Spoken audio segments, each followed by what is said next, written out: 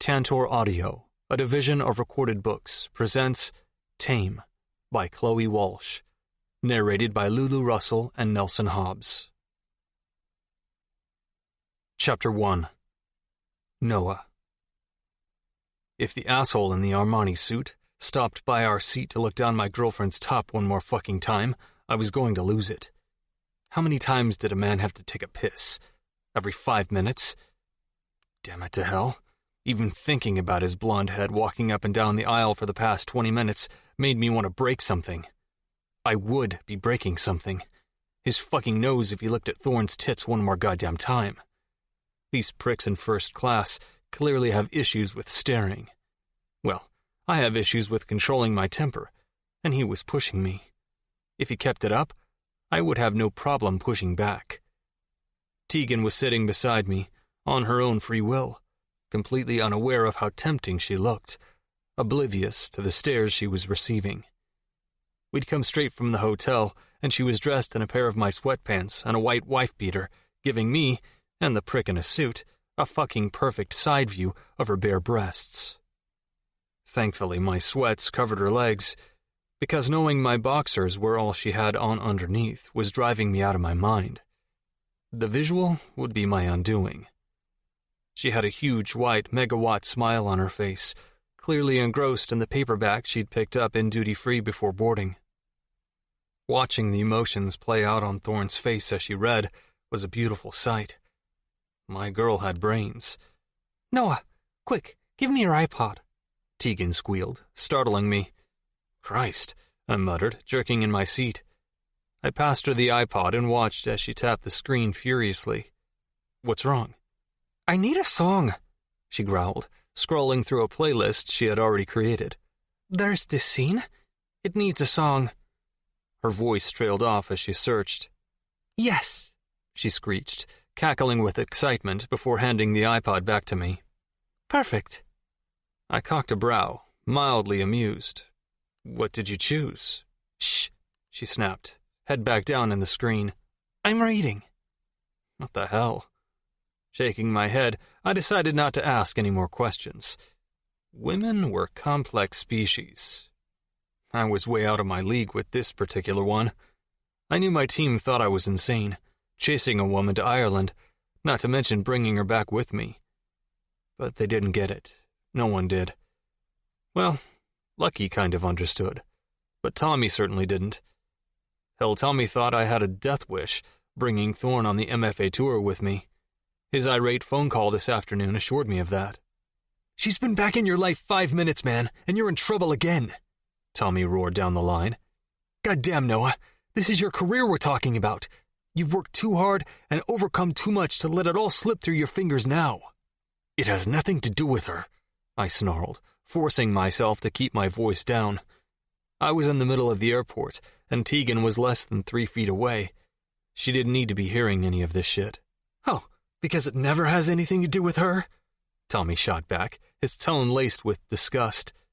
"Like you getting arrested had nothing to do with her, or you breaking your bail conditions to chase her down had nothing to do with her, or her uncle adding an extra 18 months onto your sentencing? I suppose getting into that fight last night had nothing to do with her either." I wasn't stupid. It wasn't like I'd woken up this morning and decided everything was rosy in the garden between us. I was still hurting. I still felt betrayed and angry and fucking bitter. Fear of the future and uncertainty about Tegan's feelings for me still crippled me. But fear or not, nothing was going to drag me away from her again. Besides, I wasn't looking for Tommy's approval. I wasn't seeking any damn person's acceptance. All I wanted was her. Everyone else and their opinions could go to hell. The moment the flight attendant stood in the middle of the aisle and began to call out the usual safety instructions, I tightened the strap of my seatbelt as tight as physically possible. Shoving my headphones on, I pumped the volume on my iPod to the max and held on to the metal armrests like they were my saving grace. I felt the plane move slowly and my stomach twisted inside. A soft hand touched my neck, pulling my headphones away, and then Tegan's voice was in my ear. "What's up?" "I fucking hate flying, baby," I mumbled, keeping my eyes focused on the seat in front of me, desperately ignoring the window to my right. Big bad Noah Messina afraid of flying? Her soft laugh filled my ears. We haven't taken off yet. I didn't respond. There was nothing I could say. I wasn't afraid of flying. I was fucking petrified. Don't worry, Thorn purred, covering my hand with hers. I'll protect you. Might hold you to that. Take off is the worst, Tegan soothed. You'll be grand once we're up in the air. Jesus fucking Christ. I had 7 hours on this motherfucking death trap. The plane picked up speed, causing my head to spin and my ears to pop. My breakfast tried to make a reappearance. I was fucking pathetic. Hold my hand. Reaching out blindly, I thankfully caught hold of Tegan's hand and squeezed. What the fuck is happening to my ears? Chew, Tegan instructed, before popping a stick of gum into my mouth. It'll help with the popping sensation. Ignoring Lucky and Quincy as they laughed and pointed their phones at me from 2 rows ahead, I clenched my eyes shut, held my breath, chewed like a maniac, and fought back the overwhelming urge to spew my guts out. I managed to remain calm until an hour in, when the pilot decided it would be a fun idea to turn the plane on its side. We're going to die, I screamed out, arms and legs flailing. Thorn! I was literally putting myself through fucking torture. Noah, Tegan chuckled in between fits of laughter. You're a backstreet fighter turned MFA superstar. You've got this. Stop being a baby. Flying is safer than driving, I muttered, more to myself than to Tegan, ignoring her words. My fists couldn't fucking make me fly. You could get killed crossing the road. That's right, she cooed, stroking the back of my hand with the tips of her fingers. And we're already over the ocean, she added. It's a better way to die if we crash. My eyes flew open. What the fuck? My voice was higher than when it broke when I was 12. What the fuck kind of thing is that to say, Thorn? I'm just saying, she argued lightheartedly, hazel eyes dancing with amusement. If we were to crash, I would rather go down in the ocean. Less messy. I need to get off this thing, I growled. Looking around for someone to help me, I spotted a flight attendant and flagged her over. Let me off this fucking death trap. Why don't you go for a walk down the aisle, Mr. Messina? The hostess offered, trying and failing to hide her smile. The seatbelt light is off, so go ahead and stretch your legs. And take off the one thing that has the potential to save my life? I shook my head in disgust. You're fucking crazy. Frightened as I was, I couldn't help but notice the protective way Tegan covered my thigh with her small hand. Could we have some alcohol? She asked the hostess. Of course, the hostess replied, smile fading as she eyed Tegan's hand. Gin, bourbon, brandy, and we'll take a bottle, Tegan answered for the both of us. A large one. The attendant returned a few moments later with a large bottle of Hennessy and 2 disposable foam cups. Thank you, Tegan said, offering a small wad of cash to the hostess before taking the bottle and twisting the cap off. Here, she muttered, pouring a large dollop of brandy into one of the foam cups before thrusting it into my hand. Drink. I didn't need to be told twice. Tossing the brandy down my throat, I swallowed it in one gulp, hissing when the burn hit just the right spot. Tegan quickly refilled my cup, and I downed that one and the one after that too. Out of the corner of my eye, I spotted a couple of kids sitting opposite us, laughing at me.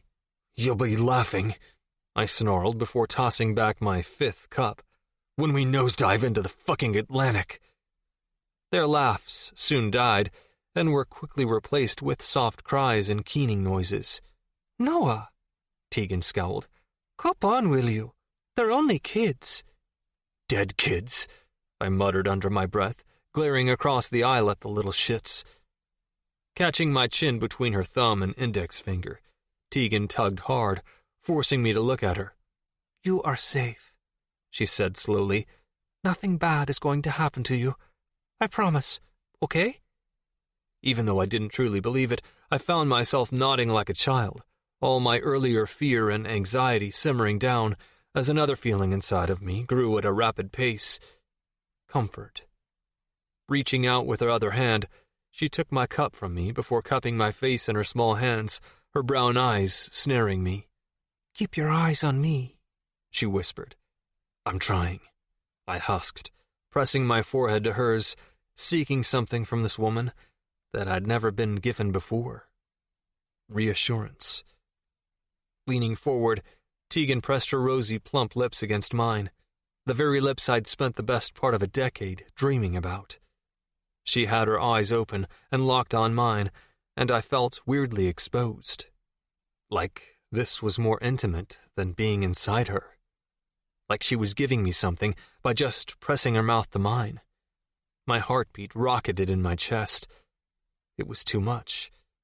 She was too much. I was so stunned by her move that I could do nothing but sit there like a fucking idiot, eyes wide open, hands glued to the armrests of my seat, and my focus entirely on her face. My skin was on fire, and the more she stroked and touched my face, the more I burned. "I think I know a way you can work out all this tension." Thorn rubbed her nose against mine before pulling back and smiling. Running her hands up my chest, she rested them on my shoulders. "How would you feel about joining the Mile High Club?" What the? My brow shot up in surprise. You fucking with me, Thorn? My dick was instantly hard. You're fucking with me, aren't you? She wasn't serious. No way in hell. "No, I'm not fucking with you, Noah." Tegan inclined her head in the direction of the bathroom, climbed out of her seat ever so slowly, and winked. "But I will be," she purred, before skipping down the aisle toward the bathroom. The brandy must have done the trick, giving me some serious Dutch courage, because I was out of that seat and halfway down the aisle before my brain caught up with my dick. The air left my lungs the moment I stepped inside the pokey airplane toilet and locked eyes on my girlfriend, who was already naked and straddling the sink. "Fuck me," I growled, dropping my hands to the fly of my suit pants. "And you call me treacherous?" "Hurry up and get your cock out," Tegan hissed. "I'm freezing my ass off in here." I cocked a brow and smirked. Shoving my pants and boxers down, I closed the small space between us and grabbed her hips. "You trying to seduce me with your sexy talk, Thorn?" "I'm not trying to be sexy," she growled, clawing underneath my t-shirt, desperate for skin on skin. "I'm trying to get laid." Pulling her hips roughly toward me, I treaded my dick slowly inside her, hissing when her tight pussy sucked me in deeper. Tegan's head fell back, smacking against the wall with a thud. "Shit," I grunted, pausing mid-thrust to check her over. "Are you okay?" "Don't stop," she snapped, interrupting me. "Concussion or not, don't you dare stop." She trailed her fingernails against my chest as she ground her tight pussy against my dick. "I need you inside me." Jesus Christ. I slammed myself further inside her, groaning loudly, reveling in being buried to the hilt inside the only woman I wanted to fall into. "Fuck me, Noah," Tegan cried out as she leaned back, giving me more access to that perfect pussy of hers. Using her hands to hold her weight up, Thorn clung to the narrow metal fixture behind her back while I held her hips in my hands and buried myself between her legs. I wanted to make a mark on her so permanent she would never shake me off. This woman owned me. I wanted to own her just as hard. Just as fucking much. "Harder," she hissed, bringing her hips up, meeting me thrust for thrust. "I can take it." She didn't have to tell me twice. Tightening my grip on her hips so hard I knew I would leave marks, I pounded myself into her, enjoying the loud mewling sounds coming from her throat. I was violating her body, and she was enjoying every second of it. Thoughts of another man being where I was currently buried caused the rage inside of me to roar to the surface. Knowing it was my own damn fault only pissed me off more. I was a fucking hypocrite. "Only you, Noah," Tegan cried out, as if she could hear my thoughts. "Just you." Her skin was so soft, and the smell of coconut shampoo flooded my senses, making me hard as die-cast metal. Fuck me. This woman, taking me deep, pulling me in further, trapping me and all that she was. I wanted to be trapped, captured. I wanted to be fucking possessed by her. Damn straight, I hissed. Passion and lust overrode all other thoughts in my mind, and I lost control. Her pale, milky skin was flushed, slick with a fine sheen of sweat, and was all I could see. Tegan was trembling beneath me, the same way she trembled when she was 17, and I'd taken her virginity. She was breathing hard, her pussy tightening around me with every thrust. Moving inside her, feeling her heat tightening around me, the wetness of her. It was too much. I wanted to bury my dick inside her and never come back out again. This was all I wanted for the rest of my life. I was tired of fighting. I just wanted a home, and with Tegan, I'd found it. Thorn, simmer down, I grunted, dropping a hand between our bodies to finger her clit. I watched as Thorn bit down hard on her plump bottom lip, though it didn't make her moans any quieter. Shh, Teags, I hissed out through clenched teeth. The whole plane's gonna hear you. I don't care, she screamed, voice rising with every thrust. Let them hear. Ah, fuck. Let them hear what you do to me. The harder I fucked her, the louder she screamed. She was getting close. I could feel it. 7 years apart or not, I knew her pussy well enough to know the signs. The tightening sensation, the dragging feeling on my dick, the catch in her breath, the way her eyes rolled back in her head, the trembling, the tiny jerks her body made as raw pleasure jolted through her. Ripples of pleasure shot through me, jolting my cock, making me pulse hard, throb inside her. Yeah, Thorn was coming hard on my dick. I would never get tired of watching this woman come. Fuck, her facial expressions set me off more times than not. Slinging herself forward, Tegan wrapped her arm around my neck and dragged my face toward her, pressing her forehead to mine. Her eyes were open, her gaze locked on mine. It was too much. She was screaming this fucking room down, and I'd lost every ounce of self-control. I felt myself come, and I allowed myself to spill into her, thrusting until every last drop of my orgasm had emptied into her. Chapter 2. Tegan. I was back in the States, back in the land I had once fled and vowed I would never return to. And I was back here with the man I had run from all those years ago, ready to go on tour, moving from city to city, passing through a different state each week, with my MFA superstar boyfriend. Noah sat beside me in the back seat of a shiny black limousine. He was all bulging muscles under his black shirt, with his sleeves rolled up, tats and messy hair. I swear to God, the man had the best forearm porn ever. The veins, the tan, the fucking strength in his arms was something else. With his Ray-Bans on, his legs stretched out in front of him, one hand on mine and the other hanging loosely over the back of the seat, Noah looked like a fallen angel. Someone dangerous, someone lethal.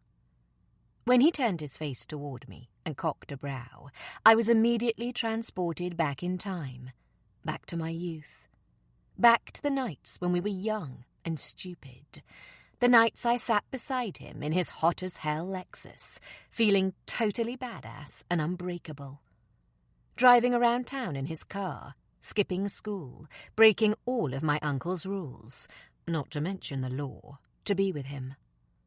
Back then, Noah had been involved with some seriously dark and shady men, and the worst type of illegal activities an 18-year-old boy could be involved in. He'd dabbled in a violent underworld full of drugs, prostitution, and gangland murder, and I, in turn, had been dragged into said underworld. That was a world Noah had turned his back on for me years ago. But in that twisted, old-fashioned gangster way, the underworld wasn't ready or willing to let go of Noah.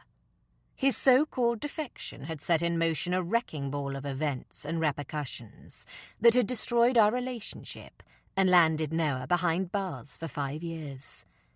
But apparently destroying us and taking years of Noah's life away wasn't good enough revenge for the sadistic mob boss, Noah's former stepbrother, to be exact. Because now, almost a decade later, JD's thirst for revenge was as intense as ever, and their preferred meat came in the form of yours truly. Yup, I was being stalked by my boyfriend's freak of a stepbrother who was determined to kill me and make it blissfully painful. I had no idea what I was doing, skipping halfway across the world when a war of epic proportions was brewing between a freaking mob. It felt like I was jumping from the frying pan straight into the fire, but I couldn't stay away from him a minute longer. Not one incriminating piece of evidence or red flag warning was scary enough to make me run twice. "You awake, Thorn?" Noah asked in his deep, gravelly voice. He squeezed my hand gently, and just like that, all thoughts of J.D. Dennis evaporated from my mind. "Yeah," I replied, fighting back a yawn. "Do we have much further to go?" I asked, making a half-assed effort to twist my body toward him. Noah had a meeting with the disciplinary board of the MFA in about 45 minutes. We'd been travelling for almost 16 hours straight, leaving Ireland yesterday afternoon to get to the damn meeting on time. Now that we were almost there, anxiety was gnawing at my gut. If Noah ended up with a suspension, then it would be my fault. "Another 20 minutes. Noah drawled lazily. "So, what am I supposed to do when you're in the meeting?" I asked, feeling uncertain. I didn't have a job to go to or any long-term plans. I'd left it all behind me. My entire life was back in Ireland, and I'd bailed on it for Noah. "Should I just wait in the car? A limo?"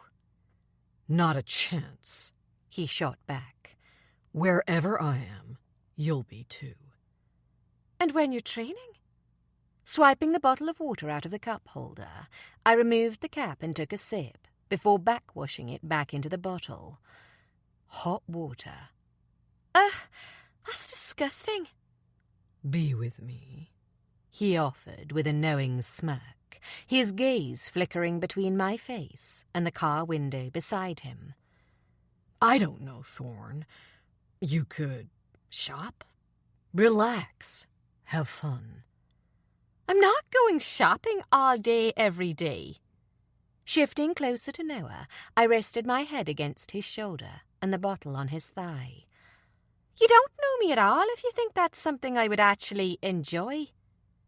Letting out a grunt when the hot plastic touched his thigh, Noah's hand shot out and swiped the bottle out of mine. "Then work for me," he grumbled, slipping the bottle back into the cup holder. I scrunched my nose up in distaste. "And take a pity wage from you for doing nothing?" I shook my head in disgust. "That's not me. I'm my own woman."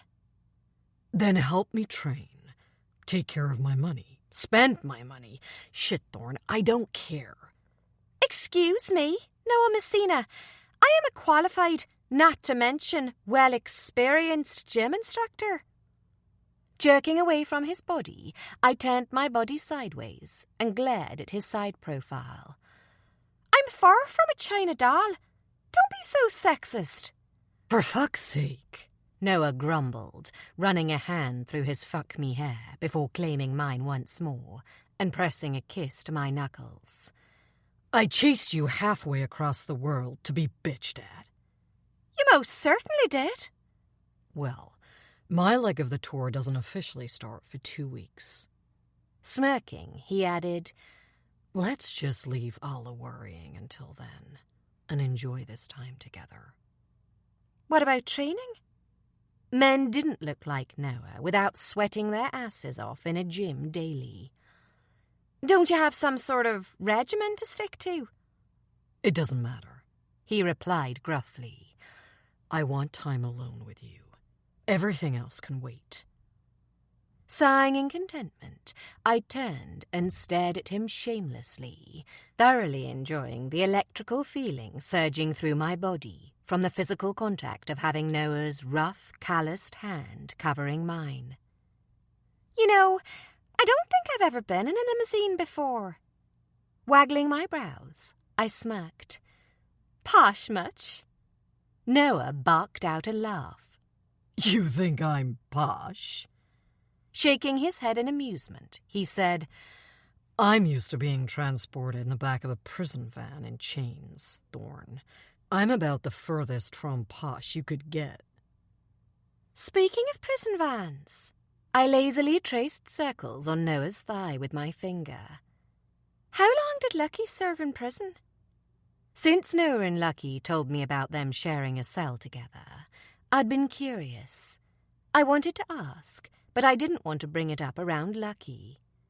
Noah shifted in his seat. 11 years. My jaw fell open, and he quickly pushed it shut with his finger.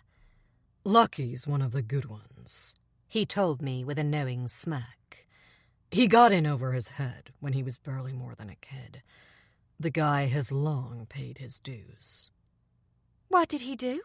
I asked, wondering how any man that served 11 years in prison could be one of the good guys.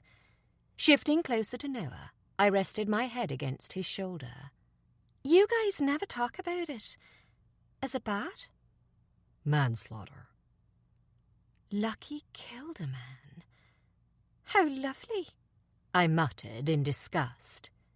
I was hanging around with some colourful characters, that was for sure. Babe, stem the judgment, Noah reproved, tipping my chin up with his finger. You don't know his reasons. There's a good enough reason to validate murdering a man nowadays. I scrunched my nose up in disgust. I highly doubt it. When the man rapes and murders your girlfriend, then yeah, Noah growled, turning his face to look at me pointedly.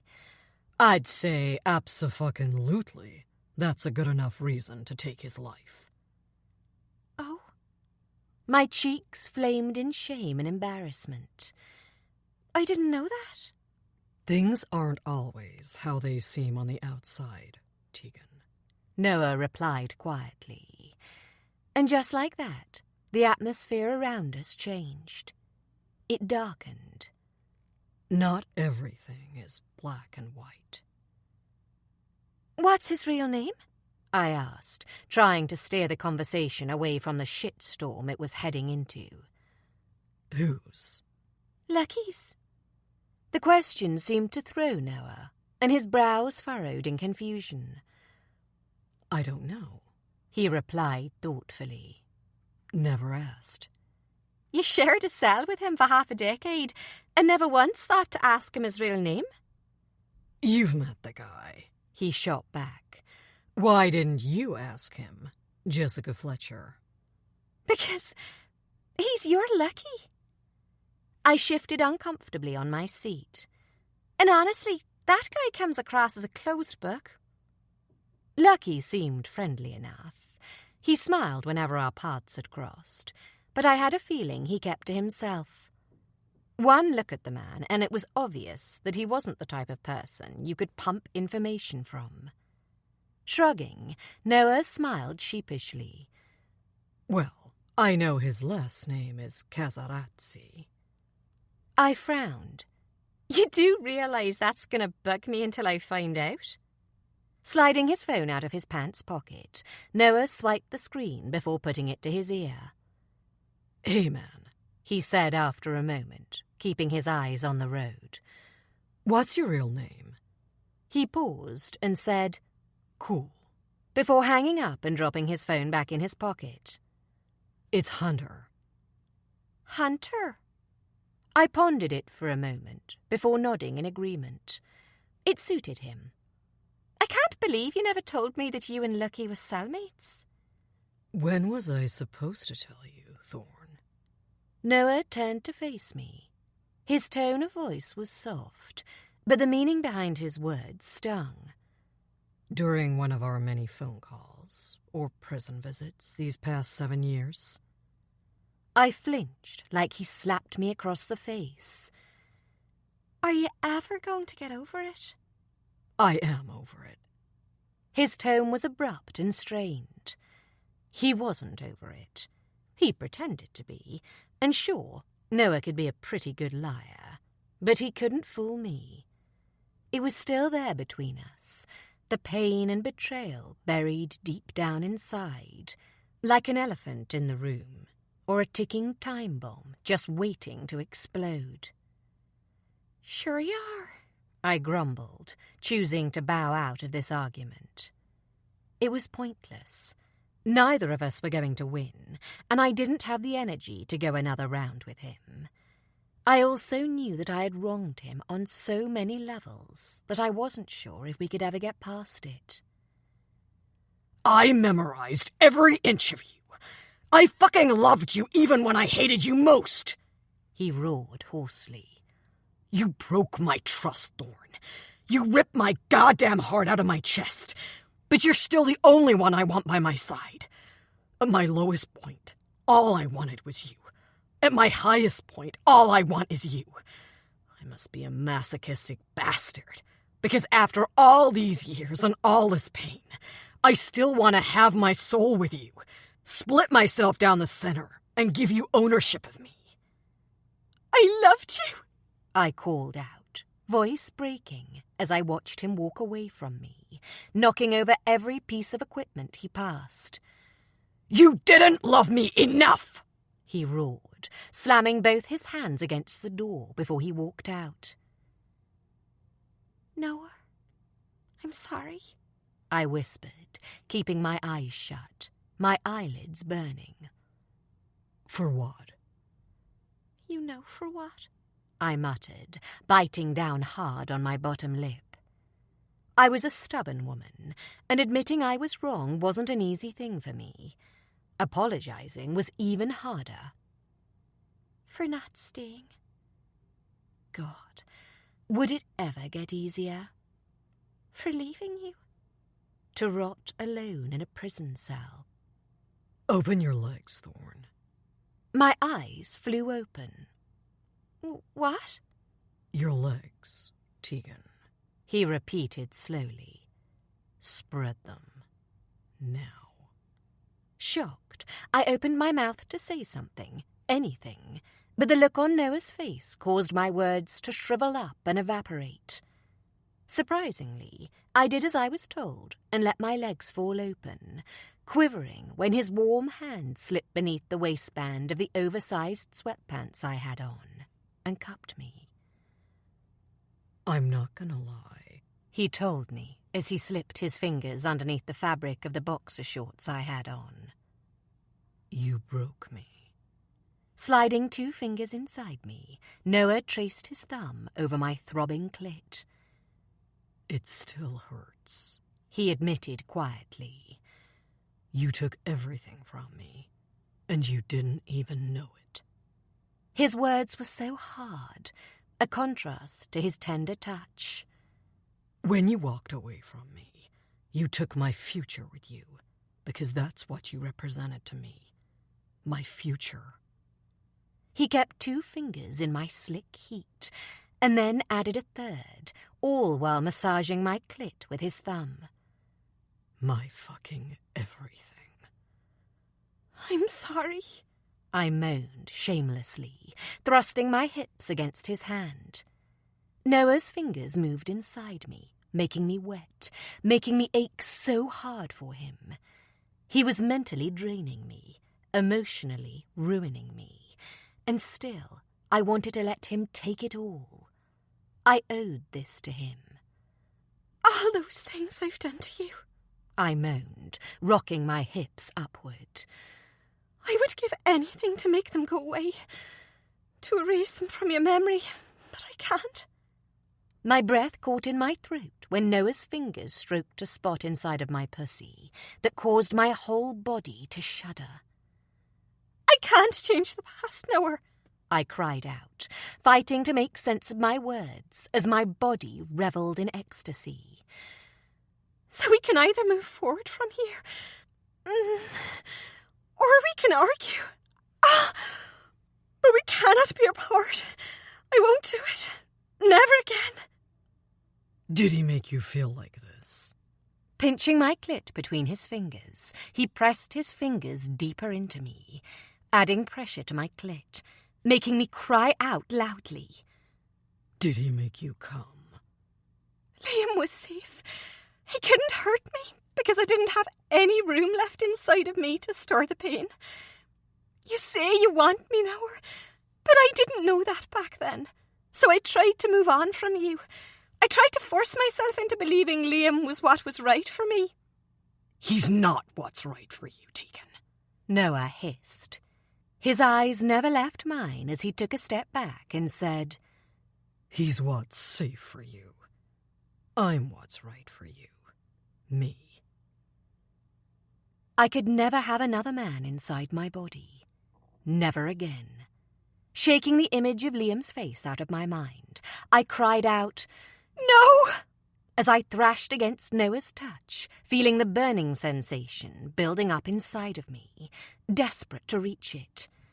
I was panting, groaning, and pretty much thrashing like a demented lunatic, craving release as the limousine ate up the miles, and his fingers fucked me into submission.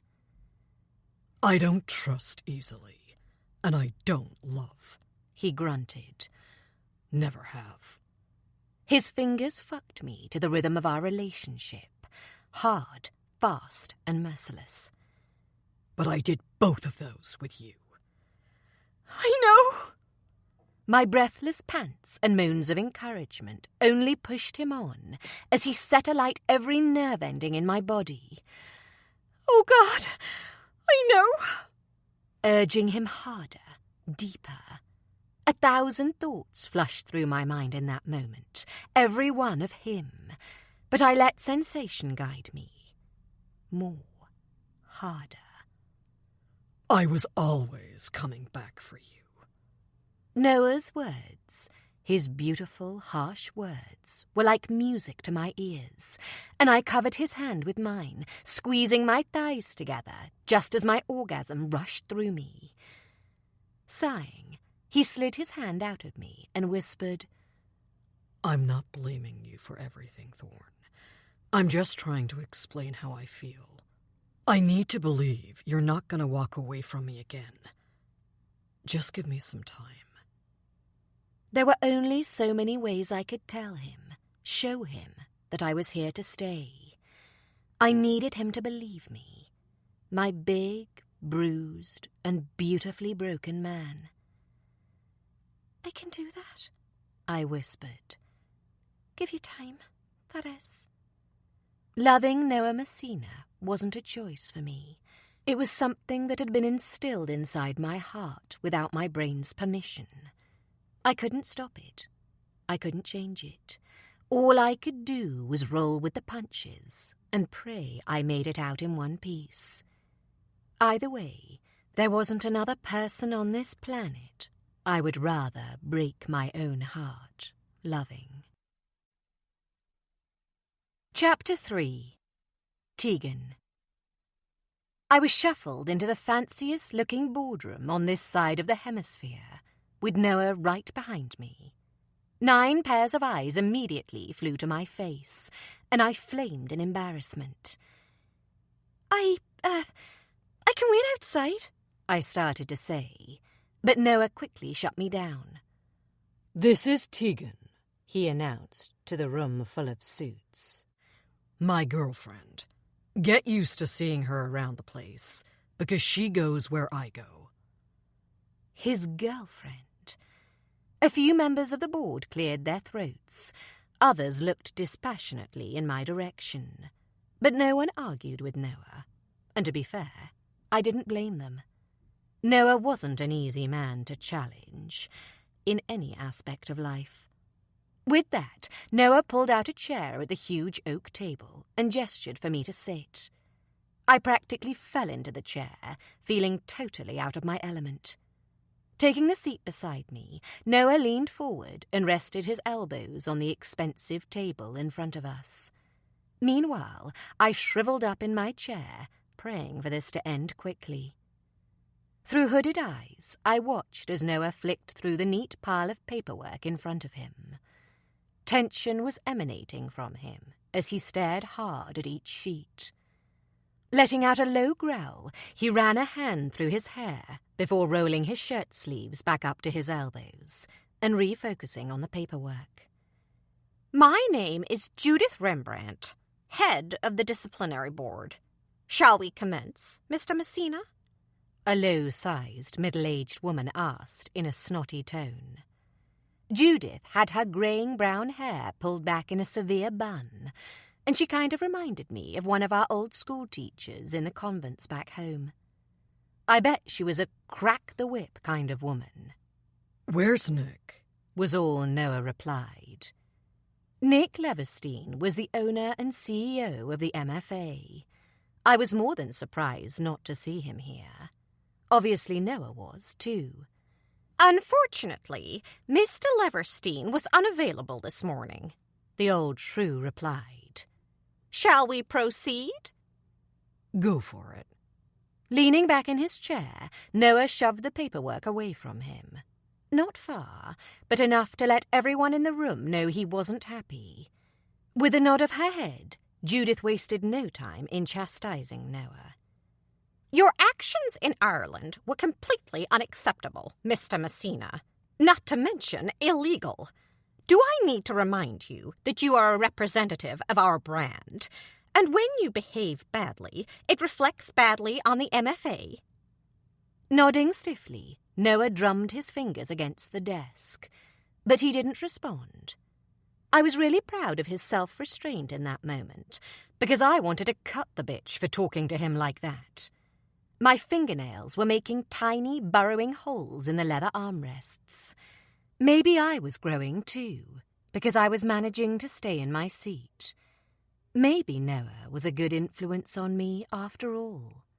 Your previous convictions, not to mention your recreational pursuits, Judith added, her eyes flickering to me as she cleared her throat, have a direct effect on our brand's name.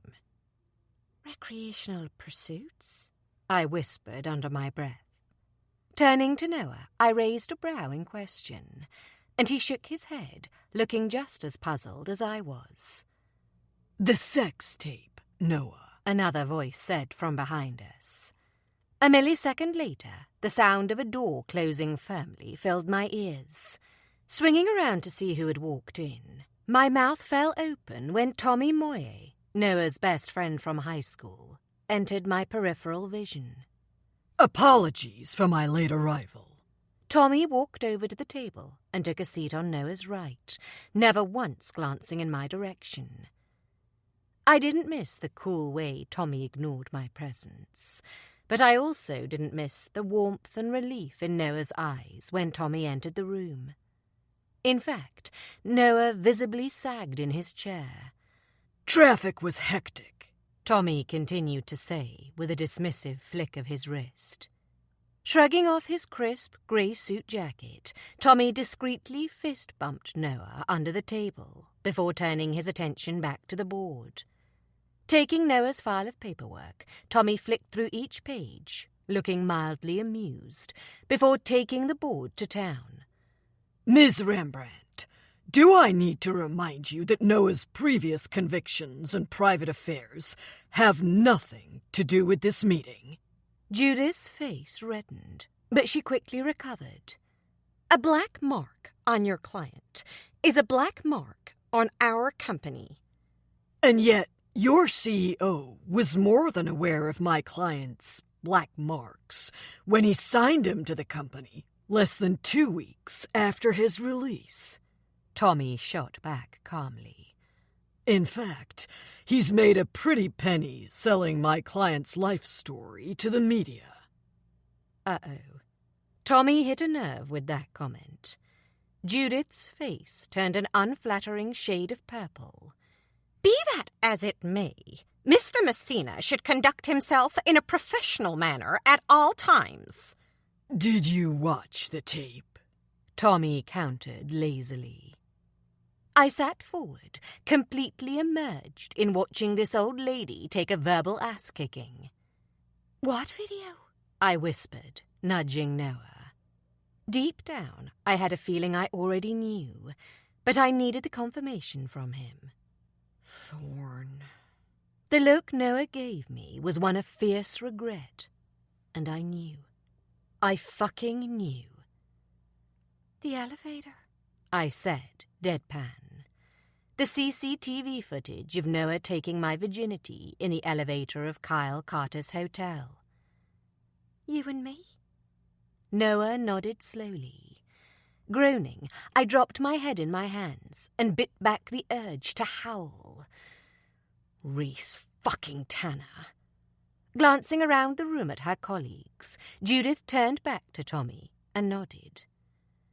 I speak for all of us here when I say that yes, we all watched the tape. We needed to see what sort of damage control was in order, she explained, red-faced. It's our job. Then you're all guilty of watching an unsolicited video of minors. Tommy shot back with a smirk. Tut-tut, Mrs. Rembrandt. Noah barked out a laugh, and Judith cut him with a look that said, "Shut your damn mouth." You intentionally downloaded and watched illegally captured footage of a 17-year-old girl.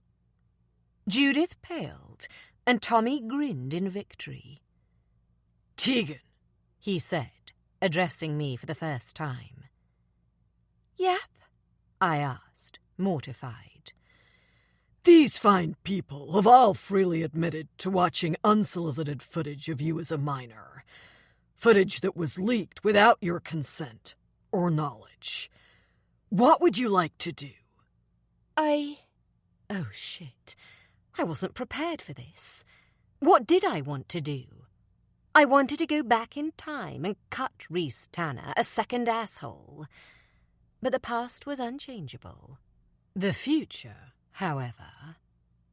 I want Noah cleared of all responsibility regarding the fight in Cork, I announced.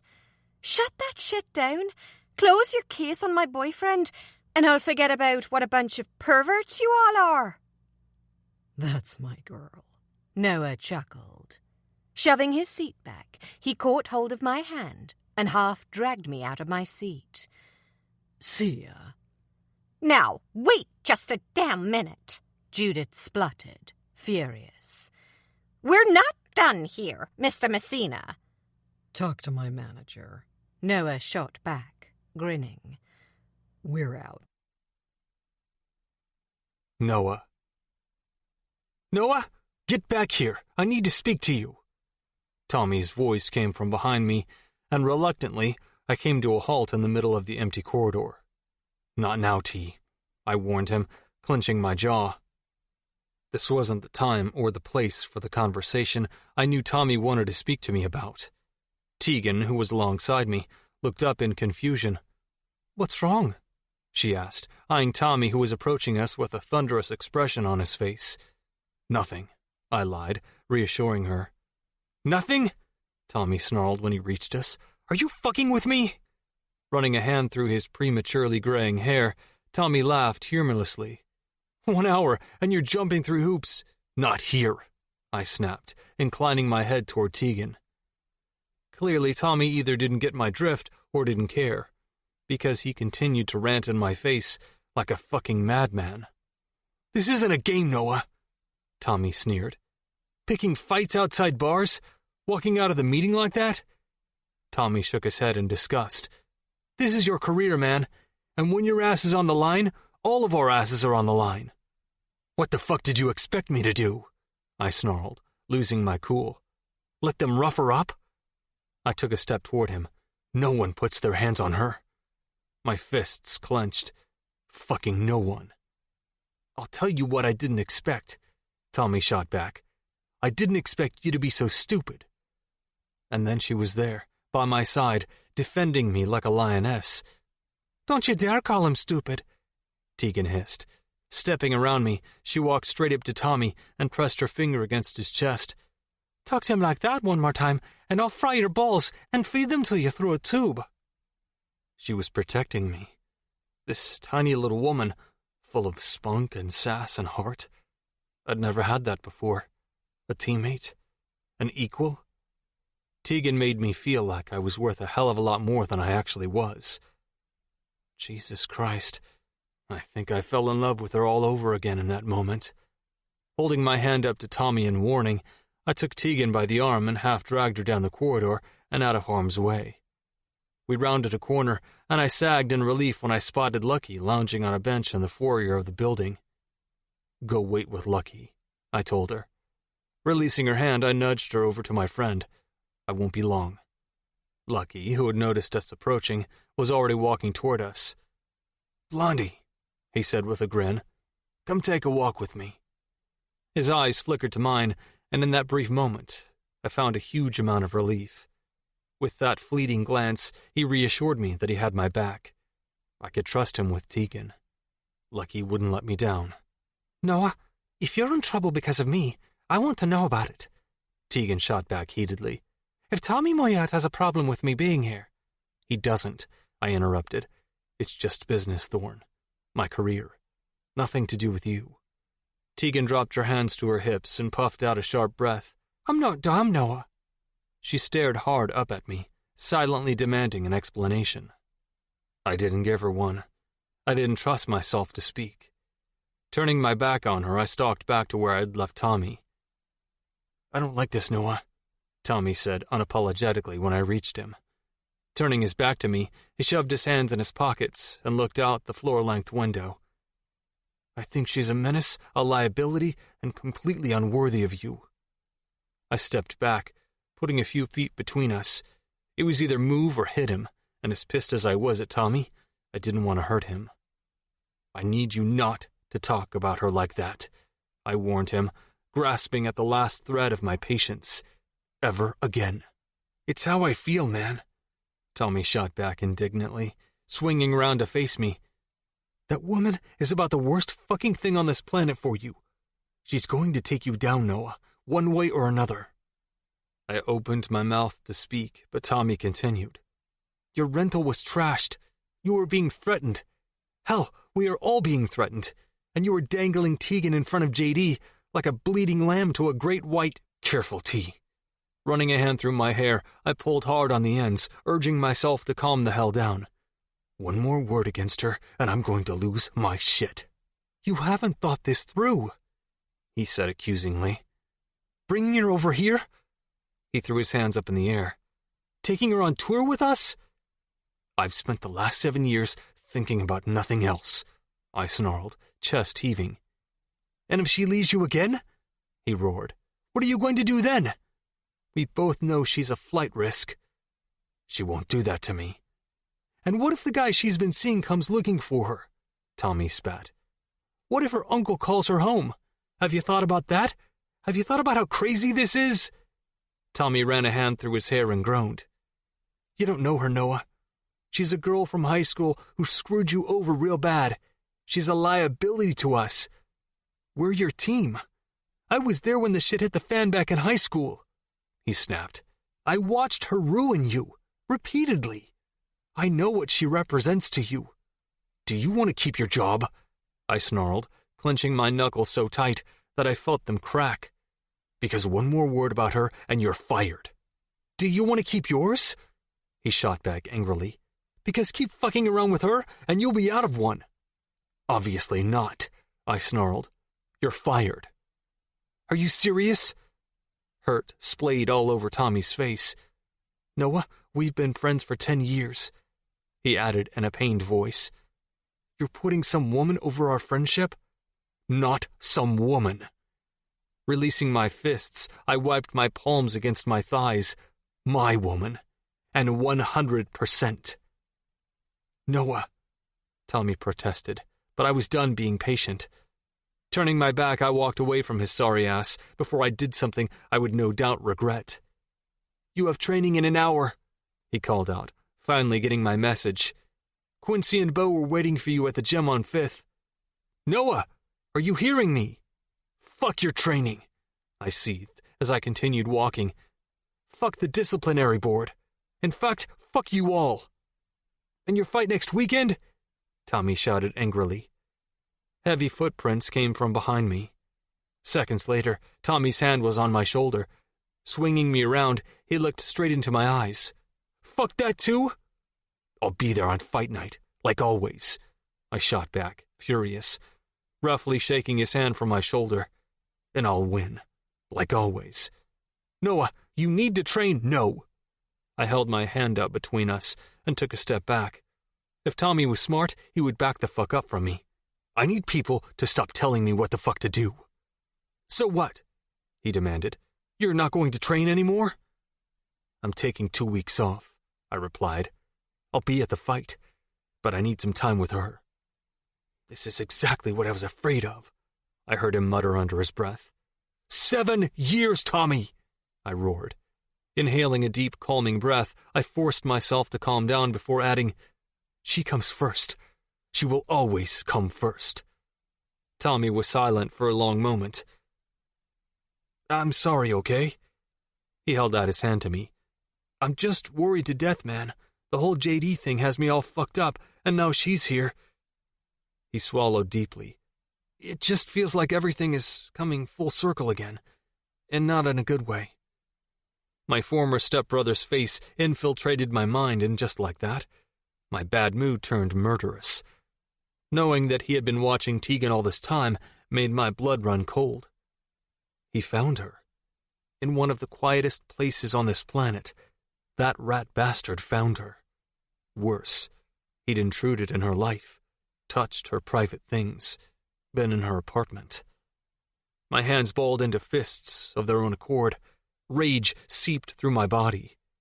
I was under no illusions that I was in the middle of a war. I also knew it was a war I had to win.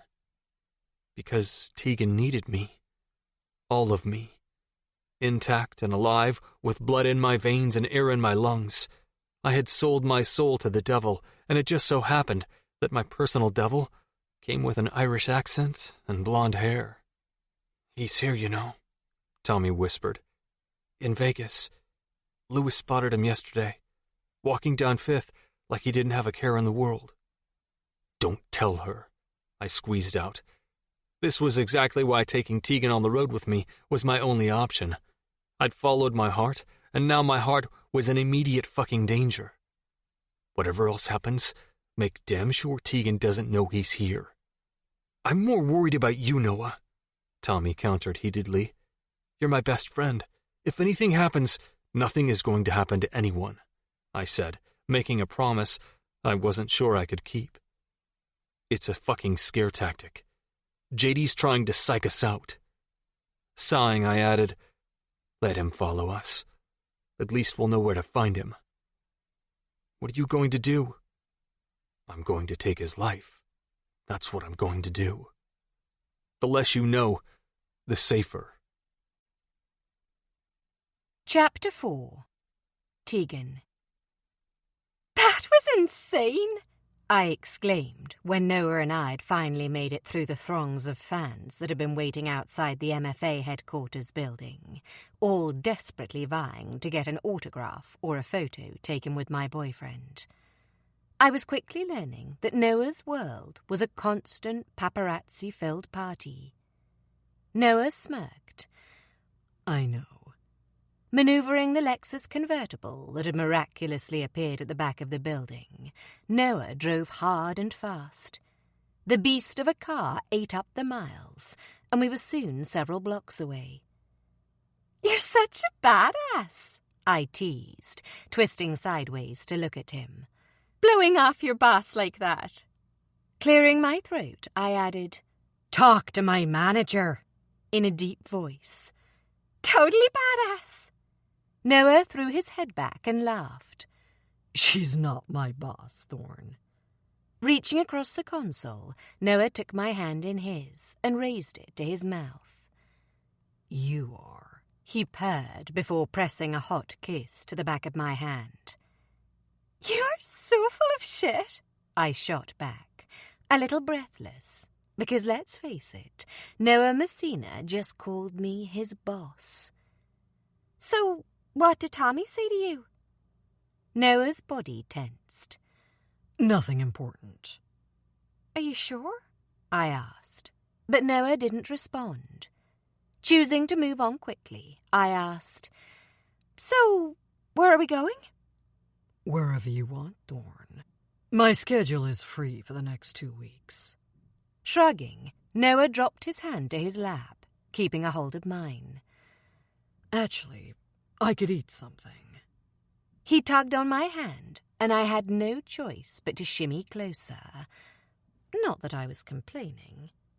You hungry? "Starving," I replied. "I feel like I haven't eaten in days." We could check out this place and...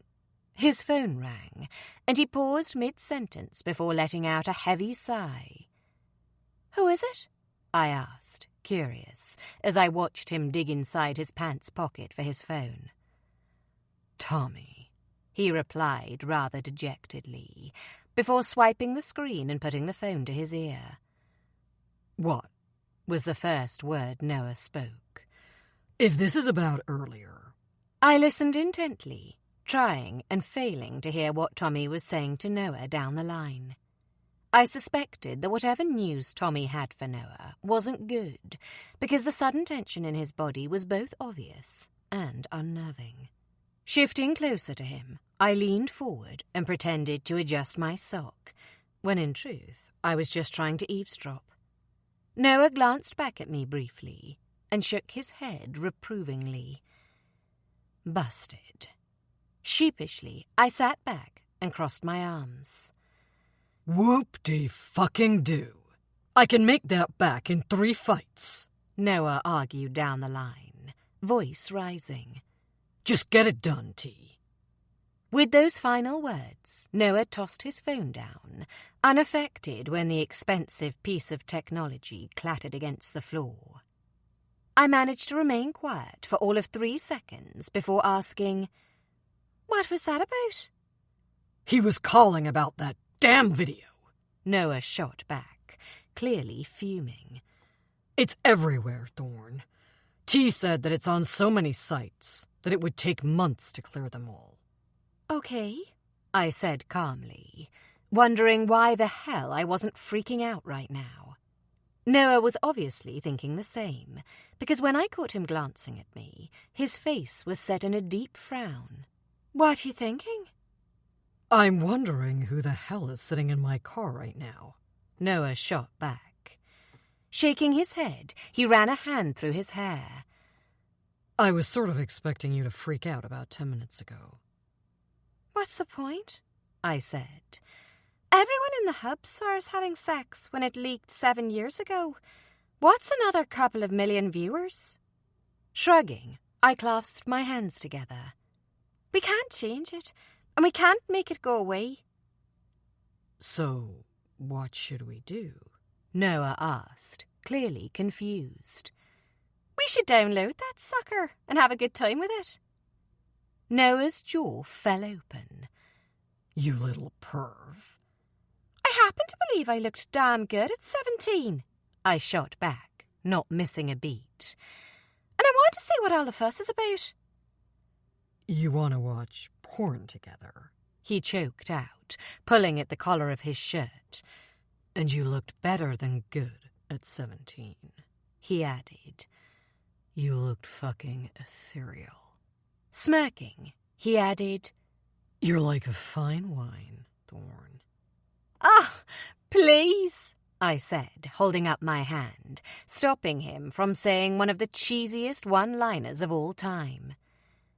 "But yeah, why shouldn't we watch it?" Noah's brows furrowed together. Why watch it when we can just do the real thing? "Why not watch it while we're doing the real thing?" I offered smoothly. His brows shot up. Yeah, I'm sold, he said with a thick voice. Download the damn video. I watched him like a hawk as he shifted around on the seat, clearly uncomfortable, and pulled at the collar of his black shirt. And by the way, I'm off the hook with the disciplinary board. You are? I squealed in delight. So what does this mean for your career? Tommy says I'm on probation for 3 months, he replied, a little less tense. But I'm free to fight. We should book into a motel somewhere. Pulling myself onto my knees, I leaned over and whispered into his ear, so we can celebrate all day with the video. Fuck yeah! Twisting his neck from side to side, he pulled at his collar and let out a groan. You're not screwing with me, are you, Thorn? Turning his face, he looked at me with a puppy dog expression. You're not gonna shatter my dream and tell me you're joking. Your dream? I grimaced. For all of 5 seconds. 5 fantastic fucking seconds. He shot back with a smirk. You'll see, I replied. There would be no seeing about it. I could barely suppress the urge to rip the man's clothes off. I would be on my back the moment that man gave me the nod, but he didn't need to know that. Chuckling under his breath, Noah reached forward and switched on the stereo. Ironically, Selena Gomez's Hands to Myself blasted through the speakers. Smiling to myself, I pulled my hair out of its makeshift bun and knotted my hands in my messy blonde hair, wiggling my body suggestively, moving to the sexy beat of the song. I was on a major high after blowing off Noah's bosses. I was feeling empowered and recklessly in love with the man beside me. In all honesty, I couldn't believe how much I lucked out with this man. Being here with him now, after all the shit and the trouble. Well, it was sort of mind-blowing. Look at the trouble you're causing me, Noah groaned, glancing up at me before looking back at the road. I have no idea what you're talking about, I replied sweetly, feigning innocence. My dick, Thorn, Noah evaluated, adjusting the very noticeable bulge in his jeans. I've pitched a fucking tent, baby. Oh my God! I laughed, flopping back down into a sitting position. What are you, 12? Turned on, Thorn. I'm fucking turned on, he countered unapologetically, clamping one strong hand on my thigh. You're the one shaking your ass in my face. Pull the car over, and my ass could be yours right now, I teased, waggling my brows, forcing myself not to laugh as I nudged his arm with my elbow. And everything else, I added suggestively. Glancing sideways at me, Noah bit down hard on his lip and growled. Keep laughing, he warned, smirking cockily. You're the one who's not going to be able to walk straight after I get you into a bed. A shiver of carnal promise jolted through me, and my clit throbbed in anticipation. I silently debated with myself for a few minutes, torn on whether or not to continue tormenting my boyfriend. I knew full well Noah wasn't joking around when he said I wouldn't be walking straight tonight. The man was a freaking machine. Okay, let's play a game, I blurted out, dragging my mind out of the gutter. Noah cocked a brow. What kind of game? A getting to know each other better game. Reaching under my seat, I rummaged around in my purse, grinning when I retrieved my faithful iPod. Let's play songs that remind us of each other. Syncing it with the car stereo, I flicked through dozens of songs until... bingo. Taylor Swift's Out of the Woods blasted from the car stereo, and I blurted out, "Leave it on!" Cradling my iPod to my chest, I smiled sweetly at him. Please? I knew this wasn't Noah's choice of song, not by a long shot, but it was mine, and I grinned in victory when his fingers paused over the on-off button before choosing to turn up the volume. "You're a pain in my ass," he grumbled in defeat, and reclaimed my hand, smoothing soft circles over my fingers with his thumb. "A fucking thorn in my side." "It reminds me of you," I told him. "And that's the name of the game?" "Really?" he husked, confusion written all over his face. "This one?" "Yes, really?" It was the truth. This song had always reminded me of us, and I felt each word right down to my bones. Kicking off my dollar store flip-flops, I rested my bare feet against the dashboard and closed my eyes. "Of us?" I whispered, reveling in Noah's touch, in the feel of his hand on mine. Tipping my head back, I let myself enjoy the feel of the wind in my hair. I couldn't stop smiling. I didn't care how goofy I looked. I felt happy.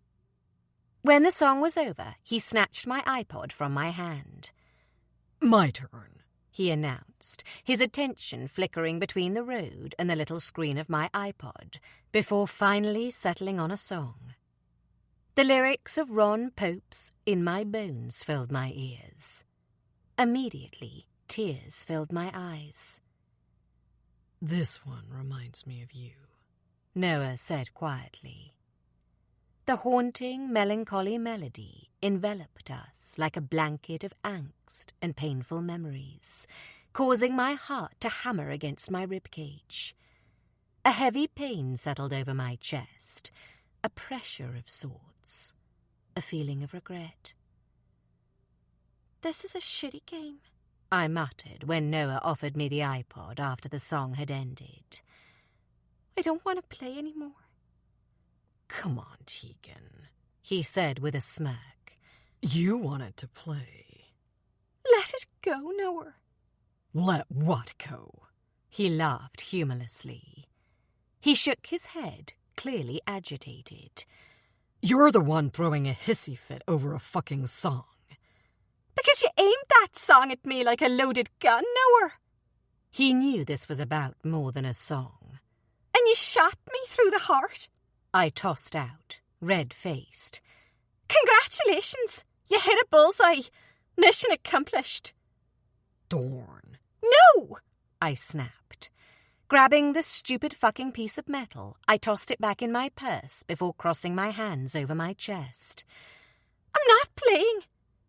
"I'm not playing," he mimicked my voice, and laughed. "You're such a fucking baby." "That hurt, Noah. I don't even think you realize how much, but it hurt." I immediately felt like a girl, but I couldn't help it. My emotions were all over the place. It was like I was riding a freaking roller coaster, and I had no control over what happened next. "I don't want to sound like a baby," I added. "but the way you're speaking to me right now, well, it makes me feel like you hate me a little more than you love me." "I don't hate you," he was quick to say, tone gruff. "You know I love you, right?" I opened my mouth to respond, but Noah swerved the car into a nearby pullout and slammed on the brakes so hard all train of thought faded out of my mind. Killing the engine, he threw his car door open and got out. Stalking around to my side of the car, he jerked my door open and pulled me roughly out of the car. Slamming my back against the car, he towered over me, looking terrifyingly beautiful. "Words, Thorn." Winding his fist in my hair, Noah tugged hard, causing my face to lift upwards. "They're just words from a song." His eyes were dark as coal, blazing with heat and fire, and scorching me, drawing me closer, literally closer. "If I wanted to hurt you, I wouldn't do it with a fucking song." "But it did hurt," I whispered. My body moved towards him, an automatic reaction to his heated gaze. He was snaring me, one blink at a time. I wanted him badly, and he knew it. Because I know you haven't forgiven me. My words were little more than a breathless pant. And I'm scared you never will. I'm in love with you, he replied heatedly. Taking my hand in his, he pressed my palm against his chest. Feel that? I nodded slowly, feeling his heart hammering against my hand. Only you do that to me, Thorn. Only you make my heart race like that, he told me, before ducking his head and claiming my lips. His kiss took my breath away, and every argument before that moment seemed inconsequential. He cupped my neck with both of his hands, drawing me closer, and I kissed him back deeply, pouring everything I had into it.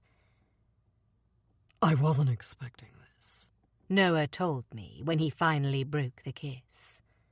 Rubbing my cheekbones with his thumbs, his eyes drifted over my face, settling on my eyes. I wasn't expecting you to burst into my world and shake the foundations of everything I've ever known. Well, it's not like I was prepared for you either, I replied, heart racing as I fell deeper into his brown eyes. In this moment, I wanted to drown in those brown depths. See this through with me, he said quietly. Moving his hand to cup my chin, he tilted my face upward and sighed. And I'll do better. I'm in, Noah, I replied, meaning every word as I wrapped my arms around his waist and hugged him tightly. Everything's gonna be okay, Thorn. Noah's arms came around me. We'll get through this. I felt his affection in his touch, but as much as I tried to push it from my mind, I was swallowed up by the fact that he didn't acknowledge my fears about him forgiving me. The way Noah had aptly changed the subject assured me that I had been dead on the money when I said I thought he never would. Here, Noah said when we were back in the car. Flicking through the iPod, he settled on a song and cranked up the volume. This one's for you. Nickelback's I'd Come For You blasted through the stereo. I couldn't stop the smile from spreading across my face as I laid my head on Noah's shoulder and revelled in the words of his love song. Chapter 5. Noah. I wasn't entirely sure if Thorn had been serious or not about watching the video, but when I walked out of our ensuite bathroom and saw the laptop opened up on the bed, my dick was hard in an instant. Wearing only a t-shirt, Tegan was sprawled across the bed on her stomach, with her feet in the air and a frown on her face as she tapped furiously on the keyboard. Got it, she squealed excitedly. Looking up from the screen, she caught my eye and grinned. Are you ready for this? Go for it. I lowered myself onto the bed and readjusted the towel I had wrapped around myself. I sure as hell wasn't about to pass up the opportunity to watch some porn with her. Besides, I needed the distraction. After my run-in with Tommy earlier, I was feeling all worked up. I didn't think 2 weeks off training to spend time with Tegan was too much to ask for. I was under no illusions as to how little time I would be able to spend with her once the tour started. It would be intense as hell, traveling from state to state, sleeping in a different hotel room every night, and I needed to give Tegan as much of my attention as I could before it kicked off. Knowing JD was lurking around the place wasn't exactly helping my mood either. I knew the time would come when I would be put in a position where I would have to do some pretty fucking bad things to get that prick off my back permanently. I had made peace with that. On the flight home, I had come to terms with the fact that one of these days, I was going to have to take him out. But that day wasn't here yet. Not when after 7 long years I finally had the girl. Tonight, I was focusing everything I had on my Thorn. Tegan clicked play on the laptop, and then quickly scrambled up the bed toward me. I'm so nervous, she chuckled, tucking herself into my side. Stop fighting this. I know you feel it too. This burning heat between us, this primal rawness. Noah. Oh my God, Tegan groaned, covering her eyes. They didn't even bother to edit out our conversation. I couldn't answer her. My gaze was riveted to the screen, where an 18-year-old version of myself was getting the 17-year-old version of Tegan onto her back. I was such a dick, I muttered in disgust as I watched myself strip her down and spread her open. You had some pretty good moves back then, Tegan commented dryly as she peeked through her fingers. For a teenage boy, you whipped my bra faster than I could. I knew enough about women to know that replying was a trap. There was no right answer in this circumstance, and I couldn't lie if I wanted to. Tegan knew I had a past. I'd screwed around when I was younger, fucked more than my fair share of girls in high school. Come to think about it, I'd lost my virginity at 12 to a girl twice my age around the back of an old warehouse after a fight. And I'd done plenty before that. Christ, I'd been taking bras off women before Tegan had grown enough breasts to fill one. But admitting that would mean almost certain castration. Kyle and Lee's youngest boys entered my mind then, and disgust filled me. Cash and Casey were only 7 years old. I was only a couple of years older than them when I started fucking around with girls. But they had parents who loved them to teach them right from wrong. They had a mother to show them affection. They would never have to seek it in the way I had. You're a fast mover. I just know what I need. I've been craving you underneath me ever since you went head-to-head with me in that black thong and t-shirt. The moans coming from the laptop dragged me out of my thoughts. Turning my attention back to the screen, I watched the younger version of myself bury my face in Tegan's virgin pussy. She was thrusting herself into my mouth, and I was lapping it up like a fucking horned-up teenager. And then my bare ass was on full display as I slid a condom on my junk like a goddamn pro. Are you sure you want this? Uh-huh. Open your legs, Thorn. Wider. And then I was taking her right there on the floor of the elevator, riding her hard like a goddamn animal. Tegan was screaming bloody murder as she clawed at my back and dragged me down on her body. Are you okay? Yes. Don't stop. My attention drifted from the screen to where Tegan was curled up beside me. She was lying on her side with her cheek nuzzled into my chest, one thigh tossed over my legs, and she was rocking her hips against me. I didn't think she realized she was doing it, but my dick certainly did. The harder I fucked her in the video, the more she rocked against me in real life. I could remember the smell of her that night. It was the same one as now.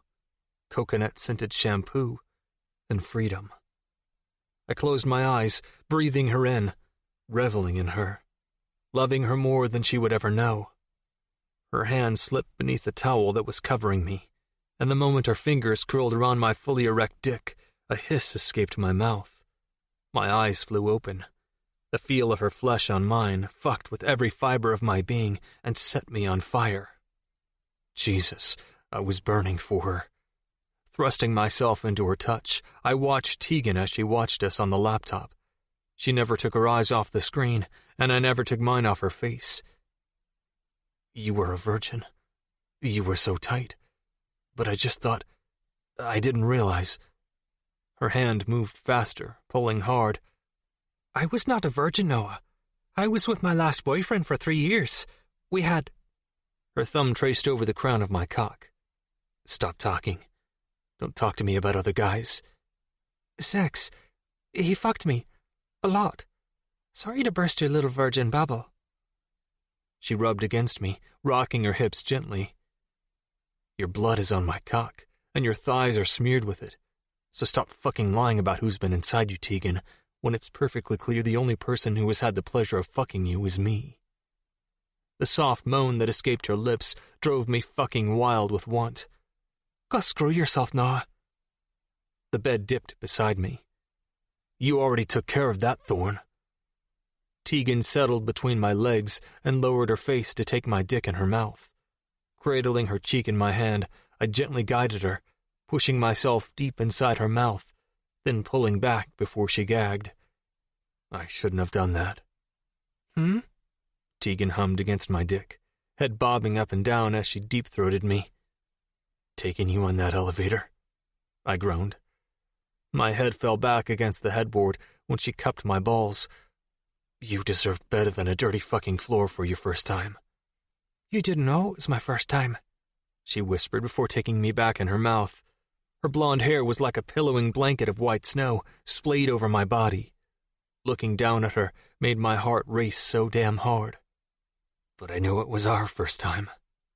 Closing my eyes, I let out a sharp hiss when the head of my cock hit the back of her throat. I should have... Fuck. My hands were in her hair. I should have done better with you. My thrusts were getting more urgent. Been a better guy to you back then? Releasing my dick with a loud pop, Tegan leaned over my body and said, We have 12 days until you officially start the tour. Kneeling back, she dragged my t-shirt that she was wearing over her head and dropped it down on the bed. That's 288 hours of no interruptions. My eyes roamed over her naked body, taking in every fucking inch of her beauty. We can lock ourselves away from the world, she continued to say as she pressed her hand against the bare skin of my chest and smiled down at me, and spend every minute of those 120 hours making it up to each other. Grunting from the feel of her hand on my chest, I covered it with mine and used my other arm to pull her down so that she was flush against me. You had me the moment you walked your sexy little ass out of your uncle's house and tossed that can of paint on my car, and you know it. Stroking her cheekbone with my thumb, I exhaled a shaky breath. I love you, Tegan Connolly. Pain in my ass, thorn in my side. Smirking, I added, I love you hard. Why? One small word from her lips that let me know Tegan wasn't as confident and uncaring as she let the world think she was. Why me, Noah? She added quietly. Because you never try to impress me, but you end up impressing me anyway. I told her honestly. You're completely yourself, whether we're alone or in a room with 50 others, and you saw the good in me before anyone else realized there was any good to be found. I brushed her hair out of her eyes, tucking the long blonde strands behind her ears. You follow your heart, I continued to say. You're vicious, spontaneous, and reckless, and you love with the whole of your heart, regardless of the consequences.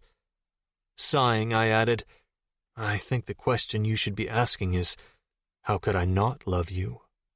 Wow, she whispered after a long pause. Slapping my chest, she sighed, I think you just might have made me pregnant with those words. Shut up, you little fruitcake, I laughed. Rolling onto her back, I hovered over her, careful not to press my full weight down on her tiny frame. Tegan might be a loudmouth, but she was dainty, willowy, fragile. I was constantly checking myself when it came to this little spitfire. You make me happy, I confessed, rubbing her nose with mine. I've never had that before you. Another truth. This woman brought to the surface emotions inside of me that I'd long since buried. She reminded me of a summer evening during childhood when the sun shone high in the sky and youth rolled out before you like a never-ending carpet of possibilities. You make me whole, she replied, before lifting her face up and claiming my lips with hers. Damn, Thorn.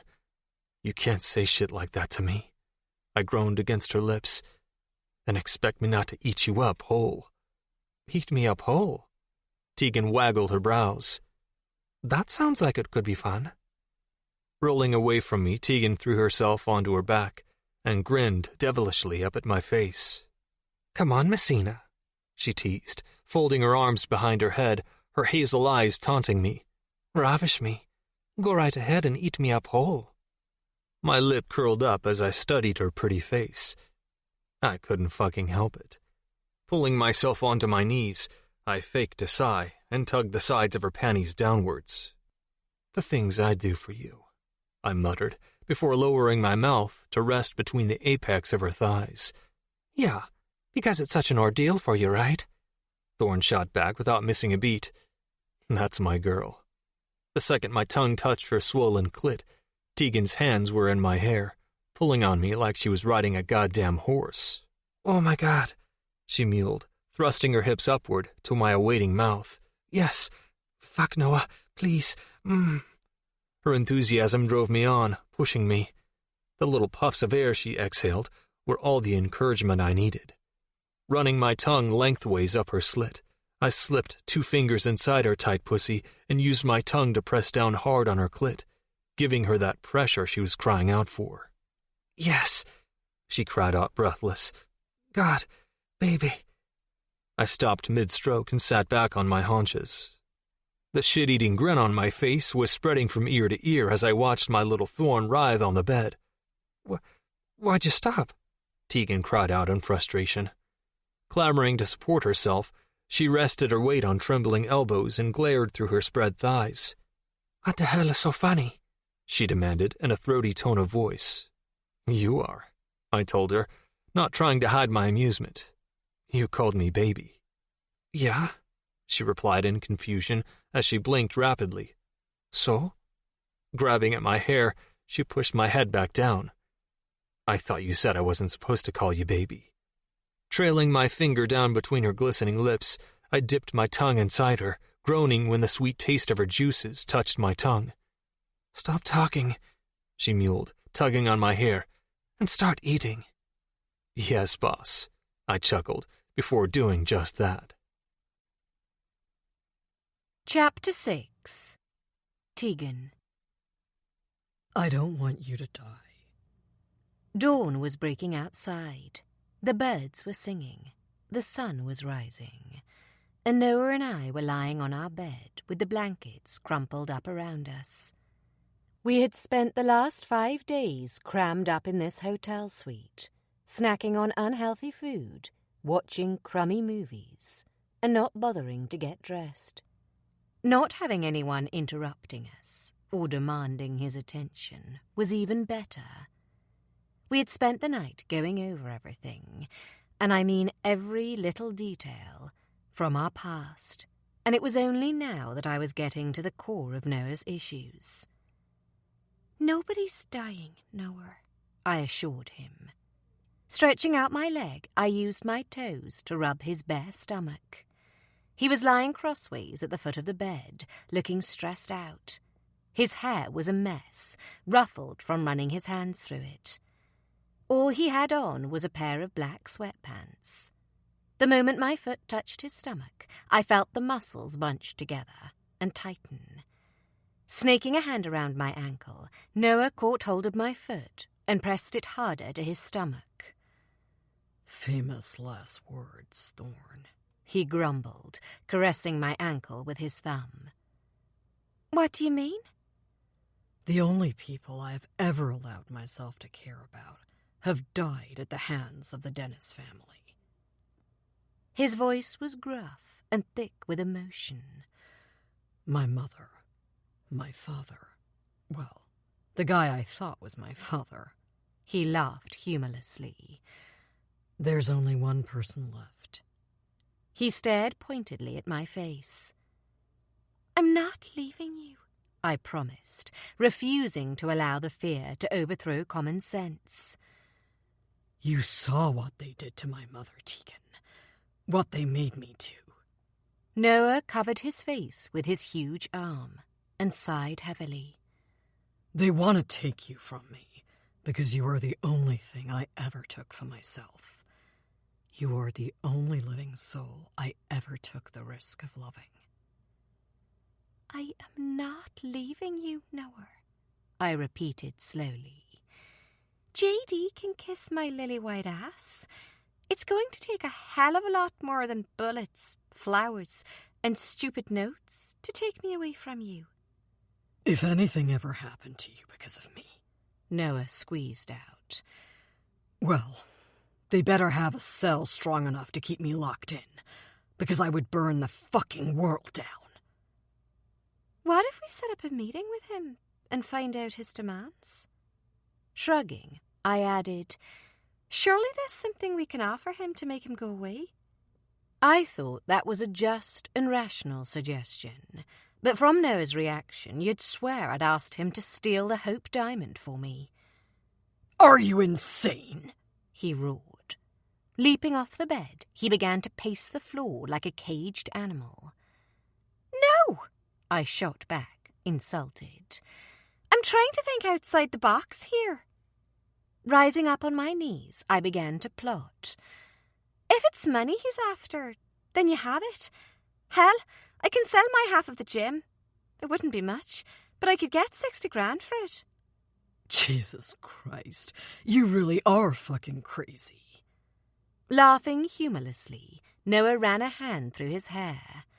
There must be something funny in the water over in Ireland, because the Tegan I remember wasn't so fucking gullible. I am trying to figure a way out of this for us. There is no way out of this for us, he roared into my face.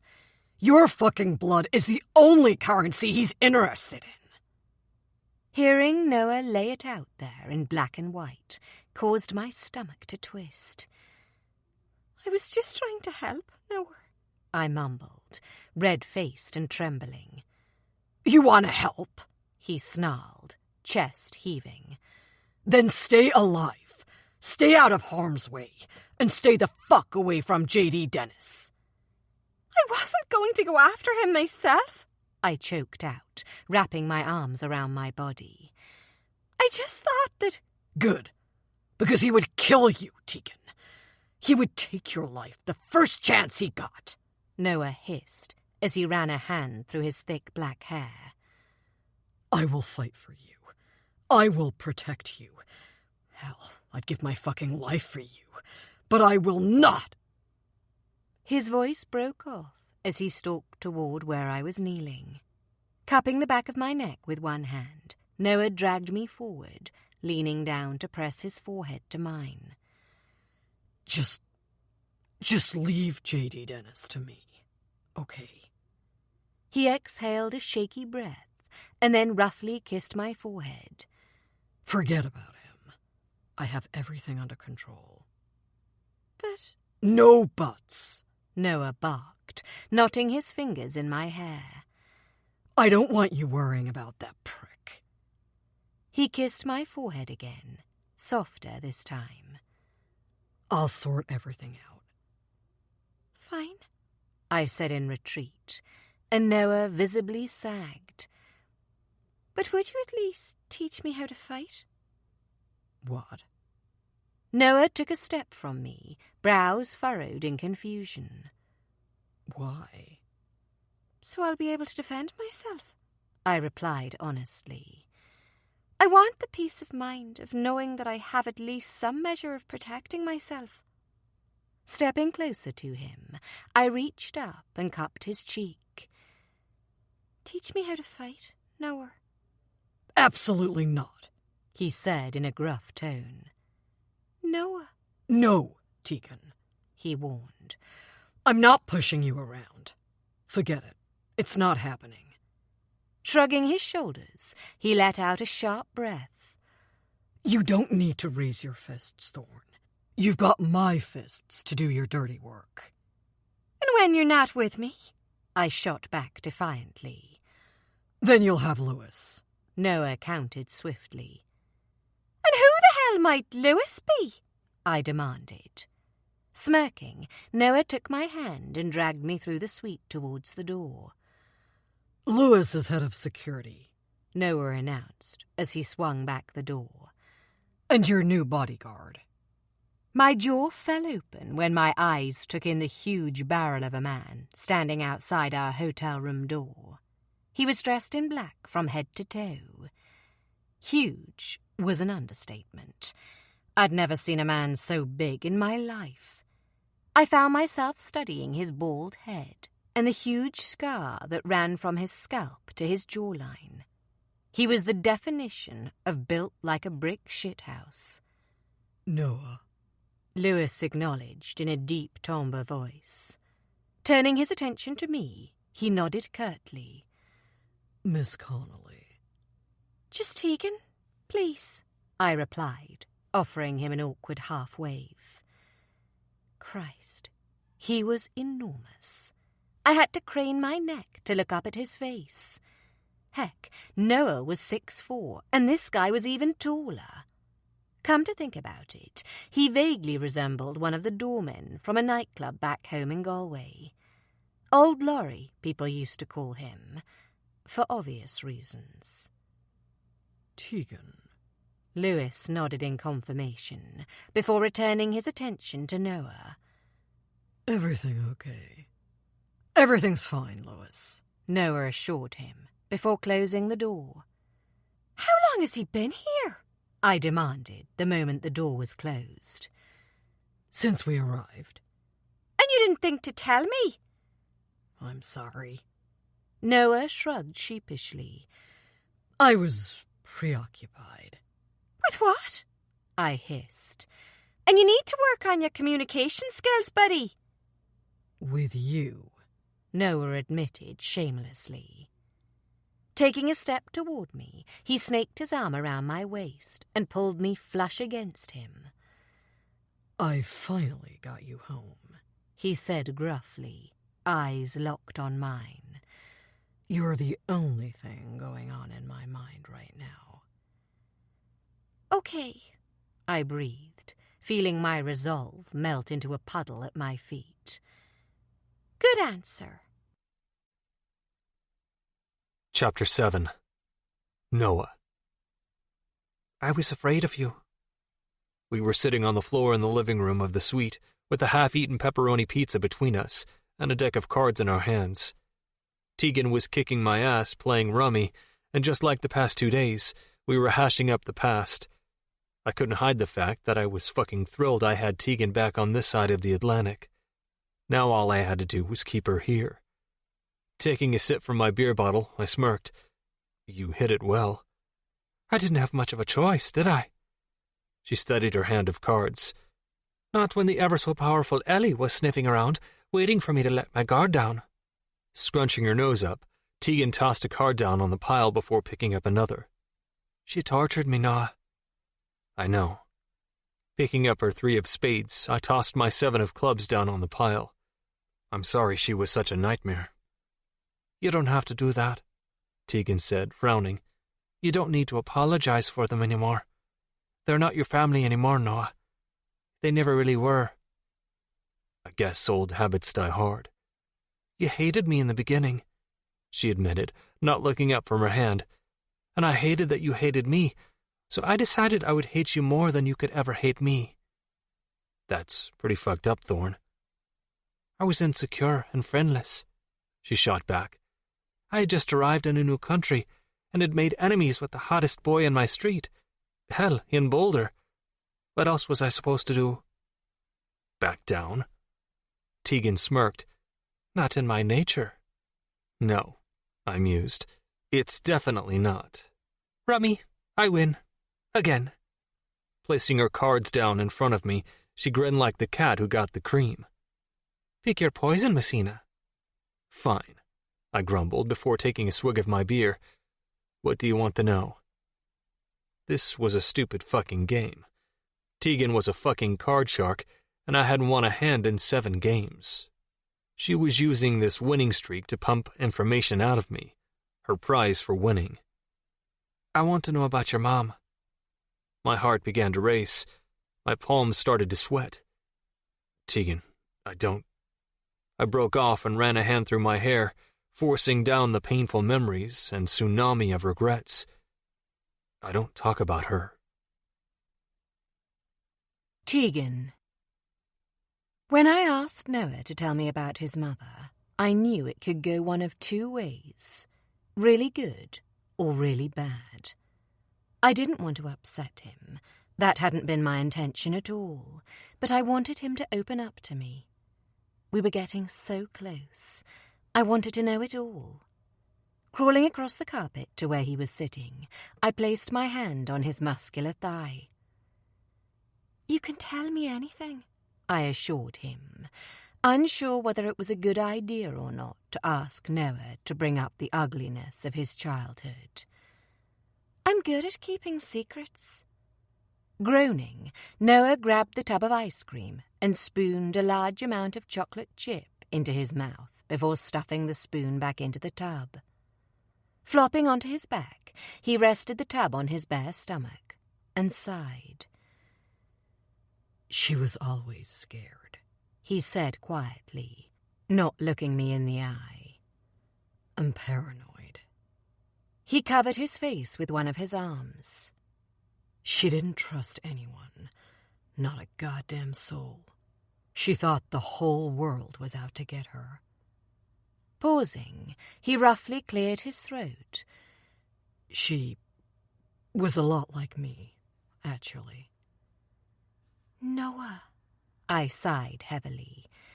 "You're not like her." "Aren't I?" "No." Climbing on top of Noah, I straddled his hips. "You are beautiful." Taking his hand with mine, I peeled it away from his face. "You are good." "She was, too," he choked out. "Before." "She was sick, Noah," I said, desperate to reassure him. "And she wasn't given the medical intervention she deserved." "I know what Kyle and Lee think of her." "I don't give a shit about what Kyle Carter thinks about her," I shot back heatedly. "She was a sick woman who got tangled up in something out of her control.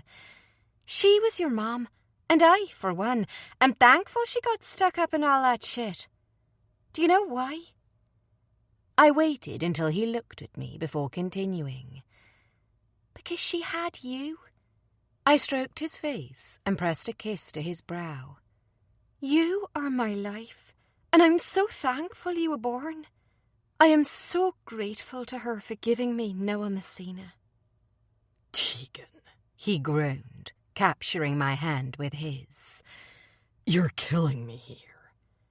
"My dad's a raging alcoholic," I continued to say, forcing myself not to give in to the desire of kissing the hell out of the man beneath me. "He as good as killed my mom, and I've spent years being told not to love him.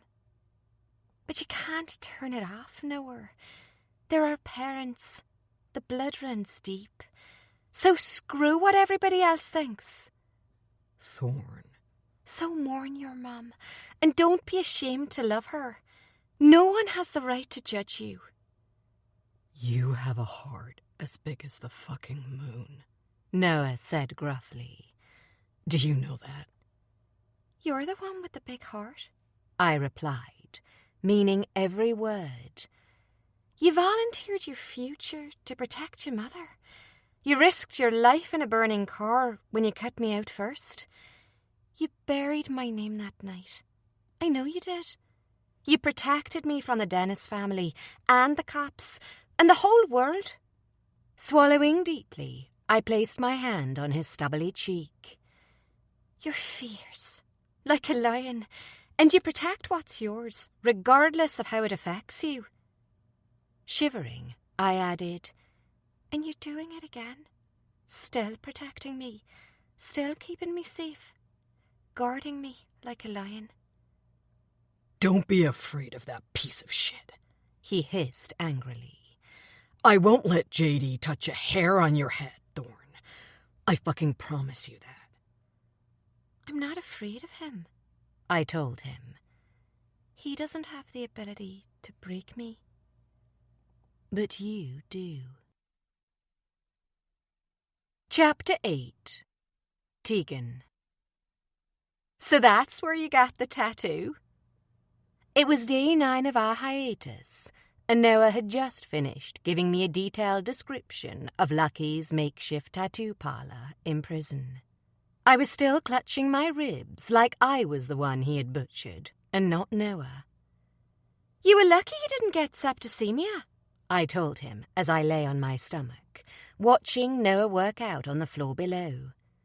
All he had on were a pair of white-fitted boxer shorts, and it was taking everything I had not to leap off the bed and grab his hard, tight ass. "Trust me, Thorn," Noah said, breathless, as he continued to punish his body with brutal sit-ups. "Septicemia was the last thing I had to worry about in prison." Were you afraid in there? I asked, resting my chin in my hands. It wasn't so much fear as it was a sense of impending doom.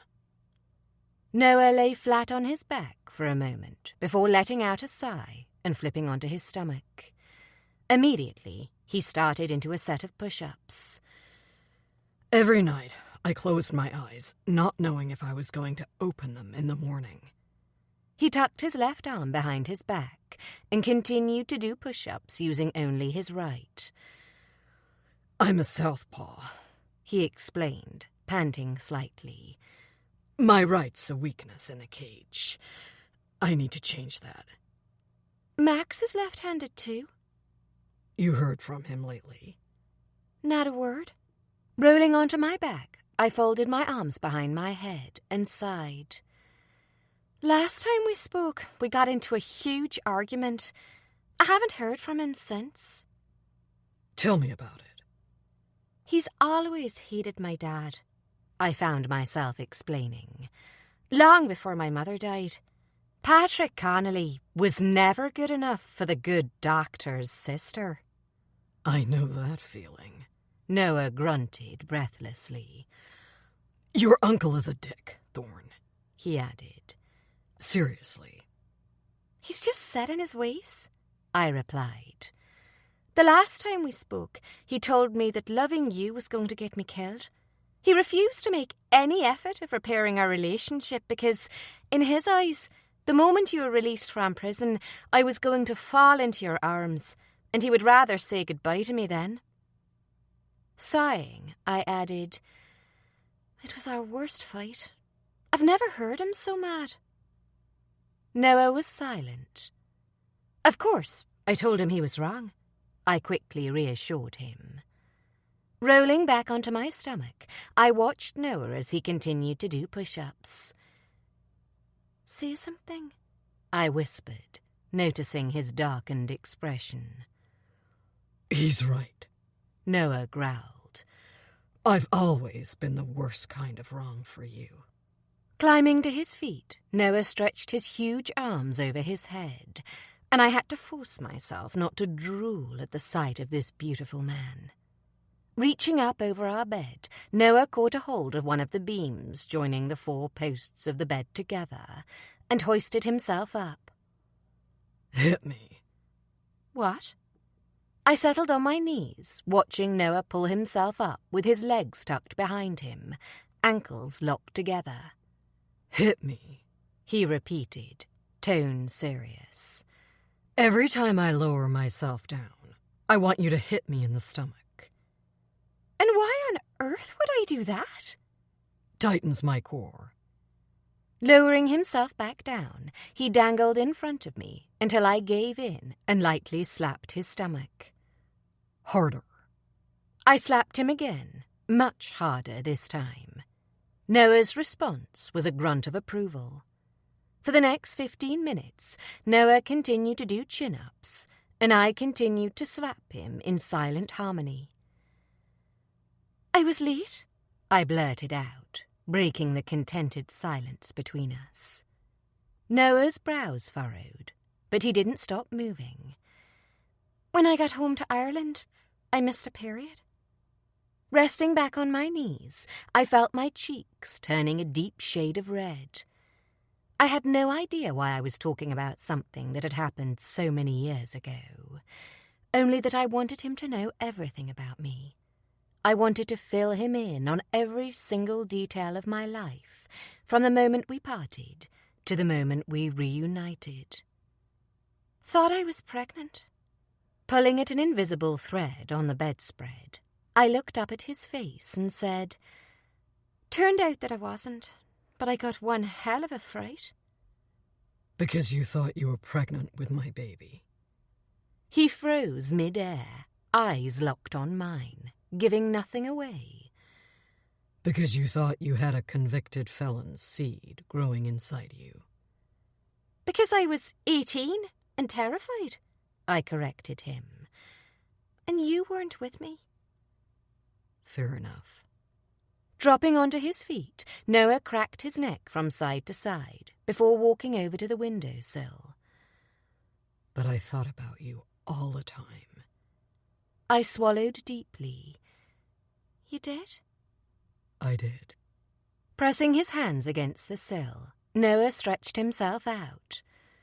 Before I got up, after I went to bed, when I showered, during mealtimes.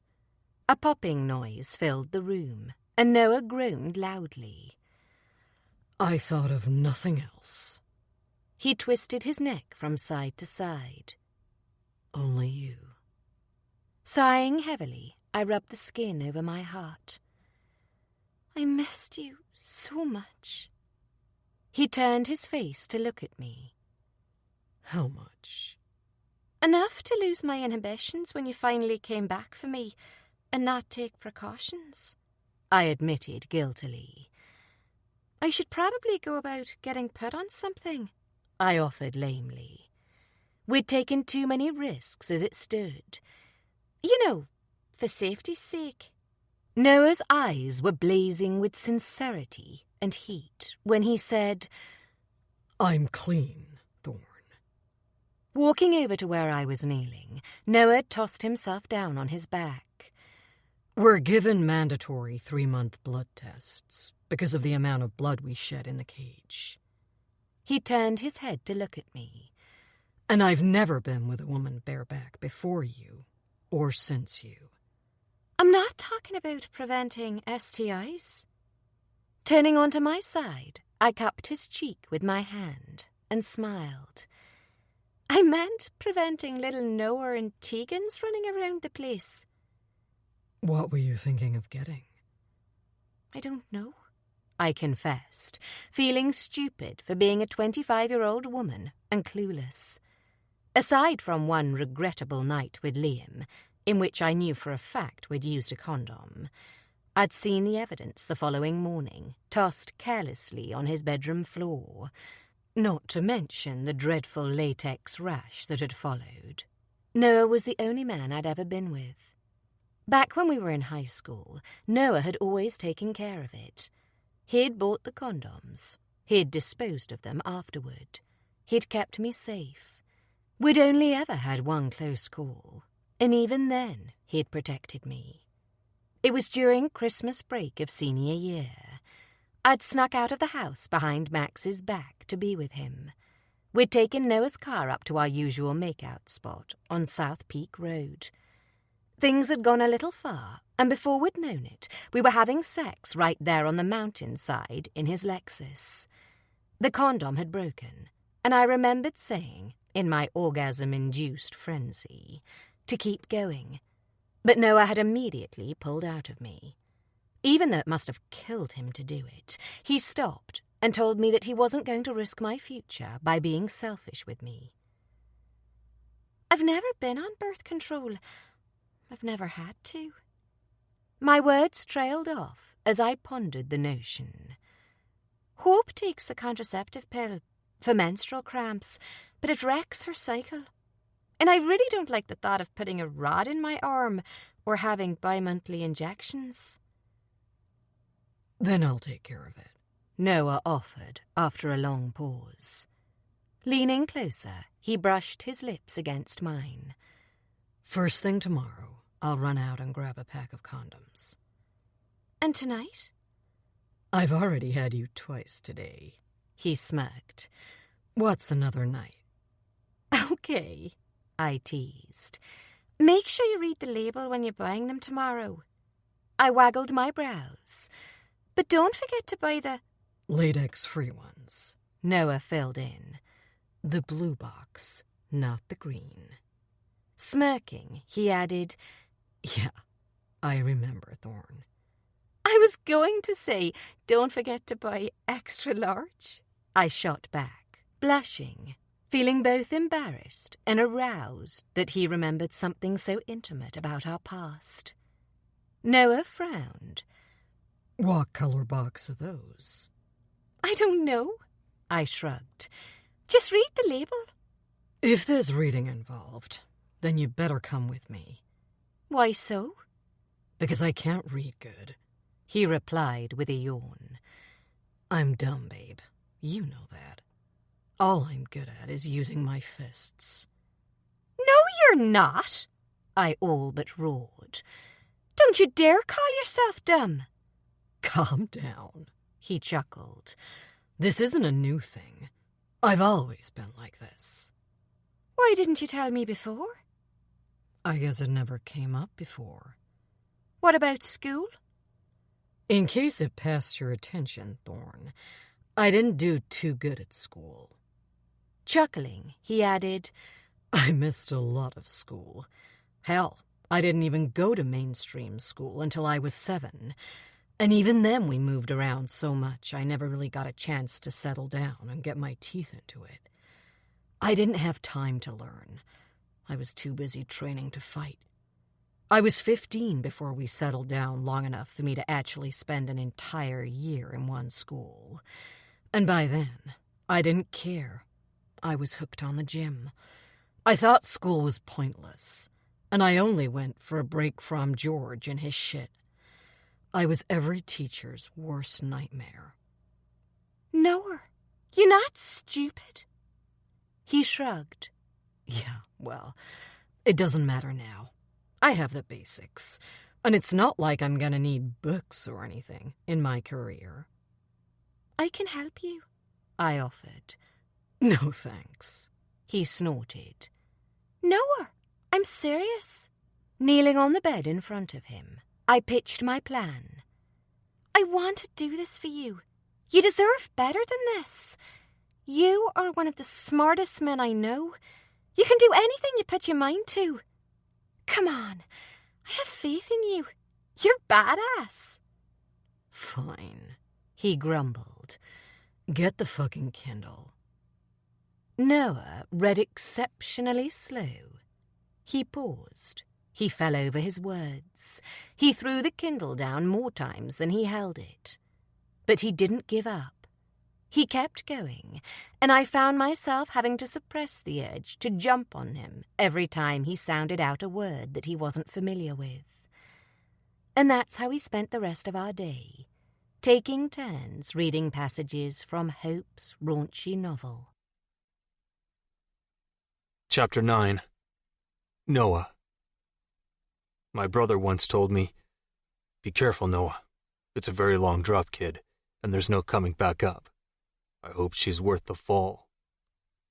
Well, sitting in a bathtub with a woman I loved resting against my chest, I could safely say that Kyle Carter was right about 3 things. First, the drop, more like plummet, was deep. Deeper than what I'd been prepared for. Second, there was no way back up. I was sunk. And thirdly, Tegan was worth the fall. I'd never met an opponent in the ring as dangerous to me as the woman in my bathtub. "What do you think is wrong with him?" Tegan asked. Yawning, she rested her head against my chest and trailed her fingers down my thighs. "Jordan, I mean." "Who fucking cares?" Shifting beneath her, I adjusted my erection from stabbing her in the back. "That piece of shit isn't good enough to breathe the same air as Hope." "Noah," Tegan scolded, splashing my feet, which were hanging out of either side of the tub. These oval-shaped tubs were not built for men of my stature. "Don't be a dick." Is he or is he not the same guy who walked out the door and never looked back? Wrapping my arm around her waist, I pulled her further up my body. I don't care what his reasons are. Cupping one of her wet breasts in my hands, I tweaked her nipple, smirking when it hardened in my hand. To me, Jordan Porter will always be that little prick who ran out on my knees. "He's hardly little," she moaned, a little breathless. "He's like 6'2". "I could take him." "Of course you could," she purred. "Big bad fighter you are." I knew we should have said something. I grumbled, moving my hand to cup her other breast. "Back when they got married?" I pinched Tegan's nipple and reveled in the moan that escaped her lips. I knew it was a bad idea. "It wasn't our place to tell," Tegan reminded me.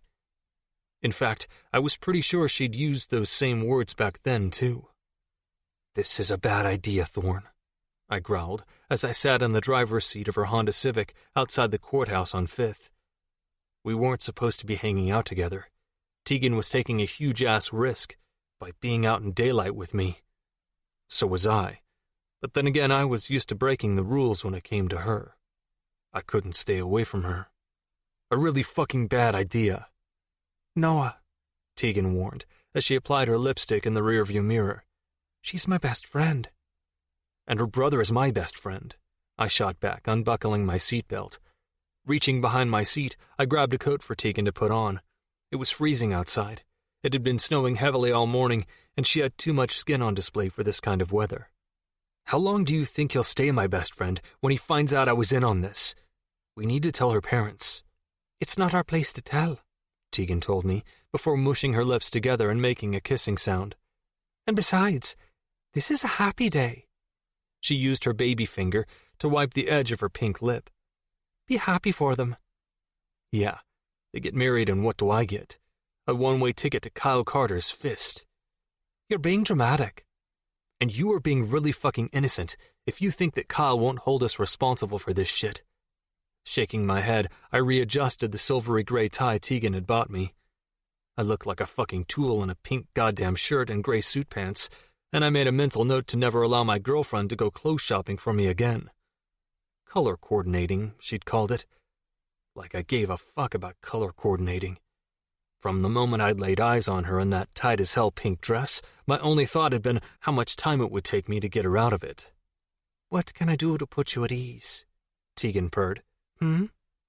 My mouth ran dry as I watched Tegan hoist her dress up around her waist and climb over the console.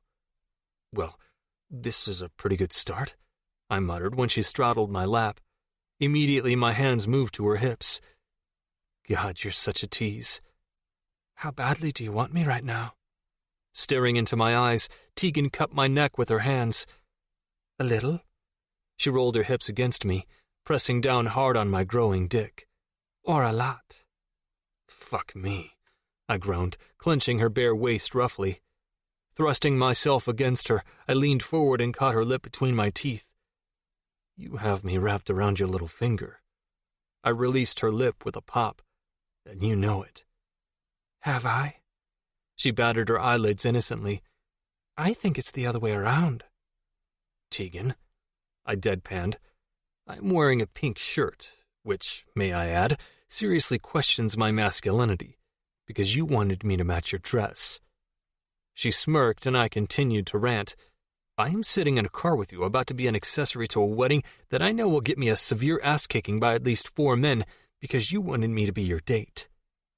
Noah, Tegan chuckled, but I cut her off as I continued to piss and moan. Not to mention the fact that I am rocking a serious case of blue balls because you know putting your pussy on my dick is a surefire way of getting me to do whatever the hell you want me to do.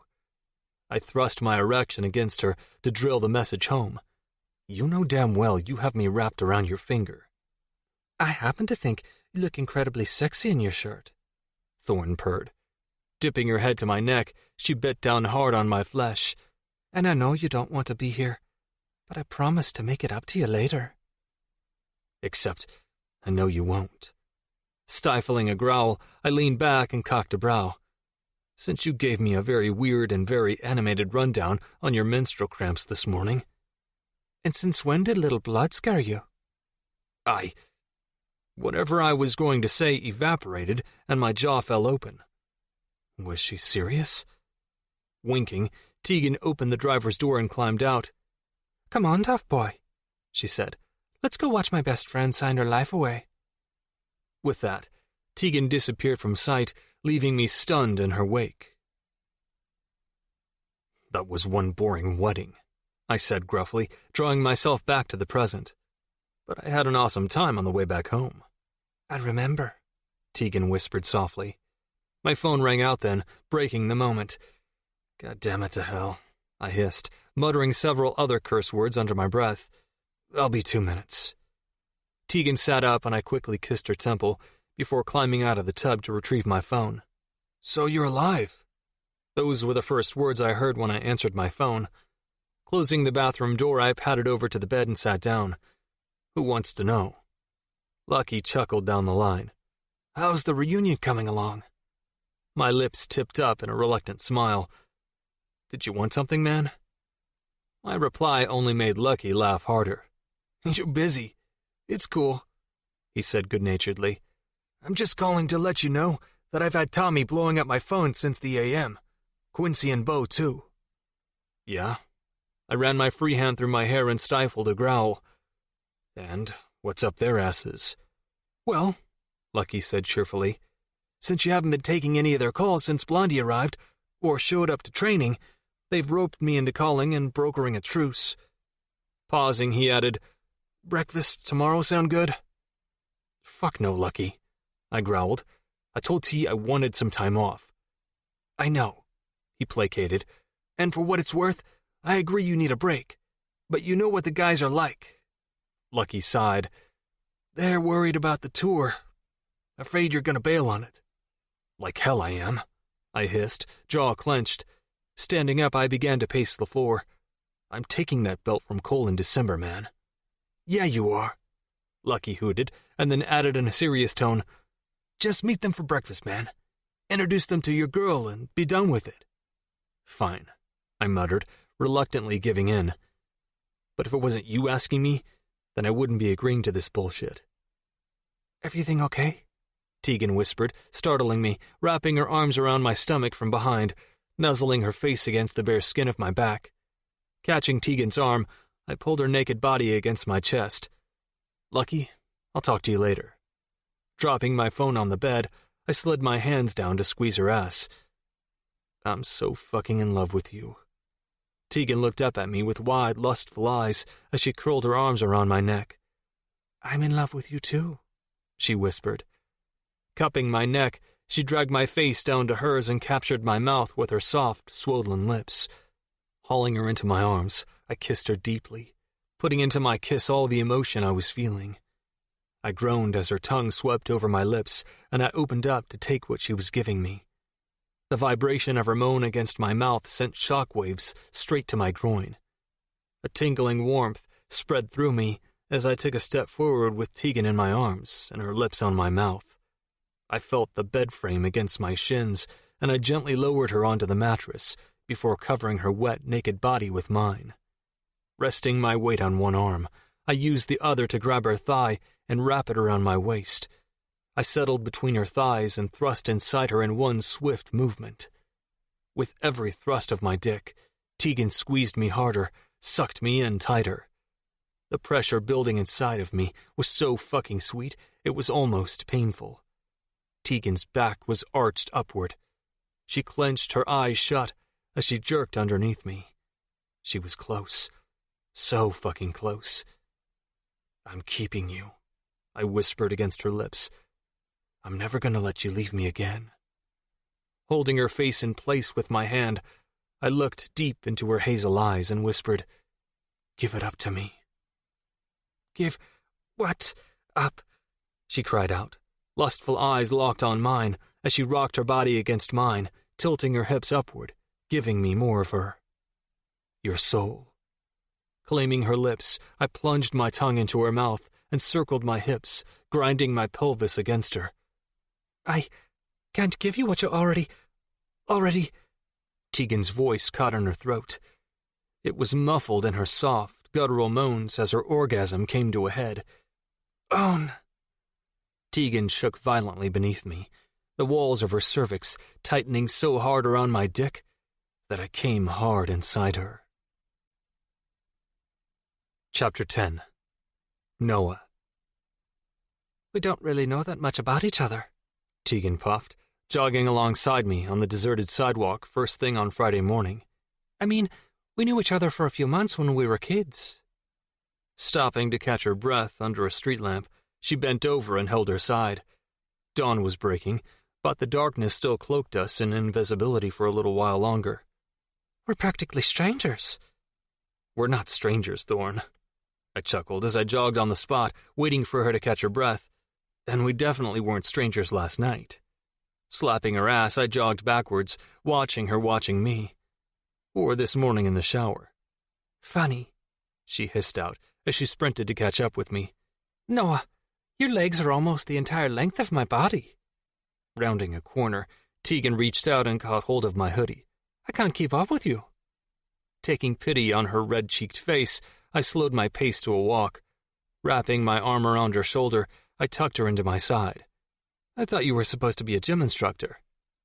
I thought you were supposed to be a human, she shot back, slapping my ribs with the back of her hand. This is nice. Yeah. It was. Being with her like this reminded me of when we were kids. God, I was fucking obsessed with her back then. Putting myself in all types of shitty situations to be with her. I guess some things never changed. Her phone binged then, signaling a message, and Tegan bent down and removed it from her sock. No wonder you couldn't run, I commented dryly as I watched her unlock the screen and grin in amusement. What's so funny? Sean, she chuckled, tapping away happily on the screen.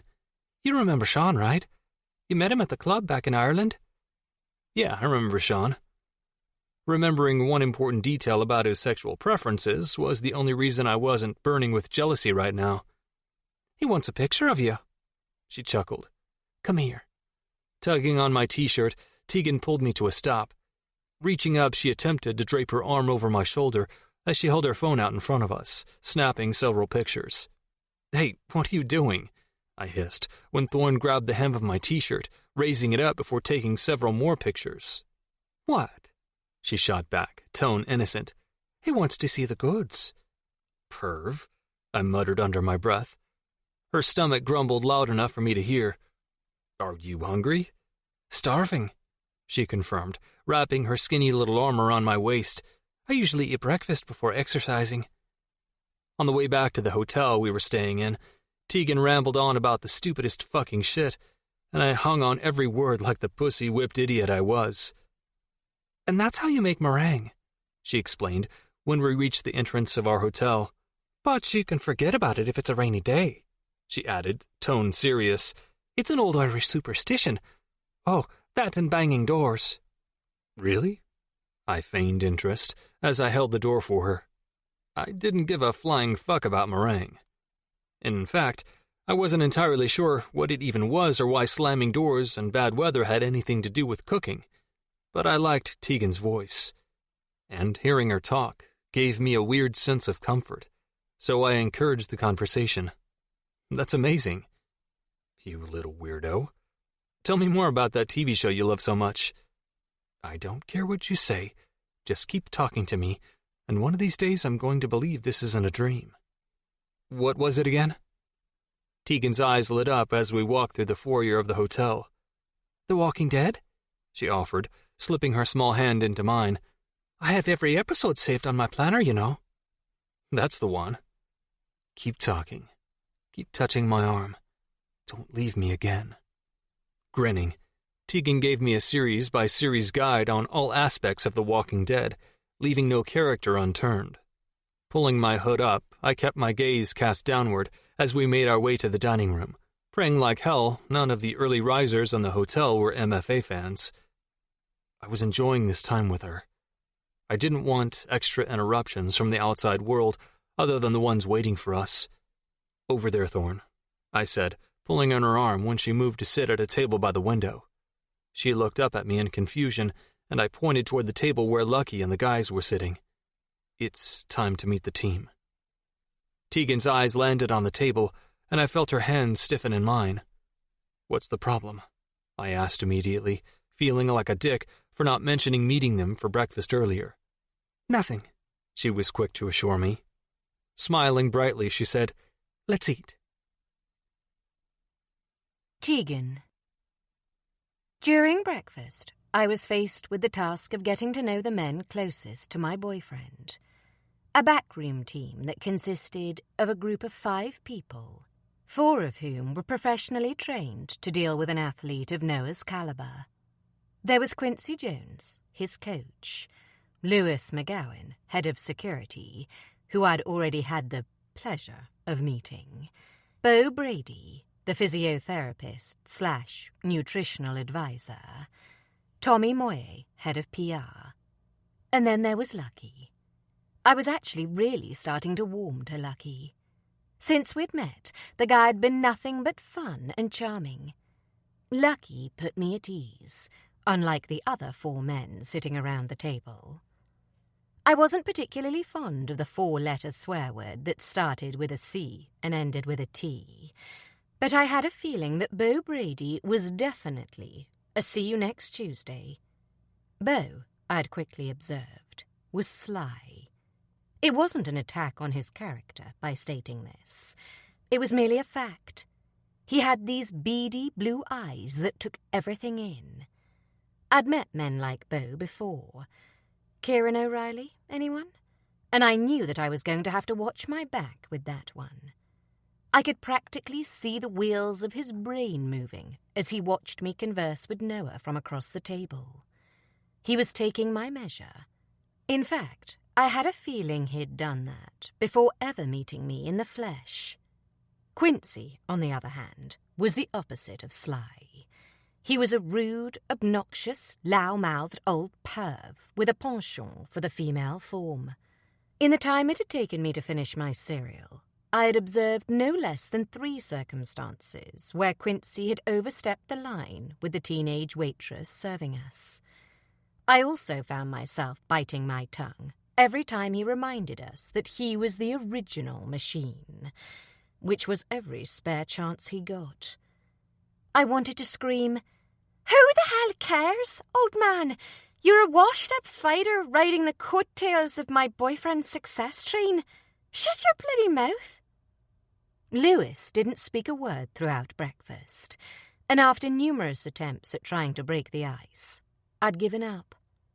I didn't think Lewis was being intentionally cold towards me.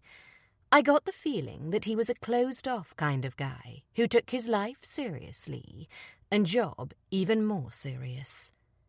He observed the room in that subtle way only men who'd spent years in the force did. I felt oddly safe around him. The worst of them all, and the president of the I Hate Tegan fan club, was Tommy Moye. Every time I made an attempt to speak to Tommy or make conversation with the other guys, he would either shoot me down or plain out ignore me like I wasn't sitting at the table. I was under no illusions about what Tommy and the men thought of me. His behaviour at breakfast made it perfectly clear that he would tolerate me for Noah's sake, but he didn't trust me, and he liked me even less. In Tommy Moye's mind, I was enemy number 1. In my mind, Tommy was a grade A dick. The others followed suit, and I got the distinct feeling that I'd been transported back in time to senior year of high school. Their disdain was both obvious and embarrassing, and I knew Noah noticed it too, because he kept trying to draw me into conversations with the men. But the one thing I couldn't fault them on was their devotion to Noah. They all loved him. You might not care about your career anymore, but I do. Tommy's voice broke through my thoughts, and I quickly turned my attention to where he was having a heated discussion with Noah. I watched Noah's jaw tick as he leaned back in his chair, obviously waiting for Tommy to explain. The annual MFA benefit gala? Tommy tossed his napkin on the table and let out a sigh. It's tonight. I know, Noah muttered, scratching his head. I'm not going. You're contractually bound to attend, Noah, Tommy replied dryly. So yes, you are, and I've had your tux dry cleaned and delivered to your suite.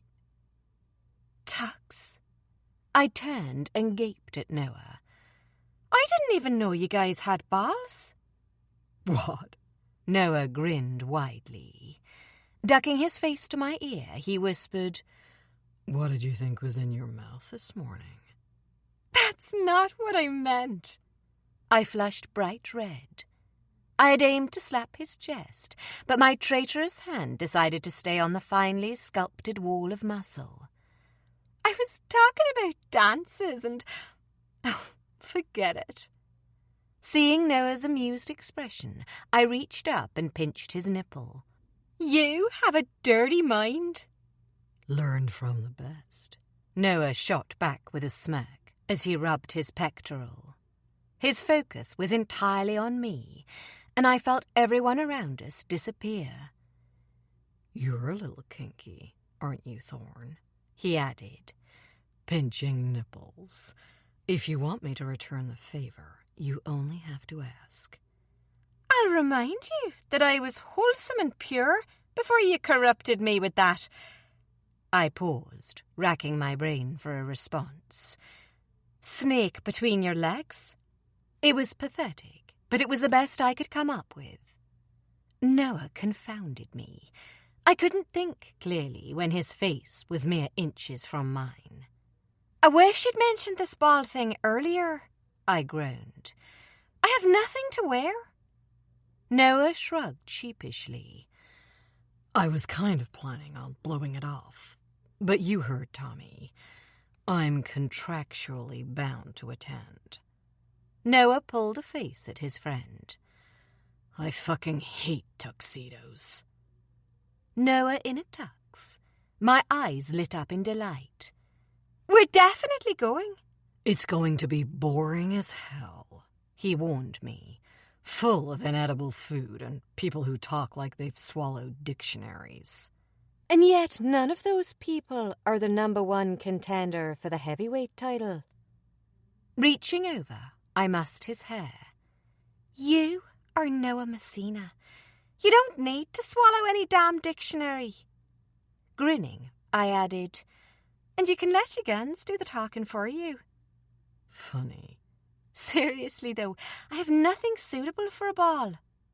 "I had a dress sent up to your room for Tegan as well," Tommy announced, shocking the hell out of me. "I gathered Noah would be taking you as his date." You did?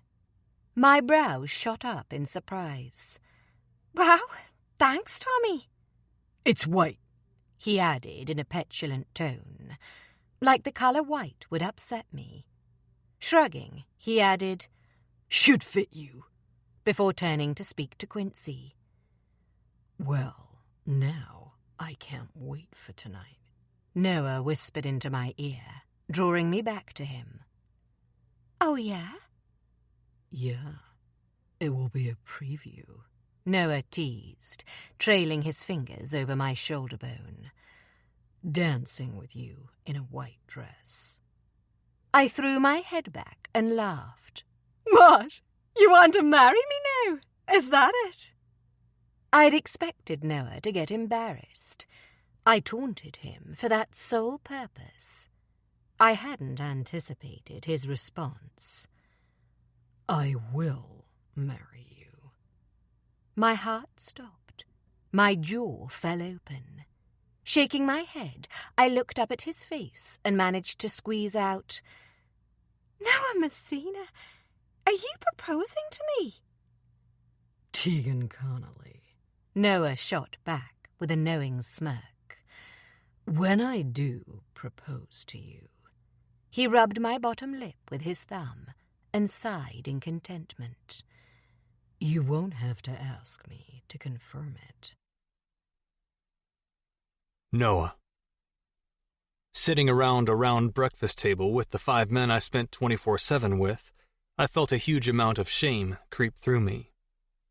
I had partially guessed that Tommy and Tegan's first official meeting would be an uncomfortable event, but I hadn't banked on Quincy and Bo being such pricks. They weren't just ignoring Thorn, they were flat out freezing her out. Lewis, my heavy, wasn't talking to her either, but I knew from personal experience that it wasn't an attack on Tegan. The guy barely spoke to me, and I was paying him a fucking fortune to stand around and look ugly. Thorn was putting on a brave face, pretending she didn't notice, and throwing herself into an animated conversation with Lucky. "So, Tegan," Bo suddenly piped up from across the table, "what do you plan to do all day when us guys are working? A tour bus full of men isn't exactly the right place for a woman." I opened my mouth to tell Bo to watch his fucking tongue, but Tegan was already answering his question. "Well, Boo," she replied, purposefully mispronouncing his name the way he did hers, and I mentally high-fived her. My girl had some serious steel in her spine. "Once Noah cuts me one of those pretty gold cards, I plan to spend most of my time shopping." Batting her eyelids dramatically, she flicked her long blonde braid off her shoulder and smiled sweetly. And perhaps I'll redecorate the tour bus. Bo, obviously not getting Tegan's sense of humor, looked horrified as he gaped across the table at her. Lucky looked like he was about to piss his pants. You like hot pink, right, Noah? Clapping her hands together, she squealed, Oh, how I love to shop. Tommy leaned back in his chair and sneered. Do you think you're funny? Careful, T, I warned him. Dropping my hand on Tegan's thigh, I glared across the table at my friend. Be very fucking careful. I think she's funny, Lucky offered up, unperturbed by the tension, as he smiled warmly at Tegan, like a proud teacher would his star pupil. It's okay, Noah, Tegan whispered. Covering my hand with hers, she squeezed gently before clearing her throat. I think I'm being prematurely judged, is what I think. Turning her full attention on Tommy, she picked up her fork and stabbed a piece of bacon. Pointing it at him aimlessly, she added, Thanks for the dress, but you don't know me, Tommy. Shoving the piece of bacon into her mouth, Tegan washed it back with some orange juice. You didn't know me back in high school, and you don't know me now. Shoving her chair back, Tegan stood up with her chin jutting out proudly. I'm not the girl you remember. She turned her gaze on Bo and then Quincy. And I'm not the girl you were told about. With that, Tegan swung around and walked away from the table with her head held high and her dignity intact. Giving Lewis the nod to go after Tegan, I turned my attention on my so-called staff. If I wasn't so fucking angry with Bo and Tommy, I would have been beaming with pride for the way Tegan had conducted herself. But anger was the dominant emotion coursing through me at this present moment in time. Dropping my fork and knife down with a clatter, I shoved my chair back and stood. This is your first, your last, and your only fucking warning, I snarled, red-faced, as I glowered at each and every person at the table. When you speak to her, you do it with the same amount of respect as you would if you were speaking to me. You got that? Sit your ass down, boy, Quincy snapped impatiently. We've got fight tactics to discuss for tomorrow night. Knock the other guy out, make it bloody, win the fight, I shot back, glaring at Quincy. There, fight tactics covered. Inclining my head toward Lucky, the only one I could tolerate in this moment, I nodded stiffly before turning around and walking out of the dining room. Chapter 11. Tegan. There were 3 things I learned about myself during dinner tonight that I hadn't known before.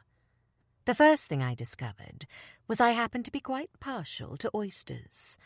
I would never have guessed it, but those slimy little fuckers were actually pretty tasty.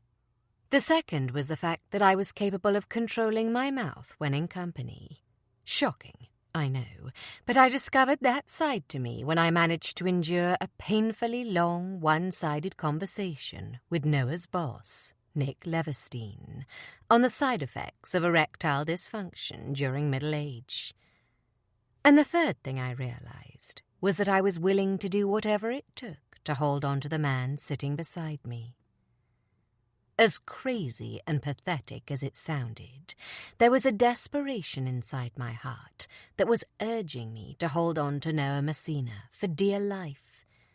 Before tonight, I'd never had to acknowledge that feeling.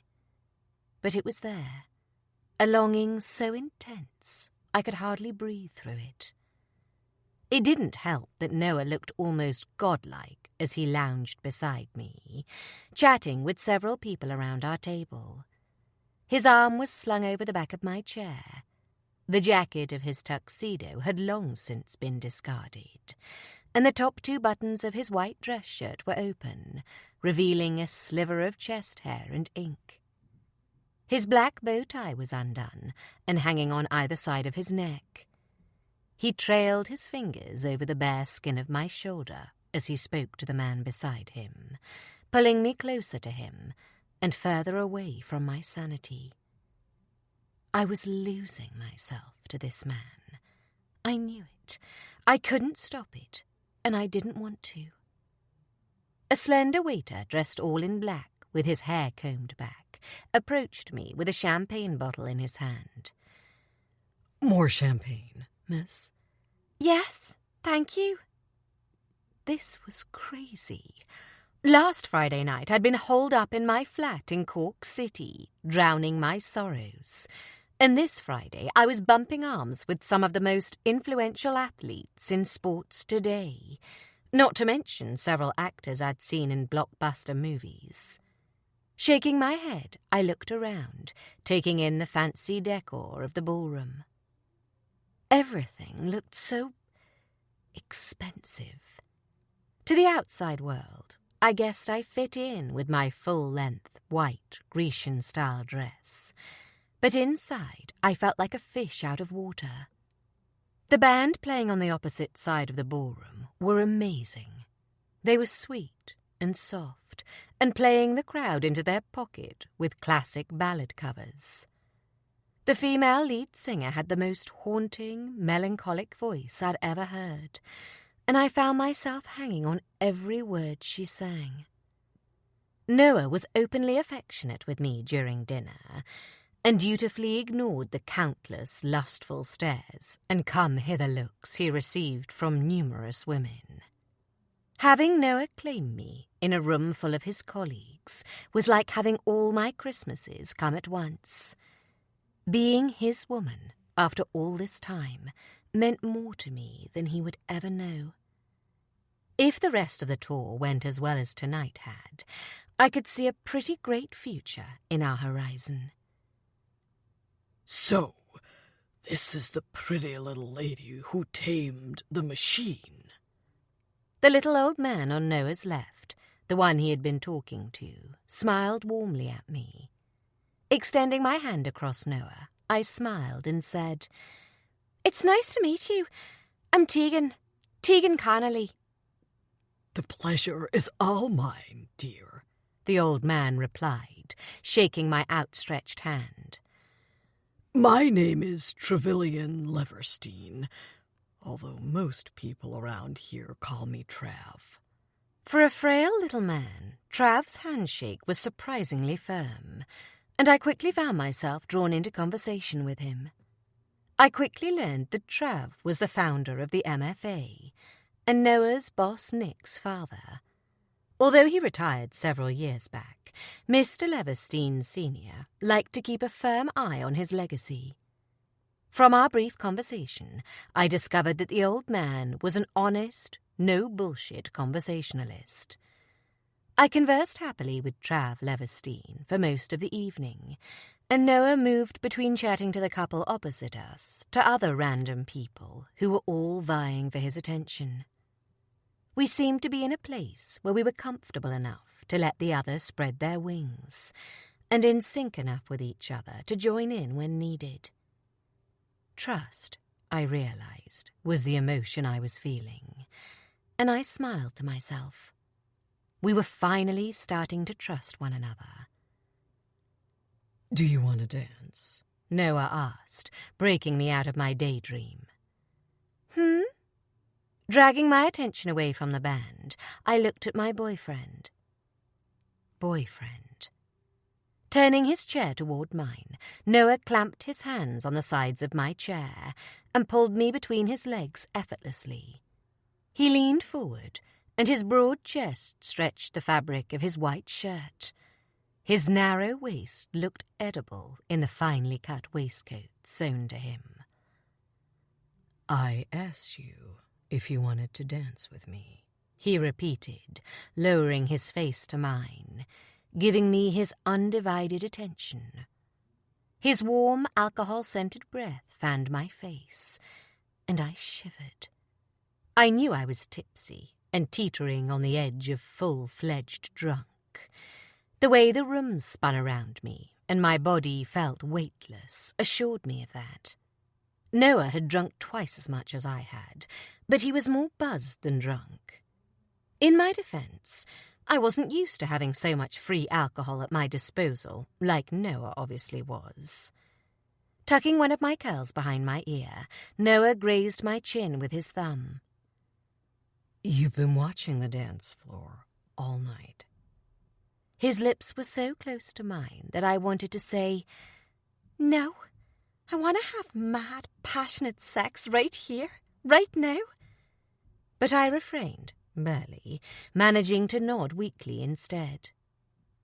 Noah stared hard at me for a moment, his brown eyes searing me.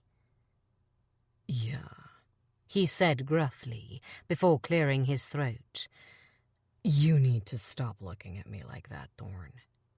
Raising my glass, I took a large gulp of my champagne, desperate to cool the burning inside of me. Wiping my mouth with the back of my hand, I tossed the remainder of my drink back and exhaled shakily. My voice was throaty and needy, just like my body, when I said, "Like what?" Noah's Adam's apple bobbed in his throat. His dark eyes turned an even darker shade of brown. "Like you want me to strip you bare and fuck you raw." He reached an arm around me and grabbed a bottle of beer from the table before placing it to his lips. I wasn't sure what to do or how to react. I wasn't going to deny what I desperately wanted to happen. So I remained silent, waiting on Noah to make the next move. Standing abruptly, Noah reached for my hand. Next move decided. The band began to play a piano version of Elvis Presley's Can't Help Falling in Love as he took me by the arm and led me onto the dance floor. "I never thought this was how our lives would turn out," I whispered, holding on to him as he guided me around the floor. Noah chuckled. Taking my left hand, he cradled it to his chest. "It's different from the quarry, that's for sure."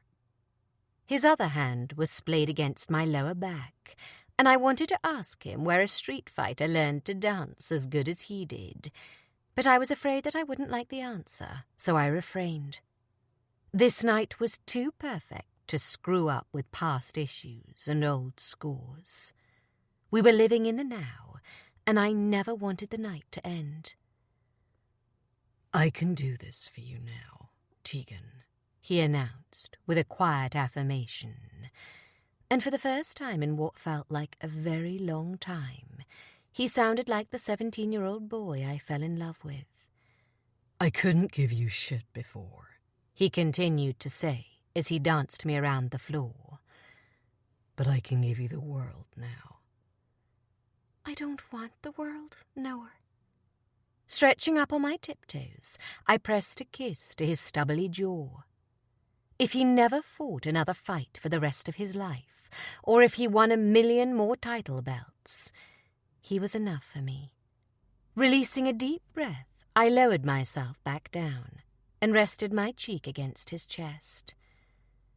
"I only want you." "You've always had me." Noah dropped his chin to rest on my head, and it was such a gentle, tender act that my heart raced in my chest. "We'll turn this around, Thorn," he whispered. His heart was slamming against my cheek. I was affecting him as much as he was me. It was a comforting thought.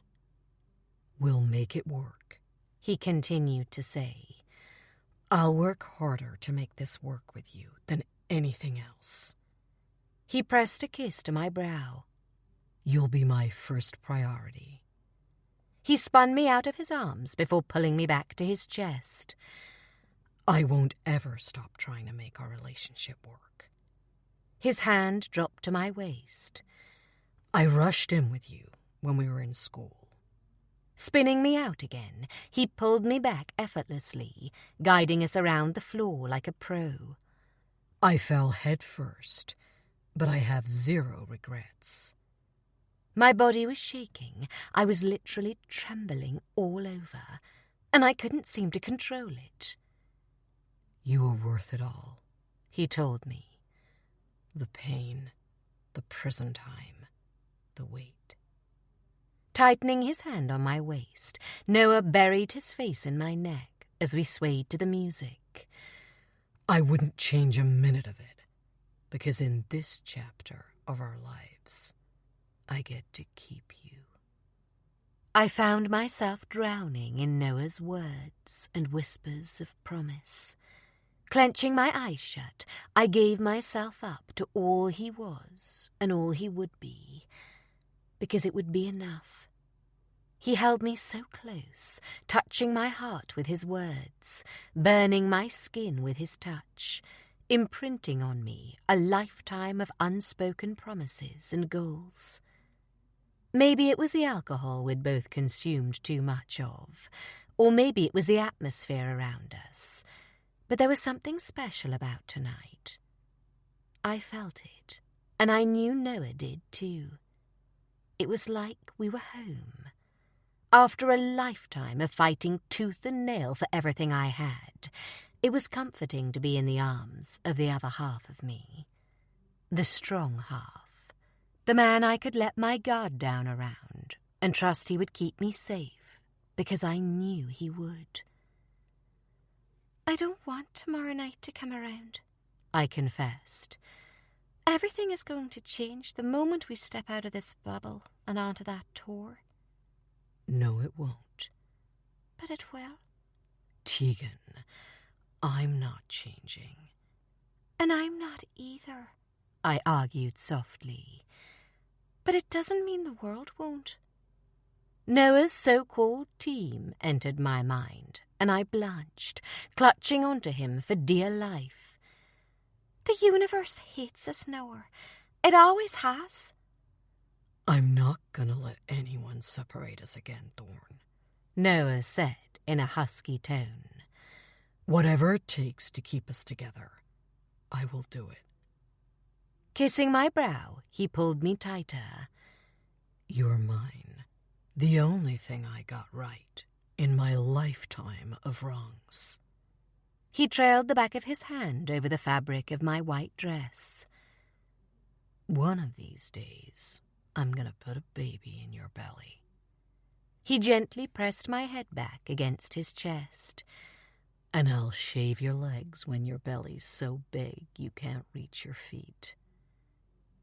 I held on to him a little tighter, drowning in his words and tender promises for the future. I'll do the night feeds, he continued to purr into my ear. And I'll change the sheets. Clamping his hand on my hip, Noah swung me away before pulling me back to him. I'm not a blow-in, Thorn, and I'm not your father or your uncle. He pressed a quick kiss to my lips. I won't put my career before you, and I won't drown my feelings in a bottle. He took my hand and sealed his hold over my heart. I would never get over him. For the rest of my days on this earth, I would be devoted to Noah Messina. I'm gonna buy you the biggest fucking house in Boulder and fill it up with babies. Reaching up, I pressed my lips to his neck and released a deep breath. And I will never be your mother, I vowed, looking deep into his eye. I will never use your love for me as a weapon. I will never put you in a position like the one you've spent your life fighting to get out of. He touched his forehead to mine and smiled. I know. God. Emotions crept through my heart, spilling out of my mouth. I'm upset that I missed 7 years of this. My happiness was being upscuttled by the regrets of my past. I should have stayed with you. I should have listened to you. I was always going down, Thorn, Noah replied, comforting me. Tipping my chin upward with his hand, he looked deep into my eyes. If you had stayed, it wouldn't have changed the fact that I had to go to jail. You mean everything to me? Shivering, I bit down hard on my lip.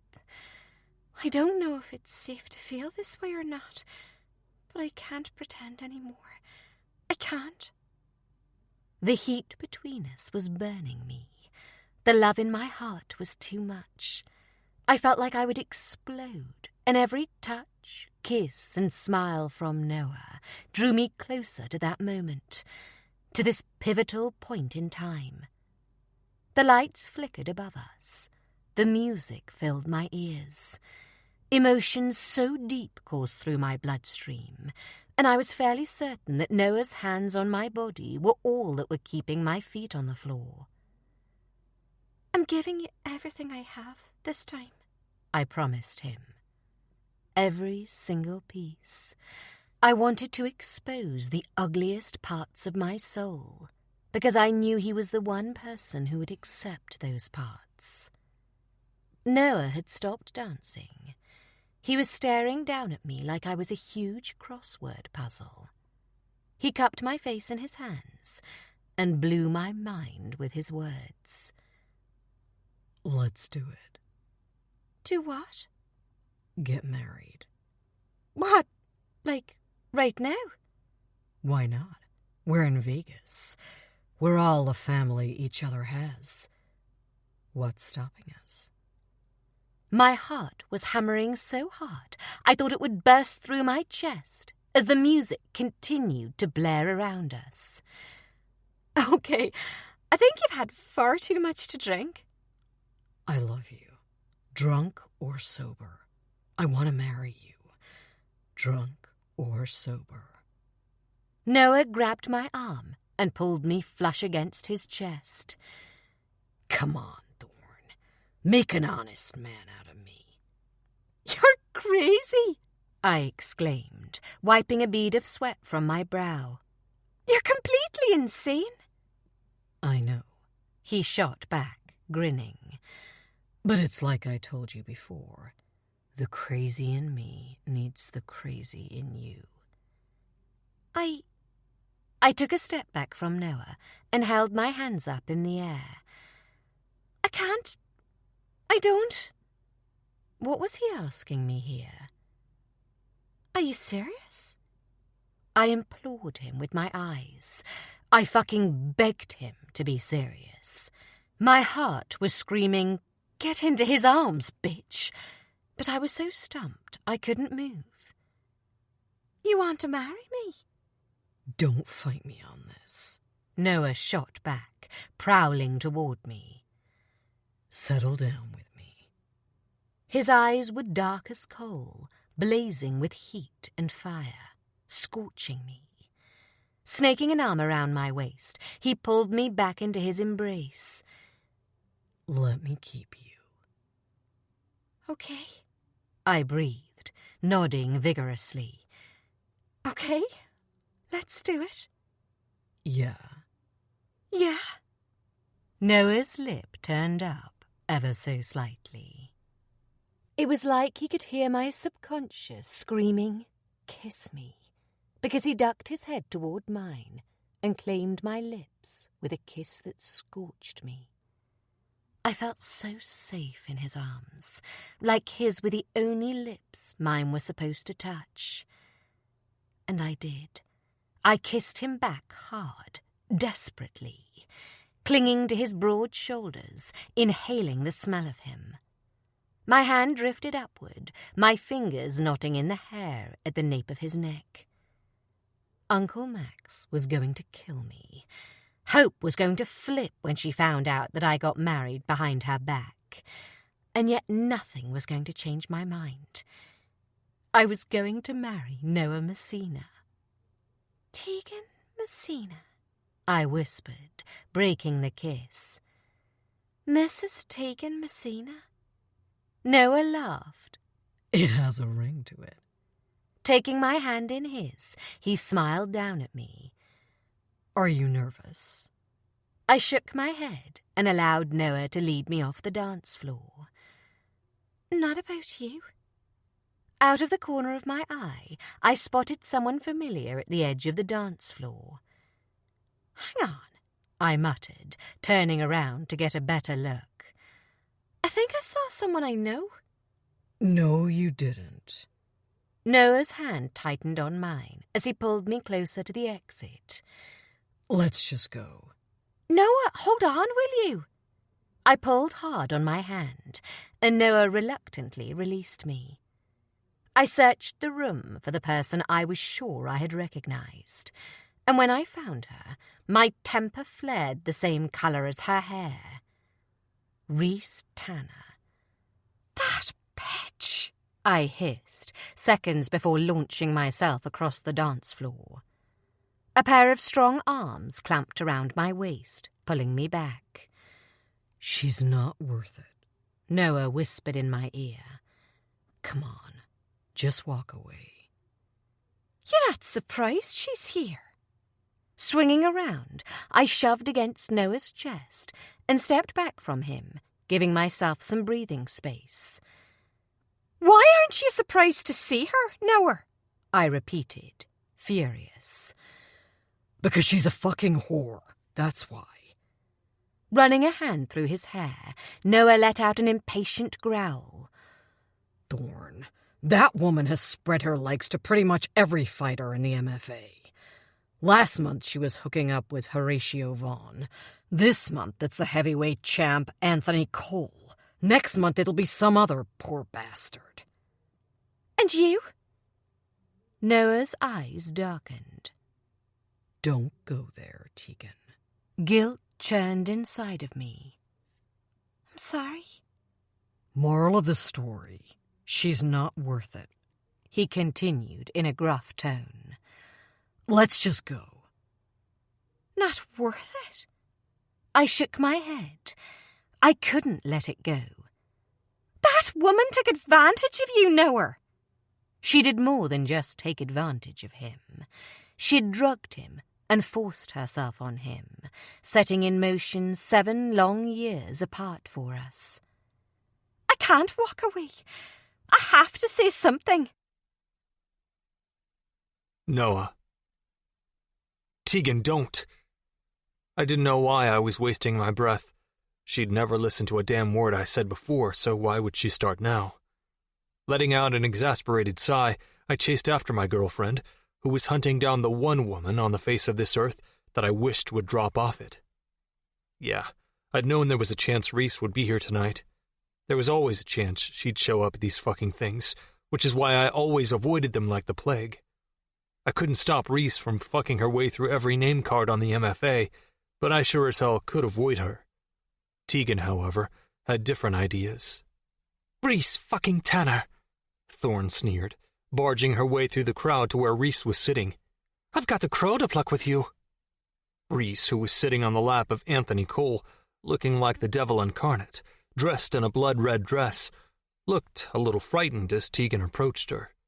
Her eyes momentarily widened in shock before she quickly snapped the shutters down and glowered back at Tegan. Walk away, bitch, Rhys warned, curling her arm around Cole's neck. Oh, I plan to, Tegan shot back. when I've scratched your poisonous eyes out of your plastic face. With that, Tegan snaked a hand out and grabbed Rhys by the hair. Dragging her off Cole's lap by the hair, Tegan managed to knock Rhys to the floor before climbing on top of her. A part of me wanted to jump in and pull Thorn to safety, but I refrained from doing so. She could handle herself. My girl was putting a beating on Rhys, and pride was swelling inside me. Cole moved towards the women who were brawling it out on the floor, then I took a step toward him and shook my head. "Touch her, and you won't make that fight in December," I warned him. Anthony Cole didn't have shit on me, and he knew it. This was the last year he'd be sporting that shiny belt, because I was coming for him. "I bet you thought you were so clever," Tegan hissed as she scratched and tore at Rhys's face. "Doing that to him.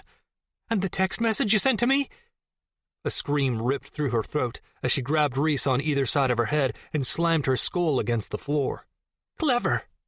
You're crazy," Rhys snarled, catching Tegan on the cheek with her nails. Tegan fell back, and Rhys managed to climb to her feet.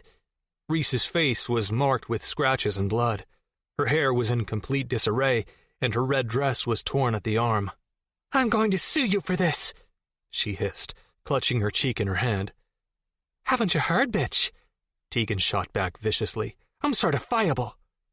Scrambling to her feet, Tegan hacked up a huge ball of phlegm and spat it into Rhys's face. "Try and sue me. I fucking dare you. Get her away from me," Rhys screamed, rushing over to Cole. Throwing her arms around him, she sobbed into his chest. "She should be in a mental institution." "And you should be in prison," Tegan shot back, seething. being someone's bitch wife. Out of the corner of my eye, I spotted a line of security heading for us, headed by Nick. Shit, I groaned, wrapping my arm around Tegan's middle. We need to go, Thorn. You better watch yourself with that one, Tegan hissed at Cole as I hauled her away. She's like a rampant bout of herpes. You'll never get rid of her. Tegan fought against my hold every step of the way as I carted her out of the ballroom. Let me go, she screamed, hissing and flailing her arms and legs. I wasn't finished with her. I wanted my pound of flesh, and that bitch hasn't nearly suffered enough for what she's done to us, Noah. It's over, Thorn, I snapped, struggling to keep a hold of her. She was like a fucking octopus in my arms. I'd never seen a woman squirm like her. Let's just go before we both get arrested. I had her, she hissed. I know, baby, I soothed when we reached the sidewalk outside. You got her good. I'm so mad. With me? Yes, with you, she hissed. You should have let me kill her. And let you get arrested? I cocked a brow. Oh yeah, 'cause that's what a good boyfriend would do. This is all your fault. Shaking off my arms, Tegan stalked off in a huff. Don't talk to me again.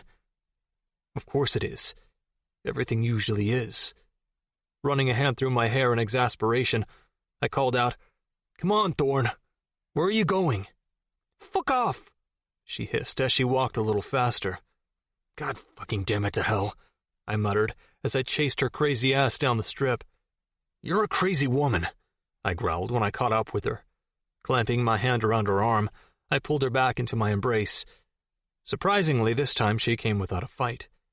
Wrapping my arms around her, I pulled her in for a hug.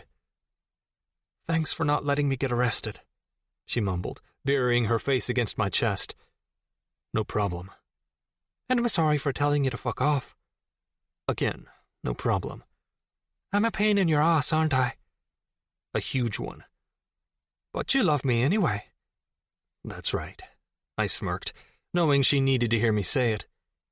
I'm in love with your crazy ass. So, she looked up at me and smiled sheepishly. Do you still love me enough to want to marry me? Yeah, Thorn. For my sins, I do. Chapter 12. Noah. As I stood in front of an obese version of Elvis with an over-the-top hairpiece and Tegan by my side, I couldn't stop myself from shaking my head. This was, without a doubt, the tackiest, craziest, most insane thing I'd ever done, but I swear it felt right all the way down in my bones. I didn't give a shit if Elvis or the Pope officiated this. All I cared about was getting her signature on that marriage certificate. The newlyweds, whose wedding Tegan and I had just witnessed, were sitting behind us, snapping away like crazy on their cell phones. They'd wrangled us into their impulsive nuptials, and we were now returning the favor. If I hadn't drunk so much, I would have known better than to allow cameras in here. But I was buzzed and excited, and desperately in love with the woman whose hand was in mine. The woman I had committed crimes to keep. She was putting her life in my hands, giving me her word, and pledging me half of her soul. I knew a boy when I was 17, Tegan announced when it was her turn to wing a speech together. Swaying slightly, she turned her body to face mine and smiled so bright my heart squeezed in my chest. And that boy taught me a lot about myself. Swallowing deeply, she exhaled a shaky breath. That boy taught me how to live in the moment. He taught me how to go after what I wanted. He taught me that it was okay to lean on someone else, that it was okay to admit when I was wrong. Her voice caught in her throat then, and she quickly looked away and took a few deep breaths before continuing. That boy turned out to be more of a man than all the others, and he cemented himself inside the deepest parts of my heart without me even noticing. Thorn, I managed to croak out. My voice was thick with emotion. My legs were shaking like fucking crazy. I was bursting with pride, standing here, hearing these words coming out of her mouth. You're my soldier, Noah Messina, Tegan whispered, smiling.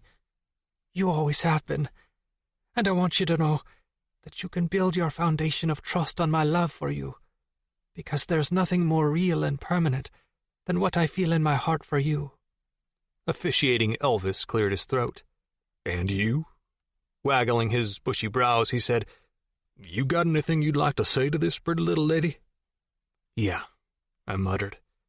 Pulling at the collar of my shirt, I forced myself to calm the fuck down and just tell her how I felt.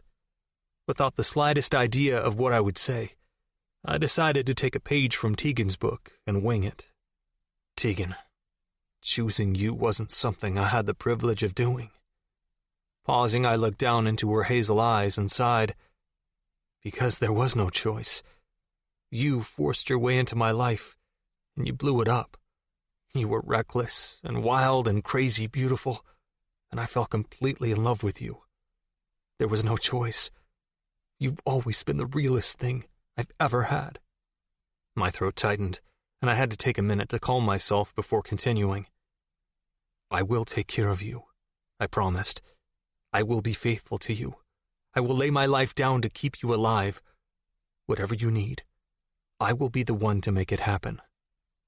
Squeezing her hand in mine, I added, "I love you, Tegan. I don't know what else to tell you other than I'm in, and I won't ever be out." "I'm in too," Tegan sobbed, wrapping her hand around my neck. She pulled my face down to hers. "God, Noah, I'm so in." Pressing her alcohol-flavored lips to mine, she moaned softly, "And I always will be." "Do you have rings?" Elvis asked, breaking the moment between us. Sighing heavily, I pressed my forehead to hers. I hadn't thought about anything. "Sorry, Thorn," I muttered, feeling stupid. "It's fine. Just keep going. I don't need rings," Tegan told the officiator. Turning her attention back to me, she grinned and whispered, "I have an even better idea." Tegan. "You're all mine now, Thorn," Noah rasped, claiming my mouth with his, and I knew I would never care about another thing for as long as I lived, just as long as he kept kissing me. I had done it. I had married Noah Messina, and what was even more miraculous was that he had married me, of his own free will. This man was absolutely lethal to me. His smile alone seemed to have the power to control my mood, to elevate me. And now he was my husband.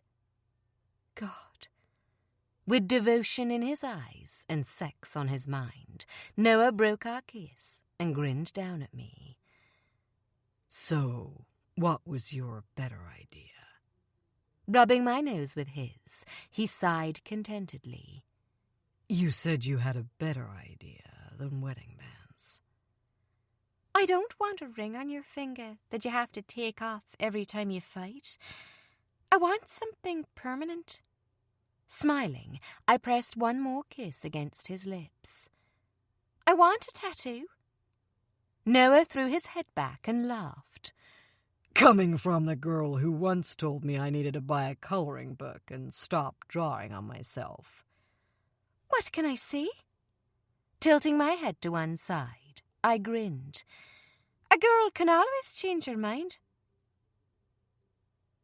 Several hours and several bars later, Noah staggered out of the elevator in our hotel with me in his arms. "Stop laughing," he grunted as he struggled to put one foot in front of the other. "You're putting me off balance." "Oh, yeah," I choked out.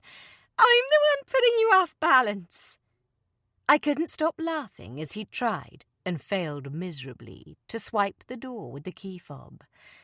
"It has nothing to do with the alcohol you consumed." "You're a bad influence on me, wife," he slurred, finally managing to open the door of our suite. Misjudging his steps, my usually balanced husband staggered over his feet, resulting in us landing in a heap just inside the doorway of our suite. "Oh, my God!" I cackled through fits of laughter.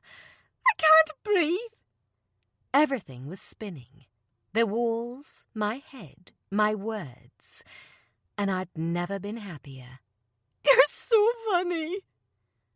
"Told you I'd do it. Noah slurred from somewhere underneath me. Told you I'd carry my wife over the threshold. Threshold? My laughter turned into screams of hysteria. Oh, I can't even... Struggling to calm myself, I managed to choke out, It's called a threshold. You'll be laughing. Noah shot back, managing to roll me onto my back. When I violate your threshold tonight. You couldn't violate to carry a bag in your condition, I teased. Not that I was in much better condition. I can't feel my tongue. Sticking my tongue out, I touched it with my fingers. Seriously, oh, I can't feel my tongue. I'm in love with you. He slurred, dropping his head onto my chest. I'm in love with you, too. Oh! Pushing against Noah's shoulders, I tried to dislodge myself from under his body. Let me up. I need to pee. Stay. Clamping his hands on my hips, Noah nuzzled his nose against the fabric of my dress, covering my stomach. Copulate. Really? I sighed happily. You remember that? I remember everything. He chuckled as he struggled to climb to his feet. When he finally managed to stand up, he reminded me of the Leaning Tower of Pisa. Reaching down, he grabbed my arm and pulled me to my feet. Struggling to maintain my own balance, I padded after Noah, who was staggering into the bedroom and attempting to strip his clothes off on the way. What are you doing? I giggled, following after him. Getting ready to violate that threshold. Chapter 13. Noah. My phone was blowing the hell up. For the last 40 minutes, a constant stream of vibrating and fucking beeping noises had been drilling through my brain. I wanted to make it stop, but I couldn't get off the goddamn bed. My hands were shackled to the bedpost, and the only person who knew where the keys to release me were just so happened to be passed out beside me with her ass in the air. Noah, Tegan moaned, twisting in the sheets. make the noise stop. I can't. Pulling on the handcuffs that had me bound like a bitch, I let out a heavy sigh. Didn't think I'd be back in cuffs so soon. The hammering on the door began out of nowhere, followed by some more beeping. Noah, please, she wailed. Dragging a pillow out from underneath her head, Tegan cradled it to her stomach. I'm dying here. Whimpering, she curled up in a tiny ball. My head is trying to leave my body. It's so bad. I told you to stop after the second bottle of Jack. I specifically remember telling her that right before she tied me to the bed. That was right after I violated her threshold for the third time. Jesus. Drunken sex with Tegan was fucking unbelievable. I needed to get her oiled up more often. You told drunk Tegan to stop, Tegan moaned. Opening one mascara-smeared eye, she peeked up at me and held a finger in the air.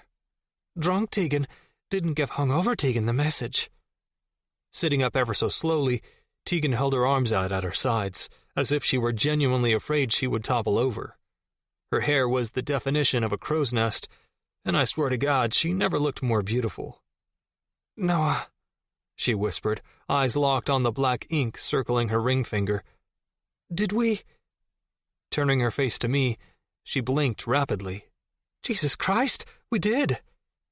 Getting married on a whim in Vegas may have been my idea, but tattoos instead of bands on our ring fingers? Well, that was all Tegan. Hangover forgotten, Tegan scrambled onto her knees and crawled up my body. Oh my God, she breathed, grabbing a hold of my left hand. That was still cuffed to the bedpost. Tegan examined my freshly inked ring finger. We're married. Grabbing my chin with her hand, Tegan lunged forward and planted a kiss to my lips. You actually married me. At what point in time last night did I give you the impression I had cold feet? You didn't, Tegan replied sheepishly. I just... Shaking her head, She let out a laugh. God, Noah, I'm your wife. Your freaking wife. She flopped back onto the bed beside me and giggled. I still blush when buying tampons at the pharmacy, and now I'm someone's wife. My wife, I corrected. Not someone's. Mine. Wife. Tegan bit down on her lip and breathed. Noah Messina is my husband. Damn fucking straight. You managed to tie me down, save me from prison, and tramp stamp me all in one night. Letting out a whistle, Tegan patted my thigh. Your powers of persuasion are beyond impressive. Noah, you better open up the fucking door now, boy! Quincy's voice filled my ears and I groaned. Do you have any idea what time it is? Do you think you could kill him for me? Tegan asked, or throat punch him to shut him up? Baby, unless you untie me, I can't do a damn thing, I told her with a smirk. I can't. I sort of made the keys fly. Tegan nodded toward the window where it was barely bright out. Shrugging, she smiled sheepishly. Yeah. Sorry. Sorry? I laughed and pulled on my shackles. You will be when I get out of these. Shaking my head, I asked, Where did you get those anyway? You don't remember? Tegan grinned. They were a wedding gift from Bill and Betty. Bill and Betty. My brow furrowed in confusion. The couple that got married before us? Yup. Tegan cocked a finely curved eyebrow and smirked. And I might have been drunk, but from what that Betty woman told me, I think it's safe to say that old Bill was in for a treat last night. I can hear you guys. Tommy's voice filled the room this time, as the merciless banging continued on the door. Open the door right this second, or I'll have Lewis kick it down. What's the fucking emergency, asshole? I roared, losing my patience. Tegan flinched and covered her ears, and I mouthed sorry before calling out, It's too damn early for banging down hotel doors. Tegan. I'll get it, I told Noah. I didn't particularly want to open the door and let Tommy and Quincy inside of our little bubble, but the fuckers wouldn't stop banging, and my poor head couldn't take much more. Climbing off the bed, I covered Noah's waist with a sheet before rummaging around the carnage on the floor in search of a shirt. Finding one, I slipped it over my head before padding through the suite to the door.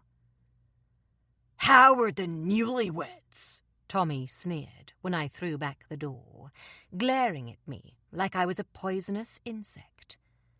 I opened my mouth to answer him, but Quincy shoved past me, storming through our hotel suite like a hurricane. With one last look of disgust, Tommy stalked past me. Lewis, who was standing outside in the hallway, nodded politely to me. Good evening, Tegan, he acknowledged before turning his back on me. His guarding resumed. Good evening. Shaking my head in confusion, I closed the door and wandered back into the bedroom, where it was going down like Donkey Kong. Are you fucking crazy? Quincy was roaring. You're all over the goddamn internet. Getting hitched in Vegas. Real classy. When he reached the bed, Quincy flung his iPad at Noah. The device bounced off Noah's rock-hard abs before landing on the carpet alongside the bed. That cost me $1,000, guys, Tommy groaned, diving for the device. Noah shrugged nonchalantly from where he was still shackled. I didn't tell him to throw it. I thought you had more than one brain cell in that head of yours, boy. Quincy continued to roar. No prenup, no goddamn nothing. You think you can storm in here like you own the place and throw things at him? Noah must have some serious self-control, I thought to myself, because right now I was burning mad. Bending down, I grabbed the first thing that caught my eyes, which just so happened to be one of my heels from last night. Standing up with the silver heel in my hand, I swung my arm back and let it fly.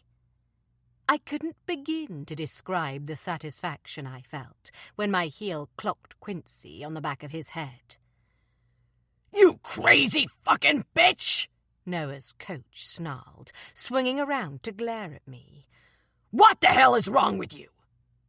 "You want to keep this going?" I demanded. "Fine." Reaching down, I grabbed my other heel. "I can go all day." I aimed my shoe at his head. "Call me crazy again. I dare you."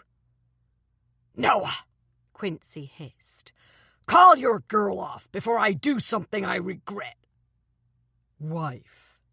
With a strength that I knew he possessed, but still surprised me, Noah yanked one hand roughly, shattering the cuff before doing the same with the other. So much for needing keys. Noah then proceeded to climb off the bed and walk across the room as naked as the day he was born, without a blush on his cheeks. "Wife," Noah said when he reached my side. "Call off my wife." Pressing a kiss to the top of my head, Noah stepped around me and pulled open one of the dresser drawers. "The media are all over this," Tommy said, before quickly averting his eyes from the sight of my naked husband in all his morning glory. "Getting married in Elvis's chapel," Quincy piped up, tone laced with disgust. "Classy." "Did you have a reason for bursting into our room this early?" Taking out a pair of black shorts, Noah quickly stepped into them and pulled them up to rest on his perfectly proportioned narrow hips. "Or couldn't you wait to offer your congratulations?" "Considering it's past 8 in the evening and you're supposed to be at the arena fighting in 45 goddamn minutes, then yeah," Quincy hissed, chest heaving.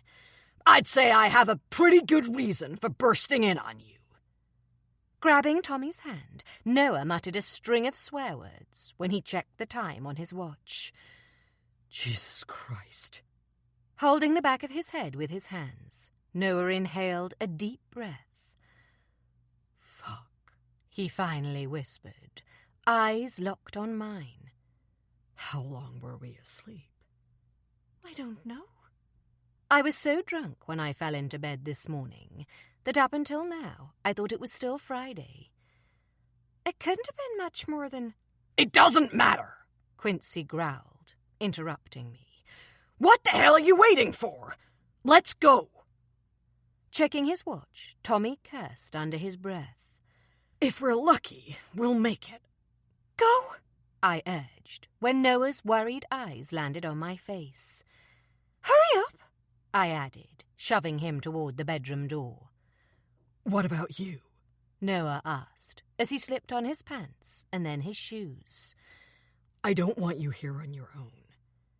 "I'm not alone. Lewis is outside." Pushing him toward the door, I reached up on my tiptoes and pressed a kiss to his cheek. "Go, fight. I'll clean up and follow after you guys with Lewis." Chapter 14. Noah. I didn't want to leave Tegan on her own less than 24 hours after we got married, but if I didn't make that fight in time, Nick would have my balls nailed to his office wall. Tommy and Quincy were on one side of me, urging me toward the door. Tegan was on the other, and I did something completely out of character. Leaving this room went against my gut instinct. I couldn't explain why I felt this way, only that I had a niggling feeling in the pit of my stomach. That feeling was screaming, "Don't go. Don't leave her. You'll regret it." "As soon as I grab a shower, I'll be there," Tegan continued to reassure me, smiling up at me through mascara-crusted eyelashes, looking more beautiful than any other woman I'd ever laid my eyes on. She cupped my stubbly cheek with her small hand. "Noah, go," she added, noticing my hesitation. "I'll be fine with Lewis." "She's right, Noah," Tommy interjected. "You trust Lewis." Opening the door, he pushed me out before following after me. "You handpicked the guy. He's perfectly capable of manning the fort while you're gone." But I didn't want to be gone. I didn't want to do anything except spend every second of the day with Tegan. What was I doing? Tell me everything's okay, I said to Tommy when we were sitting in the back of a cab on the way to the arena. Everything's okay, he replied quickly. Throwing my head back, I sighed heavily. I feel riled up. I had no idea why I felt so out of sorts, but it didn't bode well with me. I never would have guessed, Tommy replied dryly. Shrugging, he added, It's probably the alcohol still in your bloodstream. You know you're not supposed to drink that crap before a fight, Quincy growled, offering up his 2 cents worth. Yeah, I replied, not believing for 1 minute that alcohol was the root of my worries. What a fucking horrifying feeling it was, to have everything you ever wanted, and know that at any moment in time, it could be snatched away from you. That's how I felt about Tegan.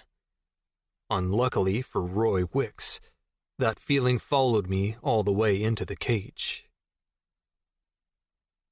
Tegan. Tommy wasn't lying when he said the media were all over mine and Noah's hasty nuptials.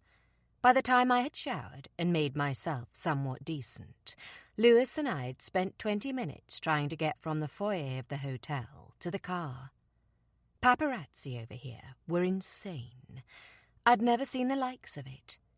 Noah was obviously prime meat to them, and because I was his former flame and current squeeze, their words, not mine, I was now hot property. I'd had at least a dozen cameras shoved in my face already. Even now, as I sat in the back of the fanciest car I'd ever been in, waiting for Lewis to escort me in to watch Noah's fight, paparazzi continued to snap furiously outside the limo. I didn't know why they were bothering when the windows were tinted, but whatever. The moment the car door opened, flashing cameras and the sounds of screaming infiltrated my senses, both blinding and deafening me. Whoa, this is crazy, I whispered to myself as Lewis opened my door and gestured me out. Climbing unsteadily to my feet, I studied the crazed mob surrounding me. Startled, and quite frankly, overwhelmed by the media, I wrapped my arms around myself in dismay as I studied the hordes of people blocking the sidewalk to the arena entrance. Mrs. Messina, that's her, the one in the pictures. Can we get a comment? Who is she? The girl from the video. Oh, yes, the delightful video of me losing my virginity. The CCTV footage of Noah and I getting it on in the elevator of the Henderson Hotel was still doing the rounds on the net. That's her. That's his wife. Tegan Connolly, unintentional porn star. Her? I could hear the disbelief oozing from their words. But she's so plain. I know, right? Super. As if I didn't have enough issues. He could have any woman, and he picks her. He probably knocked her up. Cameras and microphones were thrust toward me as Lewis led me through the crowds. Keeping my head down, I kept close to Lewis, feeling completely out of my comfort zone, not to mention underdressed in jeans, flip-flops, and a grey tank top. When we eventually got inside, Lewis and I were escorted to our seats by several security guards. I was shuffling into my seat in the third row, with Lewis close on my heels, just as Noah's entrance song, Roy Jones's Can't Be Touched, blasted through the arena. I sagged in relief.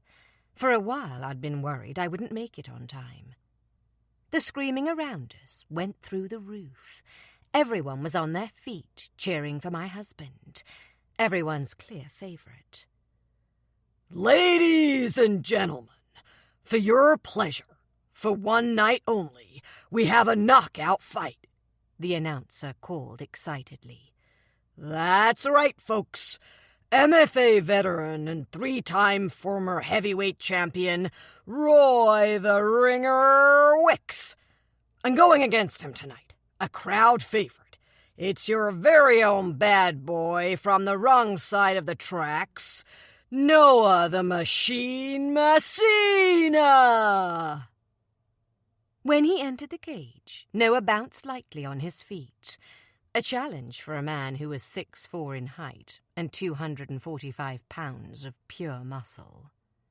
Ignoring his opposition, who was already in the cage and trying to taunt him, Noah rolled his shoulders and twisted his neck from side to side, loosening up. I'd never thought much about the arenas MFA fights took place in when I watched them on the television, but being here in the flesh was intense. The place smelled of sweat and blood and bleach. The cage, the metal bars, the scent of sweat mixed with tobacco and alcohol was poignant. The bloodthirsty screams of the crowd were kind of arousing in a screwed-up way. When the match officially called both men to the center of the ring to touch gloves, the screaming and cheering went through the roof. The bell rang, and Noah curled his lip up and smirked. And then he attacked. Noah looked so fricking hot, I could hardly contain myself as I screamed out his name like a lunatic, cheering him on all the way. His opponent reminded me of a ninja. He was all high kicks and fancy foot patterns. But Roy Wicks was old, and it showed. He was no match for my guy. Blocking Roy's aggressive uppercuts effortlessly, Noah embarked on an impressive onslaught of shots. And he did all this while dancing around the mat like it was second nature to him.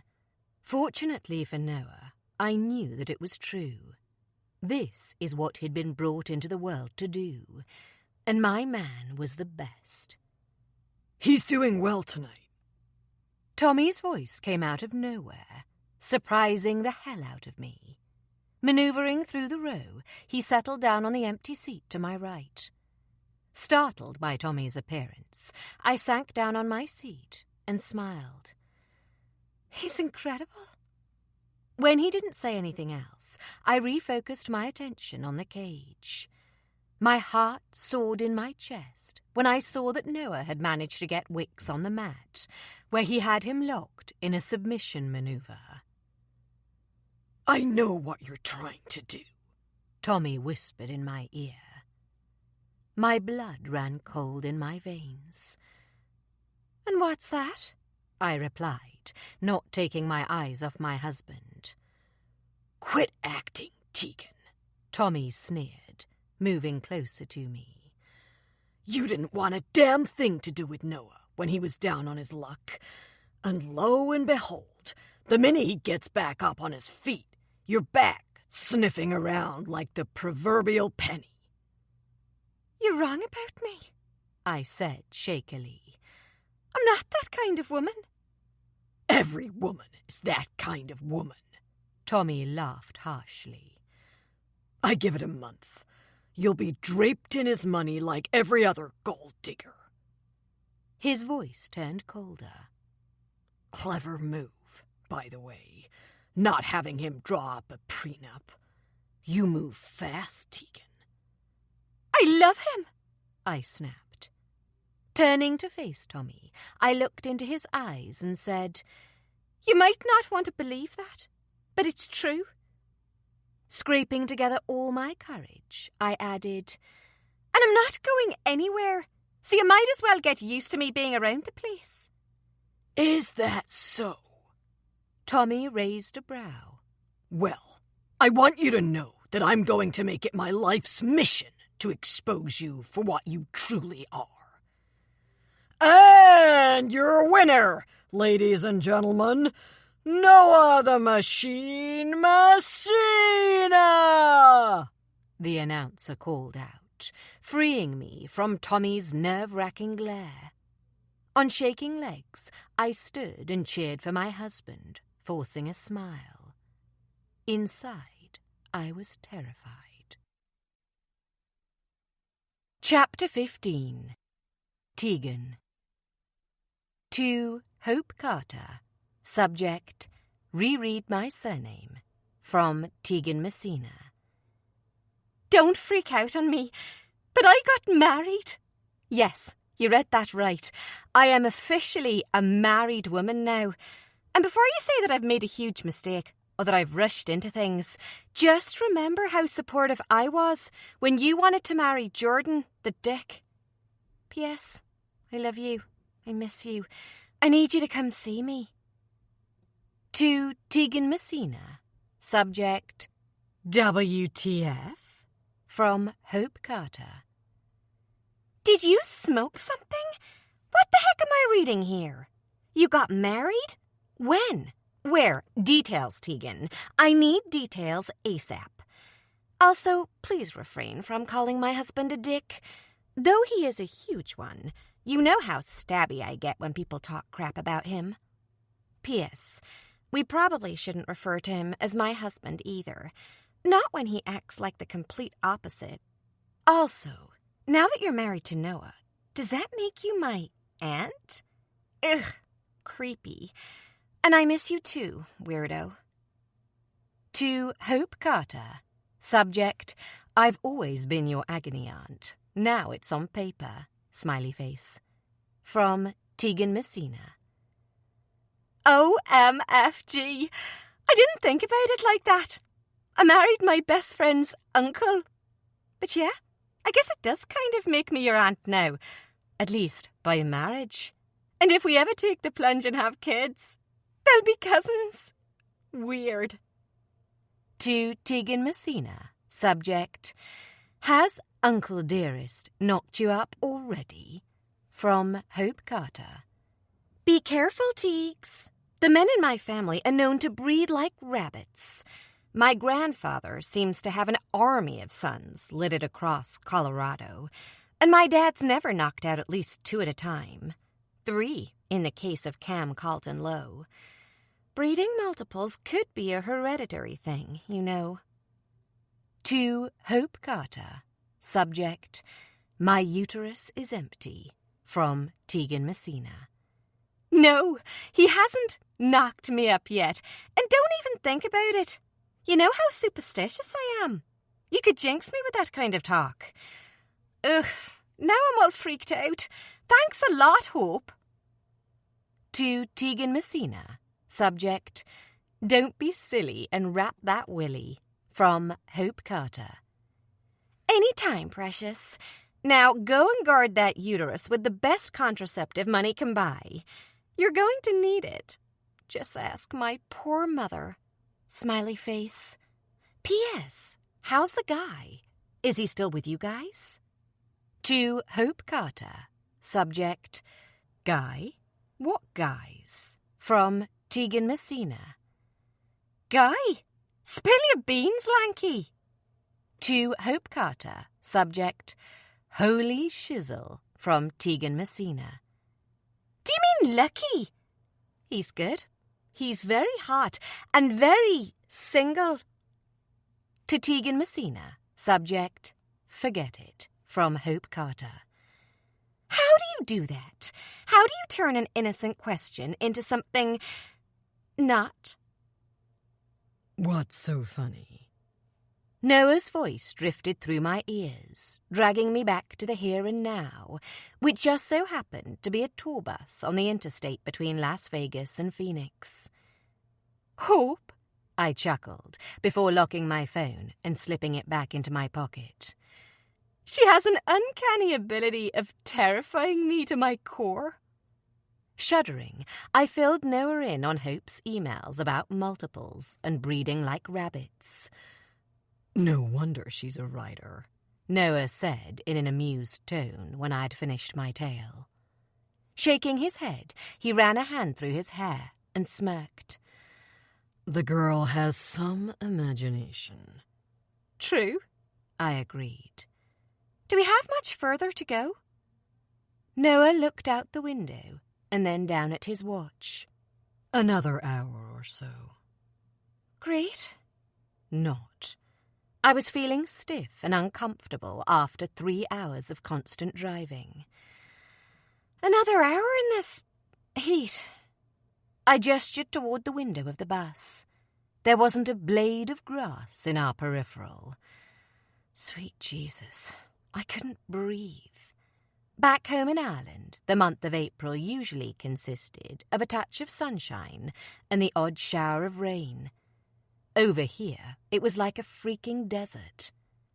Pulling at the collar of his shirt with his hand, Noah twisted his head from side to side before reaching up above our heads and switching on the aircon. Better. After a moment, a steady flow of cold air blew into my face, and I nodded in relief. Noah wrapped his arm around my shoulders, and I snuggled back into his embrace, preferring to melt rather than move an inch away from him. "I like this," I mused, stroking my cheek against the cotton of his shirt. "Just being here with you." Good, Noah said in his deep, gruff voice. Tightening his arm around me, he leaned over and kissed the top of my head. "Because I like having you here." Out of the corner of my eye, I noticed Beau walking toward us, and I quickly averted my eyes, not bothering to look at him or attempt to make eye contact. We'd been on tour for a little under 3 weeks now, and I'd learned pretty quickly not to bother trying to talk to any of Noah's team. With the exception of Lucky, none of them gave me the time of day. They just loved to run to Noah whenever I did something inappropriate, like last weekend in Vegas when I threatened to cut the busboy's shaft off for touching my butt, or the weekend before when I drank a teeny tiny bit too much after Noah's victory over Roy Wicks and had decided it was a good idea to break into Tommy's hotel room and TP the hell out of it. Honest to God, it was like I had 3 evil stepsisters waiting in the wings to throw shit on my path and upscuttle me at any given time. The poor choices I had made when I was 17 were still hanging over my head and blackening everyone's opinion of me.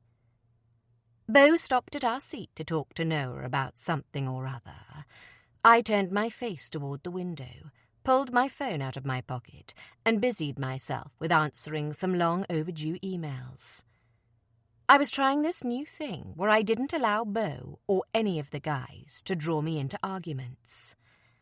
Every time they were close to me, I found myself mentally reciting the old age saying, "Not my monkey, not my circus," over and over again in my head.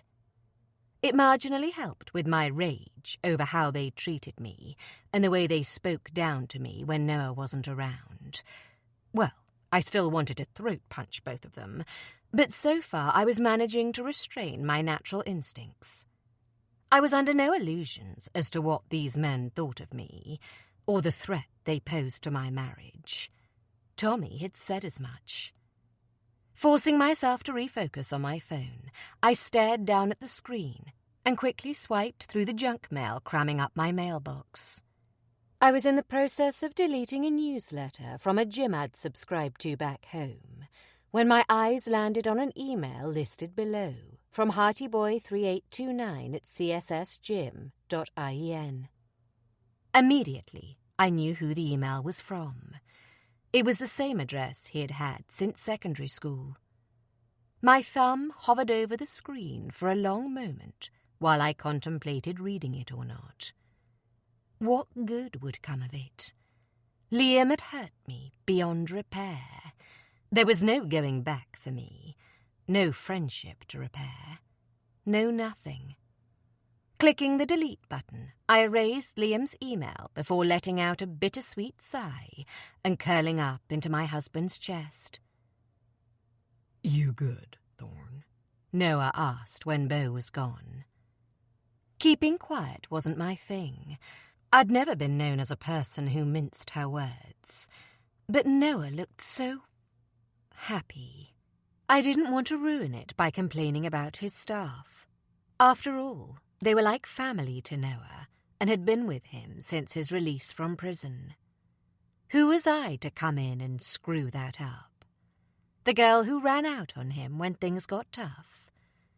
Nodding against his chest, I whispered, "I'm good, Noah." "Do you want to do some reading?"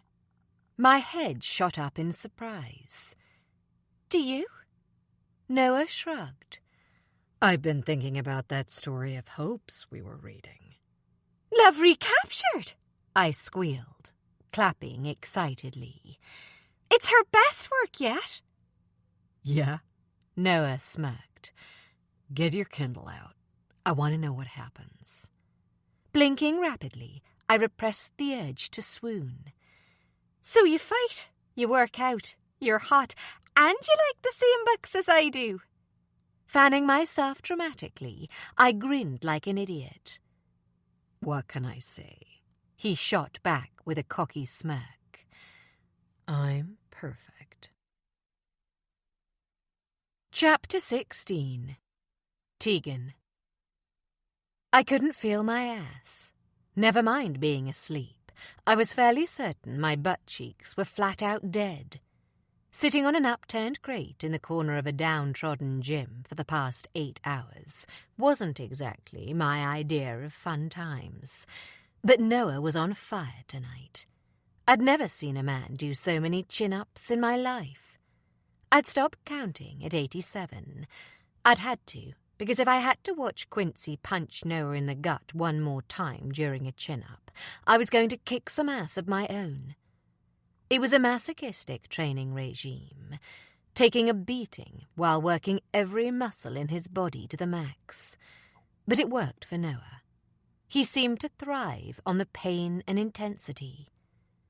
We had arrived in Dallas just before noon this morning, and just like he'd always done in every new place we'd stayed since we arrived in the States, Noah went straight to the gym to check out his latest facilities. It didn't matter what city we were in, Noah always sought out the gyms populated by lower middle class to work out in. It was obvious that he preferred being around people similar to those he'd grown up with. Fancy equipment and shiny boxing rings weren't my husband's thing. He was a backstreet fighter. He made no apologies for who he was and how he was raised, and his fans loved him more for it. And me, being the pathetic, careerless woman I was, tagged along with him. It was now 8:15 in the evening, and I was bloody starving. The fans that had been in the gym earlier had graciously dispersed an hour or two ago, giving Noah some time to focus on his training for his upcoming fight tomorrow night. The only ones left now were Noah, Quincy, Tommy, Bo, Lewis, and 3 other men whose names I didn't know or care to learn. I'd met so many new people lately that I'd quickly given up trying to remember names. The only ones I kept count of were the ones who were continuously present. As usual, I sat alone in the corner, and as usual, no one spoke to me. I was dutifully ignored by every member of Noah's team. At least they were consistent in their treatment of me. Lucky was out running errands. I knew what kind of errands Lucky was running, and they involved the illegal kind. He was hunting around every low-down bar and strip joint in town for JD and his men. He did the same thing every time we arrived in a new place. And to be fair to Lucky, he was very thorough, because none of us had gotten so much as a whiff of JD or his gang of goons since Ireland. The guys thought I didn't know about their little routine, but I was blonde, not stupid. Tegan. Lifting my head, I noticed Bo walking toward me, and I think I withered a little inside. Oh, God. This was all I needed. It was a real pity Bo was such an asshole. His good looks and pretty blue eyes were overshadowed by that horrible personality of his. Yes, I forced myself to say when Bo was standing in front of me, clad in his standard gym attire that consisted of shorts and a wife-beater. You're distracting him, Bo said coldly, arms crossed over his chest. Quincy wants you out of here while he's training. What was new? Quincy never wants me anywhere nowheres, I replied in a weary tone. Yeah, being unwanted was a joy to behold. Inhaling a calming breath, I placed the paperback that I'd been reading down on my lap before answering him. Look, Bo. I was trying real hard to stay out of these assholes' way. I'm not bothering anyone. I'm sitting in the corner. Picking up my book, I waved it in front of my face. Reading? Don't get comfortable, Tegan, Bo hissed in a low tone, before slowly backing away. Your time here is temporary. Yeah, I shot back, smothering my hurt with sarcasm as I waved him off with my hand. I'm nothing but a whore draped in Noah's money. Refocusing on my paperback, I pretended that I didn't care that nobody liked me. And in all honesty, I'd endured worse bullies in my life. Bo and the guys were a litter of kittens in comparison to Ellie Dennis and Reese Tanner. Ugh. The mere thought of Reese's name caused every nerve in my body to stand on end. One of these days, I was going to cut that bitch. It was a silent vow I'd made to myself when I discovered she had raped my husband. One that I had repledged when I discovered she would inevitably show up on this tour at some stage. Unable to push the she-bitch from my mind, I tucked my book into my purse and stormed through the gym in the direction of Noah. I had too much anger burning inside of me, and Bo's taunts and threats only antagonized me further. Will she be there tomorrow night? I demanded when I reached my husband. Stopping the punching bag he had been pummeling from swaying, Noah wiped a fine layer of sweat from his brow with his forearm. Will who be where tomorrow night? He was breathing hard and was dripping in sweat. That bitch, Reese Tanner, I all but snarled. Anger burned inside of me. Do you know when we'll see her again? Noah had a fight tomorrow night. Those fights were always followed by after-parties. I needed to know if I was going to run into her again. I wanted to be prepared. I couldn't care less about that woman, Thorn, Noah told me in a breathless tone. And neither should you. She's going to get her comeuppance for what she did to you. I rested my hip against the huge training bag and mentally patted Noah on the back for being able to make this 200-pound bag bend like his bitch. I've been known to throw a mean right hook, you know, I added, making a conscious effort not to drool over my husband. He wasn't making it easy, though. Bobbing back and forth on his bare feet, Noah looked inhumanly beautiful. Clad only in a pair of black shorts, his muscles were on full display, not to mention his sinfully sexy tattoos. On Noah's back was a huge crucifix with wings sprouting out of each side. The wolf on his left calf had been there for as long as I'd known him. His arms were covered in swirls and loops. My eyes wandered over his stomach to the Celtic scribe on his hip bone, and then to the red rose on his side with a jagged lone thorn sticking out.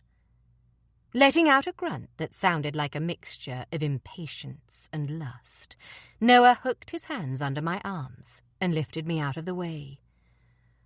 Stem the homicidal notions, Thorn. Pressing a quick kiss to my forehead, he fell back into stance, fists up. She's not worth the hassle. No, I countered evenly. But you are. Am I? He muttered under his breath. Could have fooled me. Ouch. I would not cry. I refused to give any of these bastards the satisfaction of knowing they were getting to me. I could handle their jeers and their hate, but I couldn't handle that from Noah. He hadn't thrown shit at me for a while, and I'd honestly hoped that we were over that part. I'm here, I offered, loathing myself for my weakness. I'm with you. Folding my arms across myself protectively, I forced back a cold shiver. I've given up my whole life to follow you. So let me back in. Stopping the punching bag once more, Noah turned and faced me.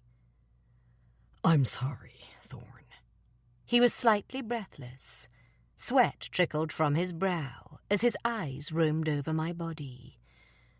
I shouldn't have said that, he added, before falling back into a furious pattern of uppercuts and body blows.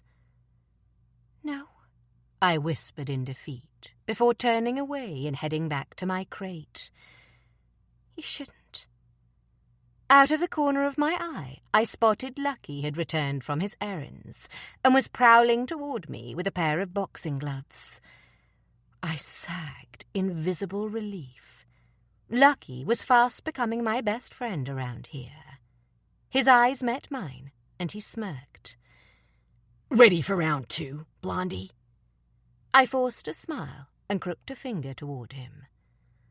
I was born ready. Noah. My wife was too damn sexy for her own good.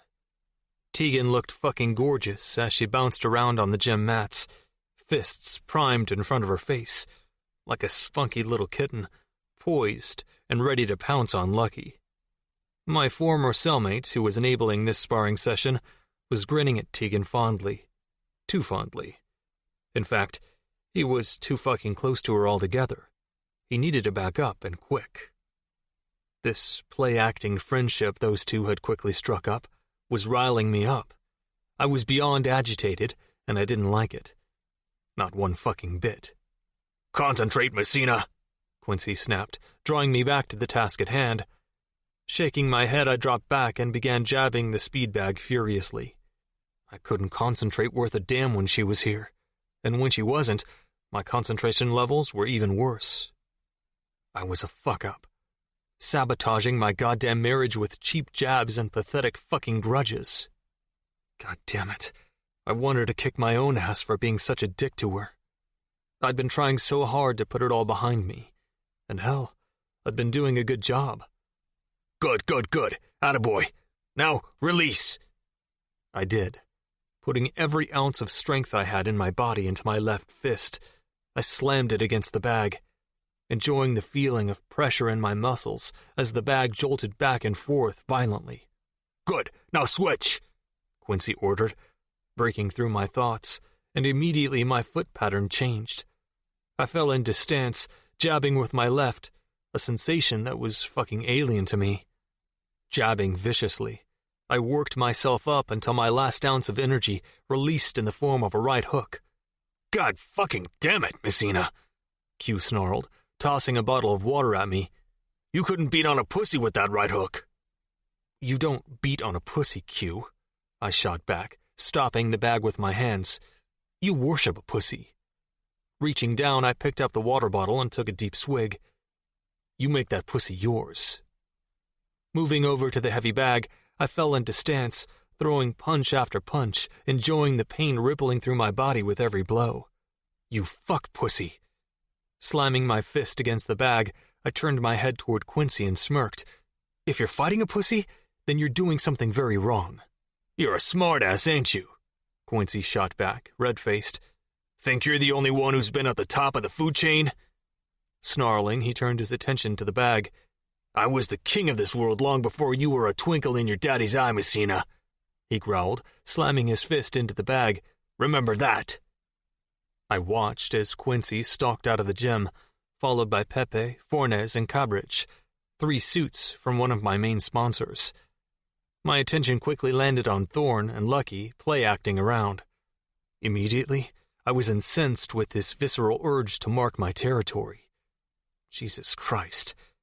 My feet were moving toward her before my brain could catch up. That wife of yours is like a miniature ninja, Lucky chuckled as he dodged Tegan's flying fists. Can you give us... I let my words trail off as Lucky nodded, quickly getting my drift. Okay, time out, Blondie, he called out to Tegan. Holding his hands up, he slowly backed away from us. I need a smoke. Can we talk? I asked, turning my attention on Thorn when Lucky was out of earshot. I needed to fix this somehow. I just wasn't sure how. Nope, Thorn huffed. I'm busy. Doing what?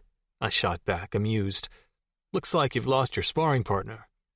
Keep on walking, King Dick, she countered, face red. I've had enough verbal sparring for one day. I'll let you hit me, I offered, feeling like the king of dicks for hurting her. Fine, Tegan growled, turning to face me. I'll spar with you if you promise not to go easy on me. Cocking a brow, I smirked. I don't hit girls, baby. Let's go, Messina, she growled, holding her fists up, all fucking wrong, as she danced around the mat. Hit me with your best shot. I stood with my hands on my hips and a shit-eating grin on my face as I watched my little Thorn stalk me, pouncing at me like a playful kitten, and then skipping a few feet out of my reach, concentration etched on her pretty face. Careful, I teased, blocking one of her jabs with the palm of my hand. You don't want to break a nail. Tegan's face reddened in frustration, and I let her pound me. I'm going to KO your ass, she hissed, throwing her fists wildly toward my midsection. I considered it foreplay for later when I would return the favor and pound into her. Stepping closer, Tegan faltered when I reached out and clenched her hip with one hand. Hooking my foot under hers, I toppled her with one clean sweep. She hit the mat with a thud, with me landing on top of her. If you were a gentleman, you'd let me beat you, she groaned, eyes closed, as she lay on her back on the mat. I thought you said I wasn't supposed to take it easy on you. Straddling Tegan's hips, I pinned her arms above her head and smiled. And whatever gave you the impression that I was a gentleman? Her sweat, glistened chest was rising and falling quickly, causing me all sorts of problems. Lowering my face to hers, I pulled her swollen bottom lip into my mouth and sucked. You ache is so odd, she growled, struggling to speak. The worst kind of old age. Chuckling, I released her lip and claimed the soft skin on her neck that was covering her hammering pulse. Road rage? I teased. We're in a gym, Thorn. And now you're laughing at me and making me even madder, she moaned. Perfect. Thanks for that, asshole. I'm sorry, I confessed guiltily. Tegan tensed beneath me. Pressing a soft kiss to her skin, I tucked my face into her neck and sighed. About earlier. About everything. Don't do it again, Noah, she whispered. Sighing heavily, she wrapped her glove-covered hands around my neck. I'm tired of having my past thrown in my face. A sudden shadow fell over us, followed by the sound of someone clearing their throat. Are you going to get some actual training done today, Noah? Tommy asked, annoyance evident in his tone as he glared down at us. Don't make me ban her from the gym, because I will. I bet you'd love that, Tegan muttered under her breath, eyes narrowed on Tommy. Slapping her hands against my chest, Tegan pushed against me and said, I'm going to go back to the hotel. I'll see you after training. Reluctantly, I rolled off Tegan and let her up. I remained on the mats, watching until she had stalked out of the gym, followed closely by Lewis. Was that necessary? I asked, climbing to my feet. She's screwing with your form, Noah, Tommy shot back, unapologetically. You've been missing training sessions. The ones you show up to, you're constantly distracted. You have a fight tomorrow, man. Shaking his head, he added, If you don't start getting your head in the game, Conroy is going to hand your ass to you. The only person who's gonna get his ass handed to him is you, if you don't start being nicer to her. I had enough problems without having to worry about this crap. He was convinced she would be the prime ingredient in my downfall. Either way, I wasn't giving her up again. I loved her harder than I knew what to do with. Everything and everyone she knows is on the other side of the Atlantic Ocean, and you need to start being a little more welcoming. I am being nice to her, Tommy shot back with a glare. Nicer than she deserves after all the shit she's pulled on you. Be nicer, I warned him. I mean it. Tegan is my wife. I won't have you disrespect her. We'll see how long that lasts, Tommy muttered under his breath. Don't make me choose, I snarled, before turning my back on my best friend. You won't win. Chapter 17. Noah. "There is something very wrong with you," Lucky drawled as he leaned with his back against the bar, whiskey tumbler in his hand. "Seriously, you're an asshole." He didn't have to tell me what I already knew. "I fucked up earlier," I admitted, knowing full well what Lucky was talking about. My stupid fucking comment to Tegan in the gym. He'd heard it, and he was letting me know that he wasn't impressed. "So you did," Lucky mused, pressing a bottle to his lips. "So you continue to do." Ordering 2 glasses of whiskey from the bartender, Lucky pushed one toward me. "Keep fucking up, and you'll be sleeping on your own." Picking up his tumbler, he tossed that amber liquid down his throat before setting the glass back down. "Permanently." "I'm trying," I said, in a warning tone not to push me.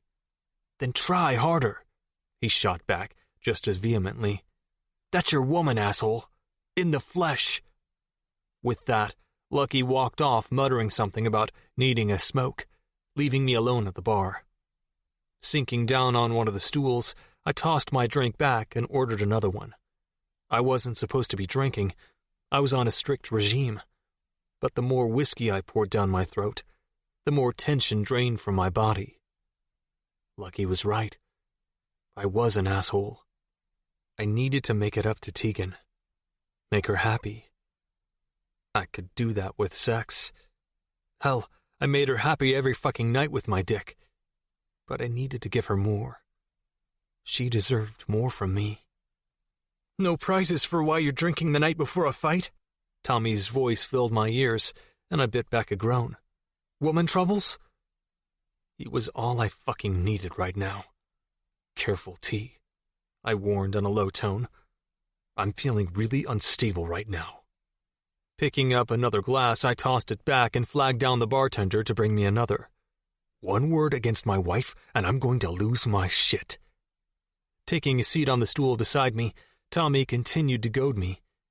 "You're slacking in the gym, Noah. You're distracted, and your form is weakening. Gaps are opening in your defenses. We've all noticed." Standing up, I knocked back another drink. "Shut the fuck up, T." Stepping around my bar stool, I walked over to my oldest friend and said, "Let's not pretend this intervention has anything to do with my form." He didn't even try to deny the fact that this conversation had nothing to do with my fighting and everything to do with my marriage. Holding on to my temper by the skin of my teeth, I leaned into Tommy's face and said, "If you can't respect my wife, then you have no business working for me." "Noah." I was done. Turning around, I stalked out of the bar and headed straight for the elevators. Slamming my hand down on the keypad, I stepped inside and continued up to the top floor of the hotel. I spent a good 5 minutes standing outside our suite, calming myself down before going inside. Lewis, head of security, was outside standing guard, and right about now he was the only one doing what he was fucking paid to do. When I found my wife, she was sitting cross-legged in the middle of our bed with her acoustic guitar resting on her lap. With her eyes closed, Tegan strummed her fingers against the strings as she sang her own version of Banks' Beggin' for Thread. Her throaty tone set alight every nerve in my body. The words wrapped around my heart like ivy. I could listen to her sing for the rest of my life and never grow tired. "I forget I'm not there anymore," I blurted out when Thorn had finished her song. Her eyes sprang open in surprise. "God, Noah," she breathed, sagging against her guitar. "You almost gave me a heart attack." I meant in prison, or in a ring. That was a beautiful song, by the way. I continued to say as I approached her. "Thorn, the way I was brought up, I'm used to being hard, being on guard, being cruel." Sinking down on the edge of the bed, I sighed heavily. "But with you, everything's different." Frowning, Tegan set her guitar down on the bed before crawling over to where I was sitting. "Noah, what's going on?" "Throwing the past in your face earlier." I dropped my head in shame. It was shitty of me. My shoulders sagged. I don't know why I did it. "Oh, that?" Tegan waved her hand in the air like it was nothing. "No biggie." Waggling her perfectly shaped eyebrows, Tegan fell onto her back and patted the mattress beside her, winking suggestively. If you're feeling bad about it, I know several ways you can make it up to me. Be serious, I shot back, feeling too guilty to joke around. You were upset. She shrugged. And now I'm over it. Biting down on her bottom lip, she purred, Last chance, machine. You're so lovable. Tossing myself onto my back, I lay down beside my wife and turned my face to hers. Do you know that? I never had a fighting chance with you, did I? No, it's okay. Reaching down, Tegan took my hand in hers, entwining our fingers. I'm not leaving again. I'd been a dick, and she was reassuring me, understanding me. Christ, this woman never ceased to amaze me. Let's go out. What? Excitement sparkled in her hazel eyes. Where would we go? Wherever you want, I shot back with a smirk, desperate to please her. Just the two of us. Spending time alone together was something I knew we both desperately needed. Okay, Tegan squealed, leaping onto her knees in a move that would have made a ninja envious. The latest Jurassic Park movie is out. We could go see it. I nodded. Sounds good. Okay then. Pressing a quick kiss to my lips, she leapt off the bed like a woman on a mission. Racing over to her purse that was resting on the back of a chair, Tegan dug inside it and retrieved her phone. Let's see. She scrolled through her phone for a few minutes before saying, There's a showing at 9 at the theater 3 blocks from here. Tegan's phone suddenly began to ring in her hands. Frowning, she wiped her finger across the screen and placed it to her ear. Hope? What's up? Hope? Hello? What's up? I asked, sitting up. Tegan shook her head in confusion. She must have called me by accident. Oh my God. Slamming her phone against her chest, Tegan ran over to where I was sitting and turned on her loudspeaker. Immediately, the sound of Jordan and Hope's voices filled the room.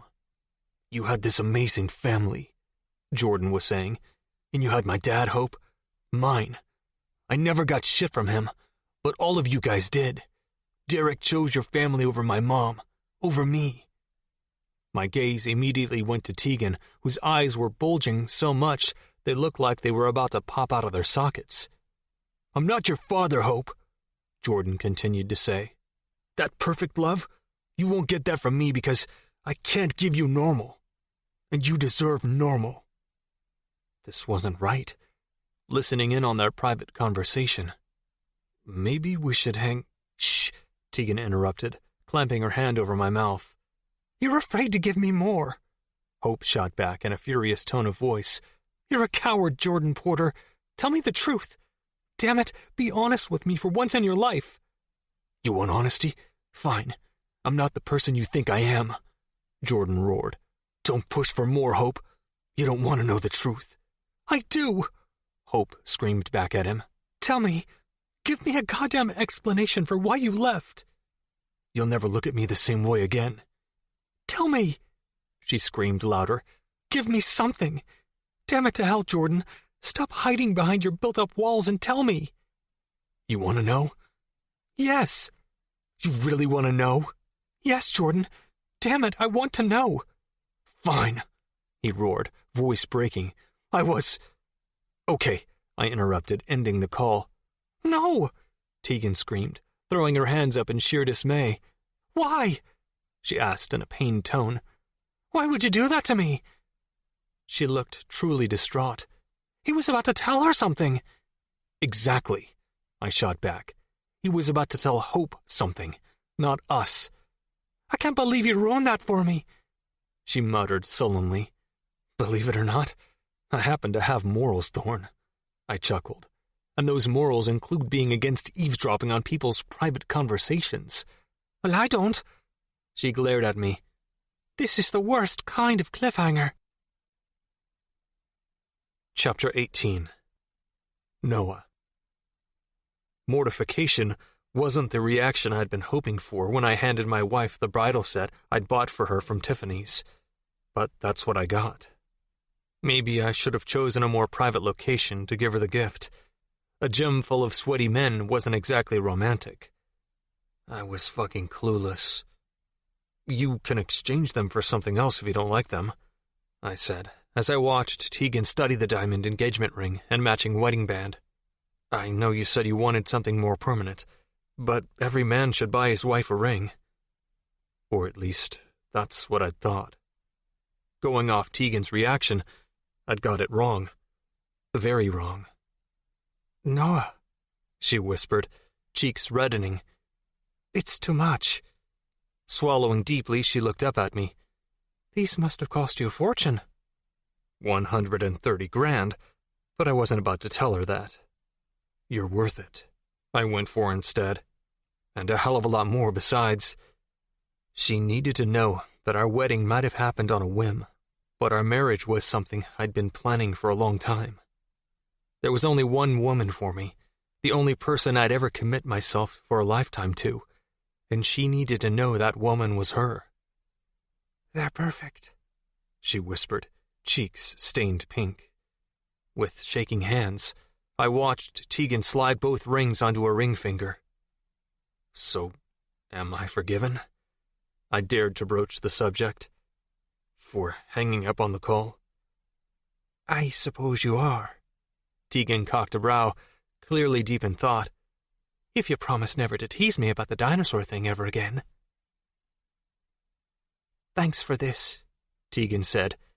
She had taken a seat in the back row of the theater, and I had handed her the bucket of popcorn she'd demanded. It means a lot, she continued to say with her mouth full of popcorn. It's fine, Thorn. Guilt swarmed inside me as I took my seat beside my wife. She shouldn't have to thank me for taking her to the goddamn movies. It was something I should be doing on a regular basis. Reaching my arm around her slim shoulders, I pulled her close. I've heard good things about this one, she said, snuggling into my side. Tegan continued to ramble on throughout the entire movie, and my mind continued to torment me with images of her with that prick. I need to leave, Tegan blurted out toward the end of the movie, startling the shit out of me. Why? What's up?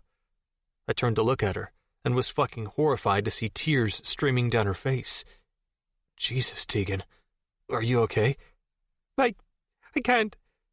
Blubbering, she wiped her nose with a tissue I hadn't realized she'd been holding, and shuddered. They killed him, Noah. Yeah. Confused, I looked back at the screen to see if I was missing something. Nope, I wasn't. Thorn. He was the bad guy, baby. It's just so sad. She sobbed into the tissue. I didn't want him to die. I racked my brain. The guy just killed millions of innocents. Was she kidding? You didn't want him to die? Don't make me feel bad for it, she wailed, jerking out of her seat. Smothering my laughter, I dragged my thoughts back to the present and nodded. Consider it done. What you got there, man? Tommy said when he came to stand beside me, eyes locked on Tegan's hand. Nothing, Tegan was quick to reply. Frowning in confusion, I watched as she tucked her hands behind her back. Letting out a whistle, Tommy reached out and grabbed Tegan's hand. You better win your next 3 fights if you want to break even after buying that. I didn't ask him to buy it, Tegan hissed, looking up at Tommy like she'd done something illegal. What?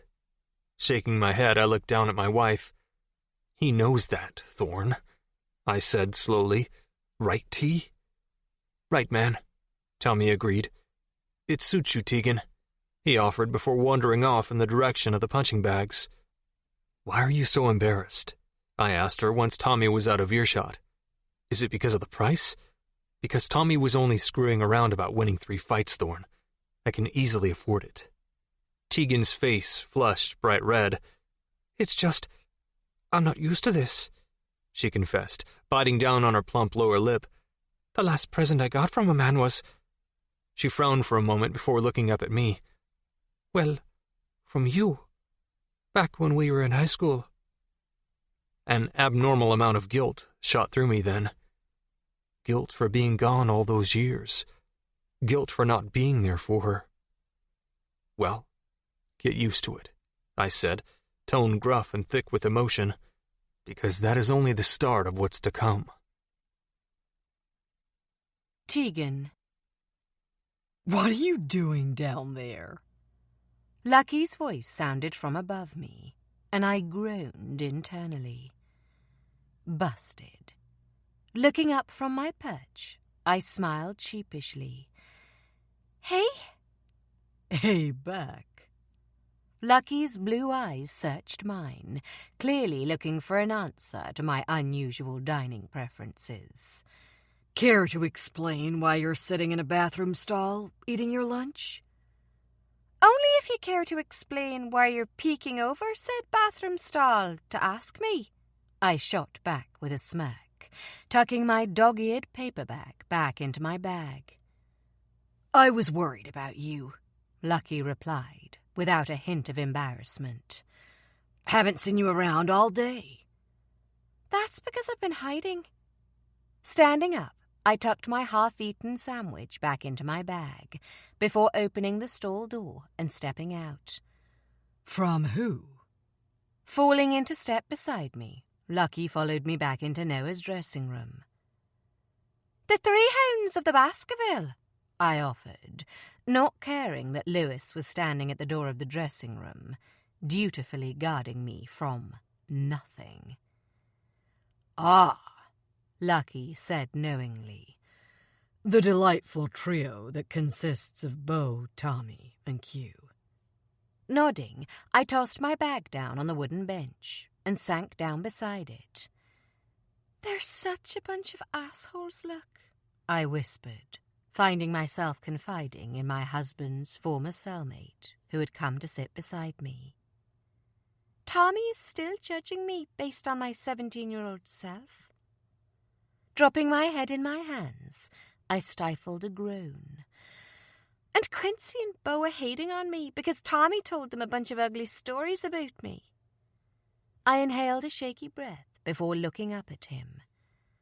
I'm not that girl from high school who goes around breaking guitars off her boyfriend's head or destroys his car with paint anymore. Wait, Lucky interrupted, holding his hand up. You broke a guitar off Noah's head. When I nodded, Lucky burst out laughing. Badass, Teeks. Bad fucking ass. Shame crept through me at the memory. I did worse than that, I admitted. A lot worse. Lucky was quiet for a long moment before he said, People change, Tegan. Yeah, they do.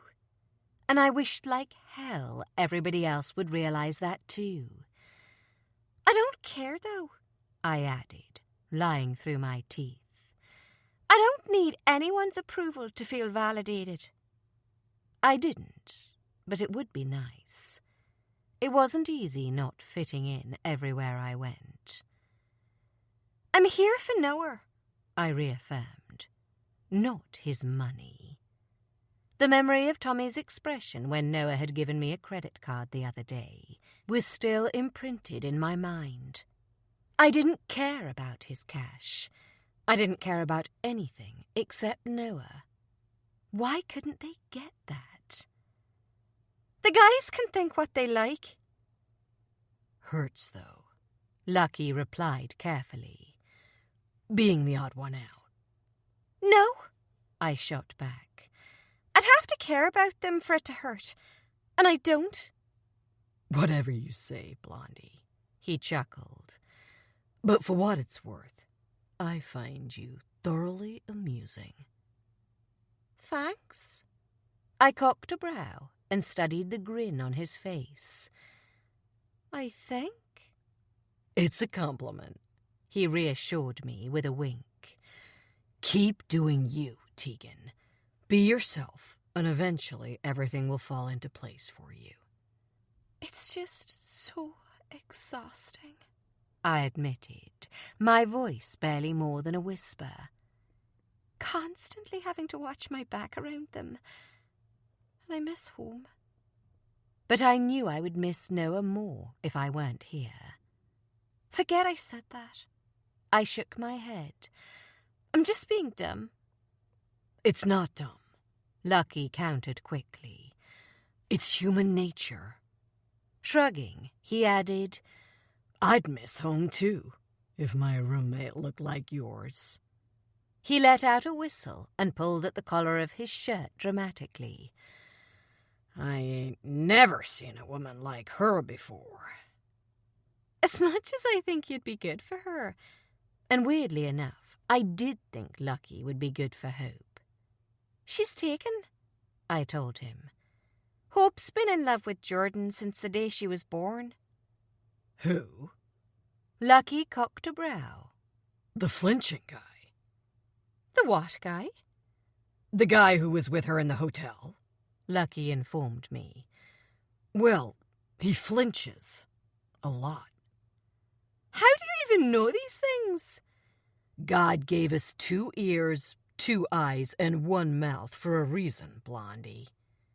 I rolled my eyes, which caused Lucky to laugh. You don't agree? Lucky, all I know is that I don't fit in here. That was the understatement of the century. 1 month on tour, and it was safe to say that I was most definitely the cat amongst the pigeons. Or in my case, the pigeon amongst the cats. That makes 2 of us. Lucky's response caused me to turn and frown at him. What? He chuckled. Do you honestly think they want his former cellmate on tour with them? Lucky cocked a brow and grinned. Teagues, you may be the Scarlet Woman, but I'm Noah's white trash homeboy. White trash homeboy? That brought a smile to my lips. You do realise that from now on, every time I look at you, the words of the Offspring's Pretty Fly for a White Guy will be playing in my head? Do you want to know a secret? Lucky teased, his blue eyes dancing with mischief. Always, I shot back, shifting closer so Lewis didn't overhear us. Okay, but you can't tell anyone, he added, tone suddenly serious. I won't. Cupping his hands around his mouth, Lucky leaned toward my ear and whispered, I had that CD when I was a kid. You dick! Shaking my head, I poked him in the side with my elbow. I thought you were going to actually tell me something real. It was a real CD, he shot back innocently. A good one, too. Something real about your life, Luck, I grumbled. There's really not much to tell, Lucky said after a pause. I was just your stereotypical good guy. I did good things for people. I got good grades. He stared straight ahead as he spoke, jaw clenched. And then bad came into my life. And bad took all the good away. I didn't know what to say. Noah had told me what had happened to Lucky's girlfriend, but I didn't want to bring it up until Lucky told me personally. He was hurting. I could see the pain in his eyes, the unresolved anger and silent rage. My God, Lucky was hurting so bad inside. So in typical Tegan fashion, I said the first thing that came to my mind in a bid to cheer him up. I'm allergic to latex. You're allergic to latex? Lucky deadpanned. Yep, I nodded. How does that even happen? Oh, it happens, I replied solemnly. And it's no joke. With that, I began to animatedly recall the first time I realized my aversion to the proteins inside latex rubber. Noah and I had been sleeping in my room, and I'd woken up 15 minutes ago, feeling like someone had doused my vagina in gasoline and set me on fire. Jesus Christ, it burns! I howled as I stood in the bathtub in the upstairs bathroom of Uncle Max's house, with the shower nozzle directed towards my thighs. What did you do to me? Nothing, I swear. Noah shot back in a hushed voice, pleading his innocence as he drew back the shower curtain. Keep your voice down, he added. Your uncle is right down the hall. Noah wasn't supposed to be in my house, let alone in my bathroom with me naked. But I didn't care about that right now. All I cared about in this moment was the fact that my vagina was killing me.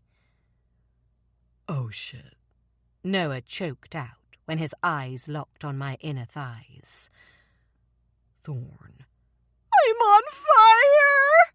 I wept, keeping a continual, steady flow of ice-cold water on my area. Noah, make it stop, please! Running a hand through his hair in despair, Noah leapt into the tub in his boxer shorts. Dropping to his knees at my feet, he began to blow, and not in a sexy way. God, baby, your skin is blistering. Why is this happening to me? I cried out, grimacing in agony. I don't know, Noah shrieked back. I don't... The bathroom door slammed inward so hard that it knocked against the opposite wall. And in walked my uncle. Oh, my God! I screamed out, grabbing at the shower curtain. Get out!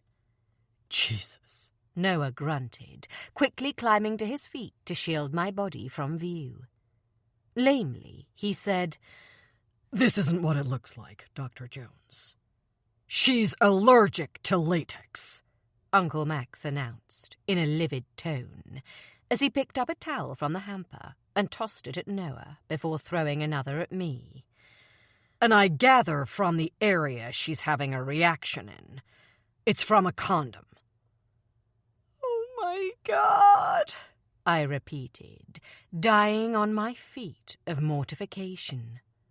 I didn't know, Noah shot back, horrified. He turned to look at me. I didn't know, Thorn. I'm going downstairs to get some antihistamines for my niece, Max said in a deathly cold tone of voice, before turning his back on us. If I find you still here when I get back, I'll have you arrested for trespassing. I don't know what's more disturbing about this picture, Lucky chuckled when I finished giving him a rundown. Noah trying to blow on you, your uncle walking in on you two, or the fact that you just told me all of that in vivid detail. I grinned. I tend to be over-divulging of details when I'm around people I trust. He raised a brow. And you trust me? Is there a reason I shouldn't? I countered with a smirk. Lucky shrugged. The rap sheet from my old correctional officer would drum up several reasons not to. Look at me. I raised my left hand in his face. I'm married to Noah Messina. Do you think I care what some stupid rap sheet says? Chapter 19. Tegan. If someone was to ask me to describe my feelings for Quincy Jones, then I would have to tell them this. I hated my husband's coach with every fibre of my being. I loathed him worse than I did the dark, and I wished him a lifetime of uncontrollable bowel movements. Unfortunately for me, hating the man didn't make him disappear. Being nice to him didn't help my cause either. So instead, I tried to ignore him. I ignored his cruel comments and forced myself to hold my tongue when all I wanted to do was go batshit crazy on his dumb ass. Like earlier tonight, for instance, when Noah knocked Dimitri Malloy out in the first round. Instead of actually being happy for his protégé, Quincy had chewed Noah up for not giving the crowd a better fight. And then, when we'd arrived at the casino-styled nightclub to celebrate Noah's victory, Quincy had hissed the words, "Sit down, look pretty, and keep that smart mouth of yours shut," in my ear before dragging my husband off to mingle, leaving me all alone with Dick 1 and 3. Sipping on my glass of Chardonnay, I pretended Tommy's and Beau's stares and dirty looks weren't affecting me, when in truth they were making me feel all of 2 feet tall. I knew what they said about me behind my back, and to my face. I knew they wanted me off this tour. The only thing I wasn't sure of was the lengths they were prepared to go to in order to make that happen. "Do you have a drinking problem?" Beau asked as he studied my almost completely drained glass. "That would be her father," Tommy offered up. "Did you know that alcoholism is an inherited gene?" Beau taunted. "A genetic defect, a mutation of sorts that is passed down." Shrugging, he added, "Maybe you should get yourself tested." "Maybe you two should get yourselves a hobby," I shot back, forcing my features to remain impassive, even though I was breaking inside. That way, you wouldn't have so much time on your hands to worry about my family genetics. Standing up with as much dignity as I could muster, I placed my glass down on the table and walked away from them before I caved and showed them how much their words had hurt. Slipping through the crowd, I didn't stop walking until I was inside the ladies' bathroom, with a stall door barricading me from the rest of the world. Lowering the lid of the toilet, I sank down and dropped my head in my hands. Even though I was mentally ordering myself not to cry, traitorous tears continued to fill my eyes. I wasn't sure if I could take much more of this. I loved Noah.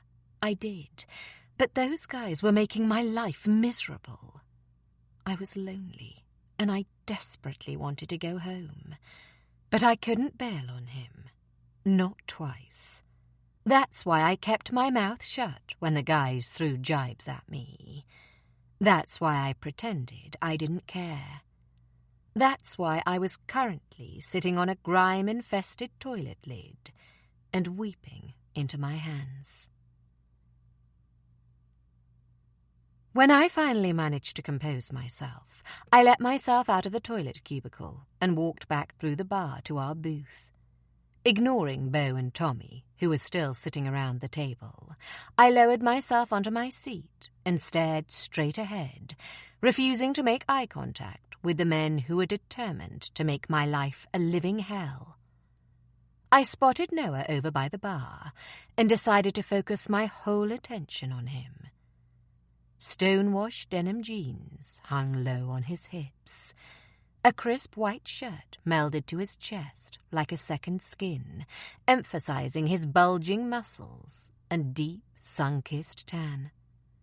His black hair was wet, ruffled, and as per usual, standing on the top of his head in that sexy, natural way.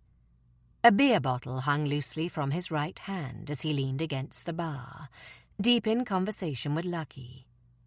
Rolling his shoulders, Noah twisted his head from side to side as he spoke to the man beside him, obviously loosening up from his fight earlier on tonight. My mouth ran dry as I coveted him from my perch. It didn't pass my attention that every female in the bar was gawking at my husband. Knowing that all these women wanted him, and he was going to bed with me tonight, was one hell of an ego boost. Every once in a while he took a sip from the bottle, and when he did, my eyes immediately went to his throat. Watching his Adam's apple bob as he swallowed caused the muscles deep in my groin to tighten and flex. Lucky said something then, something funny, and Noah threw his head back and laughed. It was a rare sight, and I felt oddly jealous that I wasn't the one making him laugh. Guilt churned inside me as I studied his handsome profile. how could I even contemplate leaving him again? As if he felt my gaze on him, Noah turned around. His eyes roamed across the bar as if he was seeking me out, and when he found me, his gaze was so intense, his brown eyes penetrating me, owning me with a single glance. He was choosing me with his eyes, claiming me with his smile, and owning me by just breathing. It was in that moment I realized something. It didn't matter how much we hurt each other, or how badly we fought. I was his beater, and he was mine. Our love was permanent and unfaltering. It was so strange how Noah had forced his way into my world at 17. And just like that, my internal arrow had switched. Without my permission, my heart had directed itself toward Noah Messina. My soul had unanimously claimed his soul as its mate, and wherever he would go from that point on, I was sure to follow, regardless of common sense, heedless of the consequences. Turning his back on his friend, Noah prowled toward me, and my toes curled in nervous anticipation. The way he bit down on his bottom lip caused my skin to tingle all over. "Thorn," he acknowledged in a deep, gruff tone when he reached me. His dark eyes flickered with heat, just like his infamous temper. Except it wasn't anger I saw in his eyes tonight. It was concern. Snapping out of my lust-induced trance, I forced a smile. "No," I replied, a little breathless. His eyes were locked on my face, and I couldn't look away. Sitting down beside me, so close that I had to twist around to face him, Noah leaned into my ear and whispered, "You good, Thorn?" His voice held a tint of uncertainty, though he hid it well. "I'm good, Noah," I replied, not taking my eyes off him. "You?" He took a swig from his bottle before setting it down in front of him. "Tired," he admitted gruffly. Leaning back in the seat, Noah turned his body to face me, giving me his full attention. "I could sleep for a year, and it wouldn't be enough." He studied my face with dark, perceptive eyes. "What's wrong?" "Everything." "Nothing," I lied, forcing a smile. Twiddling my thumbs, I struggled to find something to say that wasn't going to ruin this rare moment of peace between us. "I'm in." His dark brown eyes softened. "I know, Thorn. Me too."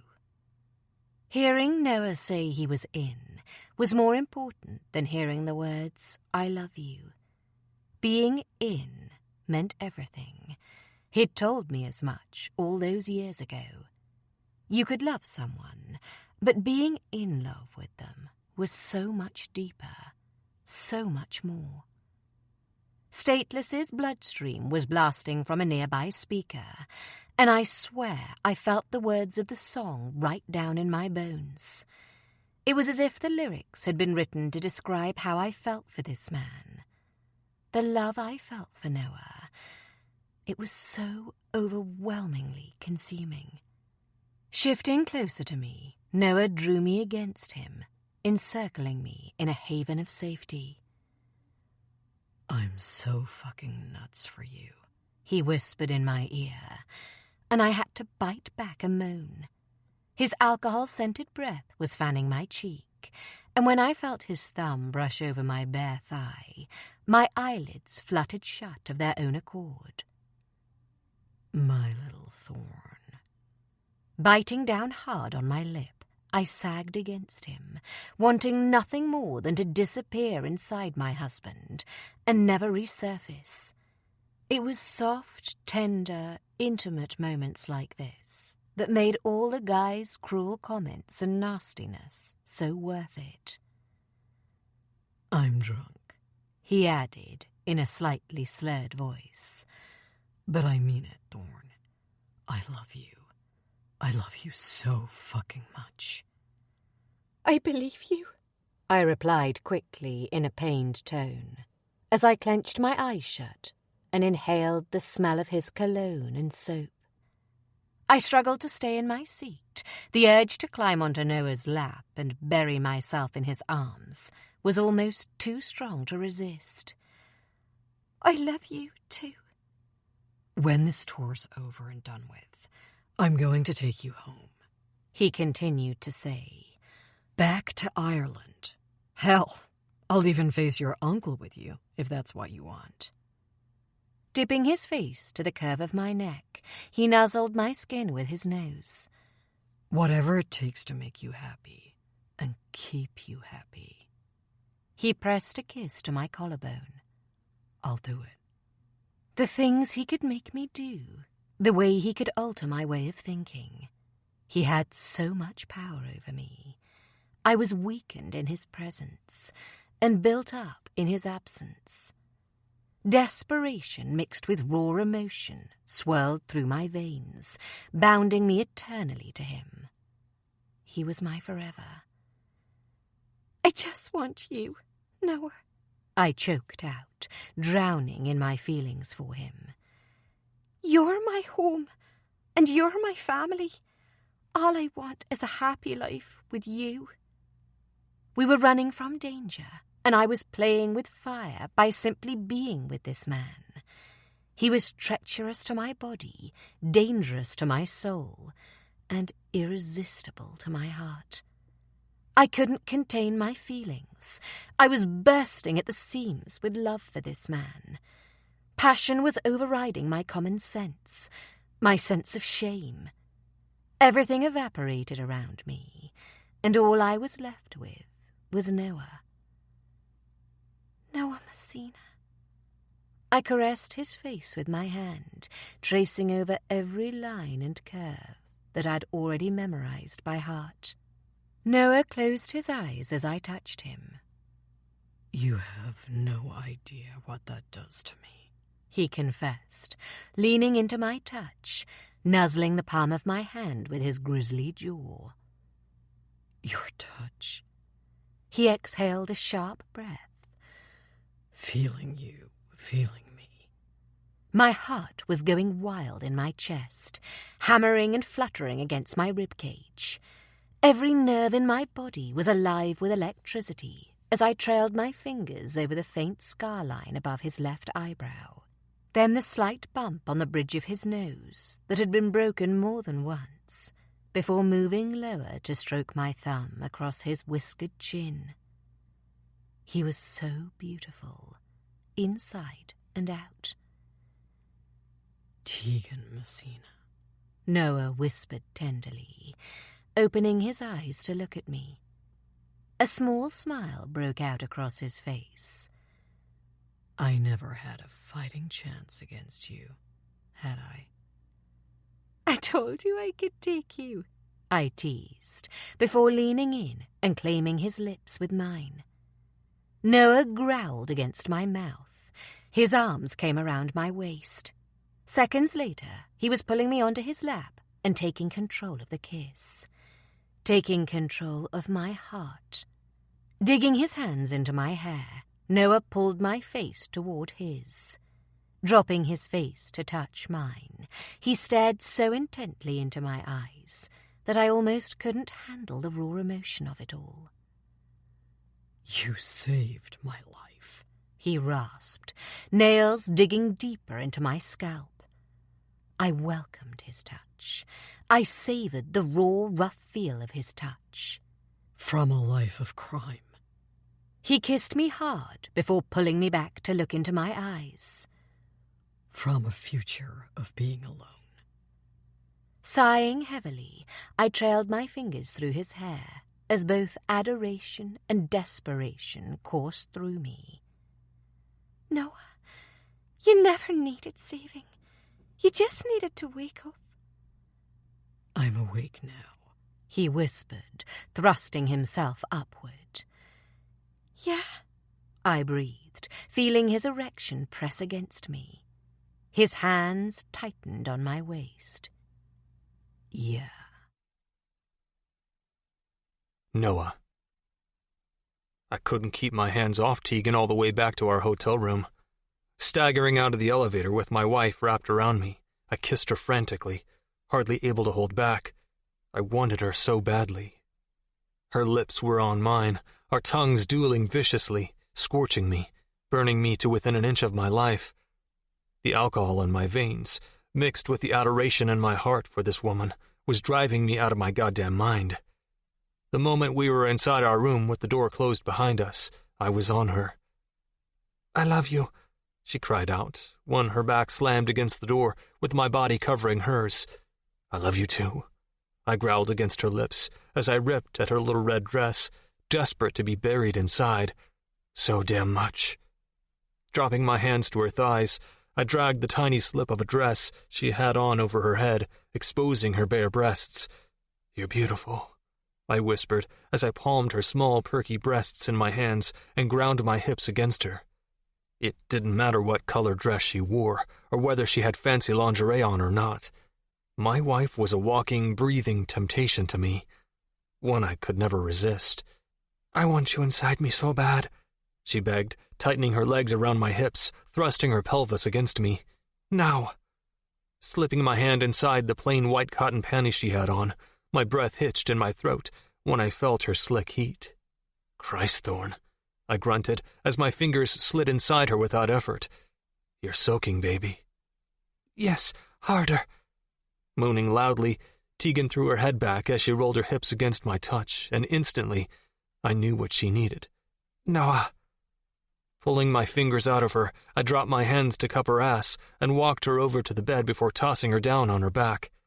Ripping her panties from her body, I spread her eagle on the bed before dropping to my knees between her legs.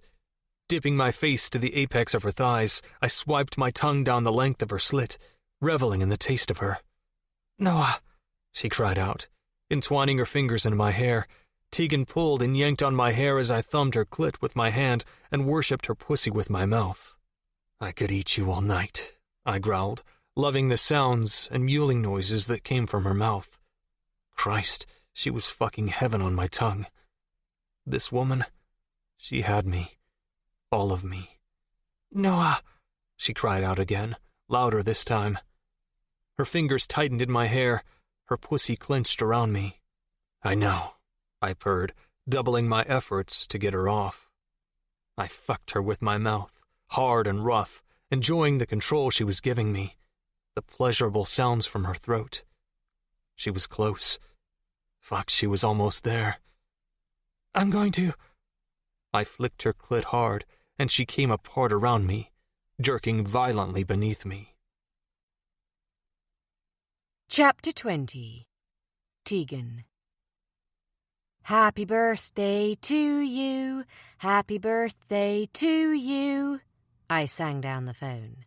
"Happy birthday, best buddy, happy birthday to you." "Thanks," Hope replied sadly. "It's not the same without you here, though." I know. Hope and I had celebrated our last 8 birthdays together. Being on opposite sides of the Atlantic Ocean for her 26th one felt all wrong.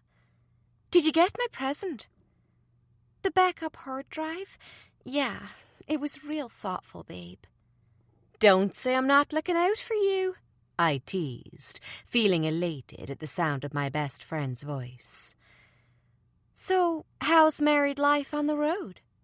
I glanced across the table at Lewis, who was sitting opposite me, and then down at my plate. "It's lonely, isolating, nothing like what I thought it would be." "Different." I looked around at my surroundings, and then down at myself. I was sitting in the restaurant of the latest swanky hotel we were staying in. Noah was working out at the gym down the street, and, as usual, I was alone. It wasn't exactly the vision I'd anticipated when I'd left Ireland with Noah 2 months ago. It's definitely different." "Good different?" Hope asked, letting her voice trail off. I could hear the concern in her voice. "It's good when I'm with Noah," I filled in brightly. But those moments were far and few between. "And how often is that?" Hope countered observantly. "He's a busy man," I replied defensively. Because of his crazy work schedule, I hardly spent any time with Noah. In the 10 weeks that we'd been on the road, I'd discovered that the life of an MFA fighter's wife was a lonely one. When we were together at night, everything felt right for a little while. It was the only time we were completely alone. But then we woke up, and it was back to training and travelling.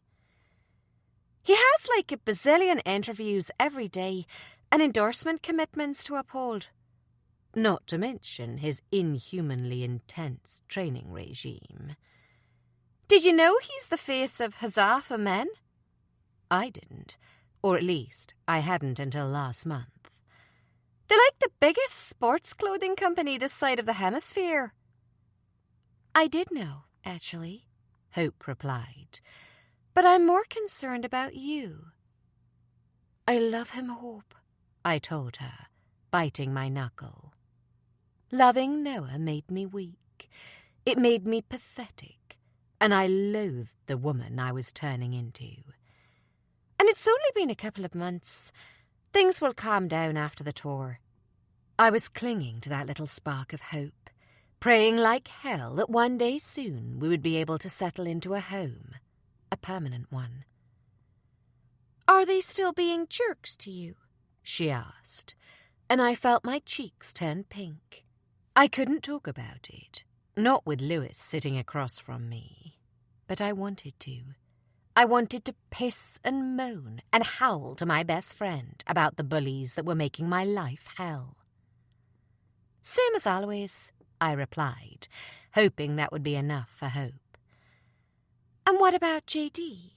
she asked. "Any more delightful bullets on pillows?" "Hardly." I mentally sagged in relief. "We haven't gotten as much as a whiff from JD the Troll. And long may it last. It's been blissfully quiet on the JD frontier." "Thank God," Hope said with a sigh of relief. "I'm worried about you, Teagues." "I'm safe," I assured her, feeling a stinging sensation in my eyes. "But I'm missing my best friend like crazy." This was only the second phone call we'd had since I left Ireland in March. We texted and emailed each other, but it wasn't the same. I missed her. Hell, I missed Uncle Max, even though he was a stubborn jackass. I missed Sean. The people I'd spent the last 7 years of my life with were gone. I was surrounded by strangers who hated me, and a man most women would cut my eyes out to have. "Ditto," she chuckled, though it sounded more like a broken sob. "We don't talk enough anymore." "So," I said, daring to broach the topic, "how's Jordan? Is he being nice to you?" I knew he was still in Ireland. She had said as much in her last super vague email. "He's not like I remember," she finally replied after a long pause. "He's changed, Tegan.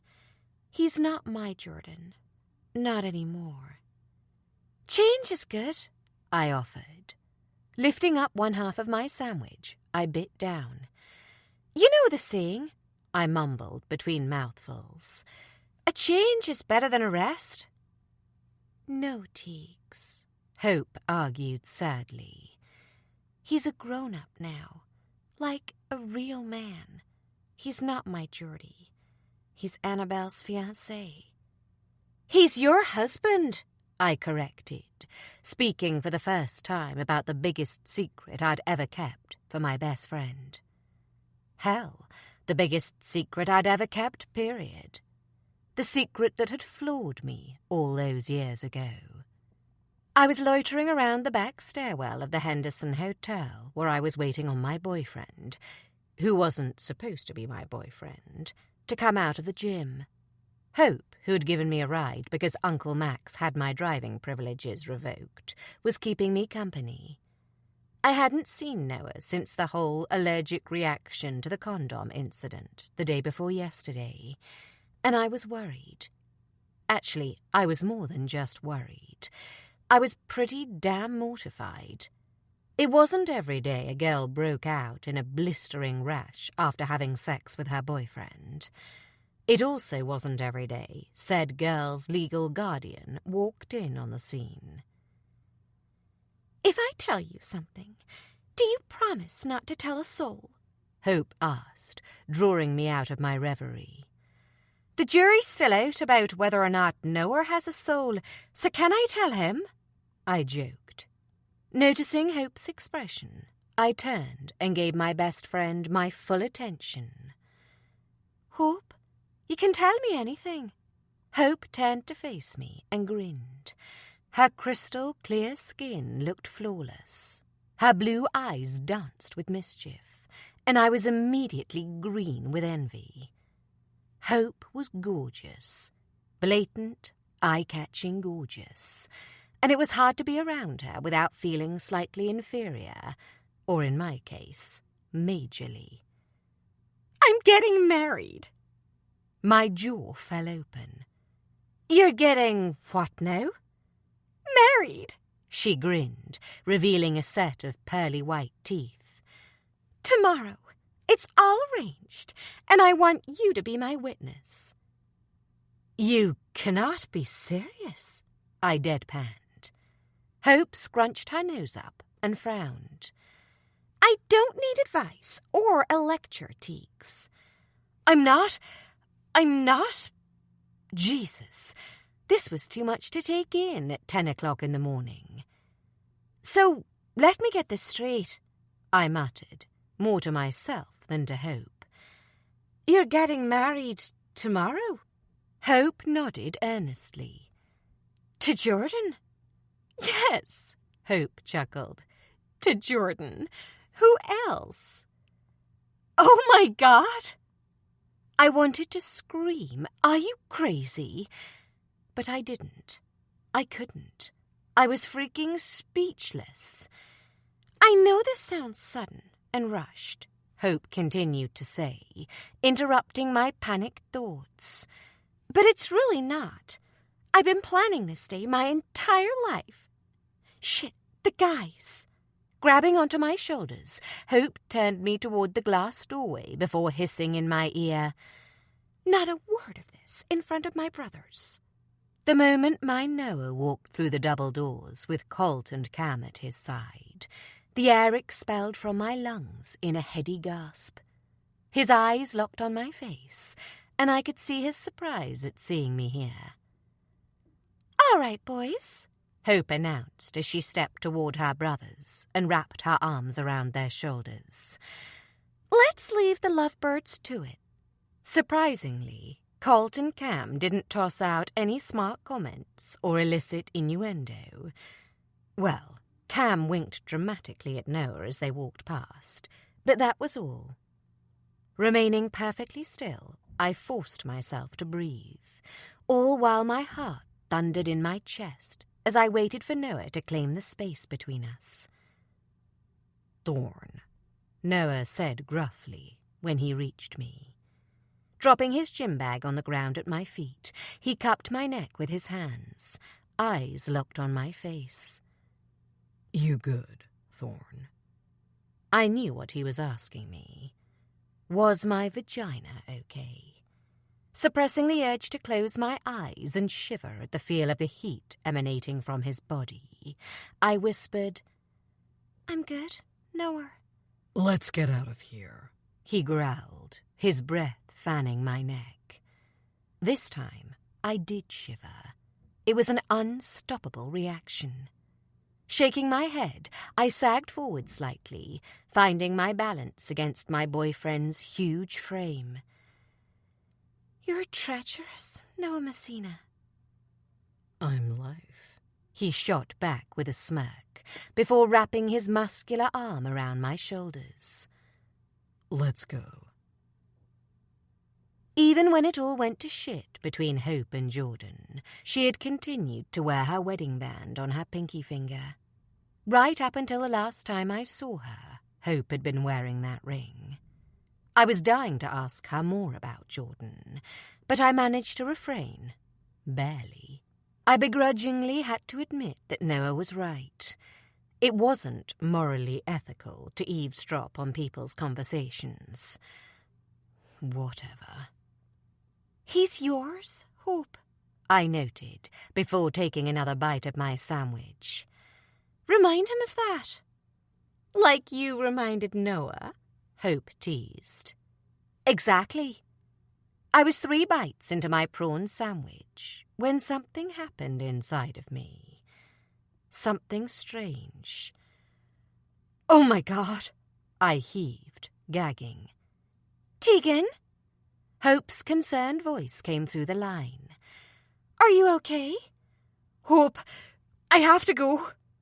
Tossing my phone down, I clamped my mouth shut and froze in my seat, unbreathing, as a huge wave of nausea washed through me. Lewis, who up until this moment had been dutifully ignoring me, cocked a brow. Are you well, Tegan? Was I? I didn't think so. Swallowing the piece of fish in my mouth, I inhaled a slow breath, but that only made the queasiness worse. Speaking was a really bad idea. Dropping the remaining piece of my sandwich onto my plate, I covered my mouth with my hand and sprang out of my seat.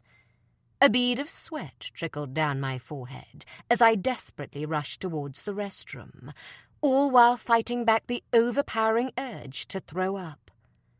I could hear Lewis calling my name from somewhere behind me, but I didn't dare stop or attempt to answer him. I didn't have to look back to know that he was following me. The man shadowed me everywhere, and I guessed Noah paid him a pretty penny to do so. I had no idea why my body had decided to turn on me like a traitorous bitch, but right now I couldn't think too much about it. I was a woman on a mission, and that mission was finding an outlet for my regurgitated prawn sandwich, and fast. Barreling my way through the holy grail of a door with the symbol of a woman on it, I sprinted into a cubicle and dropped to my knees just as the contents of my stomach decided to make a dramatic exit from my mouth. Noah. Watching Tegan suffer through 4 days of food poisoning was fucking torture. Knowing there wasn't a damn thing I could do to make her feel better made it even worse. Even now, as I swam lengths in the hotel pool with Lucky, all I wanted to do was turn around and run back upstairs to check on her. I was fully aware that these things had to run their course, but it didn't make it any easier. "How's Blondie today?" Lucky asked me when I stopped to catch my breath beside him. "Still sick?" "It's fucking awful, man," I growled, thinking of my wife thrown over the toilet in pain. I didn't like feeling helpless. It was a feeling that sure as shit didn't sit well with me. "She's so small, you know." Shaking my head, I removed my swimming cap and tossed it away. "I swear she's lost 10 pounds since Sunday." I climbed out of the pool and waited for Lucky to join me before heading over to the hot tub. "She's just about keeping water and crackers down now." "She'll be okay, man," he assured me, climbing into the hot tub. "Remember that time I got food poisoning after eating that hot dog?" He shuddered. "It was 2 damn weeks until I could put one foot in front of the other." "That was prison food, man," I countered gruffly. "I'm surprised either of us made it out of that hole in one piece given the shit they fed us." "Isn't that the truth?" Lucky agreed solemnly. "By the way, I might need to go away for a few weeks next month." "Really?" I turned and looked at him. "Where?" "It's... Haley's anniversary is coming up." Lucky rubbed his face with his hand and sighed. "It'll be my first one out of prison." "Sure, man," I choked out, not knowing what else to say. "Take as long as you need." Here I was, complaining about Tegan having food poisoning, when Lucky's girl was 6 feet under. I was an insensitive asshole. Chapter 21. Tegan. So good. I mumbled around my burger as I tucked into the delicious meat and seasoning, groaning in delight when the mayonnaise hit my tongue, sending a riveting attack of flavors through me. By the time I'd reached the hotel restaurant, I discovered they had already finished serving dinner, so I headed to the front bar instead. Not bothering to scope out the menu, I'd chosen a burger and fries. Not the healthiest of options, but after almost 9 days of crackers and water, I needed some greasy comfort food. I didn't ask Noah if he wanted to join me for dinner. I knew what the answer would be after last time. A predominant no. According to Beau, I was the devil on my husband's shoulder when it came to his diet. According to the rest of his team, with the exception of Lucky, I was just the plain devil. One stinking room service order of junk food in Phoenix, and I wasn't to be trusted with my husband's nutritional requirements anymore. It wasn't like I didn't know what I was doing. I'd trained as a fitness instructor in college. I'd co-owned and managed my own gym, and I was in damn good shape myself. The food thing was just one more black mark to add to a long list of the invisible Tegan isn't good enough for Noah checklist that everyone seemed to have. Sounds it. Lucky, who had decided to join me, replied dryly, drawing me out of my reverie. Don't forget to chew, Blondie, he added with a smirk, before taking a sip from his beer bottle. Lucky, have you ever heard the phrase, sarcasm is the lowest form of wit? I shot back, reaching for a fry. And if wit was shit, you'd be constipated. Grinning, I poked my tongue out and waggled my brows at him. Did you just compare my personality to a bowel movement? He asked, blinking. Well, do you ever stop to think about the words you're planning to say before you actually say them? Okay, I'm pretty fucking confused with this conversation right about now. He shot back with a wolfish grin. Folding my arms, I leaned back in my seat in delight. Good. I aim to please. You know, he teased, leaning across the table toward me. If your goal is to please me with that mouth of yours, then maybe you could lower your aim and apply a little suction. Shrugging his shoulders, he added, Just saying. Ah! I fake gagged and tossed a fry at him. Suck on that, convict. You know I'm only yanking your chain, Teagues. Lucky chuckled, taking my comment on the chin like a real trooper. You know I'd never look at you like that. Yeah, I shot back, rolling my eyes.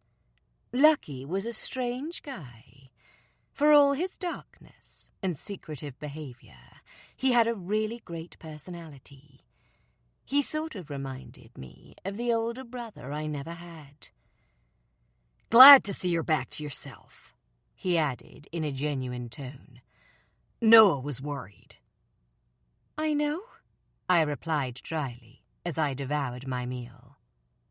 Noah had been like an attention-deprived puppy dog all last week. I'd had food poisoning.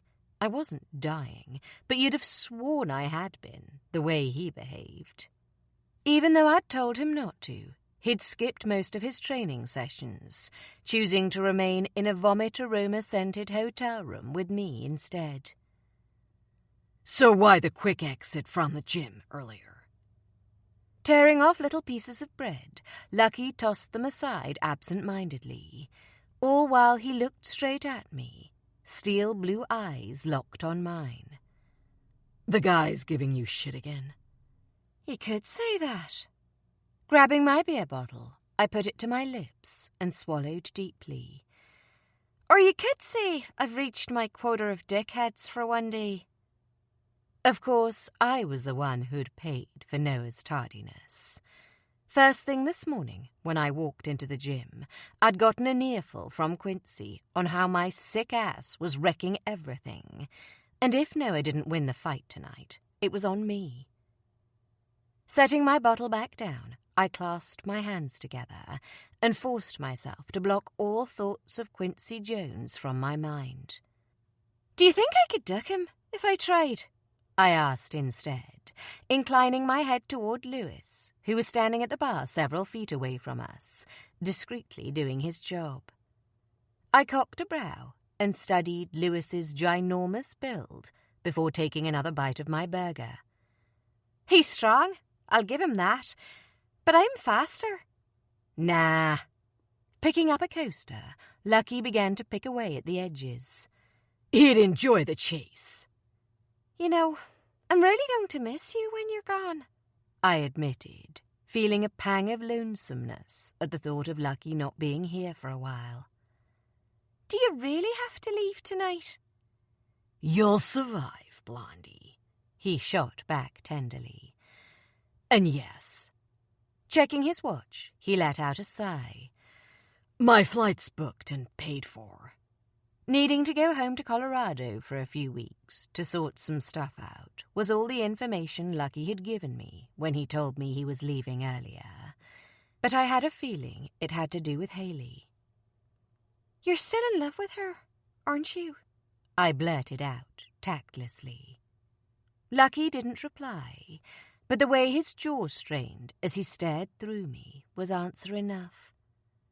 It hurt my heart to think that Lucky was still trapped in the past, loving a woman who had been dead for over a decade, knowing that any future love of his would have to compete with a ghost. "I'm sorry," I whispered guiltily. "Forget it," he said after a moment, voice strained. He cleared his throat before adding, "Are you going to order dessert?" "Is the sky blue?" I shot back with a smirk. "Of course I'm going to order dessert." My words trailed off the second my eyes landed on Noah, who was walking toward our table. He had a beer bottle in one hand and a hotel fob in the other. "Jesus," I breathed, appreciating my husband's appearance as he prowled toward me, freshly showered and dressed in blue jeans and a tight white t-shirt. Noah's voice trickled down my spine like an ice cube when he reached us. "You good, Thorn?" Lowering my beer bottle to rest on my lip, I looked up at him through hooded lashes. "I'm good, Noah." I studied his beautiful face and the sexy stubble sprinkled over his jawline. "How was the gym?" "Okay," Lucky announced, interrupting us. Reluctantly, I tore my eyes away from Noah. "What?" "As much as I'd love to stay and watch you two eyeball fuck each other," Lucky stared pointedly at me first, and then Noah, "I have places to be." "You're leaving tonight?" Noah's tone was full of surprise. "Yep, there's a flight to Denver with my name on it," Lucky shot back, clapping my husband on the shoulder. "I'll see you guys in Vegas at the end of the summer," Lucky added, before he slipped silently away, leaving me alone with my husband. Taking the seat opposite me that Lucky had vacated, Noah picked up the half-torn beer mat and twisted it around between his fingers. He stared hard at me for a long moment. "How are you feeling?" His brows furrowed in concern as his eyes trailed over my body. "You look smaller." "Relax." I pointed to my half-eaten burger and laughed. "A few more of these, and I'll be back to my pre-poisoned self." Picking up a fry, I dipped it in mayo before stuffing it in my mouth. "You need to stop worrying about everything," I added, touched by his concern. "You got a dress for the after-party tonight?" "No," I groaned, suddenly remembering that Noah had an appearance at some high-flyer club after his fight tonight. Shaking my head, I took another swig from my bottle. "Count me out." "Why?" Noah's visible muscles bunched beneath his shirt. Are you still sick? No. God. I'm just tired, Noah. Aside from being sick last week, I was still suffering the repercussions of not getting to bed until 5 every morning for the past few months. I'm not made like you guys. Noah sat forward, placed his bottle down, and rested his elbows on the table, clasping them loosely together. His broad chest stretched the fabric of his T-shirt. Tegan, I know these parties aren't exactly your thing. Cracking his knuckles, he let his words sink in for a moment before continuing. But you're my wife. Your place is with me. The tone of voice he used this time left no room for protest. I want you there with me. I fought the urge to get snotty with his macho attitude, choosing to go down the road of tact instead. To be honest, I'd be happier just staying in the suite tonight. I shrugged, uncomfortable. I'm dizzy and tired, and all I want is my bed. In truth, I felt emotionally drained and physically exhausted. It wasn't easy being on the road with all these men. Noah leaned back in his chair, considering me with a caged expression. Nervously, I took another sip of my drink. This isn't my world, I found myself explaining. Wiping my mouth with the back of my hand, I forced myself to look at him. Mine is filled with green grass, yoga pants, and braless Saturday nights in. And besides, they're coming to see you, Noah, not me. That I was sure of. Most appearances Noah did were filled with overly zealous women. It sickened me. You are me. So if I'm there, you're there too. I rolled my eyes. You know what I mean. No, Thorn, I don't. His tanned, muscular hand reached across the table. Taking my hand in his, Noah stroked my knuckles with his rough, calloused fingers. We're a team.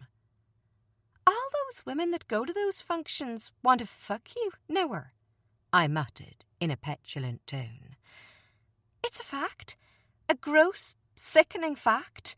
When I don't care to be subjected to every fucking night of the week.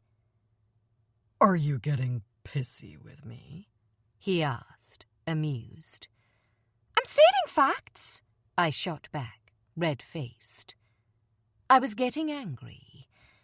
Why was I getting angry? Let's be very clear about some facts, he said, his tone suddenly void of all humor. There will be no fucking of any kind, unless it's me fucking you. I don't want to go, I muttered, appalled and, if I were being honest, a little turned on. I'm not going. And you think I do?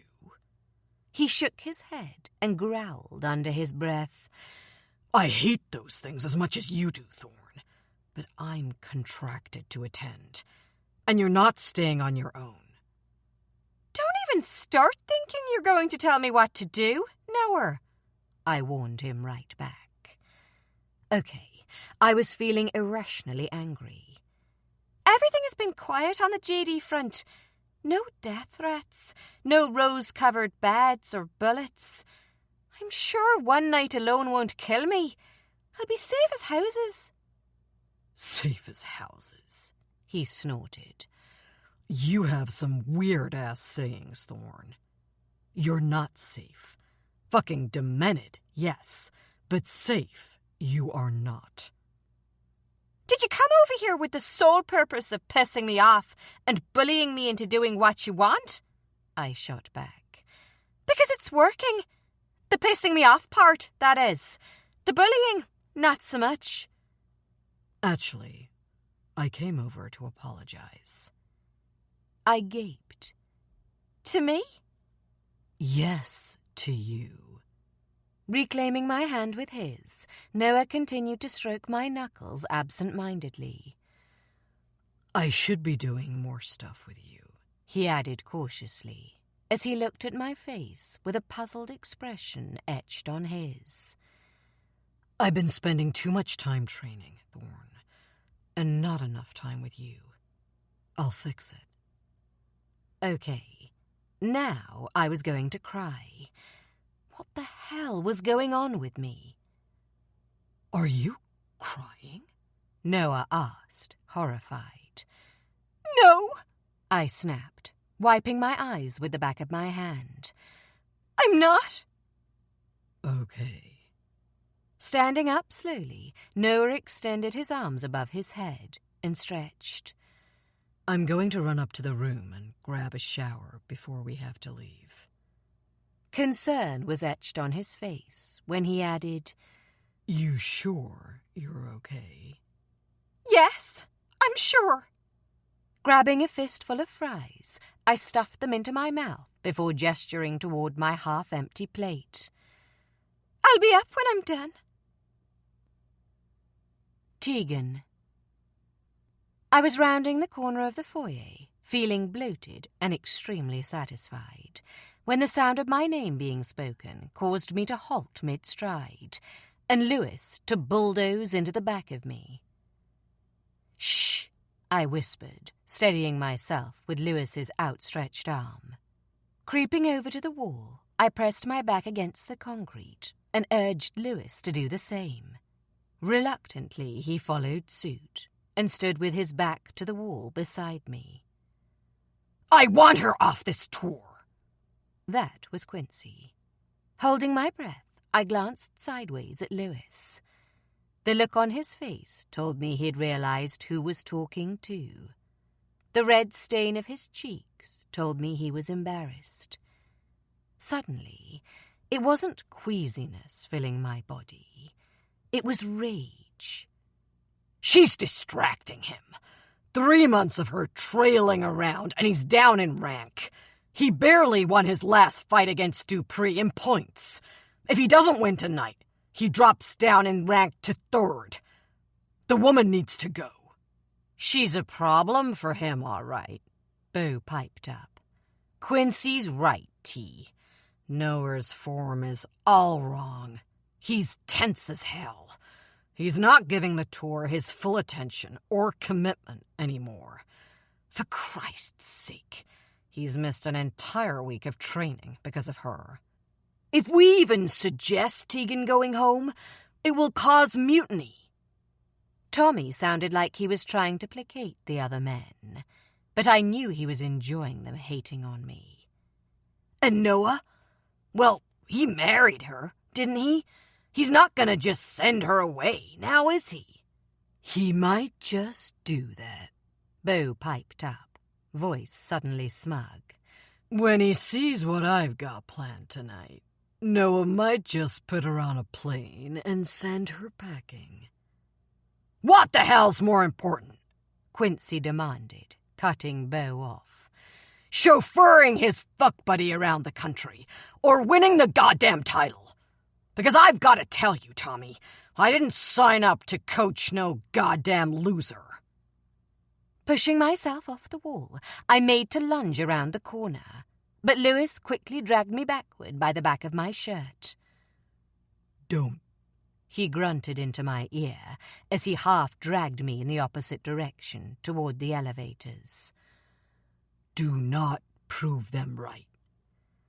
That bastard just called Noah a loser, I hissed in a low tone. And me, his fuck buddy. No one was going to talk about Noah like that. Not while I had breath in my body. Lewis shoved me into a waiting elevator and slammed his hand on the keypad. What do you think confronting them would have achieved back there? He asked calmly when the doors closed. It would have made me feel better, I said hoarsely, rubbing my arm where he'd grabbed me. And Noah? He countered coolly. Did you stop to think how it could affect him? having his wife and coach going at each other. The elevator doors opened, and we were walking. Your husband is 21 months into a heavyweight title quest, Lewis continued to say as he ushered me down the hallway toward my hotel room door. A fallout in the camp at this late stage in the game will not bode well for him. But I didn't do anything to those guys. My voice cracked, and I quickly snapped my mouth shut, refusing to show any emotion. Lewis was as bad as the others. Lewis was with me all day, every day. He knew how the guys treated me when Noah wasn't looking, and he stood back and did nothing. Using a key fob, Lewis unlocked the door of mine and Noah's suite and held it open for me.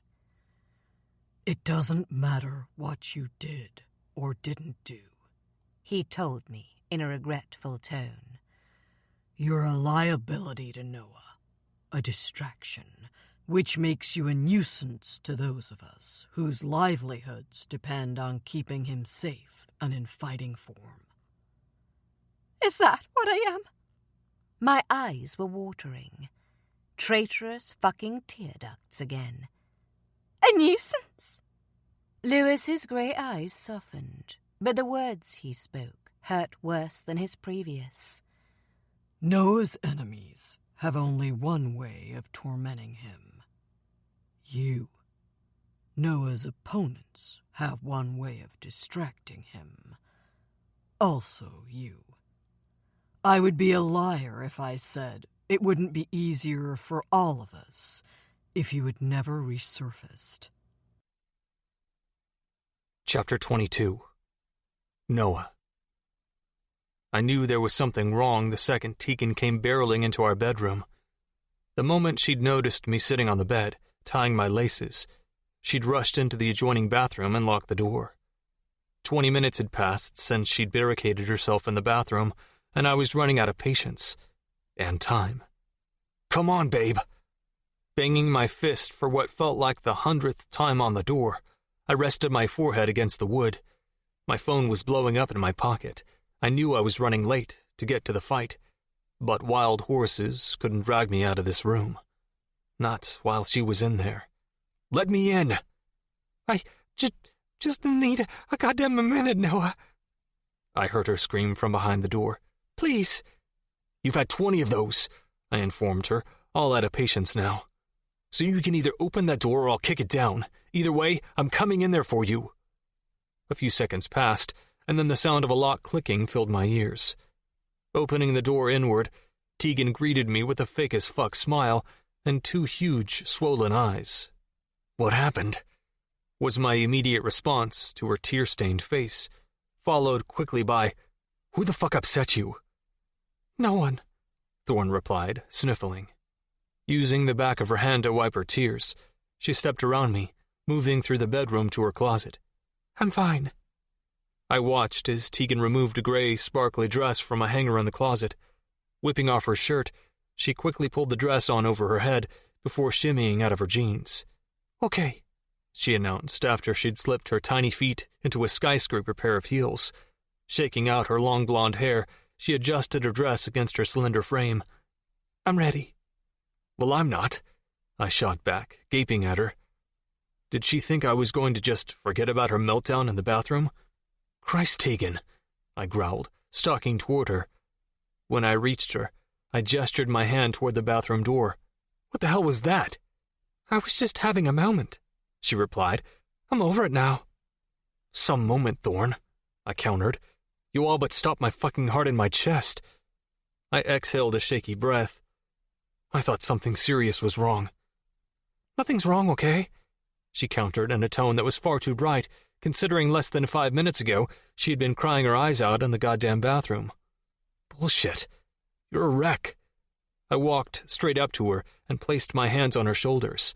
I know something is wrong. I could see it in her eyes. You're keeping something from me. I begged her with my eyes to open up and let me in. Tell me. I'm just upset about all those female fans, she finally whispered. It's hard having to watch them leer at you all the time. What? Sagging in relief, I ducked my head and pressed my forehead against hers. You little fruitcake. You know I only see you. Wiping her cheeks with my thumbs, I kissed her forehead. You have nothing to worry about, Thorn. She didn't. The girl owned me. Heart and soul. Tegan. I didn't want to be here tonight. Even though I had no doubt that my husband would win, his was the main event, which happened to be the last fight of the night, and the thought of sitting around watching men pummel each other into the mat caused my stomach to churn inside of me. I had never suffered from a sensitive stomach before, but for some reason I just couldn't bear to watch another damn fight. Even now, as I sat on a bench in the far corner of Noah's changing room, with Lewis beside me, I felt off-kilter. I felt wrong. I knew that was a weird thing to say, but it was the truth. Dozens of people at the other side of the room fawned over my husband. Some reporters, others were fans, begging and screaming for some pre-fight photographs. And all I could do was sit numbly on this shitty bench and breathe slowly. What's wrong with you? Lewis grunted. I'm not sure, I whispered quietly.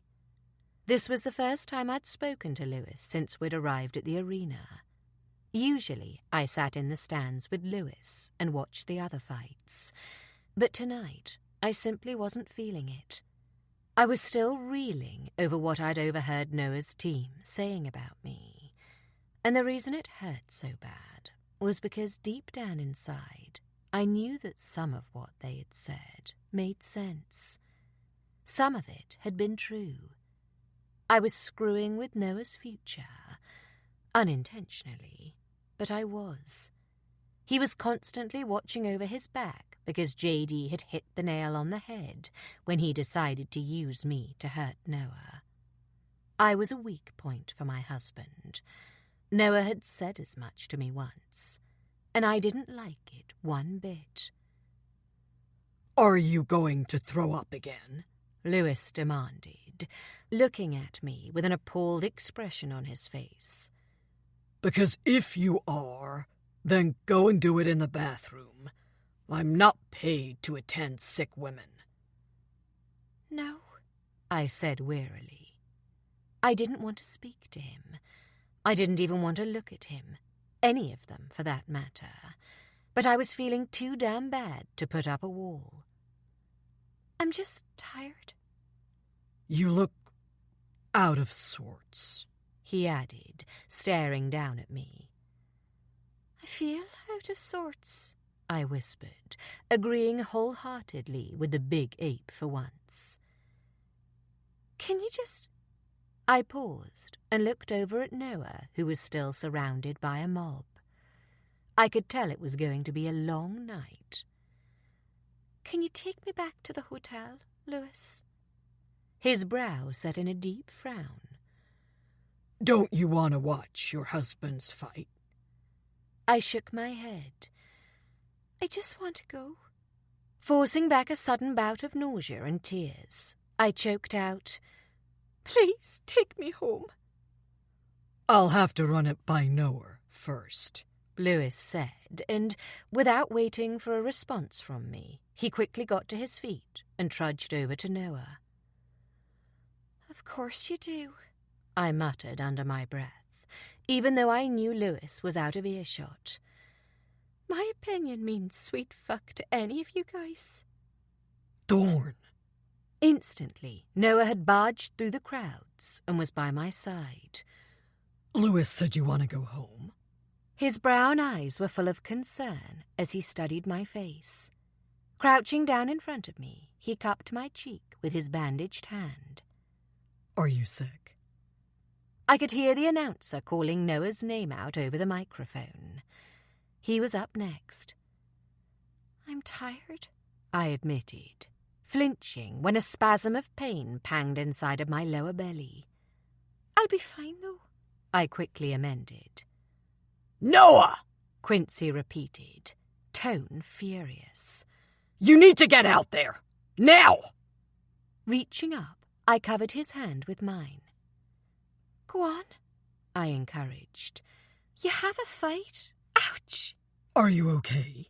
He asked, panicked when I grunted as a sharp pain jolted through me. Yes, I spluttered. Go, Noah. What? Noah shook his head as if I'd spoken a foreign language. No goddamn way. He stared up at my face in horror. I'm not going anywhere, Thorn. Noah, I said, a little firmer this time, as I clutched my stomach. I want you to go out there and kick his ass. I wasn't going to be responsible for Noah losing everything he'd worked so hard for. I'll be fine. But you're sick, he whispered, looking at me like I was about to disappear at any moment. Noah! You need to get out there! Quincy roared from somewhere nearby. You're going to get yourself disqualified, boy! Fuck off, Q, Noah snarled. I'm not leaving her. He turned his attention back to me. How the hell am I supposed to fight, knowing you're in here? His voice broke off, and he looked me up and down again. A strangled noise tore from his throat. He looked truly conflicted.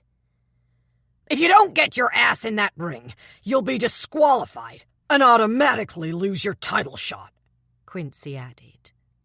Are you deaf? Noah roared, livid. I said I'm not leaving her. I'll be fine, I added firmly. I just need to lay down for a little bit. I can't. Noah stared hard at me for a long moment before saying, I'll come home with you. I'll take her back to the hotel.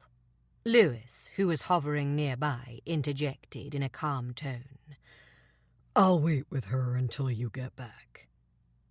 Go on, I urged, seeing Noah's resolve weakening. I swear I'll be okay.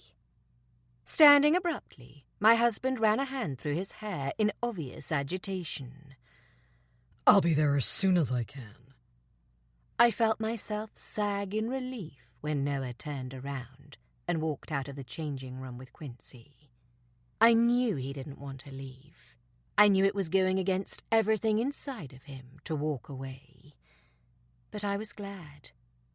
I didn't want him to wreck his career over me. Noah. It went against everything inside of me to walk away from Tegan tonight. I wasn't stupid. I knew my title shot with Cole was on the line, and would be pulled if I put a foot out of line. But she was so much more important to me.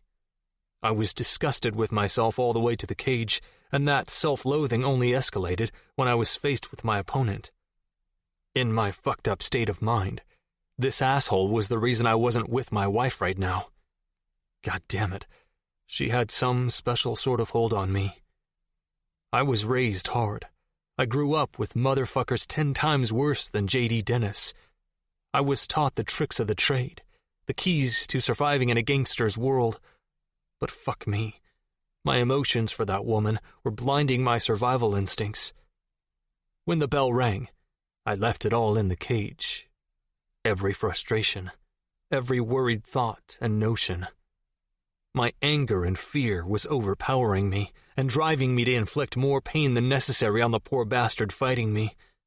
I put every ounce of tension and angst into pummeling the poor bastard, not caring about giving the crowd a decent show.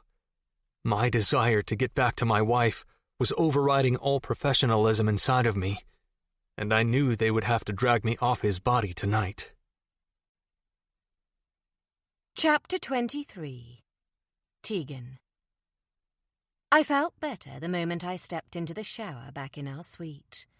The spray of boiling hot water on my body had instantly made me feel a little better and a little less icky.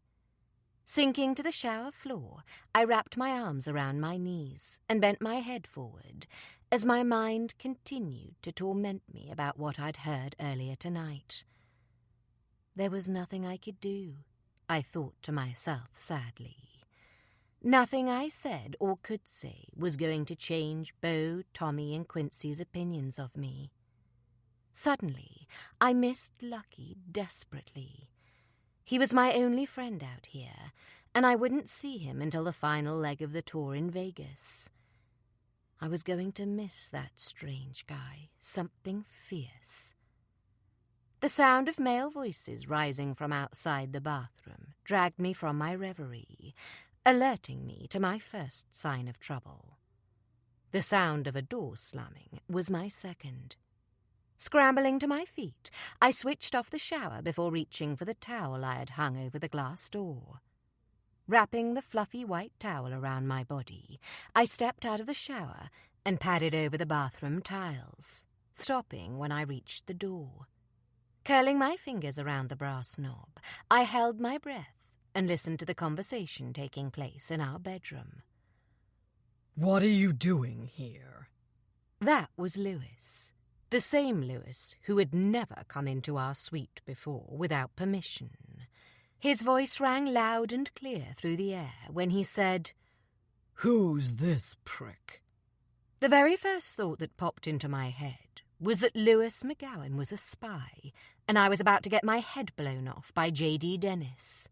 Fear gripped hold of me so tight in that moment that I thought I might faint. With my back to the door, I remained exactly where I was, heart in my mouth and my eyes clenched shut. Praying to God for a miracle, I blessed myself repeatedly. I didn't want to die tonight. Please don't let me die tonight. "None of your business," a strange voice said, drawing me back to the present. "Things to discuss." I strained to hear the person Lewis was talking to, but I could hardly make out the voice with the sound of the contractor fan over my head, and I couldn't very well stick my arm around the door to switch it off without being seen. Releasing the doorknob like it had burned me, I curled my fingers around the lock and, as slowly as I possibly could, switched it sideways. The tiny click it made was barely audible, and I sagged in relief. "In here." That was Lewis's booming voice again, piercing the air.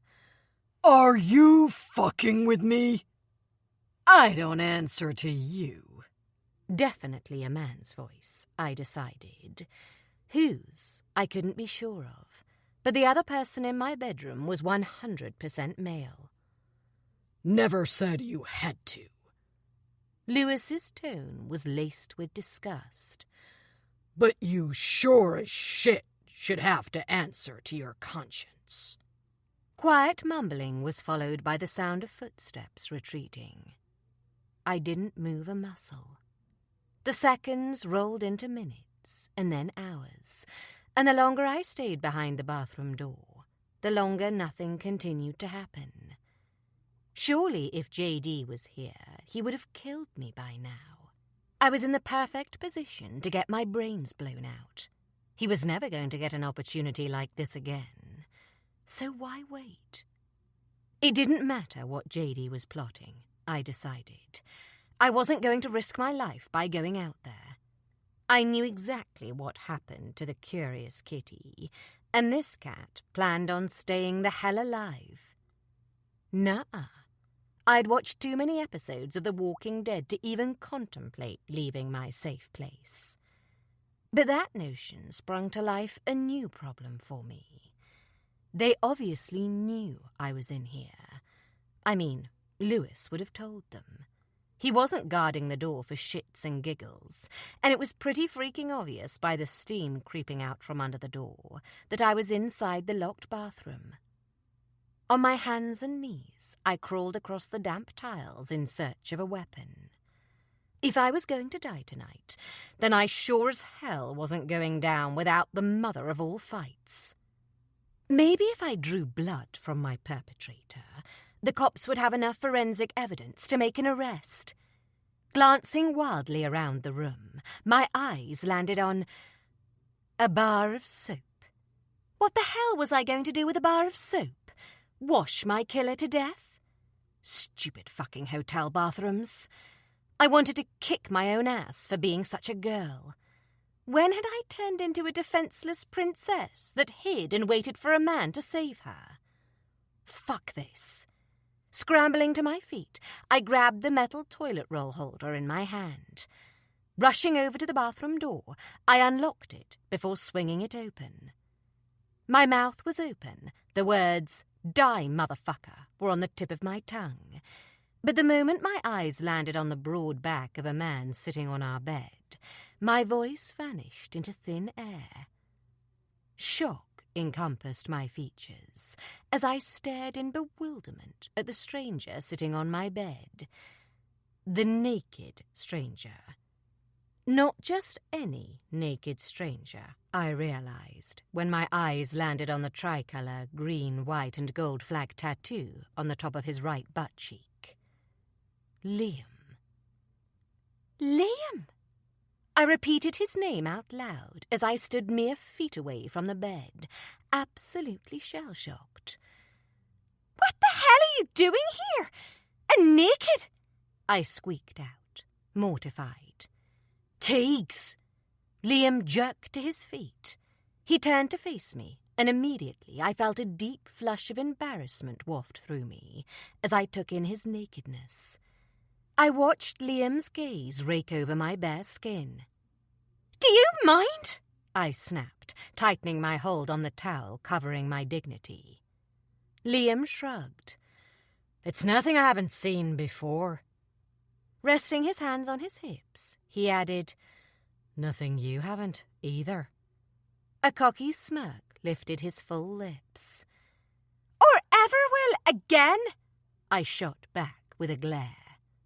Rushing over to the pile of clothes on the floor, I grabbed the jeans and tossed them at my ex-boyfriend. "Are you sure you want me to put those on, Teagues?" he purred. "We could go again, for old time's sake." And just like that, everything began to make sense. Liam's reappearance, the hushed voices outside the bathroom. "He might just do that," Beau piped up, voice suddenly smug. "When he sees what I've got planned tonight, Noah might just put her on a plane and send her packing." Awareness smacked me straight in the face. I was being set up. This room was stinking of betrayal. I wasn't stupid. I knew exactly how this looked. I was soaking wet and naked beneath the towel I had wrapped around me. My ex-boyfriend was alone with me. Bending down, I grabbed the rest of Liam's pile of clothes and tossed them at him. "Do you honestly think I don't know what you're doing?" I shook my head in disgust. "Get the hell out of here before I call the cops on your dumb ass!" "I'm here for two things," Liam countered evenly. "Once I get them, I'll go."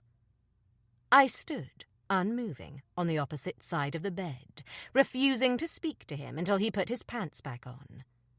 Finally, he did.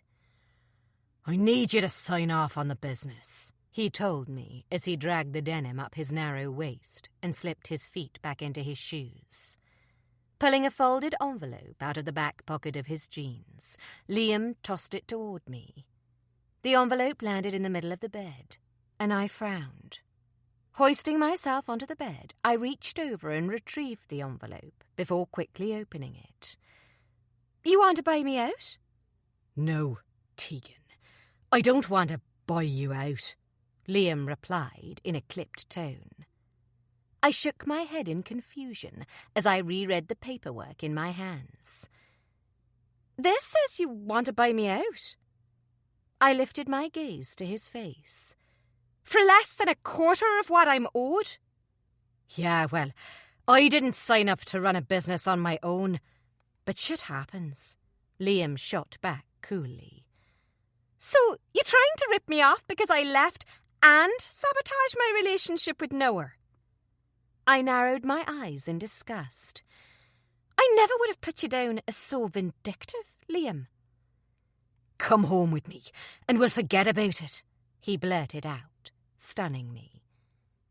"You must be joking," I deadpanned. "Come on, Teagues," Liam urged, tone gentler. "You don't belong over here with these people." Taking a seat on the edge of the bed, Liam stared into my eyes. "You belong at home with me." "I belong with nowhere." My voice was rising like the panic in my gut. "Are you sure about that?" he countered. "Liam, why are you making this harder than it needs to be?" I sighed. "Just leave."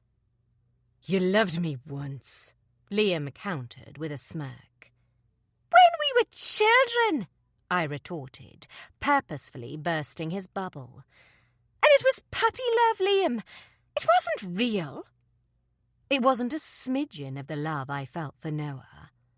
"If you hadn't moved to America in 6th year, then we'd still be together," Liam hissed.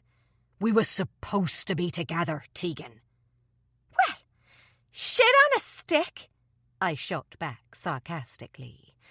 "I'm so sorry that my mother's death and my father's imprisonment inconvenienced your plans for the future. If I recall, you found someone pretty fast to make you feel better."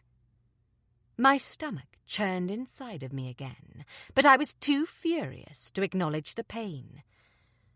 "You haven't thought this through," Liam argued, meeting my glare with one of his own. "You're spontaneous and reckless, so I understand the appeal a guy like Messina has," he added. "I truly do. But it's not permanent, Tegan. He's not permanent." Letting out a heavy sigh, Liam twisted his body to face me. "This won't last," he continued to say. "It's lust. It's not real." Shaking my head, I forced myself to rein in my temper. "It's about as real and permanent as it gets," I shot back. "He married me." "You're kidding," Liam deadpanned. The tattoos circling my ring finger caught his attention then, and Liam yanked my hand toward him.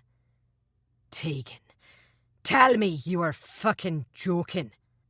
"You have no right coming here demanding anything of me."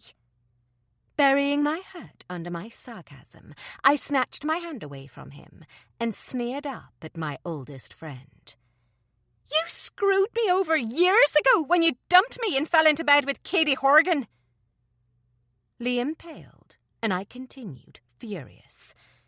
"Yeah," I sneered. "You didn't think I knew about her? Well, I did."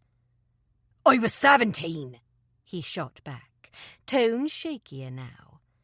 "You were 25 when you allowed a man to sexually harass me for months," I countered, not giving an inch.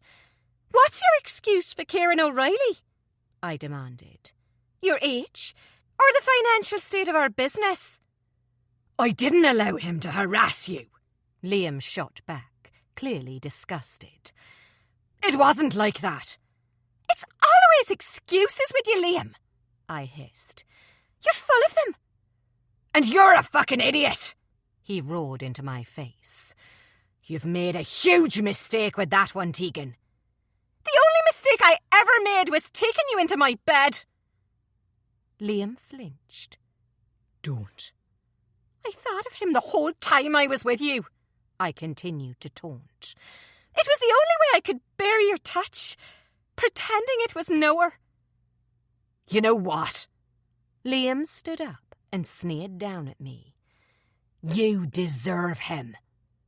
Laughing humorlessly, Liam ran a hand through his blonde hair before retreating a few steps. "Don't say you weren't warned when he loses his temper and uses you as a punching bag, or when he comes home reeking of perfume and sex." "Get out of here!" I seethed. He wanted to make me mad. Well, I was burning mad, but I wasn't going to give him the satisfaction of knowing his words were getting to me. Reaching for the pen on my nightstand, I scrawled my signature on the paper he'd given me.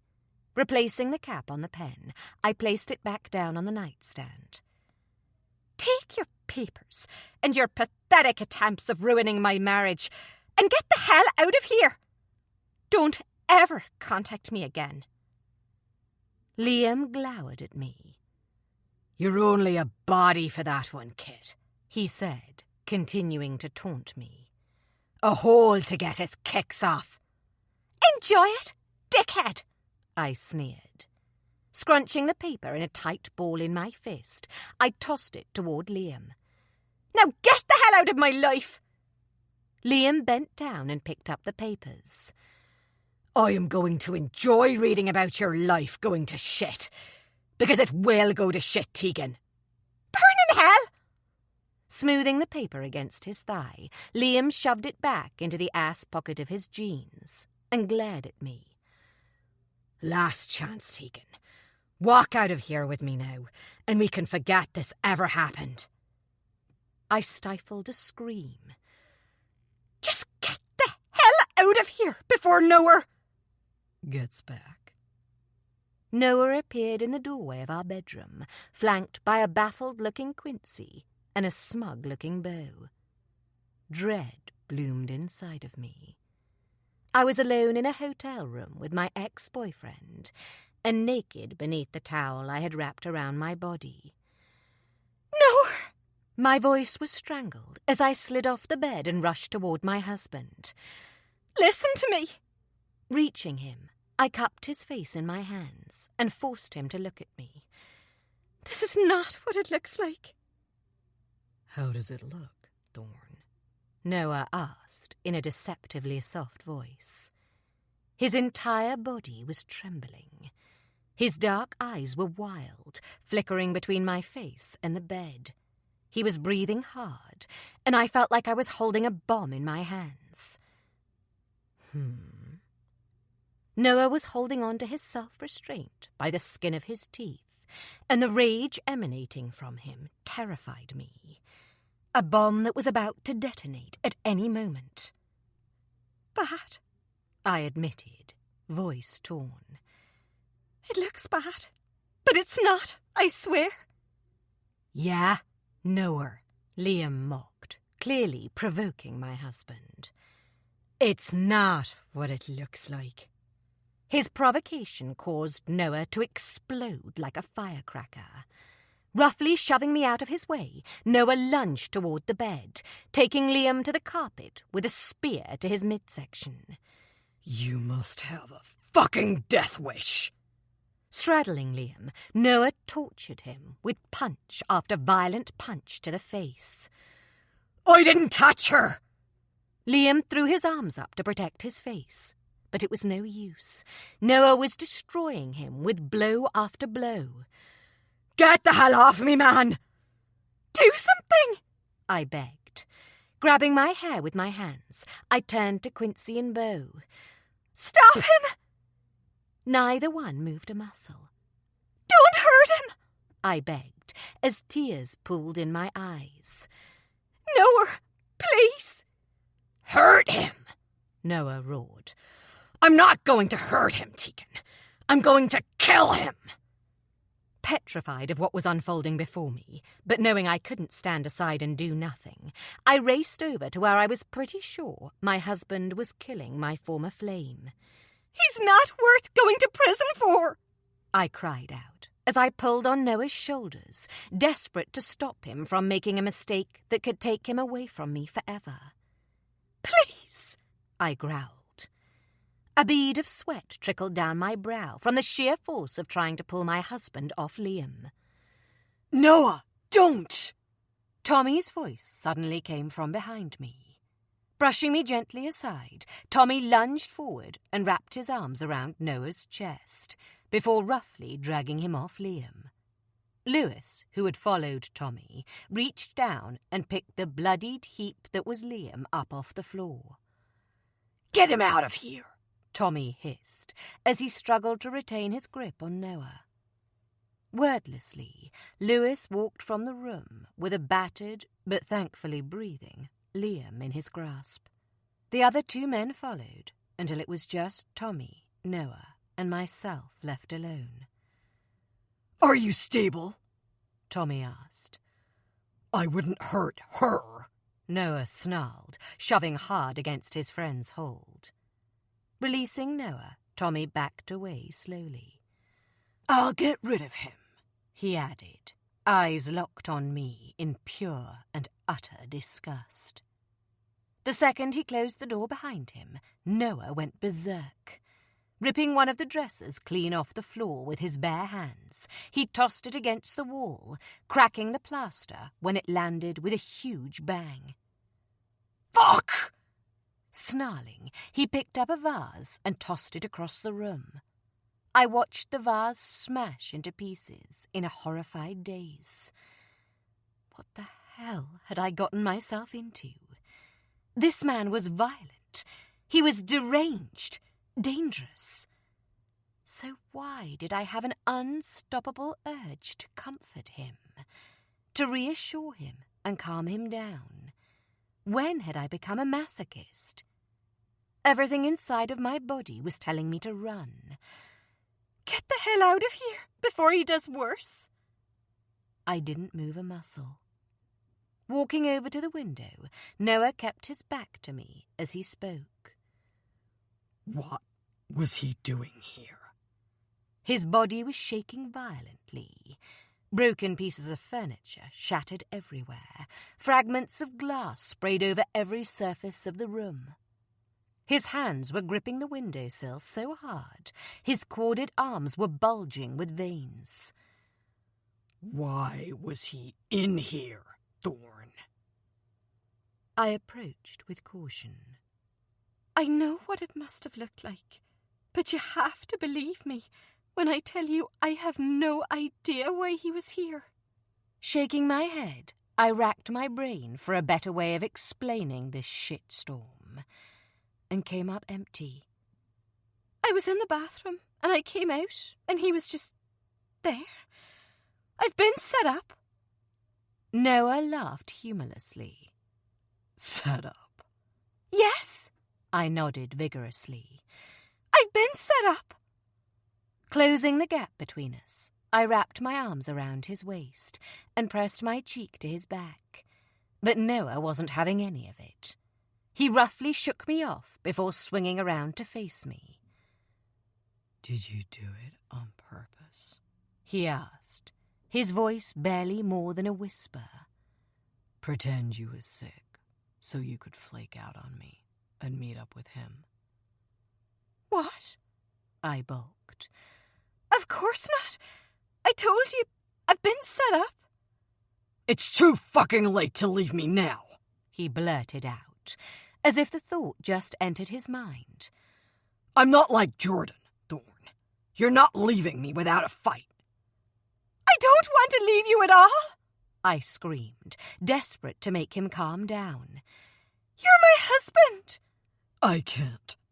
Running a hand through his hair, Noah grabbed his wallet off the dresser and moved toward the bedroom door. Where are you going? I demanded, appalled. Noah's tone was clipped. Out.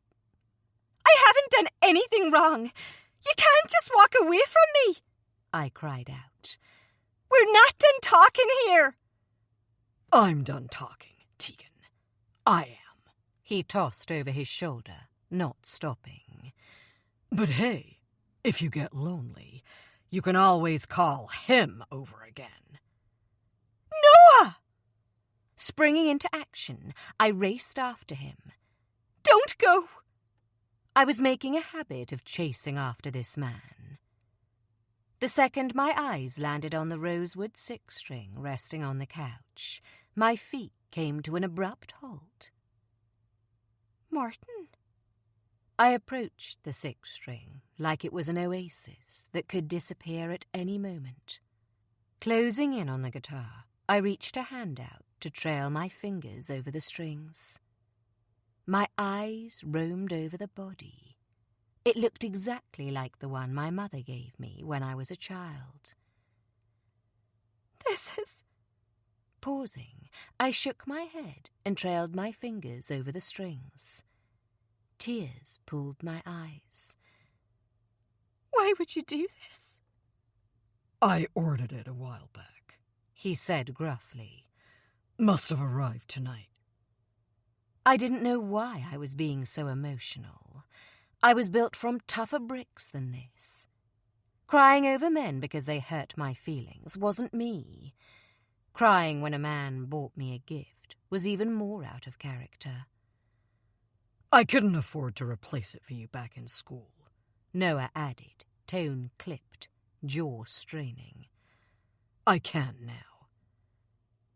But you didn't break it back then. He didn't reply. Thank you, I choked out. This means a lot to me. Do whatever you want with it. With one final glance, he walked toward the door. Use it for firewood, for all I care. Chapter 24. Noah. And what about you? Tegan roared from the doorway of our hotel suite. Kissing all those female fans? Whoring and touring like you were God's gift to women. Not telling me about that whore Reese sniffing around the place again. Stopping halfway down the hallway, I turned my face to her and narrowed my eyes in disgust. Are you honestly going to throw shit in my face after what I just saw? Yes, she hissed. because you didn't see anything. Slamming the door shut, Tegan stalked down the hallway to where I was standing. I haven't done a damn thing wrong here, Noah. I felt my skin heat with anger. My temper was rising. Screw rising. I was incensed with anger. I was fucking raging. Then why was he in our bedroom, Thorn? I roared into her face. Tegan had broken that fundamental element of trust inside of me years ago, and what I'd walked in on tonight had just shattered every bit of progress I'd made. Tell me why he was in there alone with you. I've already told you, she growled. I was set up. Stop fucking lying to me. I needed to get a grip, but I couldn't take it anymore. Tell me the goddamn truth, Tegan. Deep down in my heart, I knew there had to be a logical explanation for this. But logic wasn't coming to me right now, and the fucking realism of seeing him in that room with her, it fucking killed me. And knowing that it was my own goddamn fault he'd touched her in the first place, well, that took pain to a whole new level. Did you get bored of me? My pain spewed out of my mouth like fucking poison, and Thorn was the victim of my rant. I knew I was being unfairly harsh on her. I'm training too much, so you needed a little extra attention? I knew I needed to stop, but I couldn't. How was he? I physically fucking couldn't stop myself. Was he better than me? Did he fuck you like I fuck you? I got up in her face. Did you come harder than when you come with me? You bastard! Tegan screamed. I didn't bother to try and protect myself from the hand my wife suddenly raised. Her palm smacked my cheek with more force than usual, and I welcomed the sting. Holding my hands out, I locked eyes with her. Go ahead, I sneered. Fucking hit me again. Why? She cried out. So you have a reason to hit me back? I paled and staggered back. I would never hurt you, Thorn. You're hurting me now, Tegan screamed, crying hard and ugly. And you are fucking destroying me, I shot back in a torn voice. Do you want to break me? I took a step back from her. I had to. Is that it? Because you're fucking killing me right now, Tegan. Damn. I don't know why he was there, Tegan cried out hoarsely. She was trembling all over, and it was only then that I noticed she was still wrapped in a towel. I was in the shower, and I came out and he was... He was what? I taunted, furious. He was just there. He was just there without a shirt on. I sneered in pure disgust. What happened? I demanded. Did his shirt just fall onto the goddamn floor? You're not listening to me. Shaking her head in what looked like genuine confusion, Tegan threw her hands up in the air and screamed, Why won't you listen to me? Because you're not telling me the truth, I roared into her face. I can't. Her voice broke off, and she swung around and rushed over to where Lewis was standing back, watching our little domestic. Tell him, she begged, clutching Lewis's arm. Tell him I had nothing to do with this. Tegan, I snapped, this is between you and me. Shut up, she hissed before refocusing her attention on her bodyguard. Please, Lewis, she sobbed. Tell him they set me up. Sniffling, she added, Tell him what we heard. Lewis stared down at Tegan for a long time before locking eyes with me. I was instructed to let him inside when he arrived at the suite, he told me. Their meeting was prearranged. That's what I thought. What? Tegan's jaw fell open. Why are you lying about this? Turning her attention to me, her eyes were wide and full of unshed tears when she said, Noah, I'm telling you the truth. For what it's worth, it was strictly business, Lewis continued to say to me, ignoring my wife's plea. I remained in the suite the entire time they signed the paperwork and dissolved their business relationship. Paperwork? My brow furrowed in confusion. What the hell are you talking about? He's talking about my life's work, Tegan choked out, voice breaking. Jim, she sobbed. I gave it all away to him. Then why was his shirt off? I demanded, shaking my head, unable to process everything I was hearing, everything I'd just witnessed. Why was she in a towel? Your wife was in the shower when he arrived, Lewis replied, without missing a beat. He made an inappropriate comment about her attire, and she responded by drenching him with a bottle of water. Why didn't you just say that? I whispered, feeling like the wind had been knocked out of me.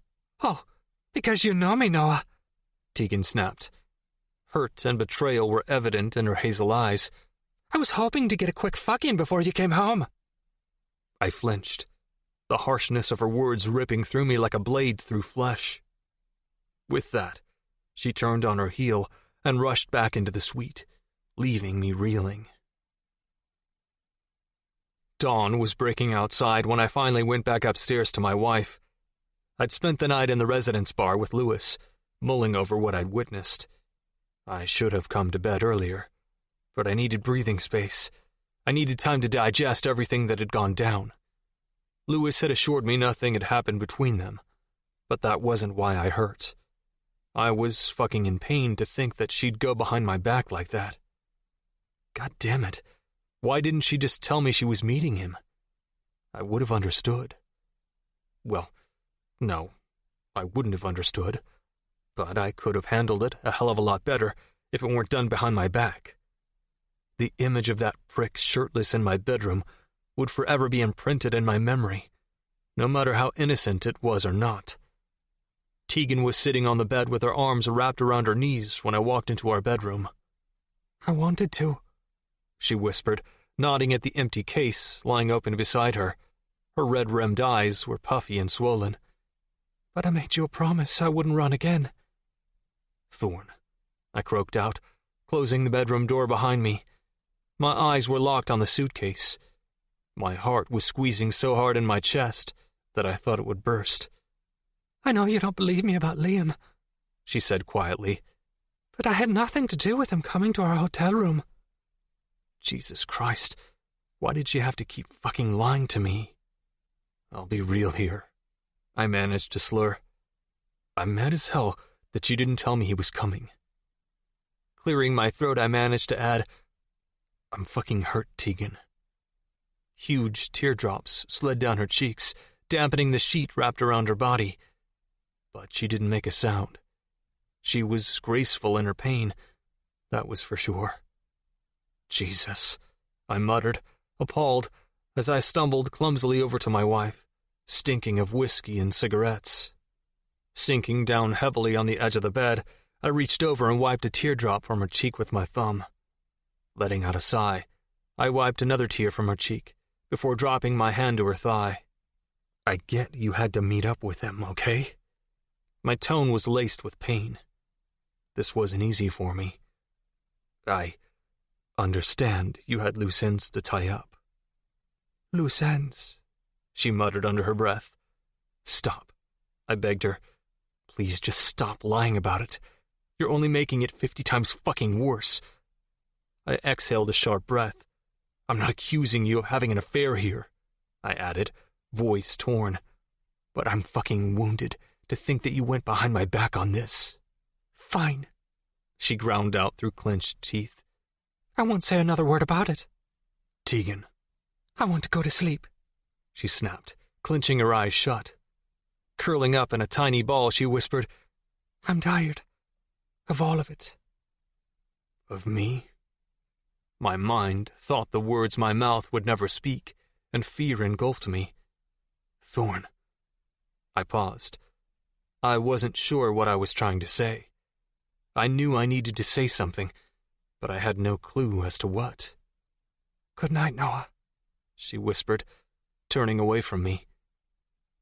Good night, Thorn, I muttered, feeling at a loss.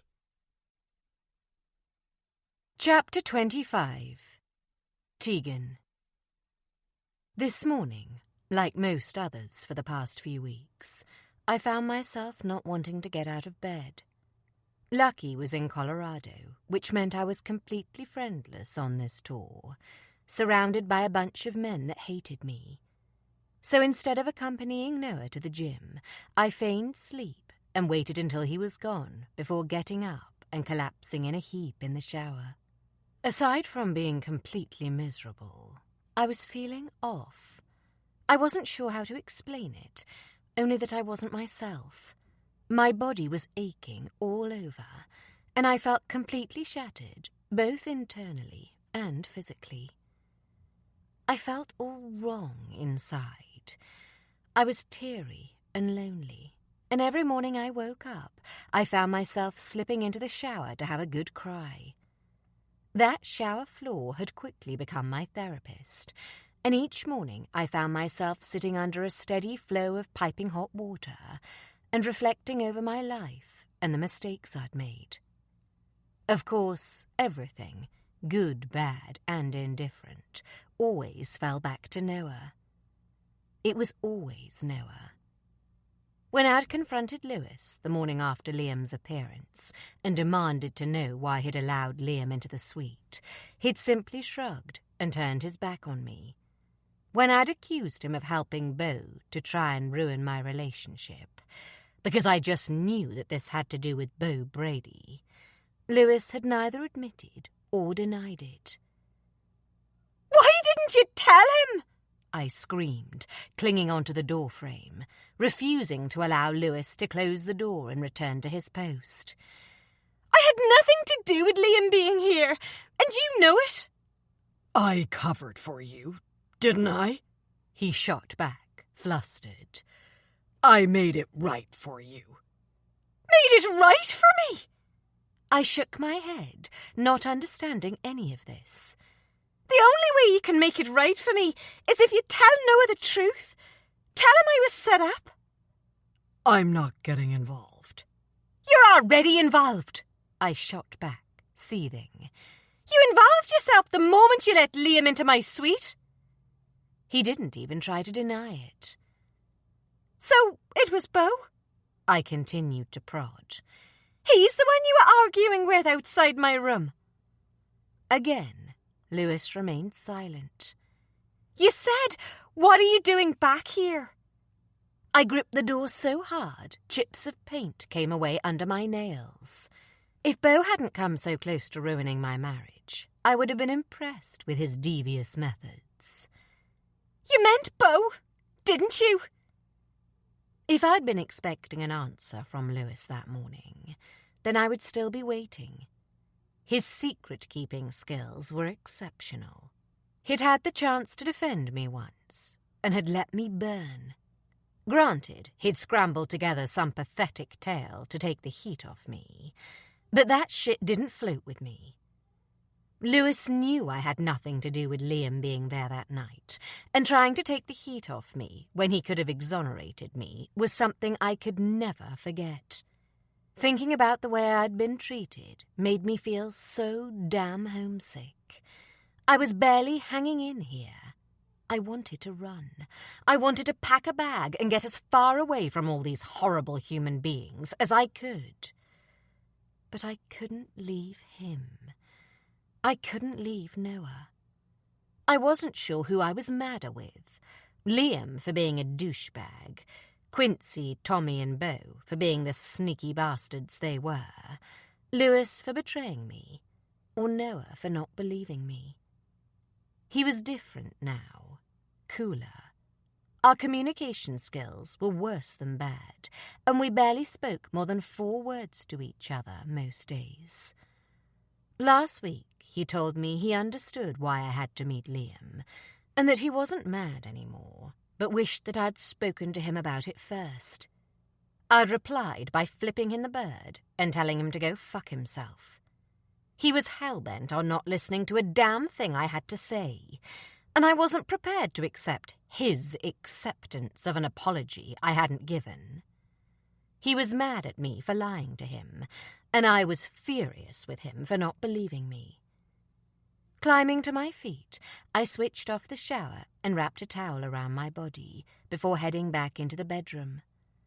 Sinking down on our bed, I looked around the room sadly. Noah's clothes were laid in neat piles, his sneakers stacked and paired neatly by the closet. Everything he owned was in order. Everything I possessed, on the other hand, was scattered and thrown around. We were so different in every possible way, and we never seemed to be able to stay on the same page. It was like Noah had said before. He was either fighting with me or fucking with me. There truly was no middle line between us. Sex seemed to be the only thing we got right. Anger, love, sex, and hardcore lust. I'd fallen in love with a boy who came from a different world than me, and when our worlds collided, sparks flew. Noah tied me up in a bazillion different knots, each one more intricately entwined than the next. We had moved too quickly, I thought to myself as I studied the room, its contents, and the hastily maimed tattoo on my ring finger. We should have taken baby steps, taken it slow. But I wasn't going to run again. Painful or not, I was going to see this through. Exhaling a shaky breath, I reached forward and grabbed my cell phone off my nightstand before unlocking the screen and dialing the one phone number I knew by heart. The moment I heard his familiar voice on the other line, my eyes filled up with tears. "It's me," I sniffed as I sat cross-legged on the ginormous bed, feeling more alone than I'd felt in months. "I miss you," I added, voice breaking. There was silence for so long that I thought Uncle Max had hung up on me. But then I heard him say, "I miss you too." And the silent tears that had been trickling down my cheeks turned to full-blown, snot-ugly crying. Hearing my uncle admit that he missed me caused a dam to burst inside of me. "I miss you so much," I choked out, cradling the phone in my hand. "I don't want to fight with you anymore. Please stop hating me." My voice was rising higher and higher. "I love you so much." I could hardly talk through my tears. "I'm sorry for being a disappointment." I was crying hard and ugly. "Please say you still love me." Tegan, stop. I heard my uncle say, in as gentle a tone as I'd ever heard him use. I have never hated you. I sniffled. "You haven't?" Never. He vowed with a sigh. I've been disappointed in your choices. Hell, I've been downright furious. I still am. But in no point in time have I stopped loving you. "I want what we used to have back." I admitted brokenly. "I want a relationship with you again." I heard my uncle sigh heavily. I don't think that's possible. My heart cracked clean open. What little hope I had inside of me evaporated. I suppose I should congratulate you on your marriage, he added after a pause. I'd like to say that it came as a surprise to Reed, but I always knew you'd run back into his arms again. "Please don't start a fight again, Uncle Max." I hated begging anyone, but I needed him. I felt so bad. I missed him so much. All I wanted to do was run home to my uncle. I'm not. Uncle Max surprised me by saying in a gentle tone. I'm just acknowledging the fact that my niece is a married woman now. Please, can't we at least try to get back to the way we used to be? Swallowing deeply, I added, We're coming to Colorado. Noah's last fight of this leg of the tour is against Gary Bash in Boulder. After that, Noah gets a month off to rest. Can I see you then? Can we spend some time getting back on track? Tegan, I'm actually in the middle of something here, Uncle Max replied. Can I call you back? Yeah. I sobbed wearily. Okay. The line went dead, and I tucked my phone under my pillow, knowing it wouldn't ring again. Noah. My marriage had gone to hell in a handbasket. For the last several weeks, my wife had holed herself up in whatever hotel we were staying at. She hadn't shown up to any of my training sessions that she used to sit in on, and nothing I seemed to say made a blind shit of difference. On top of that, she wasn't eating. She had all of 3 bites of toast at breakfast this morning, and even less for dinner last night. I had no idea what to do. I was the one who was supposed to be mad. She'd invited her ex into our goddamn hotel room, but she was acting like I was the one that had betrayed her. I'm not hungry, Tegan hissed when I asked her why she had only taken 1 bite of her sandwich. Don't make an issue out of this, she added before climbing off the bed and disappearing into the bathroom. Seconds later, the motor of the shower running filled my ears. How the hell am I not supposed to worry? I called out over the noise, but she didn't respond. She was such a little liar. Didn't she know by now that I could read her like a book? Fuck, she was about the only thing I read clearly. Standing up, I followed her into the bathroom. I had a fight tonight. Hell, I was supposed to be in the cage in under 2 hours, and Tegan looked like death warmed up. She was pale and jittery, and even though she futilely denied it, I fucking knew that she'd been sick earlier this morning. Stripping off my clothes, I opened the shower door and stepped inside, forcing myself to keep my emotions in check as I stared down at her. First thing tomorrow, I'm making you an appointment with the best damn doctor in this city. Noah, I'm fine, Tegan shot back, firmer this time as she pressed her palm against my chest. Now, do you mind? I'm trying to shower here. Water cascaded down her body, and I frowned. Tegan wasn't okay. She hadn't been okay for weeks now. Months. She had lost more weight. Her shoulder blades were more noticeable, and her hip bones were protruding. The slight swell of her lower belly was evidence of something darker. Something I'd seen Ellie do on many occasions growing up. Are you doing it on purpose? I blurted out tactlessly, as my eyes roamed over her naked body. Am I doing what? Tegan replied, not understanding me one bit. Are you making yourself sick on purpose? I probably could have come around this conversation a little better, but I was worked up. Wait, she deadpanned, eyes narrowing. You think I am purposefully making myself sick? I heard you this morning, I shot back. Deny it all you want, but I know you've been sick, Tegan. I knew what a woman who made herself sick looked like. Frail. Check. Thin. Check. Gaunt. Check. Swollen stomach from the trauma. Check.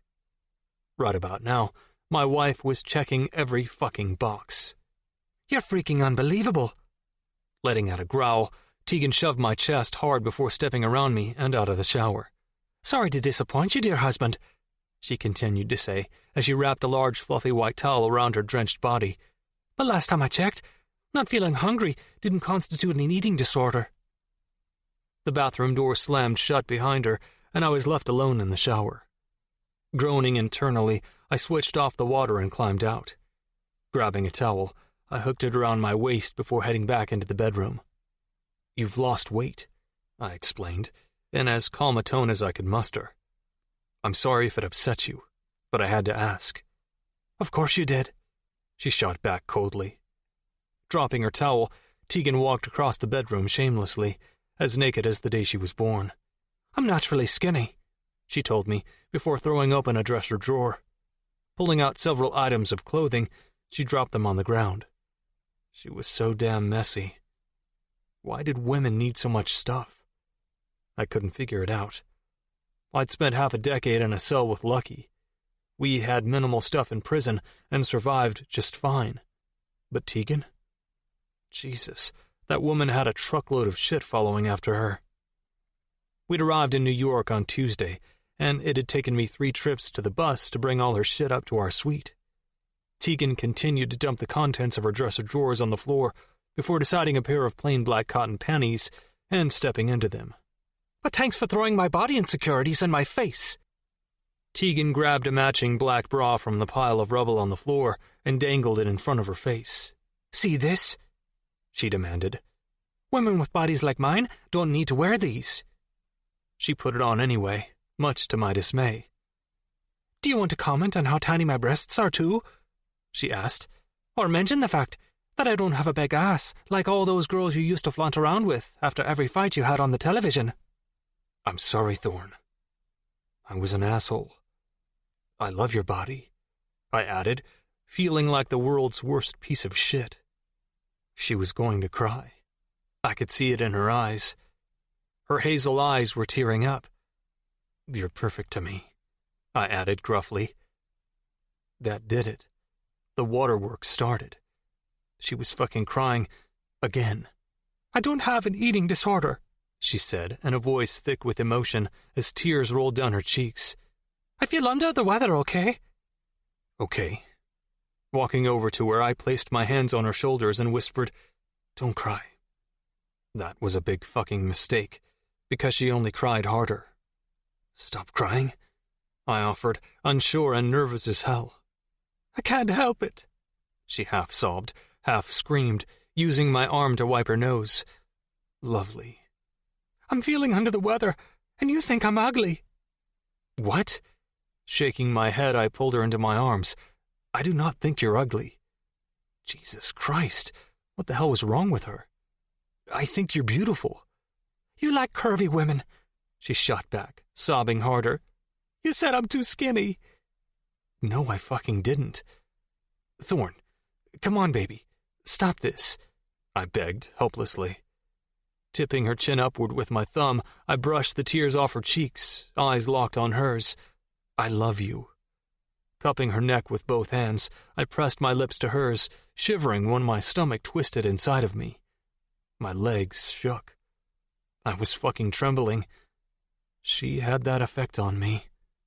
"I fucking love you," I repeated against her lips, taking her breath with another kiss. "Yours is the only body I think is sexy," I told her, knowing deep down inside that she needed to hear it. It was no lie. Tegan was painstakingly sexy. "You turn me on like no one else," I added. "I do?" she asked, hiccuping. A small smile tipped her lips upward, and I sagged in relief. "Of course," I said carefully, debating whether or not I should say the next sentence. It only crossed my mind because Ellie's stomach looked kind of swollen like yours every time she made herself sick. Oh, shit. I knew I'd said the wrong thing the second the words had spilled out of my mouth. Tegan's face turned a deep shade of red. "Let me get this straight," she screamed, furious. "First, I'm too skinny, and now I'm fucking fat?" Reaching into the drawer, she grabbed a pink lacy bra and threw it at my head. "You insensitive asshole!" "Fine," I conceded, holding my hands up. "I won't say another word about your bod. I won't say another word." "That sounds good to me." Tears filled her eyes again. "Now turn around so I can dress my fat ass." Chapter 26. Noah. "Noah, one of JD's men has been spotted. I'm with Tegan. She's safe and oblivious as usual. I'll be removing her from the arena as soon as the fight is over. Good luck. I had listened to Lewis's voicemail the moment I arrived at the arena, and instantly, my good mood had evaporated. Sitting on a three-legged stool, listening to the crowd screaming and roaring around me, I had this horrible feeling in the pit of my stomach that I was somehow playing straight into JD's hands. Twisting sideways, I searched the crowd for Tegan's face. When I found her in the fourth row, my heart jackknifed in my chest. She looked fucking miserable. Her face was pale and her hazel eyes were sunken in her face. Lewis was sitting beside her, though he could have been a million miles away. She looked so lonely. Did you say something to her? My words were strained because of the mouthguard I had on and my heavy breathing. I'd just gone 5 rounds with Roy Wicks, who was currently curled up like a bitch in the other corner of the ring. Tonight's fight was a basic ring match. Apparently, Wicks thought our last fight had been an unfair one because of my specialty in a cage, and had demanded a rematch in a ring. What fucking ever. At 38, Roy Wicks was over the hill. Yeah, he had a nasty right hook, but I had a feeling that after tonight, the guy was going to start seriously considering retirement. Rinsing my mouth with water, I spat it into the bucket beside me and inhaled several deep breaths, forcing my heart to slow down to a normal rhythm as I returned my attention to Tommy. Well? Jesus, Tommy grumbled as he wrapped a towel around my shoulders. Are you for real? Running a hand through his hair, he narrowed his blue eyes at me. You're in the middle of a fight and you're thinking about her?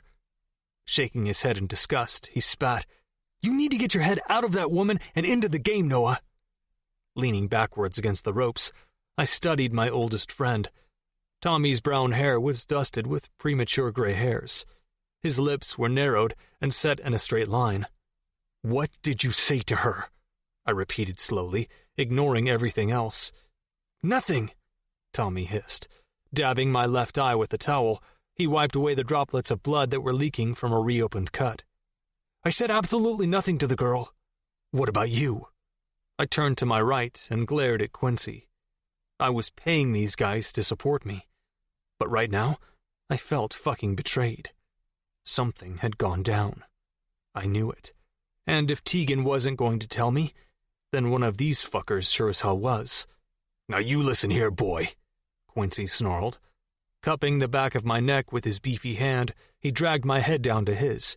Get your head in the game and off your fucking flower, woman, or I will give you a fucking reason to piss and moan. I pressed my forehead hard to his, accepting his challenge. If I hear you did anything to upset my flower woman, I'll put you in a fucking body bag. The bell rang loudly, signaling the start of the 6th round, and I pushed off my coach. Blind rage coursed through my veins as I moved into the middle of the ring, stalking my opponent. This round was going to be a quick one. Tegan. The crowd went crazy when Noah defeated Roy Wicks in the 7th round of their fight. Never in my 25 years had I experienced anything like the atmosphere in the arena when my husband's hand was raised in victory. It was so electric, so extraordinary. Even now, almost an hour after the fight, Noah was still inside the arena, surrounded by throngs of supporters and the media, all vying for his attention. For my own safety, Lewis had chaperoned me outside to the waiting limousine, and, to be honest, I was glad. This world that I'd been thrust into wasn't one I thought I would ever get used to. I knew what I looked like, dressed in a skin-tight, full-length black dress with a plunging neckline and a huge slit right up to my thigh, and draped in more diamonds than the local jewelry shop stocked back home. A gold digger. My cell phone rang out loudly, dragging me out of my thoughts, and I jumped. Shit! Grabbing my purse, I dug my hand inside and rummaged around for a few seconds before retrieving the cool metal device. Sweeping my finger across the screen, I didn't bother to check who it was and said, "Hello?" Teags, it's me. My blood ran cold the moment Liam's voice filled my ears, followed quickly by, "Please don't hang up." "Give me one good reason not to," I shot back, furious. Anger swirled inside of me at the sound of his voice. The last time Liam and I had spoken, he'd tried to destroy my marriage. I hadn't seen or heard from him since Lewis carted him out of our hotel room that fateful night. "Because I'm sorry," he offered. "Because I know I fucked up." "You're a dick," I hissed, unable to contain my emotions. "You're not the guy I grew up with." That was true. The Liam I knew would never have tried to hurt me the way you did. My voice was rising. My hands were shaking. "I'm sorry, okay?" Liam grovelled. "I handled everything horribly." There was a pause, and then I heard him sigh heavily. "I'm miserable without you, Teeks." "Good," I hissed, refusing to allow my heart to simmer up any amount of sympathy for the conniving bastard. "You know, there was a time when I actually loved you," I spat, clenching my eyes shut. "You were my best friend for half of my life, and I would have done anything for you." The sound of a car door slamming startled me. Screaming, I all but jumped out of my own skin, dropping my phone in the process. The moment my eyes landed on Noah's face, the air expelled from my lungs in a heady gasp. He looked like a god, dressed in worn light blue denim jeans and a plain red t-shirt. He smelled like soap and man.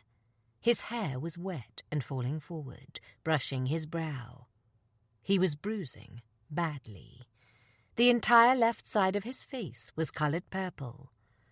"Sorry for interrupting," Noah said coolly as he settled down on the seat opposite me. "Please," he added sarcastically, holding a cloth-covered ice pack to his jaw.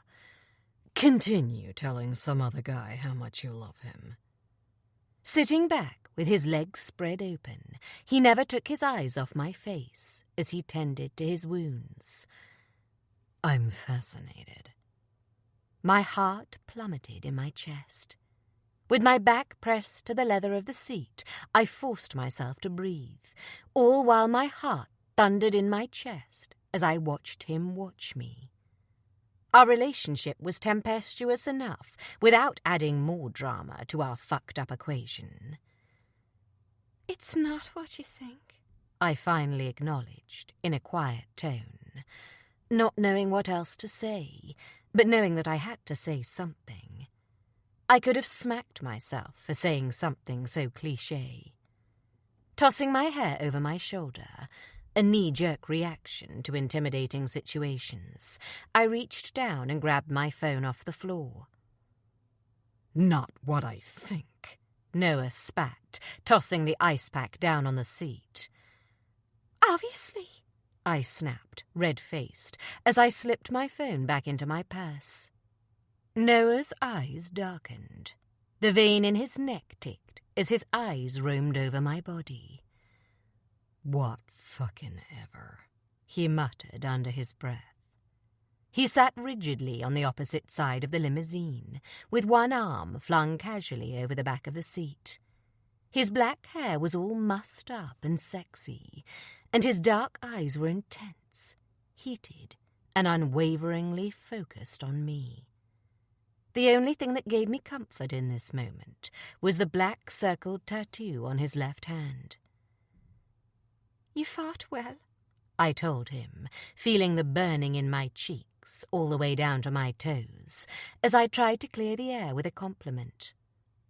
"I know," Noah replied in a low, gruff tone, his angry eyes locked on mine, hard and unforgiving.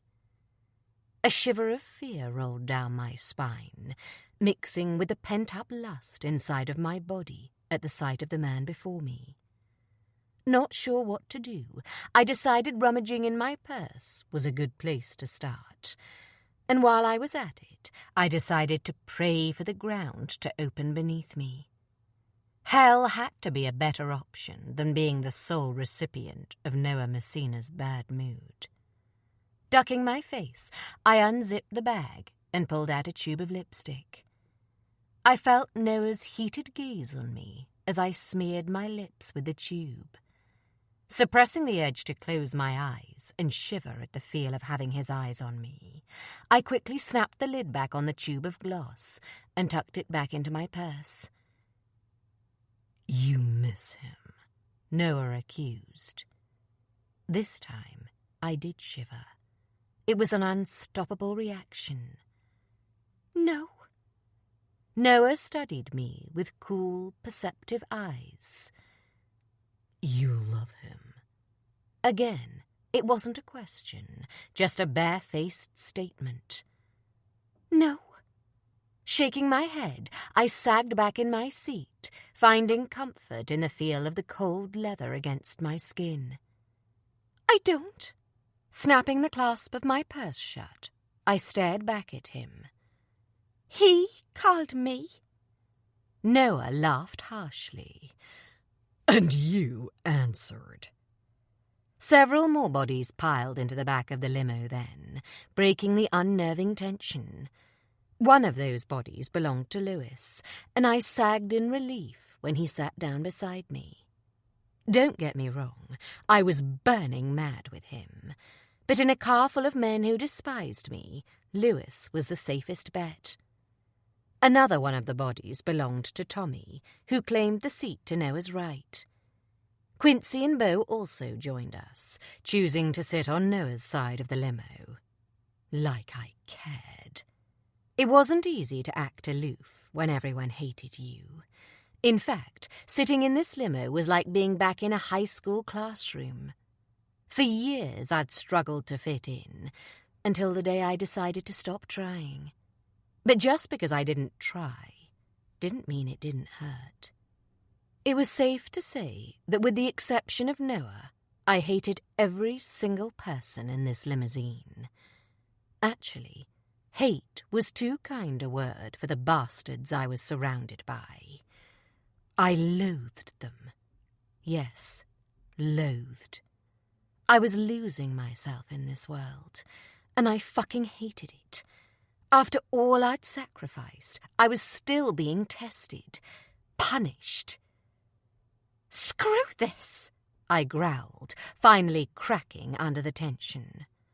Reaching forward, I grabbed a very expensive bottle of Dom Perignon from the nearby ice bucket and popped the cork.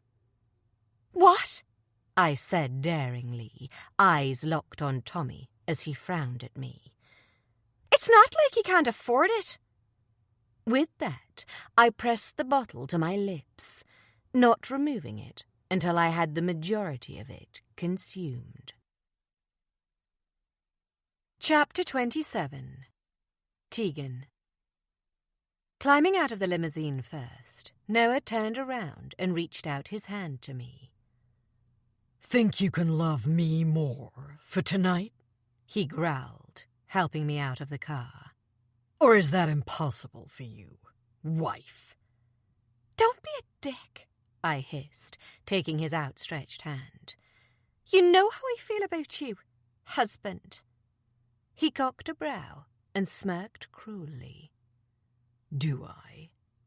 I didn't have a chance to respond before Noah was swamped and pulled away by a mirage of people. Some were clearly reporters, others undeniably fans. "Noah, we love you!" His fans were screaming. "Look at him, he's enormous!" "Noah, oh my God, he smiled at me!" A particularly zealous blonde squealed in delight. "He smiled at me! Noah, please, fuck my brains out!" Startled and, quite frankly, overwhelmed by the media, I stepped away from the madness happening around me, hugging myself in dismay as I studied the hordes of fans blocking the sidewalk to the club entrance. People jumped in front of me, shoving me out of the way, desperate to get closer to Noah. Cameras and microphones were thrust into his face, and I lagged behind, backing away from the circus show, feeling completely out of my comfort zone, not to mention wounded from his words. Watching numerous women touch and grab at my husband wasn't helping with my jealous tendencies either. I felt inferior. I didn't look like any of these women. I wasn't tall or curved or big-breasted. I was short, skinny, and flat-chested, and apparently I wasn't the only person to recognize my shortcomings. Somebody knocked against me then, throwing me off balance and knocking me off my feet. Stumbling backwards, I flailed my arms out helplessly, bracing for an impact I was sure would sting like a bitch. It never came. My body was all but parallel with the sidewalk when a tanned hand came through the crowd and caught onto my arm. Slinging me up from the pavement like a slinky toy, Noah yanked me roughly toward him.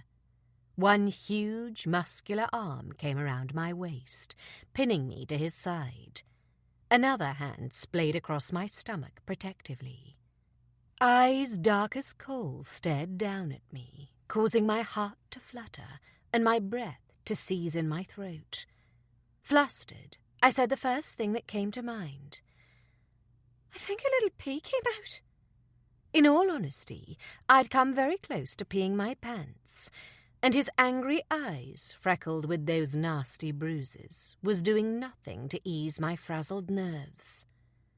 Noah stared at me for a long moment, unblinking, his gaze intense as if he was trying to solve a puzzle. Get out of the way, he growled after an age. Turning his attention to the crowd around us, he roared, I said move! And just like that, the crowd backed off, clearing a path for us. Their loud screams and cries turned to hushed whispers as Noah took me by the hand and led me into the club. Mr. Messina, a tall, silver-haired man acknowledged when we stepped inside. Rick D'Angelo, congratulations on your win tonight. Welcome to the jungle. He turned his attention to me and nodded curtly. Mrs. Messina. Hey, Noah, I bet they've got fun and games, I tossed out, trying to lighten the mood between us. It was a Guns N' Roses reference, I explained when Rick D'Angelo looked down at me with an unimpressed expression. Never mind. D'Angelo cleared his throat and said, Let me show you to your booth, before gesturing us toward the door at the far end of the corridor with a sign stating, VIP access only. Next time, make damn sure you have more security out there, Noah snarled, striding off toward the VIP access area. My wife could have been trampled. Duly noted, Rick replied, cheeks staining red as he fell into step alongside Noah. Meanwhile, I was being dragged along like a rag doll toward our booth. Can you slow down? I asked, a little breathless. Noah was walking so fast I was struggling to keep up with him. Noah, I can't walk that fast. Noah didn't slow down.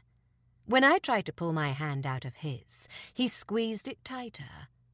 In fact, I was pretty damn sure he upped his pace on purpose, not stopping until we were standing in front of a large tabled booth with a fancy-looking black and neon pink tablecloth on top. Noah ushered me into the booth before taking a seat beside me, and within seconds, 2 waitresses were at our side, placing bottles of champagne and jugs of what looked like sex on the beach on the table. Lewis hovered nearby, silent as usual, as a third waitress arrived with a fancy plate of nibbles in each hand. Shoving away from Noah, I sat on the very edge and as far away from him as I could. Folding my arms across my chest, I glared at his battered and bruised face. You almost pulled my arm out of its socket. His face softened slightly for a brief moment, before he remembered he was mad at me. For what? I had no idea, before quickly morphing back into anger. Big surprise there. Quincy, Bo, and Tommy arrived at our table then, bringing with them a few stragglers, 5 females and 2 males. They all sidled into the booth alongside us, leaving me on the edge of the side with Bo to my right. I groaned internally. I could see where this night was going, and it was straight to hell. "Can we get you anything else, Mr. Messina?" One of the waitresses purred, the blonde one with the huge rack. Stroking Noah's arm, Big Tits proceeded to uncap one of the champagne bottles with relish before filling the glass in front of Noah. To give him credit, Noah didn't even look in her direction. His focus was entirely on me, and that made me feel a little less stabby. "We're good," he told the waitress as he shoved the glass toward me. "You want something else?" Never one to refuse a drink, I grabbed the glass and tossed it back, draining it dry within seconds.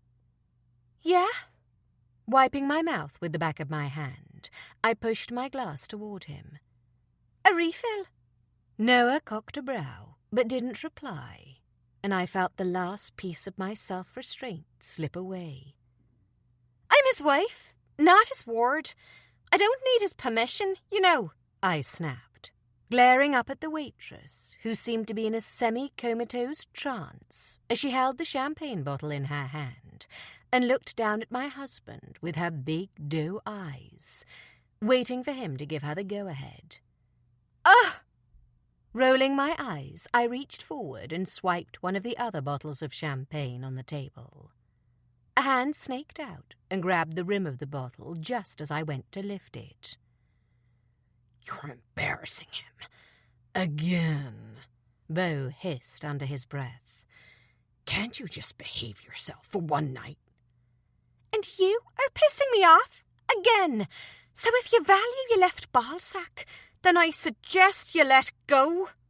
I snarled through clenched teeth, daring Bo to push me.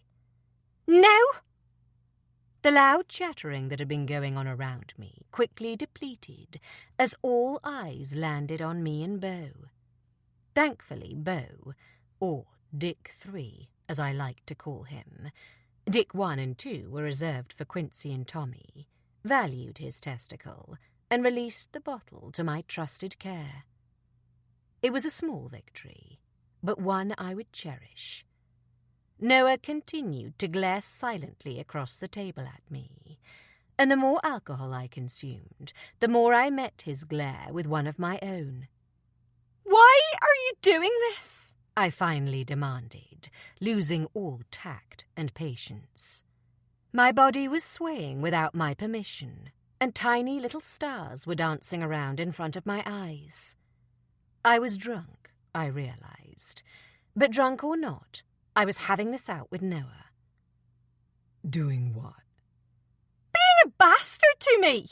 I yelled in frustration, not bothering to lower my voice when silence fell around us.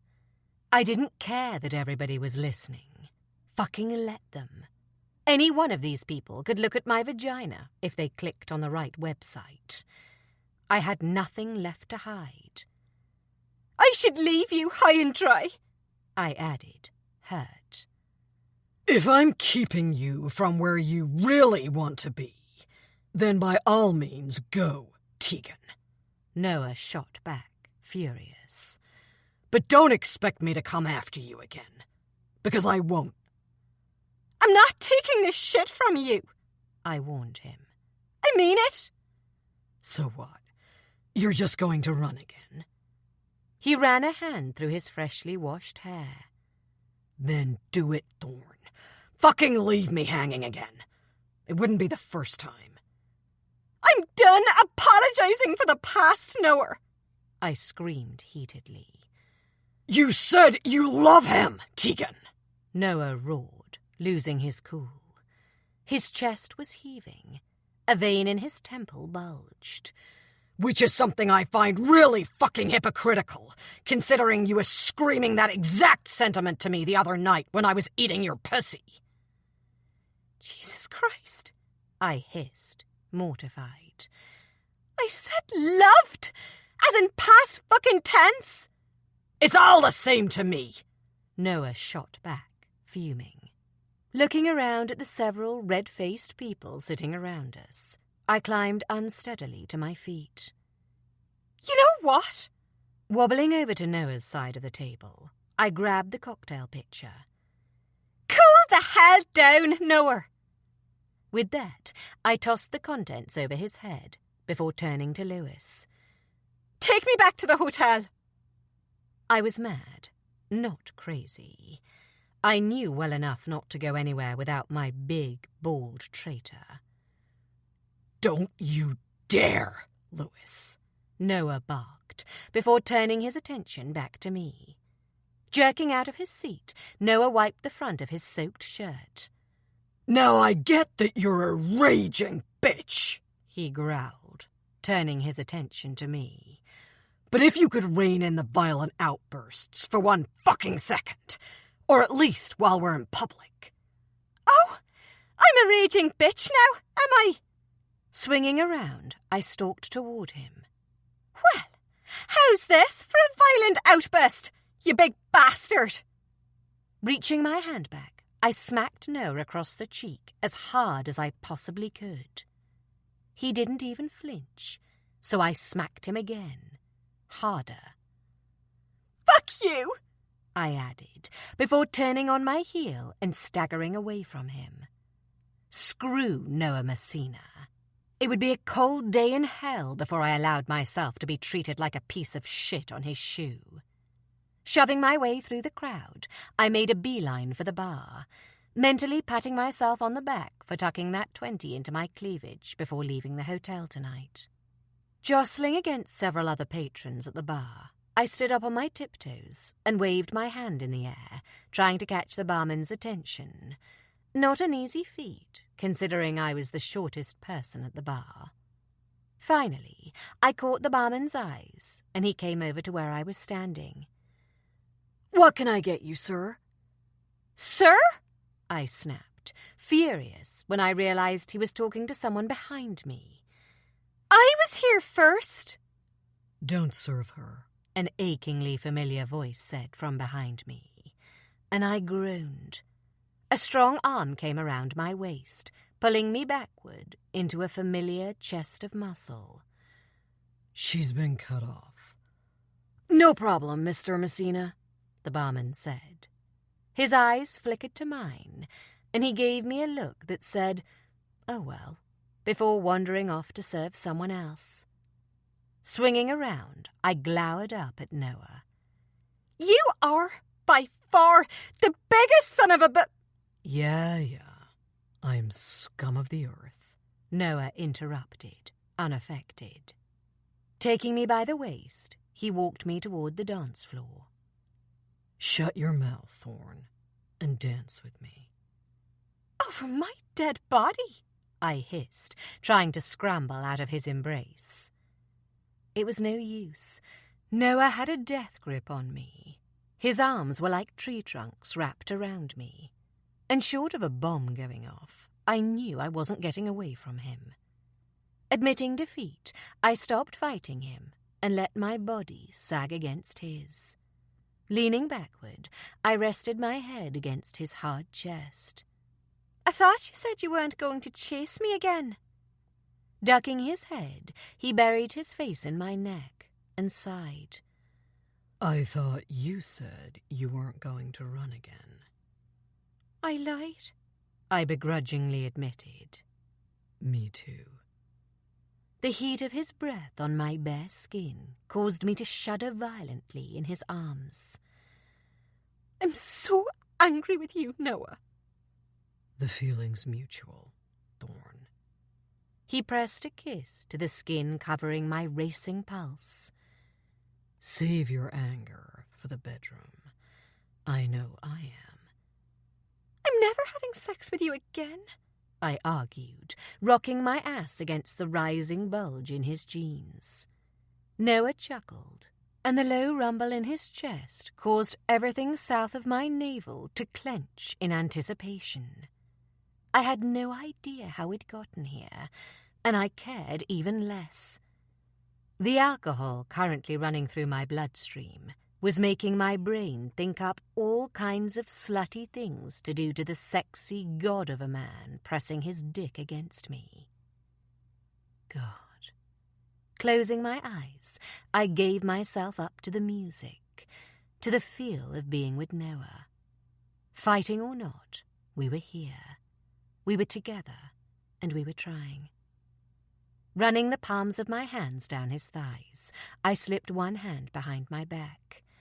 Flicking the top button open, I slipped my hand inside, biting down hard on my lip when his erection fell heavily into my hand. Noah was more than a handful.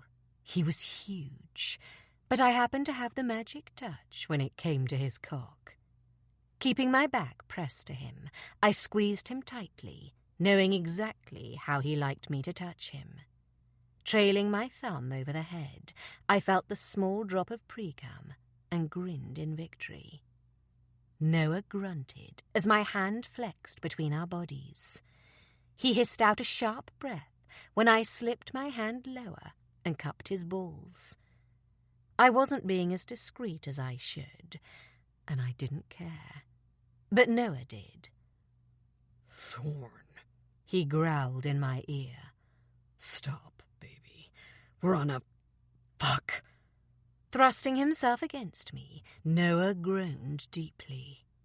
And then we were moving through the crowded dance floor, quicker than my legs could keep up. My legs aren't keeping me up, I thought hazily to myself.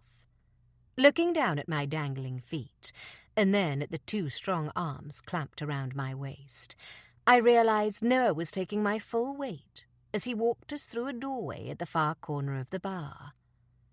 The moment we stepped inside the dimly lit room, Noah dropped me onto my feet and turned me around. You opposed to fucking in a janitor's room, Thorn, he said, panting. Reaching down, he grabbed the hem of my dress and dragged it roughly over my head before casting it away. Because I need you bad right now. Hooking his fingers into the waistband of my panties, he tugged hard, grinning when my red lace thong came away in his hands. I was trapped in an internal battle of whether or not to be mad at him, and his brown eyes were winning me over. You have a piece of paper stating you can have me anywhere? I replied breathlessly. My hands dropped to his jeans, and I quickly freed him from his denim restraints. My back slammed against cold tiles, seconds before Noah's body was covering mine. The smell of disinfectant and chemicals was so strong it was stifling, but it didn't stop me. Wrapping my arms around his neck, I climbed up his body like ivy, desperate to feel him inside me, to feel the pressure of his hard cock inside my body, making me come, making me whole. Fuck, Noah hissed when I aligned my pussy with the head of his cock and pulled him inside me. Cupping my ass with his hands, Noah steadied himself. Slow down, or I'm gonna ruin you. Ruin me hard, then? I moaned, thrusting my hips against him, crying out loudly when his erection slid deep inside me. He was so deep, it felt like he was touching my spine. Groaning, Noah plunged himself hard into me at an unyielding pace. I welcomed his relentlessness. He suckled on my puckered nipples, coaxing me with his tongue, biting down on my sensitive buds, making me cry out for more. Grabbing his face with my hands, I plunged my tongue inside his mouth, reveling in his hard fucking. I was drunk, and Noah was halfway drunk, which made our kisses sloppy. We were all teeth and tongue and viciousness. He kissed me like he wanted to hurt me, and I bit down so hard on his lip that he froze inside me, and his head reared back in surprise. A tiny crevice of blood appeared on his bottom lip.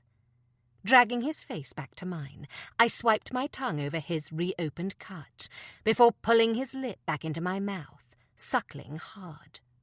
Noah groaned loudly and reclaimed my lips. His dick thickened inside me as he slammed himself into my opening, making me weep with want and pleasure. His lips never left mine as he fucked me hard and rough. It was the rawest, most primal experience of my life, and I lapped it up like I couldn't get enough. In this moment, I wanted him to break me. My clit throbbed like a pulse as every nerve in my body knitted together.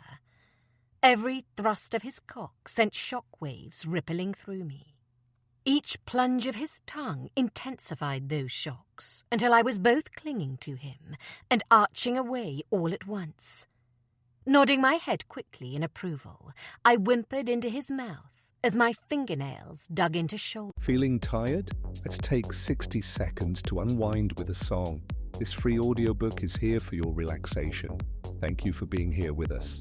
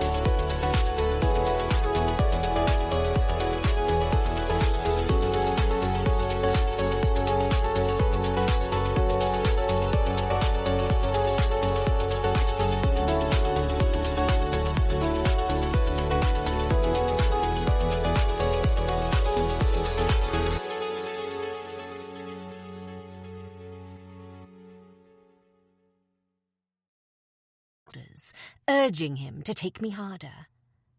My orgasm hit me so hard and so suddenly that I screamed out, jerking violently in his arms. Noah continued to rock inside me so deep the veins in his neck strained from the pressure. I could feel him filling me up with his hot release, and it prolonged my orgasm until I was a breathless mess in his arms. Noah. I had my wife pressed up against a wall in a fucking janitor's closet. She was naked, spread wide open, and I was buried to the hilt inside her. I knew I needed to put her down, but I was having a real hard time making myself do it. Her body was trembling around mine. Her tight little pussy was still clenching with aftershocks. It was the truth. The mere thought of that blonde prick even speaking my wife's name caused my blood to boil in my veins. Even though I fucking promised myself I wouldn't let that rat bastard get under my skin again, I couldn't help it. Hearing Tegan speaking to him made me want to rip something apart. Slowly. I finally had everything I'd ever wanted, and I was jeopardizing it. I didn't need a shrink to know why. It was because I was scared. I was fucking petrified of a tiny little woman because she could still go. She could still leave me and take it all away again. It was a fucked up attribute of a broken human, to push the one you love most away, to see if they love you enough to keep coming back. And when we were fighting and screaming at each other, all I could think was the sooner I put a baby in her stomach, the better. Marriage wasn't enough. I needed to cement her to me. I needed to fucking tie her down with so much baggage that she wouldn't contemplate leaving me twice. I knew for a fact that Tegan wasn't on birth control, and my desperation and fucking insecurities meant that knowledge thrilled me. Every night I took advantage of the fact that she was desperately trying to show me her commitment. I rarely used a condom, even though she'd asked me to, and I made damn sure that I came inside that woman at least 3 times each night. I mean, how messed up was that? I was the illegitimate, not to mention practically illiterate, bastard of David Henderson. I was a convicted felon who'd been raised by drug-addict parents. What in the hell did I know about marriage and raising families? The only thing I did know was that losing my wife would kill me, and I was willing to do anything to stop that from happening twice. You need to stop doing this to me. I let out a shaky sigh and buried my face in her neck. Doing what? She whispered, trailing her fingers through my hair. Making me weak, I admitted gruffly. Lifting my face to look at her, my heart hammered in my chest. I'm trying so hard to move on, I forced myself to say, but I'm fucking drowning in jealousy. Because I know he's been with you. My jaw clenched. He touched you. My jealousy was irrational and ridiculous, but I couldn't help it. I could feel her body trembling as she slowly climbed down and stood on her own 2 feet. Noah, it was one time. Exhaling a shaky breath, she added, 1 45-second mistake that I will spend the rest of my life regretting. Me too, I tossed out gruffly. And I know I can't judge you for anything you did when I was away. Hell, it's not like I was celibate or anything. But for me, those women sated a need, a hole to put my dick in. For you, Liam represents a lot more than that. You have a past with him, a better past than the one you have with me. And I fucking hate the thought of you with him. Because I know it's my own damn fault. I can't keep doing this, Noah. Reaching down, Tegan picked up her dress from the floor. I can't keep going over the same thing time and again. She choked out as she slipped her dress back on. Sniffling loudly, she wiped her eyes with the backs of her hands. I am so tired of fighting and defending myself. I was an asshole. She was crying. Fucking again. I never knew women cried this much. Correction. I never knew Tegan cried this much. I was used to angry Tegan, the one who got revenge, and if you hurt her, she came back at you twice as hard. Not tonight.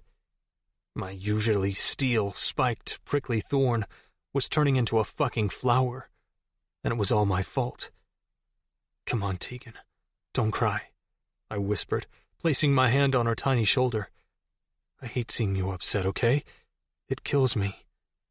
That was a big fucking mistake, because she only cried harder.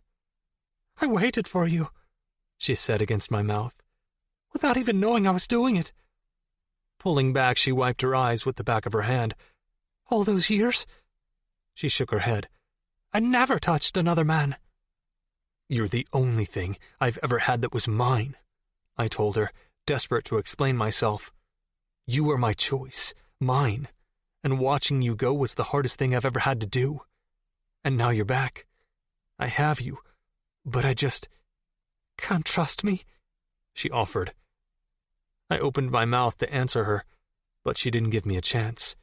"I am here," she growled, marching straight up to me. "With you." She pushed me in the chest. "Taking all of your crap." She shoved me again. "Not to mention your team's crap." Harder this time. "Because I love you." Tegan let out a hiss of frustration. "But if you can't get over the fact that I had sex with another man when we weren't together, then I'm not hanging around to be your punching bag." "I am over it," I told her. A nervous shock rippled through me, the thought of her leaving almost too much to bear. "I'm trying, Thorn." "You either want me or you don't," she said wearily, tears once again dripping down her cheeks. "You either believe me or you don't. Because honest to God, Noah, I can't keep doing this with you. Going head to head and taking an ass-kicking. It's too much, and I'm worn out." "I want you," I told her, knowing deep down inside that she needed to hear it. It was no lie. "I do." Tegan was the only person I'd ever loved. Ever. Making her cry wasn't something I went out of my way to do. Fuck. It was something I tried to steer my asshole mouth away from as often as possible. But she was so damn emotional lately, I couldn't seem to help it. I couldn't pretend I wasn't hurt over the past. It was a hard pill to swallow. Anxiety was flooding me. The look in her eyes was causing that anxiety to fucking soar. Tipping her chin upward with my thumb, I brushed the tears off her cheeks, eyes locked on hers. "I only want you." Moving my hands to cup her neck, I pressed my lips to hers, shivering when my stomach twisted inside of me. "I should have come back sooner, Tegan," I admitted, laying it all out there for once. If I had, then things would have been different. The truth was I loved Tegan more than any man should love a woman. I loved her more than was safe for me, and loving her brought to the surface feelings that, before her, I'd never had to worry about. Jealousy, inferiority, fear, obsession. Before Thorn walked into my world, those emotions were a myth to me. Now, they were my reality. She challenged me. She pushed me out of my comfort zone.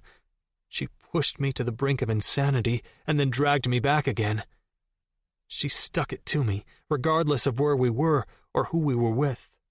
She had the ability to ruin me and heal me with one breath. It was unnerving, the amount of power she held over me. Reaching up, Tegan cupped my cheek with one of her hands and sighed. "We won't let this break us," she promised, before drawing my mouth down to hers. "I love you more than you hate me," she whispered, before covering my lips with hers. Chapter 28. Noah. I screwed up. I was a big enough person to admit that I'd overreacted. Hell, I'd done more than just overreact. I'd behaved like a fucking tool toward my wife. Almost a week had passed since the incident in the janitor's closet, and Tegan was acting like everything was fine. She hadn't chewed me out over my behavior the next morning, or held a grudge. In fact, her latest approach to handling our problems was to brush them under the mat and cover them up with a fake-assed smile. But I knew she was upset with me. The fact that she wasn't sitting with me proved that. I was at the back of the bus, and Thorn was sitting up front, all on her own, with her headphones on, staring out the bus window. She looked so lonely that all I wanted to do was wrap her up in my arms and hug the hell out of her. Refusing to allow the wedge between us to push us further apart, I stood up and walked up the aisle of the bus, not stopping until I was sitting down on the seat beside her. Tegan didn't look away from the window, but I knew that she knew I was there. Her breathing hitched in her throat, and she removed one earplug from her ear and handed it to me. Without a word, I took the earplug from her and popped it in my ear before reaching for her hand and pulling it onto my lap. I couldn't stop the smile from spreading across my face when the lyrics of Kate Nash's Dickhead filled my ear. Just like earlier, Tegan never spoke a word as she intertwined her fingers with mine and rested her cheek on my shoulder. "I'll do better," I whispered before pressing a kiss to the top of her head. She nuzzled against me. "I know." We sat side by side in silence and studied the scenery outside, and I studied her face. She looked deep in thought. "What are you thinking about?" I asked her after a while, when my curiosity got the better of me. "The first time I saw you," Tegan replied. Turning her face toward me, she smiled softly. "And how you made me feel back then." "Great," I muttered, feeling a bead of sweat trickle down my brow. It was bad enough that I'd been a tool the other night, but Thorn was dragging up old memories of me being an even bigger one. "I was a dick that night," I added, thinking back to the night I'd smashed her car windshield. I overreacted. Tegan had overreacted worse than I had, but I was trying to get back in my wife's good books, so I aptly left out that particular piece of information. "You were," Tegan agreed, "but that's not the night I'm thinking about." My brows furrowed in confusion as I waited for her to explain. "You took the air clean out of my lungs the first time I saw you," she continued to say, looking up at my face. Biting down on her lower lip, she smiled. "I can still remember the way my heart fluttered in my chest when I saw you standing there, watching me play Martin." Now I remembered. The summer before senior year. I'd been 17 years old, with little hope, and a lot of attitude. Angry and full of hatred. I hadn't been expecting her. I hadn't wanted her. But she arrived regardless. Without my permission, the girl next door had forced herself into my heart with that song. Her blonde, wavy hair looked like it hadn't been brushed in days. The denim cutoffs she had on were worn to a thread, and the white t-shirt she wore was at least 5 times too big for her, tied into a makeshift belly top with a hair clip. Her skin looked like ivory silk. She had a cut on her left knee and a bruise on her right elbow, and I'd never seen anything so fucking beautiful. She wasn't intentionally sexy. She just was. I watched her intently as she stretched her arms and legs out, clearly basking in the summer sunshine. I couldn't turn my face away. "You were all beat up and bruised," Tegan said, drawing me back to the present. "Yeah," I replied, tone thick with emotion. I'd been in a fight the night before. Actually, I'd been in several fights. I'd had the broken ribs to prove it. But again, I refrained from telling her that. "You looked so closed off, so separated from your surroundings," Tegan said softly. "I'd just moved in, and I was lonely and scared. I didn't want to be there." Pausing, she stared hard at my face. "And when I looked into your eyes, I realized that you didn't want to be either." Shrugging, she added, "It was one moment, one brief, flittering moment in the grand scheme of things. But in that moment, you looked into my eyes, and I felt a little less lonely." "Thorn," I croaked out, not knowing what else to say. She confounded me. The way she could be, her mood swings, her memories, the way she saw me. I was a better person in her mind.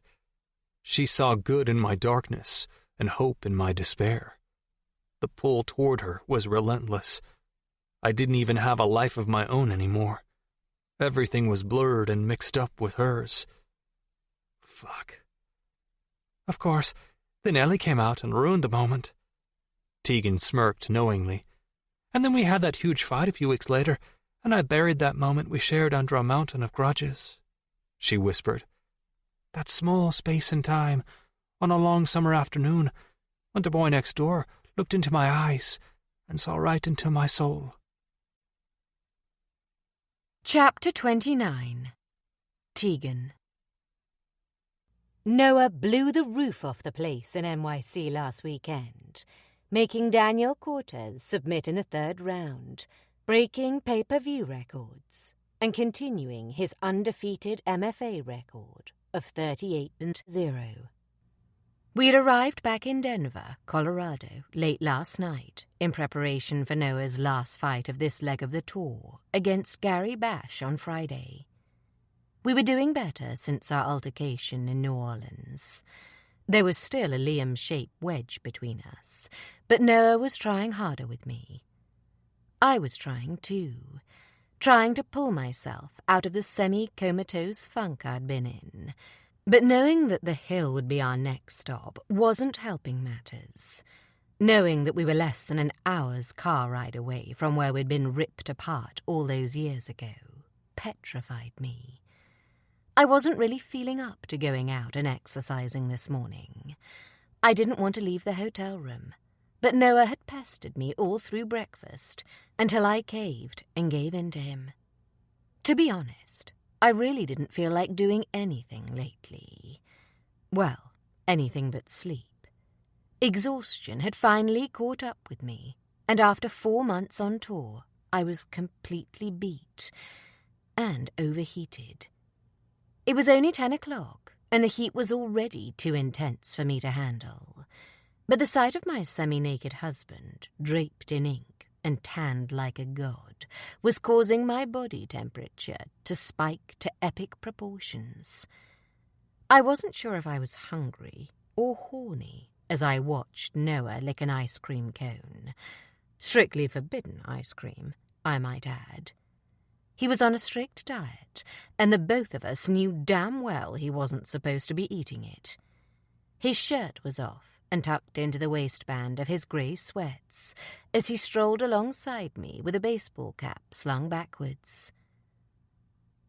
"I called Max last week," I admitted, needing to get it off my chest, as we strolled through the Rocky Mountain Lake Park. "Okay," Noah replied calmly. Emotions flooded me at the thought of my uncle. I... Pausing, I cleared my throat before saying, "I miss him." Tossing the end of his ice cream cone into a nearby trash can, Noah reached for my hand. "Was he nice to you?" he asked, entwining our hands. I nodded slowly. "Yeah, he actually kind of was." Snuggling into his side, I sighed heavily. "I asked him if he wanted to meet up." "What did he say?" He said he was busy and had called me back." "Stubborn fucking man," he muttered under his breath. "Are you nervous?" I blurted out. "No." I frowned. "You don't even know what I'm referring to." "Doesn't matter," he teased. "I'm never nervous." "Everyone gets nervous at some point in their lives, Noah." "Why?" Cocking a brow, he looked down at me. "Are you nervous about something?" "Yeah." Nodding stiffly, I repressed the urge to shiver. "What?" Noah frowned. Going home, I whispered. Home. Was University Hill my home? It was Noah's home, but could I actually call it mine, having only lived there for 10 months? Is that where we'll stay for the month you're off? I asked. The Hill? It depends. Depends? On what? Pulling me to a stop in the middle of the sidewalk, Noah turned and faced me. On whether Boulder is somewhere you'd like to stay. Reaching up with one hand, Noah cupped my cheek and said, Thorn, I meant it when I said I'd take you anywhere that would make you happy. He sighed heavily. We can leave, baby. Lifting his hand, he gestured around vaguely. The minute the final bell rings on Friday night, we can get out of here. I'd left a lot of demons behind me when I ran away from the Hill 8 years ago. Coming face to face with said demons wasn't something I relished the thought of. The hill was J.D. Dennis's playground, and just because we hadn't heard from him, I wasn't naive enough to believe that he'd forgotten about us. But I trusted Noah. "I'll come home with you," I whispered, leaning into his touch. I trusted Noah with my life, and I knew that he would never take me somewhere potentially dangerous. "If you think we'll be safe there." "You'll always be safe, Tegan," he assured me, voice gruff. "I fucking promise you that." "Then we'll stay." "What's wrong, Tegan?" Noah blurted out suddenly. Holding my face between his hands, he studied me with worried eyes. "Talk to me." "Nothing is wrong." I forced a smile. It was fake, unnatural, and Noah saw straight through it. Noah cocked a brow. "You're a horrible liar, Thorn." "I'm just tired," I whispered, feeling horrible for lying to him. "Is that it?" he asked, eyes locked on mine. No. I wanted more than anything to open up to Noah and tell him everything. How unwell I was feeling, how upset I was over what I'd overheard Tommy and the men saying, how insecure I was feeling on this tour. In fact, I wanted to kick the ground and scream at Noah to wake up and see how those bullies he called his team were treating me. But Lewis was right. I needed to put him first for once in my life. He needed to focus. He was riding a high wave to the top of the league, and I wasn't going to be the one to screw that up again. "Yes," I lied. Noah. If Tegan knew I was calling Hope behind her back, she would flip the hell out. But I was desperate. Not only was I desperate, but also after last night, I was worried sick. I felt something damp trickle down my bare chest. "Tegan?" My voice was thick from sleep as I rolled onto my side, taking her with me. Tipping her chin up, I stared down at her tear-stained cheeks. Using my thumb to capture the tears rolling down her cheek, I brushed them away. "What's wrong?" Had she been crying all night? "I'm just sad," she whispered, sniffling. "Why? Are you scared or something?" It couldn't be the dark. I'd left my lamp on when we went to bed, same as every night. "What's on your mind?" Clenching her eyes shut, Tegan wriggled closer to my body. "Nothing." She sobbed, burying her face in my chest. "Forget I said anything." Her small hand sought mine, entwining our fingers. She let her tears fall onto my bare chest, and that's when I lost it. "Tell me," I begged. "Tell me how to fix this for you." Tears fell like big, fat raindrops from her eyes.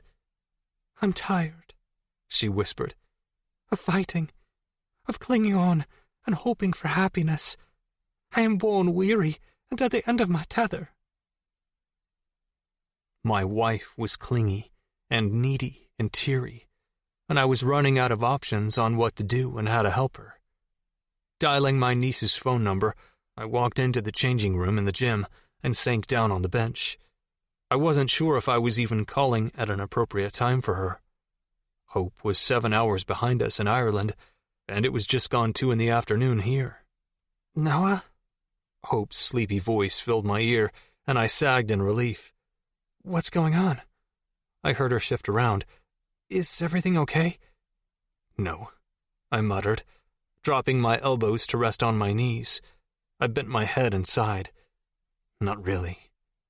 She was moving around, I realized, and I heard the slight murmur of a male voice seconds before Hope's voice filled my ear once again, clearer this time, more alert. "Okay," she said in a pissy tone. "What have you done now?"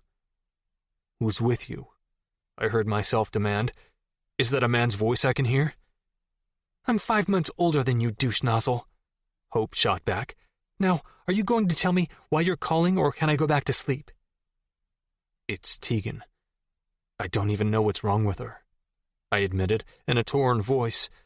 I think she's homesick or something. I threw it out there, hating that I couldn't be enough for Tegan. I think she's lonely. She is, Hope shot back without remorse.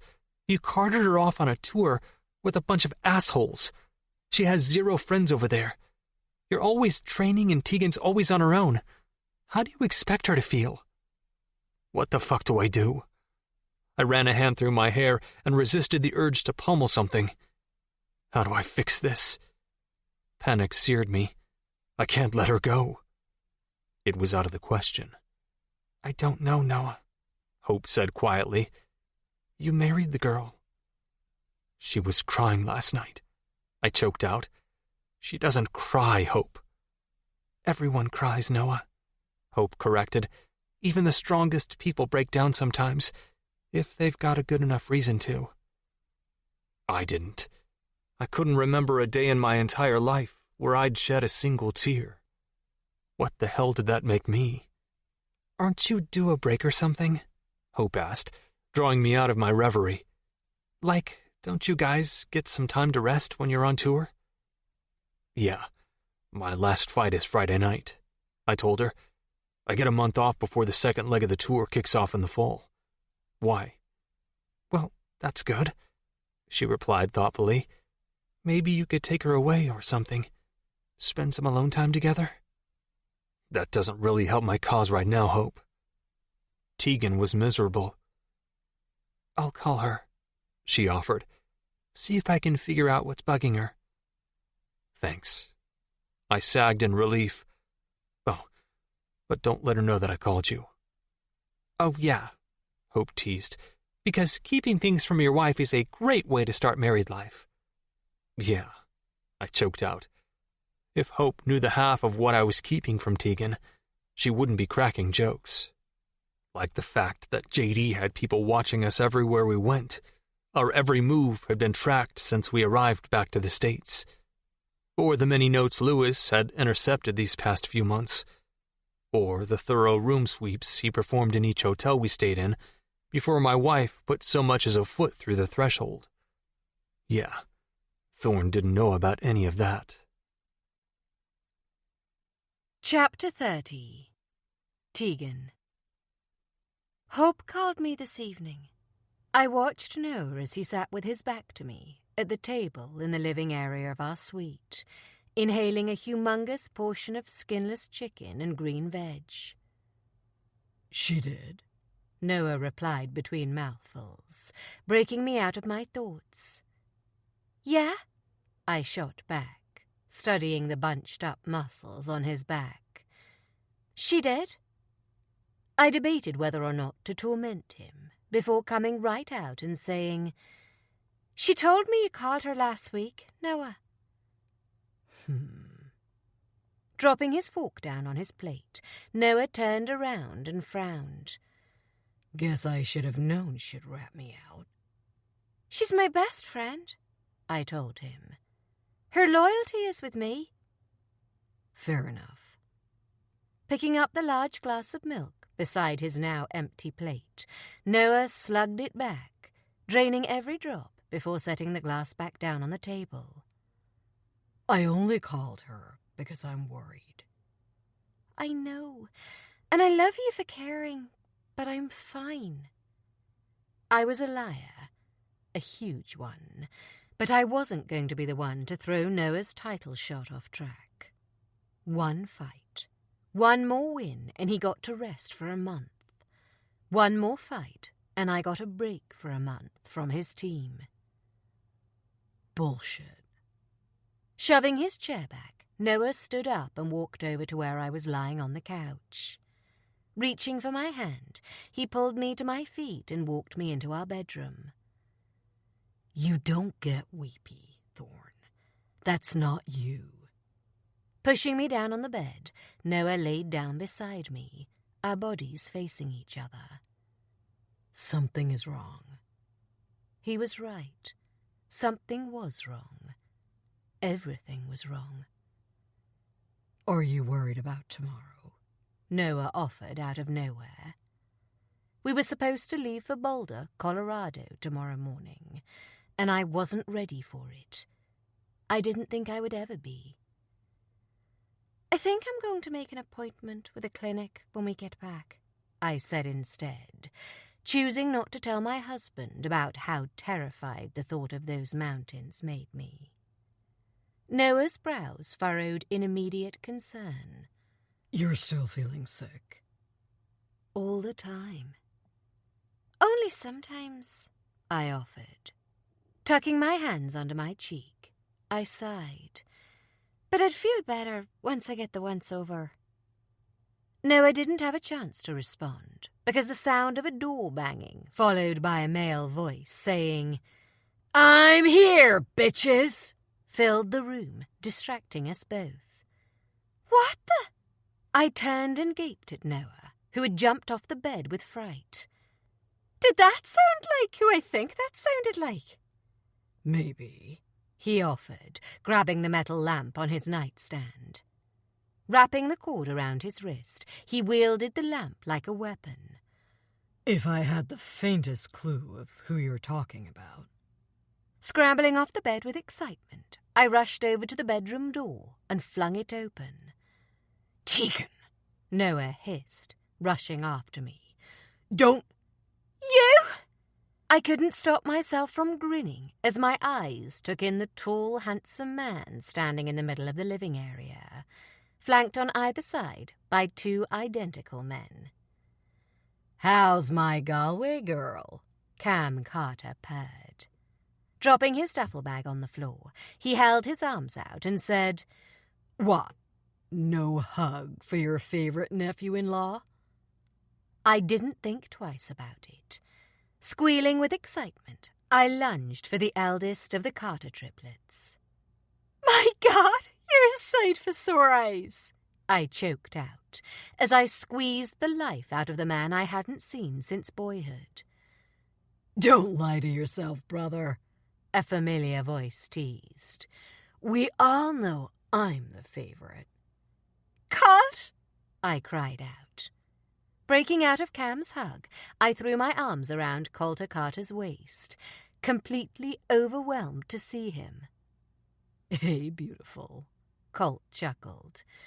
See, bro, I told you our auntie loved me best. I see you're as full of shit as ever, I shot back happily. My best friend's brothers had always been like family to me. I've missed your egotistical ass. And I've missed that precious mouth, Colt shot back in amusement, before looking behind me. Uncle Noah! He squealed in a fake, high-pitched tone as he released me and held his arms out in front of himself. It's me, your favorite boy. Noah grinned widely. You fucking idiot, he chuckled, before grabbing Colton Carter and squashing him in a massive hug, a hug that was quickly interrupted by the addition of Cameron. The two boys, now men, looked like overexcited Labradors as they fussed over my husband. I stood back in a state of shock and unexpected happiness. What are you guys doing here? I couldn't stop grinning. What? Colt laughed. Did you honestly think we wouldn't come visit when you're only a city away from us? Just then the door of the hotel swung inward, and in walked Logan Carter. Noah was instantly by his side, his love for baby Carter as obvious as the day is long. My eyes roamed nervously over the youngest triplet, the deep one, the brutally honest one, the one with those lonesome grey eyes, as he hugged it out with my husband, the one who, when he was disappointed with you, could make you feel like the worst type of human. The last time I'd spoken to Logan Carter, it had gone down like a lead balloon. He's going through hell inside, Tegan, Logan added. And you checked out on him. Imagine how he feels. Logan, he cheated on me, I cried out in defense. He fucked that girl right in front of me, and he didn't bat an eyelid doing it. What am I supposed to do? Run back to him and wait for it to happen again? I shook my head and wiped my cheeks with my free hand. He broke me, Logan. He knew they were coming for him, Logan hissed in a tone of pure disgust. And do you know the only person Noah was worried about? You. He could have been killed in there, and the only thing that concerned him was getting a fucking message to you. You don't deserve him, Tegan, Logan hissed, and I paled. I tried to find the words to defend myself, but Hope's younger brother continued before I had a chance. This is on you, he added in a deathly cold voice. If you hadn't come around and fucked with his head, Noah wouldn't be where he is today. He was protecting you that night to keep you safe from JD and George. And you betrayed him, Tegan. You fucking buried him and you bailed when it got tough. I moved to give him a hug, but quickly came to a halt, unsure whether it would be well received or not. Come here, you little dope, Logan chuckled, noticing my hesitance. Water under the bridge, okay? He whispered in my ear when he had me wrapped up in his arms. Nodding, I tucked my face into his chest and sighed. What the hell are you three stooges doing here? Noah chuckled. Stepping out of Logan's embrace, I moved quickly to Noah's side. Yeah, I added, feeling happier than I had in months. I hadn't seen these boys for years, and even though they'd been here less than 5 minutes, things seemed better already. We are at your disposal, Colt added. Throwing himself down on the couch, he folded his arms behind his head and sighed happily. At the request of your big brother. Noah's cheeks reddened. Huh? Dad sent us, Logan interjected in that calm voice of his. He wanted us to remind you that you have a family and a home waiting for you when you come off this leg of the tour. He turned to me and winked. He wanted you to know that you both do.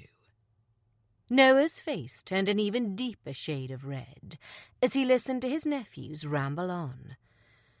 Basically, the old man knows you wrap up tonight, Colt explained. He wants you home. Home? Noah's tone was gruff and one of embarrassment. Why? Because you're his brother, Cam piped up. And he loves you. We all do, Colt added with a chuckle. And he's planning a family get-together. So when Colt says Dad wants you home, he means tonight, Cam chuckled. As in after the fight. Here. Logan reached into his jeans pocket, pulling out a set of brass keys and tossing them at us. Noah caught them mid-air. What's this? He asked, examining the set of keys in his hand. The keys to South Peak Road, Colt offered up. You should see it, man, Cam muttered with a pout. Fucking beautiful. To think of the parties we could have had there, Colt added with a sigh. Could have had? Cam snorted. Speak for yourself, dude. Can you two shut the hell up for a second? Logan commanded, before letting out a heavy sigh. Our parents own several properties across the state, he explained in a calm tone. The house on South Peak Road is one of them. Shrugging, Logan shoved his hands back into his jeans pockets. They want you both to consider it their wedding gift to you. Are you shitting me? I blurted out tactlessly. They want to give us a house as a wedding gift? We shit you not, Colt shot back with a grin. The old man takes his family seriously. It's important to him. He wants to keep you guys close. Not to mention the fact that he's a control freak, Cam muttered under his breath. with more money than sense. Why didn't he come here himself? Noah asked, tone gruff and thick with unshed emotion. And scare you off? Colt offered. You've been absent from our lives for years, Noah, and the old man's tactless. Shrugging, Colt added, So he sent us to sway you. The Three Stooges? Noah shot back with a smirk. I prefer the term Three Musketeers. Colt was quick to respond. Yeah, Colt snickered. and consider Hopi Bear Dogdanian. Bottom line, Logan interjected with a roll of his eyes, clearly unimpressed with his brothers. He wants you home, and has sent us here to make sure you do just that. I can't. Noah's voice broke off, and he shook his head. You're all fucking crazy, he added with a chuckle. He dropped his gaze to my face. Are you hearing this, Thorn? Hearing it? I shot back, jaw still hanging open. I haven't heard a word since free house. With a pool, Colt snickered. and a hot tub, Cam added. and a built-in top-of-the-range gym. Logan filled in swiftly. My jaw fell even further open. We're not taking it. Noah was quick to respond. Respond and ruin my hopes and dreams. It's too much. But they said there's a pool, I pouted. My voice sounded whiny, but I didn't care. Don't kill my dreams, Noah, I begged. The thought of turning down a house with a pool, hot tub, and gym almost brought tears to my eyes. The prospect of going home to Boulder was looking more appealing already. Please? Yeah, Noah, Colt teased. don't kill your new wife's dreams. Noah looked down at me with a smirk. Fine, He conceded. we'll stay there. Yay! I clapped and squealed like a girl. Finally, an actual house instead of a hotel. I could hardly contain myself. I was so excited. But we're not keeping it, Thorn. Noah warned me. This is just temporary. Of course, I muttered flippantly, even though I knew full well that Noah would have to pry my cold, dead body from the house before I gave it up. Noah. So, why are you really here? I asked Logan when Tegan had walked up on ahead with the boys. I'd hung back, pretending I'd forgotten something in my room, when in truth, I wanted to talk to Logan alone. What do you mean? He asked, confusion etched on his face. Kyle really didn't send you guys here, did he? I'd been around the block enough times to know bullshit when I heard it. You're as paranoid as always. Logan smirked. Why is it so hard for you to believe that people actually care about you, man? Because they didn't. At least, no one had before. So you're seriously telling me that your father sent you three here to coax me home?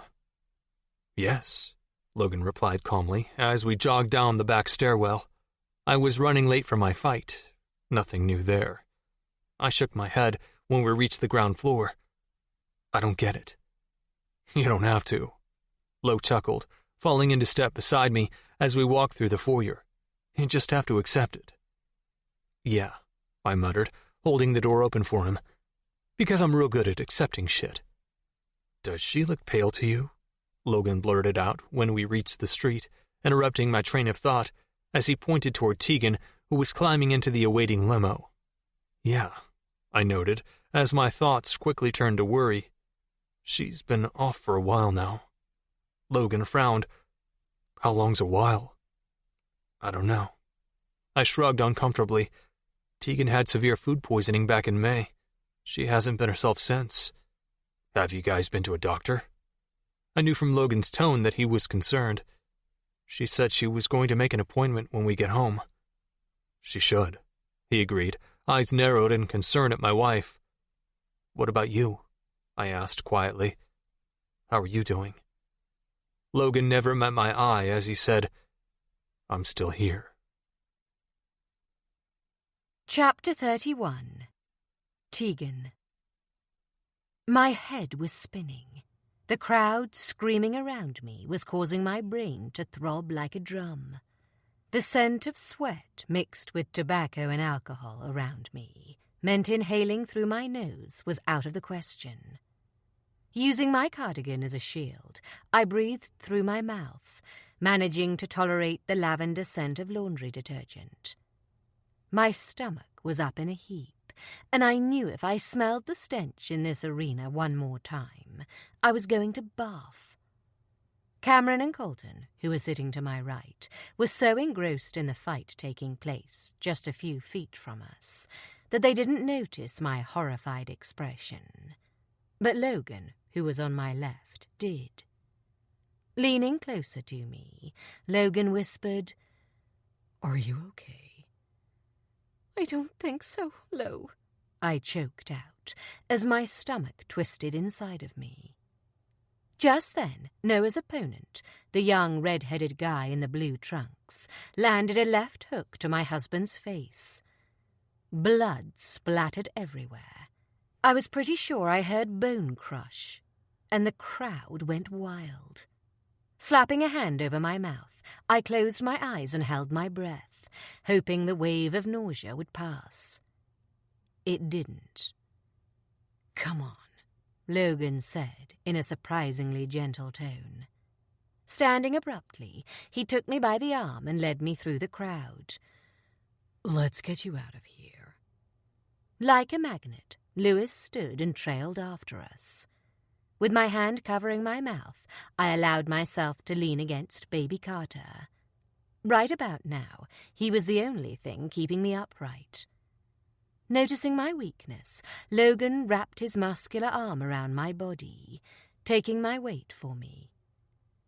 "Nearly there," he said as he hustled us through the crowds towards the out-of-access area that led to the changing rooms. "Surprise!" Lucky chanted the moment we stepped inside Noah's changing room. His smile quickly morphed into a concerned frown. "Teeks, what's wrong?" His gaze flickered to Logan, and he frowned, clearly puzzled.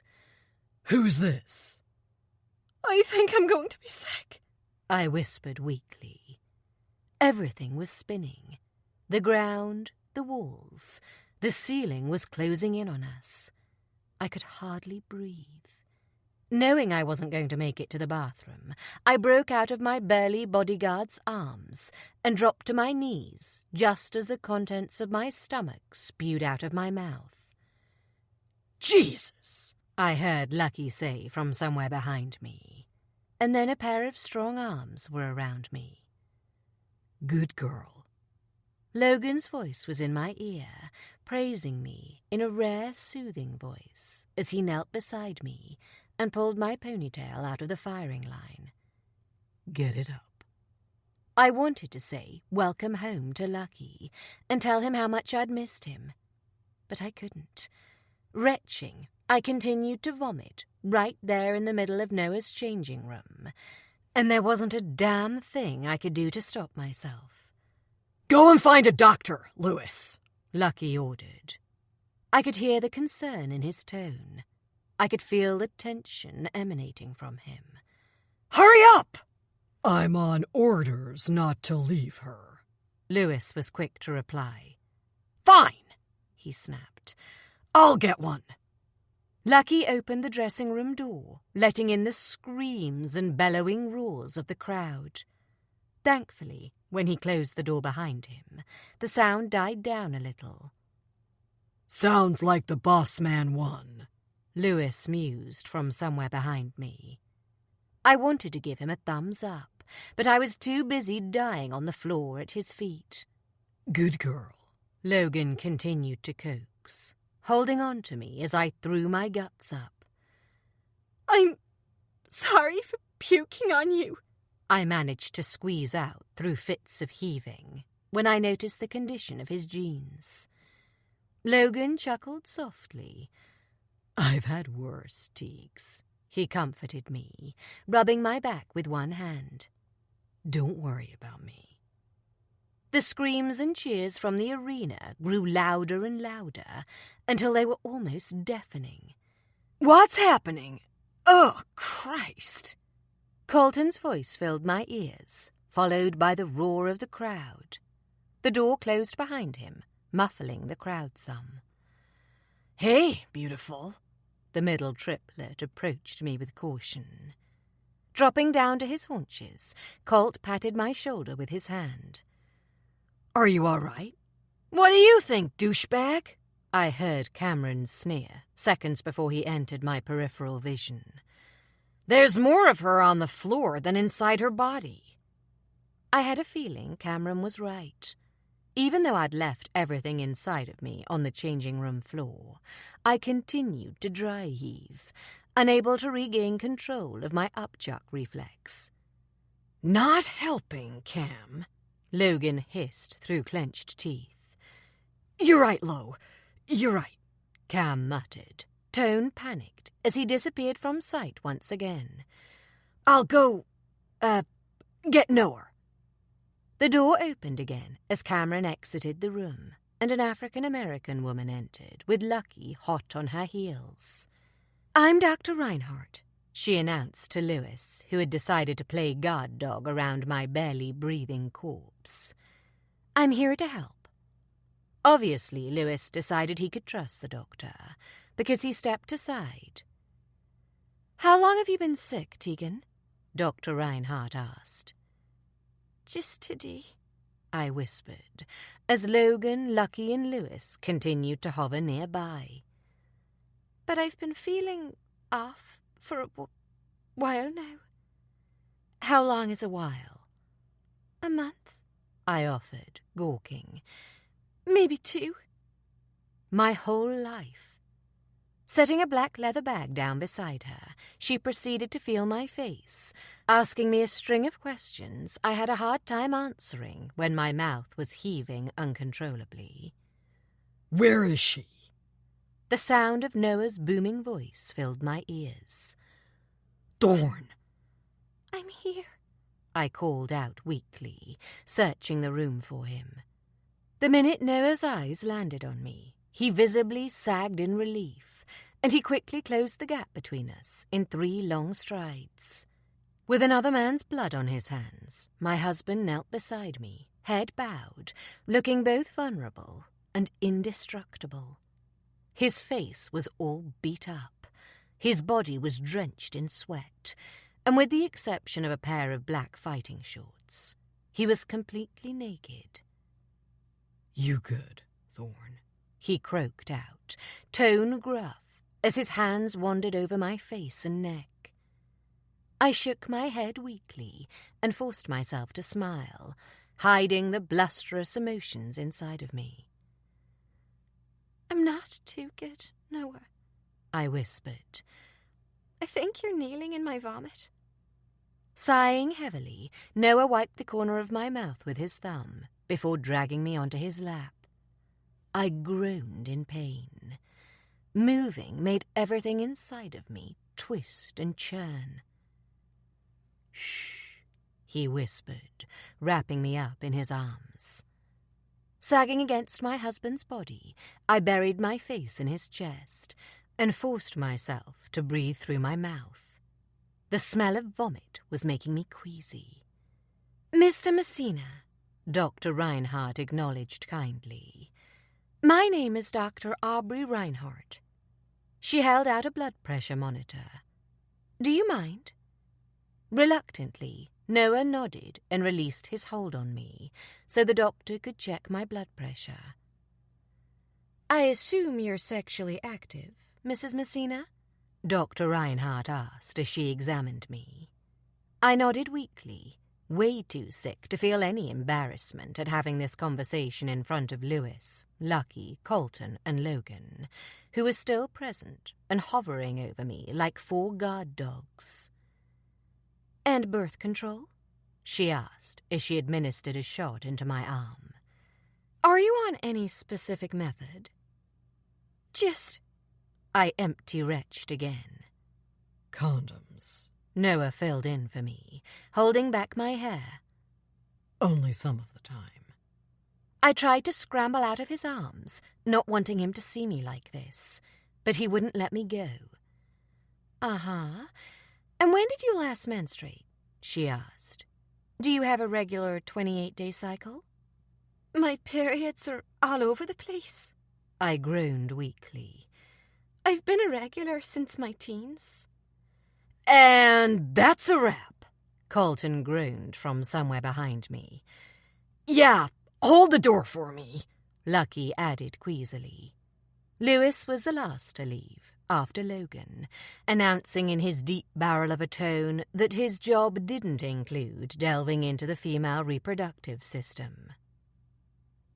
Sorry about them, I muttered sheepishly as I wiped my mouth with the back of my hand. They're not used to women. Whatever the good doctor had stuck me with was working at a rapid rate, because I was able to straighten up without heaving. I'm used to it, Dr. Reinhardt chuckled. Men are such fickle creatures. Picking her bag up off the ground, she approached the bench. You can help her up, Mr. Messina. Noah immediately stood up, taking me with him. Walking over to the bench, he gently sat me down beside the doctor. Are you okay? He asked in a panicked tone when I grunted. Yes, I whispered, clutching my stomach. Okay, give me the bad news, I choked out. Her silence was telling, and panic flared inside my heart. There's something really wrong with me. On the contrary. Reaching into her bag, Dr. Reinhardt pulled out a rectangular-shaped box and handed it to me. I don't think there's anything wrong with you. I stared down in horror at the box in my hand. 9 letters to terrify me to my very core. I'm not, I whispered, feeling sick all over again. No fucking way. My eyes immediately went to Noah's face.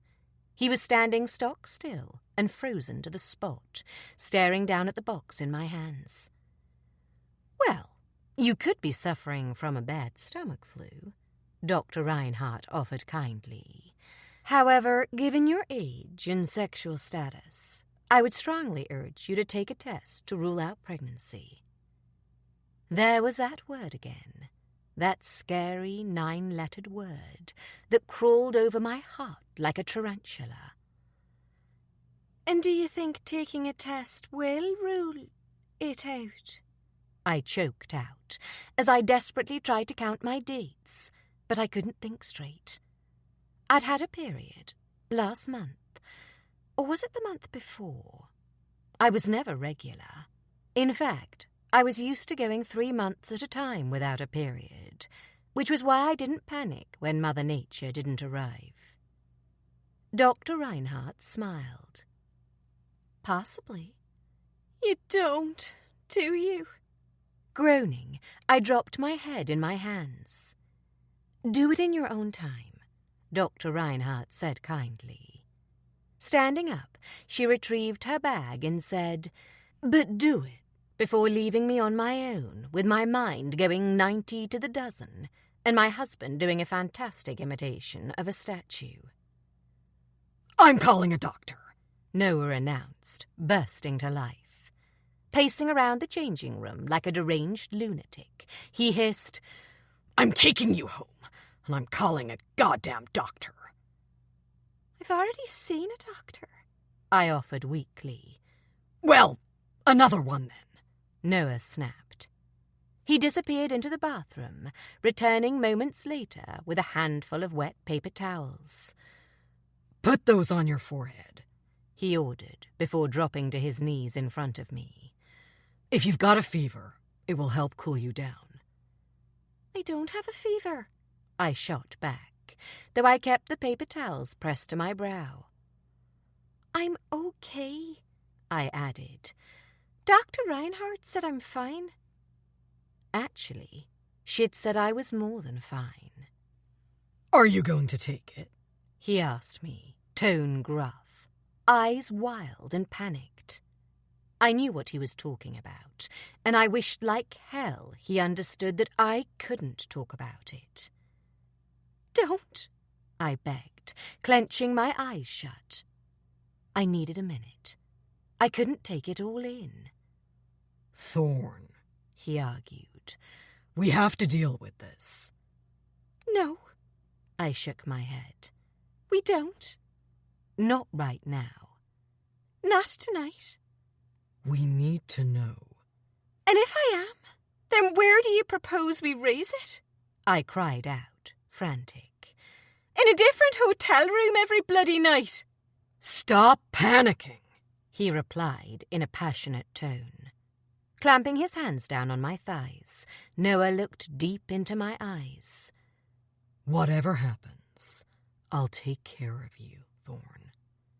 So in other words, you'll dump me in a mansion on my own to bring up your spawn while you live the high life? I shot back, red-faced and irrational. I'm not starting a family. Not until you're finished fighting. Noah opened his mouth, no doubt to protest, but I quickly carried on.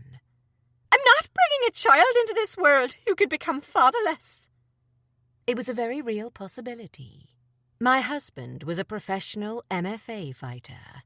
He put his life on the line every time he stepped into the cage. You don't get to decide this, Tegan. Noah shot back, losing all patience and tact with me. I'm scared to find out, I admitted. The doctor as good as told us that you are. He shot back, tone just as panicked as mine. Shoving his wallet and phone into the jeans he'd just pulled on, he walked over to where I was sitting and crouched down in front of me. So stop being a fucking baby and take the damn test. A sudden knock on the door startled me and broke the tension between us. Scrambling, I managed to stuff the box into my purse, just as Lucky slipped his head around the door. His eyes landed on Noah first, and then me. Hey, you, he said with a crooked smile. Feeling better? I nodded and forced a bright smile. Physically, I was feeling better. Emotionally, I was a wreck. Welcome home, I added after a moment. I missed you. Letting the door close behind him, Lucky ambled over to where I was sitting and Noah was standing over me, glaring. Everything okay? He asked cautiously, eyeing my husband with concerned blue eyes. Noah shook his head and opened his mouth to speak. Everything's fine, I blurted out, interrupting, not wanting to air my private turmoil with anybody else just yet. Like a cruel twist of fate, the triplets walked into the changing room then. All three loaded down with questions. All three sharp as razor blades, followed by Noah's team of asshats. What the hell is going on in here? Quincy's loud voice boomed through the room, and suddenly everyone was talking at once, giving their 2 cents on what had gone down. Well, everyone except for Noah. Sinking down on the bench beside me, Noah continued to stare hard at my abdomen. So much, in fact, that I was beginning to feel extremely self-conscious.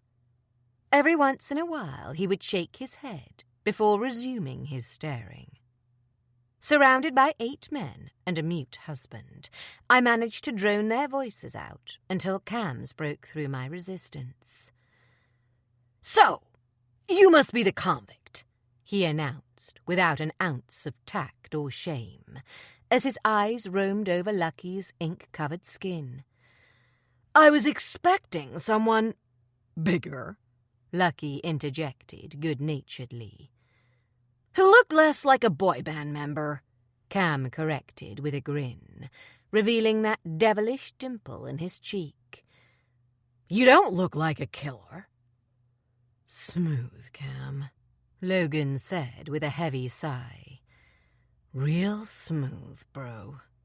Whatever, Lo, Cam grunted before refocusing his attention on Lucky. Moving toward Lucky, he held out his hand. It's good to finally meet the man who kept Noah sane inside. Lucky grinned crookedly and shook Cam's outstretched hand. The pleasure was all mine. We need to leave, Noah announced out of nowhere. Jerking to his feet, he grabbed my purse and stalked toward the changing room door, only to halt halfway and turn around when he noticed I wasn't by his side. We need to leave now, Thorn, he repeated in an emphatic tone, eyeballing me. We have things to do. He not so subtly shook my purse in my face. Right, I whispered, wanting to do anything except that. Hell, I was contemplating staying right here with Tommy, Quincy, and Bo. I really was afraid. You guys can't go, Colt piped up. Mom and Dad are expecting you both at the hotel. Tonight? I squeezed out. Yeah. Logan was the one to reply this time. He has a car waiting outside for us. He has this family dinner organized. Speaking of, Cam muttered as he checked his watch on his wrist. We should get going. At 10 o'clock at night? I asked, puzzled. Logan's face reddened, and Colton whistled as if he hadn't heard me. What are you guys up to? I demanded, smelling a rat.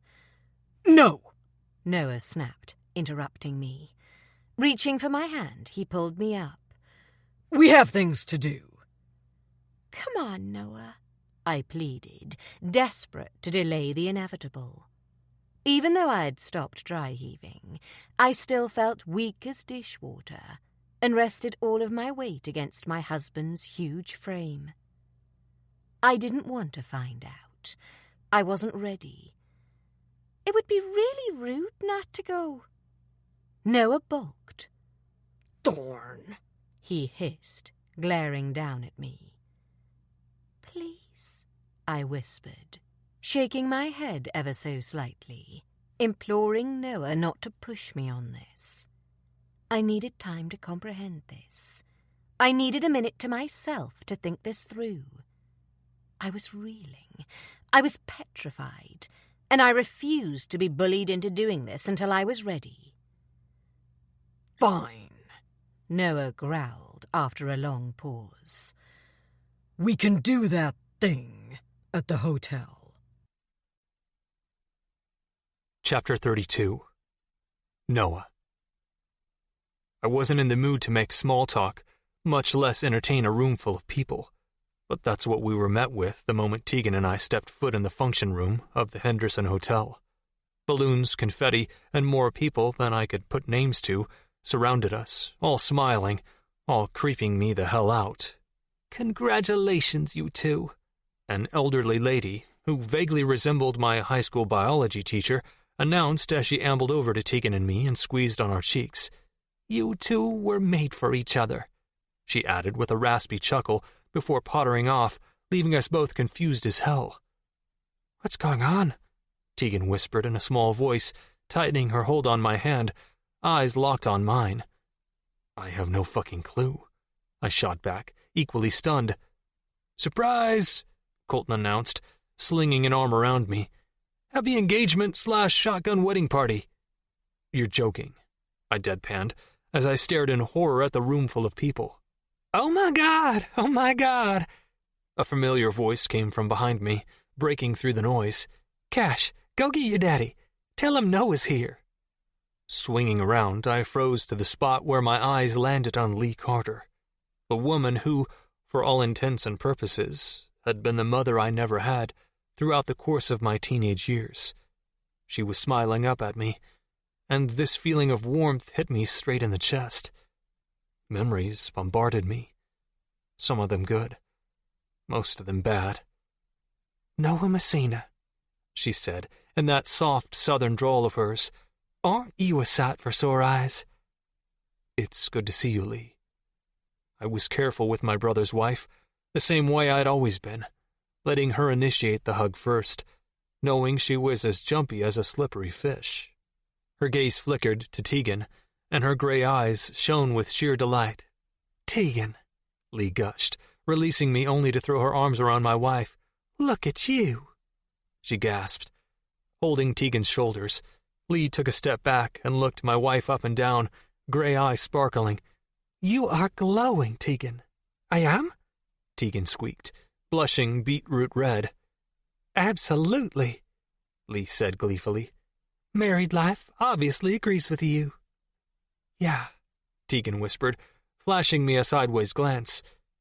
"I guess it does." "Noah!" Kyle's voice penetrated through my mind, and I turned slowly, taking in the side of my oldest brother, the man who, along with his wife, had stepped in and raised me throughout my teenage years.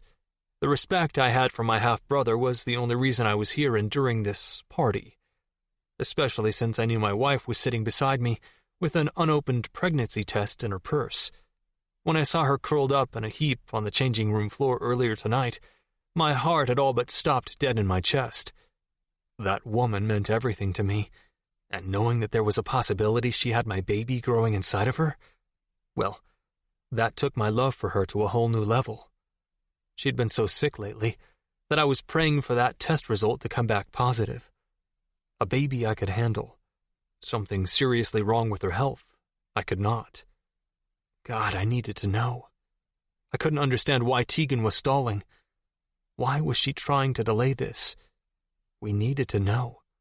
Christ, if my wife was pregnant, then what hope did our kid have? What the hell kind of father would I be? I was a convicted felon.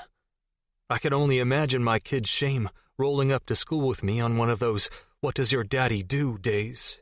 Shuddering, I forced myself to concentrate on Kyle and not the fear threatening to take me over. "Did you get my gift?" he asked, casting a wink at Tegan. "Blondie," he acknowledged. "Kyle," Tegan bit out with a stiff nod. "We did," I replied, "and we can't accept it." "I can," Tegan piped up, holding her hand up. "I can accept. Noah, I'm going to kill you. Her threats and words of violent promises were cut off as her stomach rejected everything inside of her for what had to be the 50th time tonight. Tegan dropped to the floor in the middle of the room and heaved mercilessly. "It's okay," I soothed, dropping to my knees beside her. "You're okay, Thorn." "Oh my God," Lee exclaimed in delight. "I knew it." "Knew what, Princess?" Kyle asked, sounding both curious and horrified. "She's pregnant." "She's what?" "No," Tegan wailed, waving her hand in the air weakly. "I'm not. Ugh." "Oh, she so is," Kyle chuckled. "You were the same with the boys." "Why is this happening to me?" Tegan sobbed between heaves. "Congratulations, brother," Kyle said proudly. "Jesus," I muttered. What a fucking conversation. Looking up at Kyle, I asked, "Is there somewhere I can take her?" Tegan. I was dying, and it wasn't an exaggeration. Every breath I took caused the nausea inside of me to rear its ugly head, resulting in me projectile vomiting. Clinging to the toilet bowl in the hotel room Kyle had graciously given us, after I decimated his pretty carpet, I heaved loudly. "Get it up, baby," Noah encouraged, holding my hair out of the firing line of my mouth. "That's it," he soothed, rubbing my back with his large, calloused hand. "Good job." "This is all your More vomit. fault." Dizziness engulfed me, and I sagged forward, slapping my chin against the porcelain rim of the bowl. "You and your—" Tears stung my eyes as the ripping sensation in my throat intensified. "fertile dick." I know, Thorn, Noah agreed, wisely accepting my jabs and proclamations of blame. I'm sorry. Sure you are. My words transformed from a muffled groan into a huge, heaving gawk. Clutching the toilet bowl with a death grip, I breathed through my mouth, not daring to smell my own funk. I mean it, I added in a weak tone. This is all your fault, you big bastard. My words broke off once more as the remaining contents of my stomach projected out of my mouth and into the toilet bowl. I know, baby, Noah cooed as he crouched behind me, holding my hair back, his fingers gently brushing my bare shoulder. I couldn't see him, but I could tell he was smiling. Panting in relief, I remained positioned over the toilet bowl for a few more minutes, until my brain was convinced my stomach had decided to stop screwing with me. Feeling empty and violated, I leaned back and snuggled into his chest, shivering in comfort. I think I'm dying, I whimpered. You're not dying, he assured me. Pulling me into his arms, Noah stood up swiftly, taking me with him. You're pregnant. Carrying me out of the ensuite, Noah sat me down on the bed in the adjoining bedroom, keeping me wrapped up in his arms, and pressed a kiss to my damp forehead. We don't even know for sure, I countered weakly, sagging against him, wanting nothing more than to fall asleep and stay there. I was so desperately tired, and my body wasn't playing ball with me.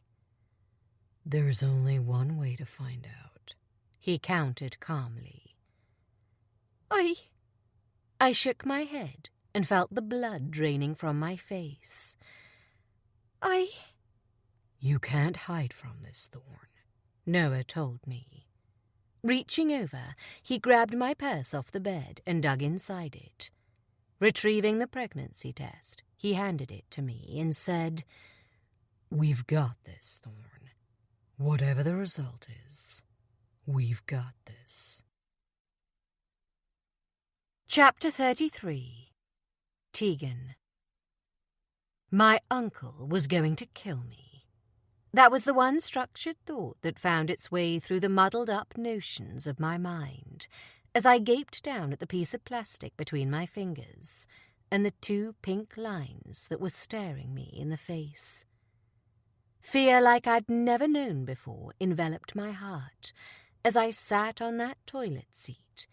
And then, weirdly enough, Michael Jackson's Billie Jean reverberated through my mind, followed swiftly by Uncle Max's furious voice screaming at me. Flushing the toilet, I arranged my clothing and tossed the traitorous stick in the trash can, all the while strangling down the panic threatening to choke me. Well, that was that. At least I knew. There was an explanation for the nausea. This was not good. Not good at all. What the hell were we going to do with a baby? I was pretty sure I was still a baby myself. A mother? No freaking way. Exhaling heavily, I forced myself to calm down, but it wasn't coming easy to me. I was pregnant. Oh, sweet baby Jesus.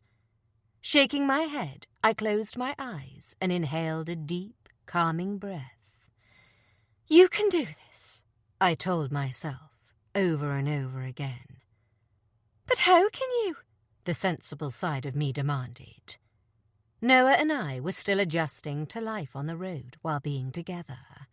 We were still going through teething problems. Big, jealous, trust-issue teething problems. Adding a baby to the mix would be catastrophic. And the team? I groaned loudly at the thought. Noah's staff couldn't stand me at the best of times, and they didn't try to hide it. I could only imagine what they would have to say when they heard the news. The words, on purpose, sprang to mind. This was the least on purpose and most irresponsible thing I'd ever done in a life full of reckless choices. Suddenly, I felt less like a 25-year-old woman and more like a terrified teenage girl. I needed my best friend, Hope. I needed my mum. Noah and I didn't have a stable environment. Hell, we never stayed in one place long enough to leave fingerprints, let alone make babies. JD's face and the imminent threat he represented to us flooded my mind, and my entire body began to shake violently. I couldn't do this. In a daze, I walked over to the sink and sagged against it. I was pregnant.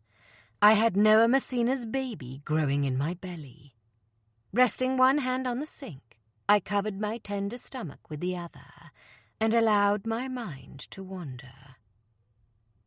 Shit, Noah growled, stilling inside me. What? I mewled, continuing to grind my body against his. My skin grew warmer with every move, and I knew I was close. The condom, he ground out. A vein bulged in his neck. Split. So? I was too horny to care. Don't stop, I begged, as I writhed beneath his hot, naked body, desperate to feel his weight on me. Please. Thrusting my hips upward, I grabbed his hips and tried to drag him back down to me. Thorn, please, Noah hissed through clenched teeth. I'm trying to be good here. Don't be good, I purred, pulling hard on his hips. I like you better, bad. His eyes fluttered shut, and he sank into me once more, before letting out a groan that sounded like he was in genuine pain. I can't. Pulling out of me, Noah climbed over to the driver's seat of his Lexus and sank down. Disappointment floored me as I lay naked and needy on the reclined passenger seat. You suck, I growled, twisting my head to glare at my boyfriend. Big, fat donkey balls. Noah cleared his throat. You'll be glad I did that when you're not on your back in 9 months. Okay, I muttered, appalled. You just killed my girl erection.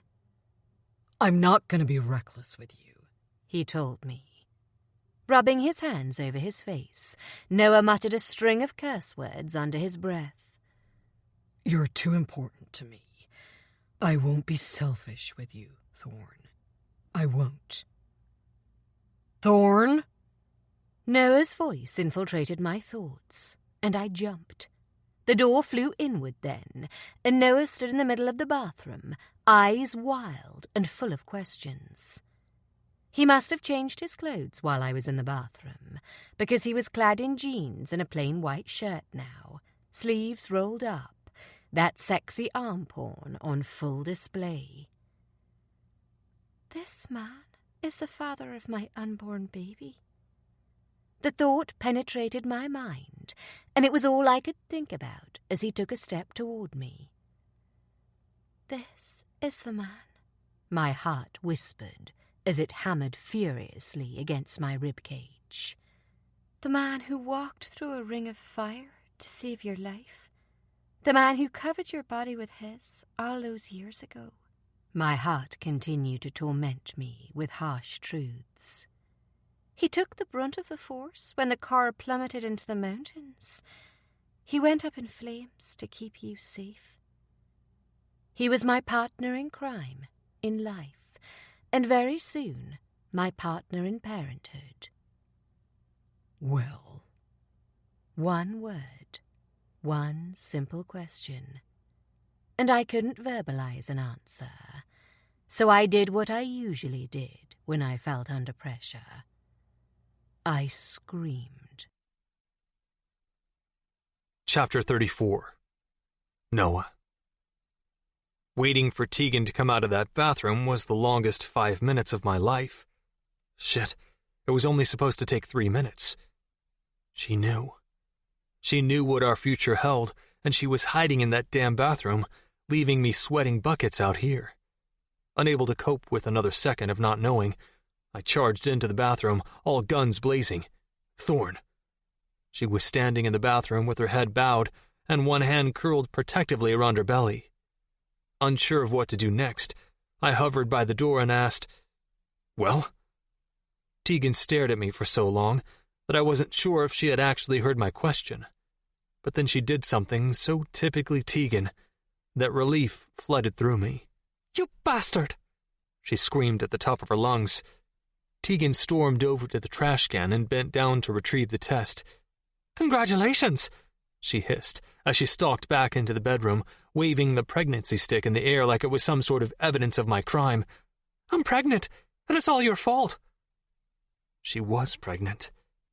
With my baby. My Thorn had my baby growing inside her belly. "How many?" Tegan demanded suddenly, breaking me out of my thoughts. Taking aim, she flung the stick at my head, before grabbing her purse off the bed and tossing that at my head too. "How many what?" I asked calmly, because God knows one of us had to be, as I caught the bag mid-air. "How many babies did you implant in my uterus?" Her gaze dropped to her stomach, and she let out a howl. "What if the whole litter thing is a gene you got from your biological father?" She bit down on her fist. "I'm not built to breed multiples, Noah." Holding my hands up, I approached my wife with great caution.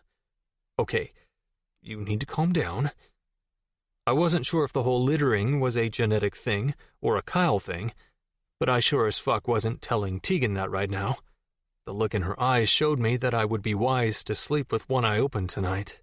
"Noah, I'm so scared," Tegan blurted out, and suddenly all the fight and aggression seemed to deflate out of her. There it was. That vulnerability she always tried to hide with harsh words and raised voices. Sinking down on the edge of our bed, Tegan dropped her head in her hands. "Please don't leave me on my own." Claiming the space between us, I sank down beside her and hauled her onto my lap. "You aren't ever getting rid of me, Thorn." With my hands on her waist, I turned her to face me and stared into her beautiful hazel eyes. "And you have nothing to be scared of," I told her, trying to remain calm, even though my body was on flight mode. Suddenly it was all starting to make sense. The mood swings, the abnormal amount of crying, the nausea, the swollen abdomen. "Noah, you've seen my vagina," Tegan sobbed, clinging to me like a baby monkey. "How am I supposed to push a baby out of that?" "Fuck if I knew." "You just will," I soothed, pretending that I knew about shit I didn't. "And I'll be with you the entire time." That was the truth. I wasn't going to let this woman out of my sight ever again. "Every step of the way," I added. She was invaluable to me before. Now she had my kid inside her. Jesus, she was my beating heart walking around outside of my body. "What if we're no good at it?" she whispered, lifting her face up to mine. Her large hazel eyes were glossy as she spoke. "What if—" "Thorn," I interrupted, clamping her lips shut between my fingers. "We can do this." Pressing a kiss to her temple, I cradled her fragile body to mine, gentler now that I knew what was growing inside of her. My kid. "I'm going to take care of you." I had no fucking clue of what to do or how to raise a baby, but I wasn't going to let her down. I was certain of a lot of things in this crazy world, but one thing I never doubted was the lengths I would go to in order to provide for and keep this woman safe. I was scared too. Fuck, I was petrified. But I had to be strong. I had to give my wife the strength to feed from me. I couldn't stop myself from staring down at her abdomen. It was swollen. God, I was fucking clueless.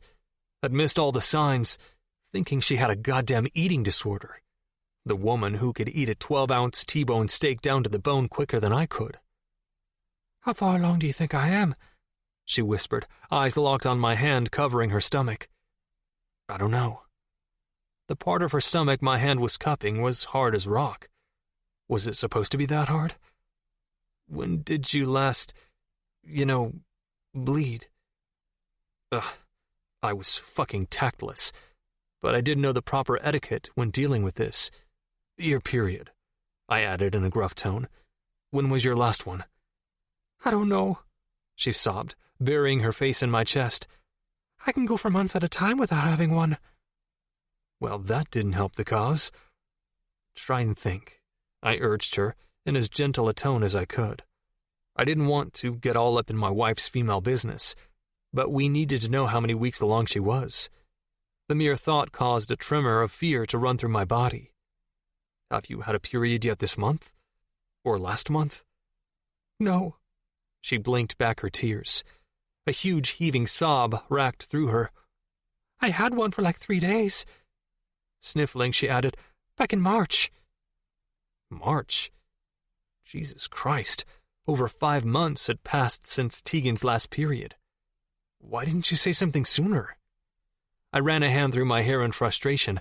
It's August, Tegan. How the hell could it slip your mind? Because it's nothing out of the norm for me, Noah, Tegan cried out. You're 25 years old, I argued. Surely women your age keep track of that sort of thing. Why would I? She screamed, voice breaking with emotion. I was a virgin, and then there was you. And when you went down, I was on my own again. That's not strictly true. Liam's face entered my mind, and Tegan seemed to read my thoughts almost simultaneously. Don't you dare, she warned, as she scrambled off my lap and climbed shakily to her feet. Don't even think about throwing that one time with Liam, that one protected time, in my face. Betrayal and pain crossed her features, and I stifled a groan. It was months before you came back into my life. I wasn't, I was quick to reply. I was such a dick. Standing up, I held my hands out as I approached her. With every step I took toward her, Tegan took a step backwards. I'm not your mother, Noah, Tegan cruelly tossed out. I wouldn't lie about who the father of my child was. I know, I replied calmly, letting her cruel remark sail over my head. She was frightened, and I had unintentionally insulted her in one of the worst ways a woman could be insulted. I'm sorry. Hey. Tipping her chin upward, I stared down into her wild, fearful eyes. I'm sorry. I dropped my hand to her stomach, and my heart fluttered in my chest. We made this. She had a bump, and I'd put it there. A baby inside my wife. Pride, fear, and adoration floated inside of me. I wasn't sure what to do. I didn't know how I'd cope, or if I'd make a good father. But I wasn't going anywhere. I'll do my best for you. For both of you. A baby is a blessing, she sobbed, hiccuping, my slip of the tongue seemingly forgotten. That's what my mother always used to say when I came home from school with the latest gossip on who'd gotten themselves knocked up from school. Your mom was a smart lady, I agreed, hoping I was comforting her, or at least calming her down. I feel blessed, I added gruffly. I wasn't religious. I didn't have a God I believed in like Tegan had. But in this moment, I felt truly blessed. Sniffling, Tegan nodded her head slowly. Me too. But I'm frightened. It's okay to be frightened, I told her. I'm fucking petrified. But you need to know that you're not alone in this, Tegan. You're not. Looking down at the only person I'd ever cared about, I found myself desperate to reassure her. You have me. Not that I was worth much, but still. I will take care of you, Tegan. We're in this together, she whispered, with a little too much uncertainty in her voice for my liking. I don't have any plans to let you down, Thorn, I promised. I'd finally gotten myself a little family of my own. Seeing her in my bed, all vulnerable and beautiful, and knowing she had life growing inside her. Jesus, it made my heart squeeze so tight in my chest I could barely breathe. Nothing's going to take me away from you, I whispered. You can depend on me. I just wish. Shaking her head, Tegan swallowed deeply and swatted her hand in the air. Never mind. Tell me. I can't, she squeezed out, eyes wide and fearful. Louis said, slapping her hand over her mouth, Tegan froze on my lap. Lewis said, "What, Thorn?" Reaching up, I caught her chin gently in my hand and forced her to look at me. "Did he say something to upset you?" Tegan shook her head slowly. "It wasn't him." "One of the others, then?" Her nose scrunched up, and that was all I needed to know. "Who? I'll fucking kill him." Furious, I lifted her off my lap and placed her gently down on the bench before jerking to my feet. "You know what? It doesn't matter. I'll kill them all." "No, wait." Tegan snaked out a hand and circled my waist. "I was set up that night. I know you don't want to talk about it, but you have to believe me. The guys were in on it," she added in a passionate tone. I shook my head. "Who? Q, Bo, and T?" Tegan nodded. "I'm not saying they set the whole thing up, but I know one of them brought Liam to the hotel and forced Lewis's hand." "Tommy wouldn't do that, Tegan." I refused to believe Tommy was capable of being so fucking vindictive. "I know you two have issues, but he wouldn't go that far." "Wouldn't he?" Tegan stood up shakily and padded over to where I was standing. "Noah, I had nothing to do with Liam coming here. I was as shocked and ambushed as you were." She placed her hand on my forearm and rested some of her weight against me. "Tommy hates me, Noah. He blames me for throwing you off track. He thinks I'm a huge pain in your ass, and for Bo and Quincy, they think the same way." Fear crawled through me as Tegan's face turned an even lighter shade of white. "Come here." Taking her by the arm, I led her back to the bed. "You need to sit down, baby." Gently, I forced her back down. Sinking down on the edge of the bench, Tegan exhaled a shaky breath. "They all want me off this tour, Noah." She kept her hand on my forearm as she spoke. "It was bad enough before, but now that I'm—" She choked on her words. "Now that I'm pregnant, it's even scarier." "Tegan, I didn't want to shut her down. Not when she looked so sincere. Are you sure?" "If you don't believe me about Liam, then go and ask Lewis." Folding her arms across her chest, she stared straight up at my face. "Go ahead and ask him." "All right," I told her. "I will. And if I found out they had been fucking with my wife, I was going to raise hell."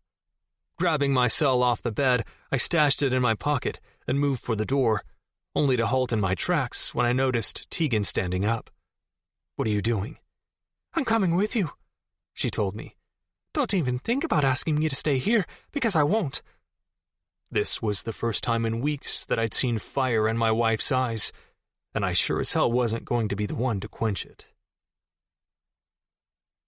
Tegan.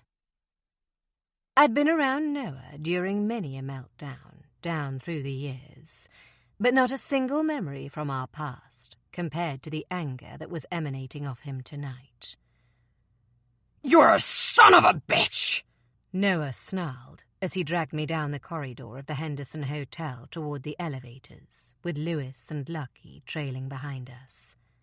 Slamming his palm down on the keypad, Noah finally let go of my hand and began to pace. "A fucking Judas traitor bastard!" he added, furious, as he ran his fingers through his spiked-up hair. Lewis remained silent, and I was glad. One word would be too much right now. I should have known that telling Noah would cause the mother of all rows, but in the frame of mind I was in right now, I didn't care anymore. I was done covering for those assholes. They'd done me wrong. They'd done Noah wrong. And I was feeling too emotionally unbalanced to keep a handle on it. To give him credit, Lewis had confessed immediately when Noah straight out asked him what had gone down, which only made me angrier, because he should have done that for me months ago when I'd begged him to. I guess the old saying was true. He who pays the piper gets to call the tune. Noah was paying Lewis, which meant he called the shots. The elevator opened, and all four of us stepped inside. I chose to sidle closer to Lucky, the one calming soul in a barrage of turbulence and anger. Noticing that I had shuffled closer to him, Lucky winked down at me and held out his fist. I discreetly fist-thumped him before putting my hands behind my back. I watched Noah as he continued to pace the small space, nostrils flaring and hair standing up on the top of his head. I should have been told about this sooner, Noah continued to rant, rage emanating from him. Not weeks goddamn later. Who would you have believed? Lucky drawled calmly. Her! Noah roared, visibly shaking. Always her. I tried to tell you, I couldn't stop myself from saying. I know, Noah confessed, jaw clenched. He turned his face to look at me, and I could see the emotions churning in his brown eyes. I'm so fucking sorry. Stepping toward Noah, I reached out and wrapped my hand around his bare forearm. The elevator pinged open on the ground floor, and we were on the move again, stalking through the foyer of Kyle Carter's hotel. The party was in full swing in the function room, and that was exactly where Noah was leading us. Chapter 35. Noah. Liars. Fucking Judas bastards. Betrayal was an understatement for how I was feeling right now. Disgust didn't compare either. I'd been a complete dick to Tegan. I'd been unfairly harsh on her. I'd held a grudge because of these pricks. Lewis had confirmed to me what Tegan had tried to make me believe. She'd been set up. We both had. They had organized for Liam to come to our fucking room. Bo and Quincy, I didn't give two fucks about. I didn't trust them, and I cared about them even less. But Tommy? Fuck, that hurt like nothing else. My best friend, my only fucking friend for a long-assed time, had betrayed me like that. I was reeling, barely holding on to my temper. I owed Tegan an apology for all the shitty jibes I'd thrown her way since we'd started the tour. Hell, I owed her a hell of a lot more than that. Every drunk person I bumped into in my bid to find my so-called team, and every congratulatory message I heard, only caused the anger to rise inside of me. My gaze flickered over the crowd surrounding us as I searched for the sorry-ass fucks that called themselves my team. Yeah, not anymore. Noah! Lucky called out from my left, and I turned to see him pointing in the direction of the far corner of the room. I turned and marched in the direction Lucky was pointing. I could barely stop myself from breaking into a run. I hadn't felt anger like this in a very long time. Lewis came up beside me and placed a hand on my arm. Would you like me to take her outside? Until that moment, I'd forgotten Tegan's hand was still in mine, and I'd been dragging her along like a fucking ragdoll. Jesus Christ, she was pregnant. Turning around, I glared at Lewis. I'd have liked it if you'd told me the goddamn truth, I roared. No, I don't want you near my wife. Fuck. Nodding stiffly, Lewis took a sensible step back, cheeks stained red. Good. He should be embarrassed. I was fucking embarrassed. I was disgusted with myself. All this had been going on under my goddamn roof, and I hadn't known. I'd sat back and watched Tegan get bullied in high school. I sure as hell wasn't going to watch it happen again. Barreling through the crowd, my eyes honed in on the three men in the corner of the room with the partially naked women cozied up with them. Nice, Tegan growled in disgust, obviously spotting them too. Real classy. Come on, Thorn, I snarled, tucking her into my side. These bastards owe you an apology. And by the time I was done with them, they would be groveling at her feet. Noah? Tommy's voice was thick from arousal, as he jerked away from the women he'd been sidling up to, sporting a confused look on his face. Are you all right? Rushing straight up to me, he placed his hand on my shoulder. What's happened? What do you think? I snarled, not bothering to explain myself. I was done. I was fucking through with this shit. Shoving past Tommy, I stalked over to the booth he had vacated, reached across the table, and grabbed Bo by the scruff of his neck. Noah! Bo hissed as I dragged him out of the booth. What the fuck? What the fuck is right, asshole? I roared, shoving him roughly onto the white carpet. Did you think you were clever? What the hell is this about, boy? Quincy snarled, jerking to his feet. My attention turned to Quincy, who was out of the booth and slowly backing away from me. Smart man. I told him, Lewis announced calmly, about the heart boy. Yeah, I snarled. Now, all I want to know was which one of you geniuses' idea it was to fuck with my wife.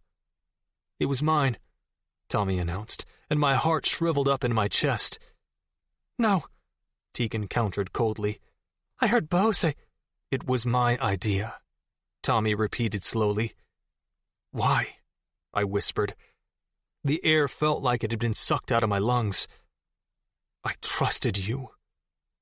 I fucking trusted him more than anyone else. Why would you do that to me? I did it for you, Tommy replied hoarsely. Noah, you've worked so hard, and I've been by your side throughout everything. Which is why I trusted you, I hissed, feeling like I'd been stabbed through the back.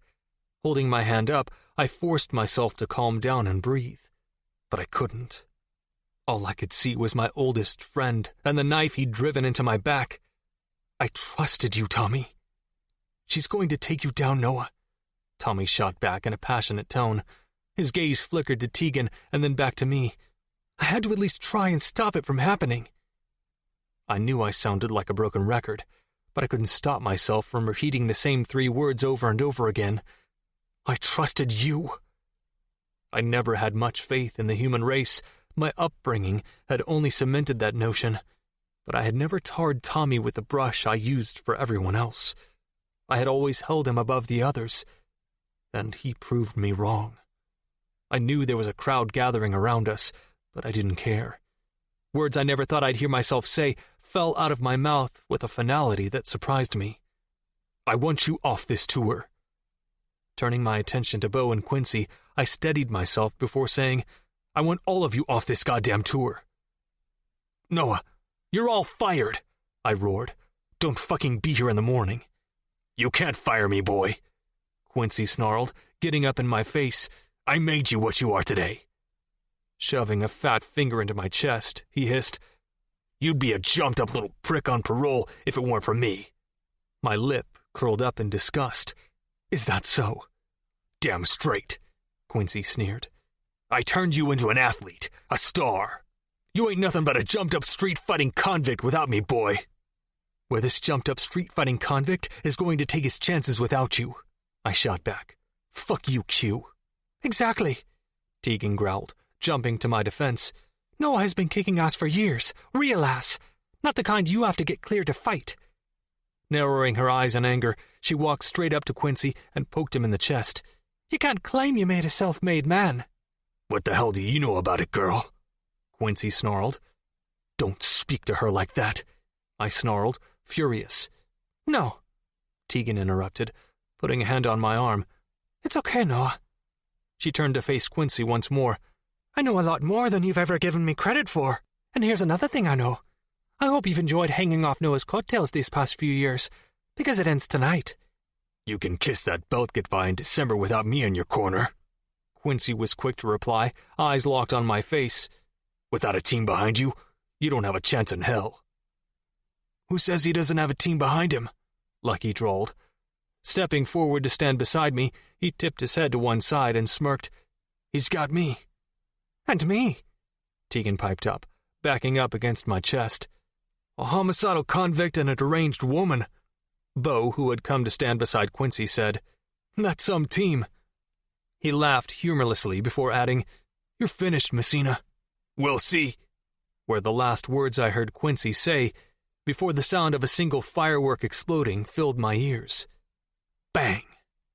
Within seconds, a piercing pain ricocheted through my shoulder. A pain so fierce it took the air clean out of my lungs and my feet from beneath me. Dropping to my knees, I did the only thing I could think of doing in that moment. I grabbed my wife's arm and dragged her roughly to the floor, just as another explosion went off nearby. Bang! I couldn't feel my arms as I shoved Tegan under a cloth-covered table and out of sight. Hell, I couldn't feel anything as I scrambled under the table and covered my wife's body with mine. Just my own heartbeat hammering in my chest. I could hear it above all the carnage as it thundered in my ears. "Your arm!" Tegan choked out as she lay on her back, looking up at me with wide, fearful eyes. "Oh my God, Noah! Look at your arm!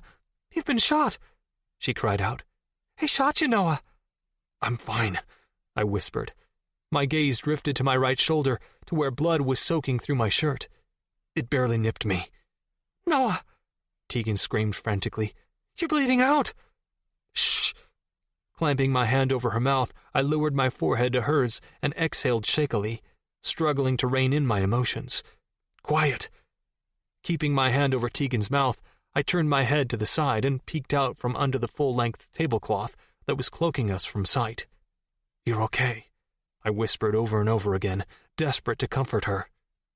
Tegan was shaking so badly beneath me that I felt it reverberating through me, but I didn't dare move my hand. Keeping her safe was my only priority in this moment. Come out, wherever you are, Messina." I felt Tegan stiffen beneath me as the voice I recognized from the past boomed like a drum from somewhere close by. "Don't you know by now that you can't hide from us?" Jerome Hobby continued to taunt. "Your pretty little bitch can't hide from us either. We've got a real nice homecoming gift for you, boy." "He's not here, asshole!" Tommy's voice penetrated my ears, and my heart plummeted into my ass. "But the cops are, or at least they're on their way. And you've made it so much easier for them to lock your ass up."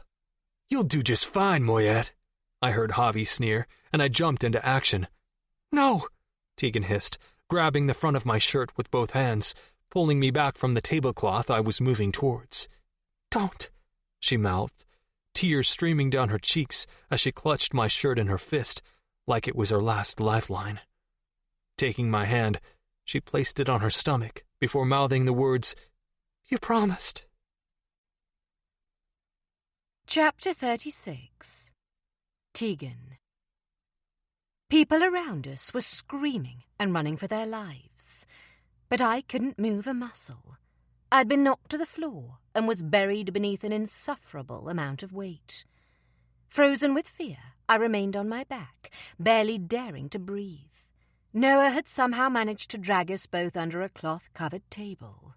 We were out of sight, but he continued to lie on top of me, covering me from view, protecting my body with his. He had his hand over my mouth, and I was glad. My fear was spiraling out of control, and I didn't trust myself not to scream. Never in my life had I felt fear like I had when I noticed the blood red spreading across Noah's white shirt. He looked unfazed. Adrenaline. It had to be. Nobody moved around like he had after getting shot.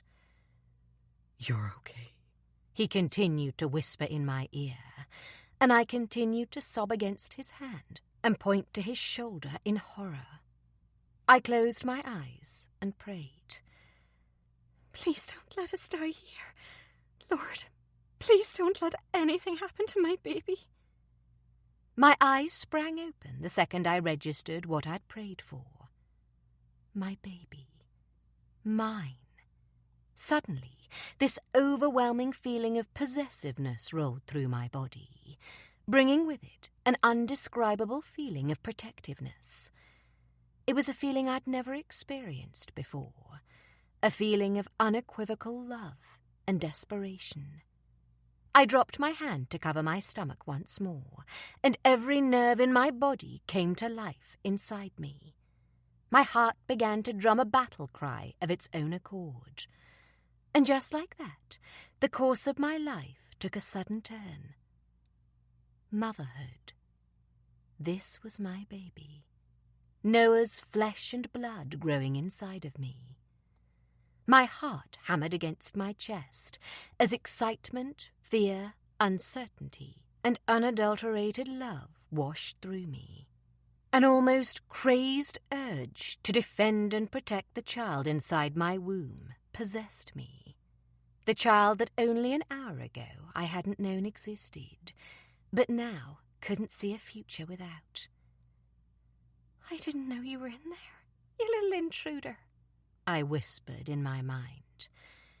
"But I won't let anything happen to you." I clenched my eyes shut, as an abundance of emotions threatened to spill over. Please, keep my baby safe.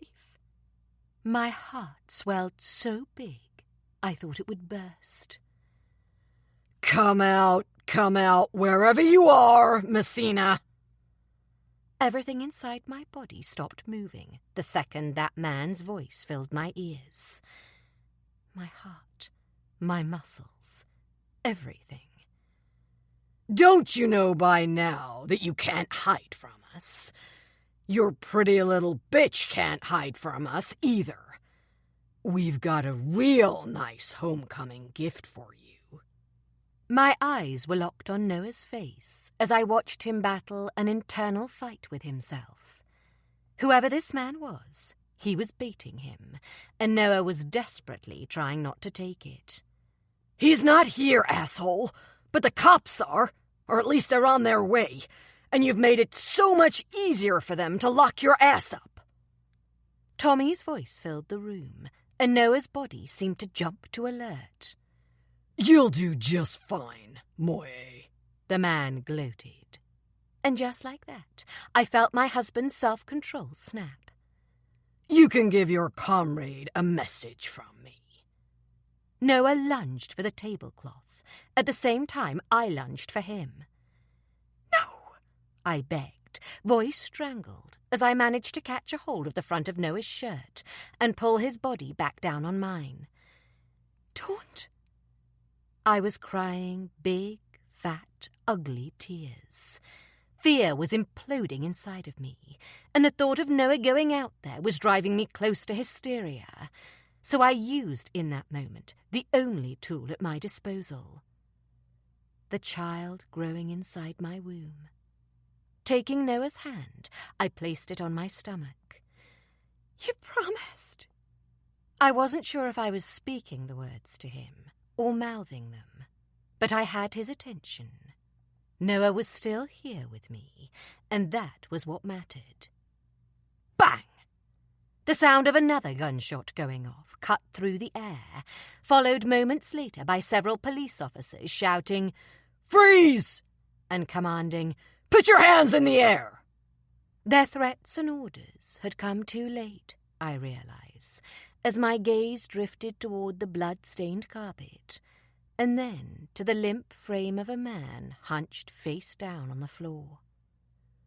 No! Noah roared as he scrambled out from under the table. On his knees, he crawled over to where the man was lying on the floor. No, God, T, no! Climbing out from under the table, I staggered to my feet and made to go after Noah, but a pair of strong arms came around me, holding me back. Don't, Lucky whispered, in a tone I found oddly comforting. Just stay back. Give him some space, okay? Is he? I felt my body weaken and sag against Lucky as I watched my husband slam his hands down on Tommy's chest before covering his mouth, frantically trying to resuscitate him. Is he? I couldn't say it. Not out loud. Not while the maniac who'd caused all of this was still in the room, snickering at my husband's agony. Guilt rushed through my veins as my eyes confirmed what my mind refused to acknowledge. Yeah, Tegan, Lucky whispered. Tommy's dead. And you're next, the man taunted, smiling cruelly at me as the officers led him from the room. We've got something special in place for you, bitch.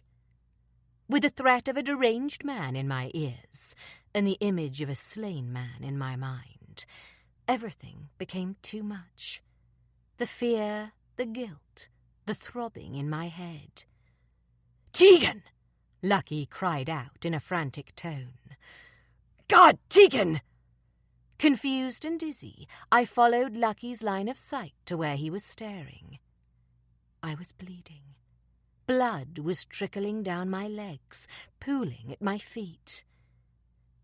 Why am I bleeding? I stared at Lucky's face. The horror in his eyes caused a ripple of fear to run through my body. Shivering violently, I grasped at my stomach. Noah, I whispered, staggering forward. All of it became too much for me then, and my legs gave way beneath me, moments before I collapsed into a blanket of darkness. Chapter 37. Noah. I didn't cry. Not a single tear spilled from my eyes when the coroner zipped up the body bag with Tommy Moyet inside of it. Even now, as I sat in the waiting room of the hospital, having been stitched up, I couldn't feel a thing. Nothing. His face, blue, bloodied, and marred with a bullet hole in the center, haunted me, just like my father's had when I watched firsthand when George Dennis took his life away. And still, I didn't weep. Emotionless, I kept my eyes locked on the door of the room the doctors had rolled Tegan into over 5 hours ago. This was on me. All of it. Tommy was dead. Tegan was... I didn't even know what was happening with Thorn. They'd taken her away from me the moment the ambulance doors had opened, and I hadn't been allowed to see her since. And the baby? I didn't know a damn thing. The cops had come and gone, several of them, all asking the same fucking questions with their tiny notebooks and beady eyes. I'd answered all their questions. I had nothing left to hide, and only one thing left to lose. She was currently behind door 203.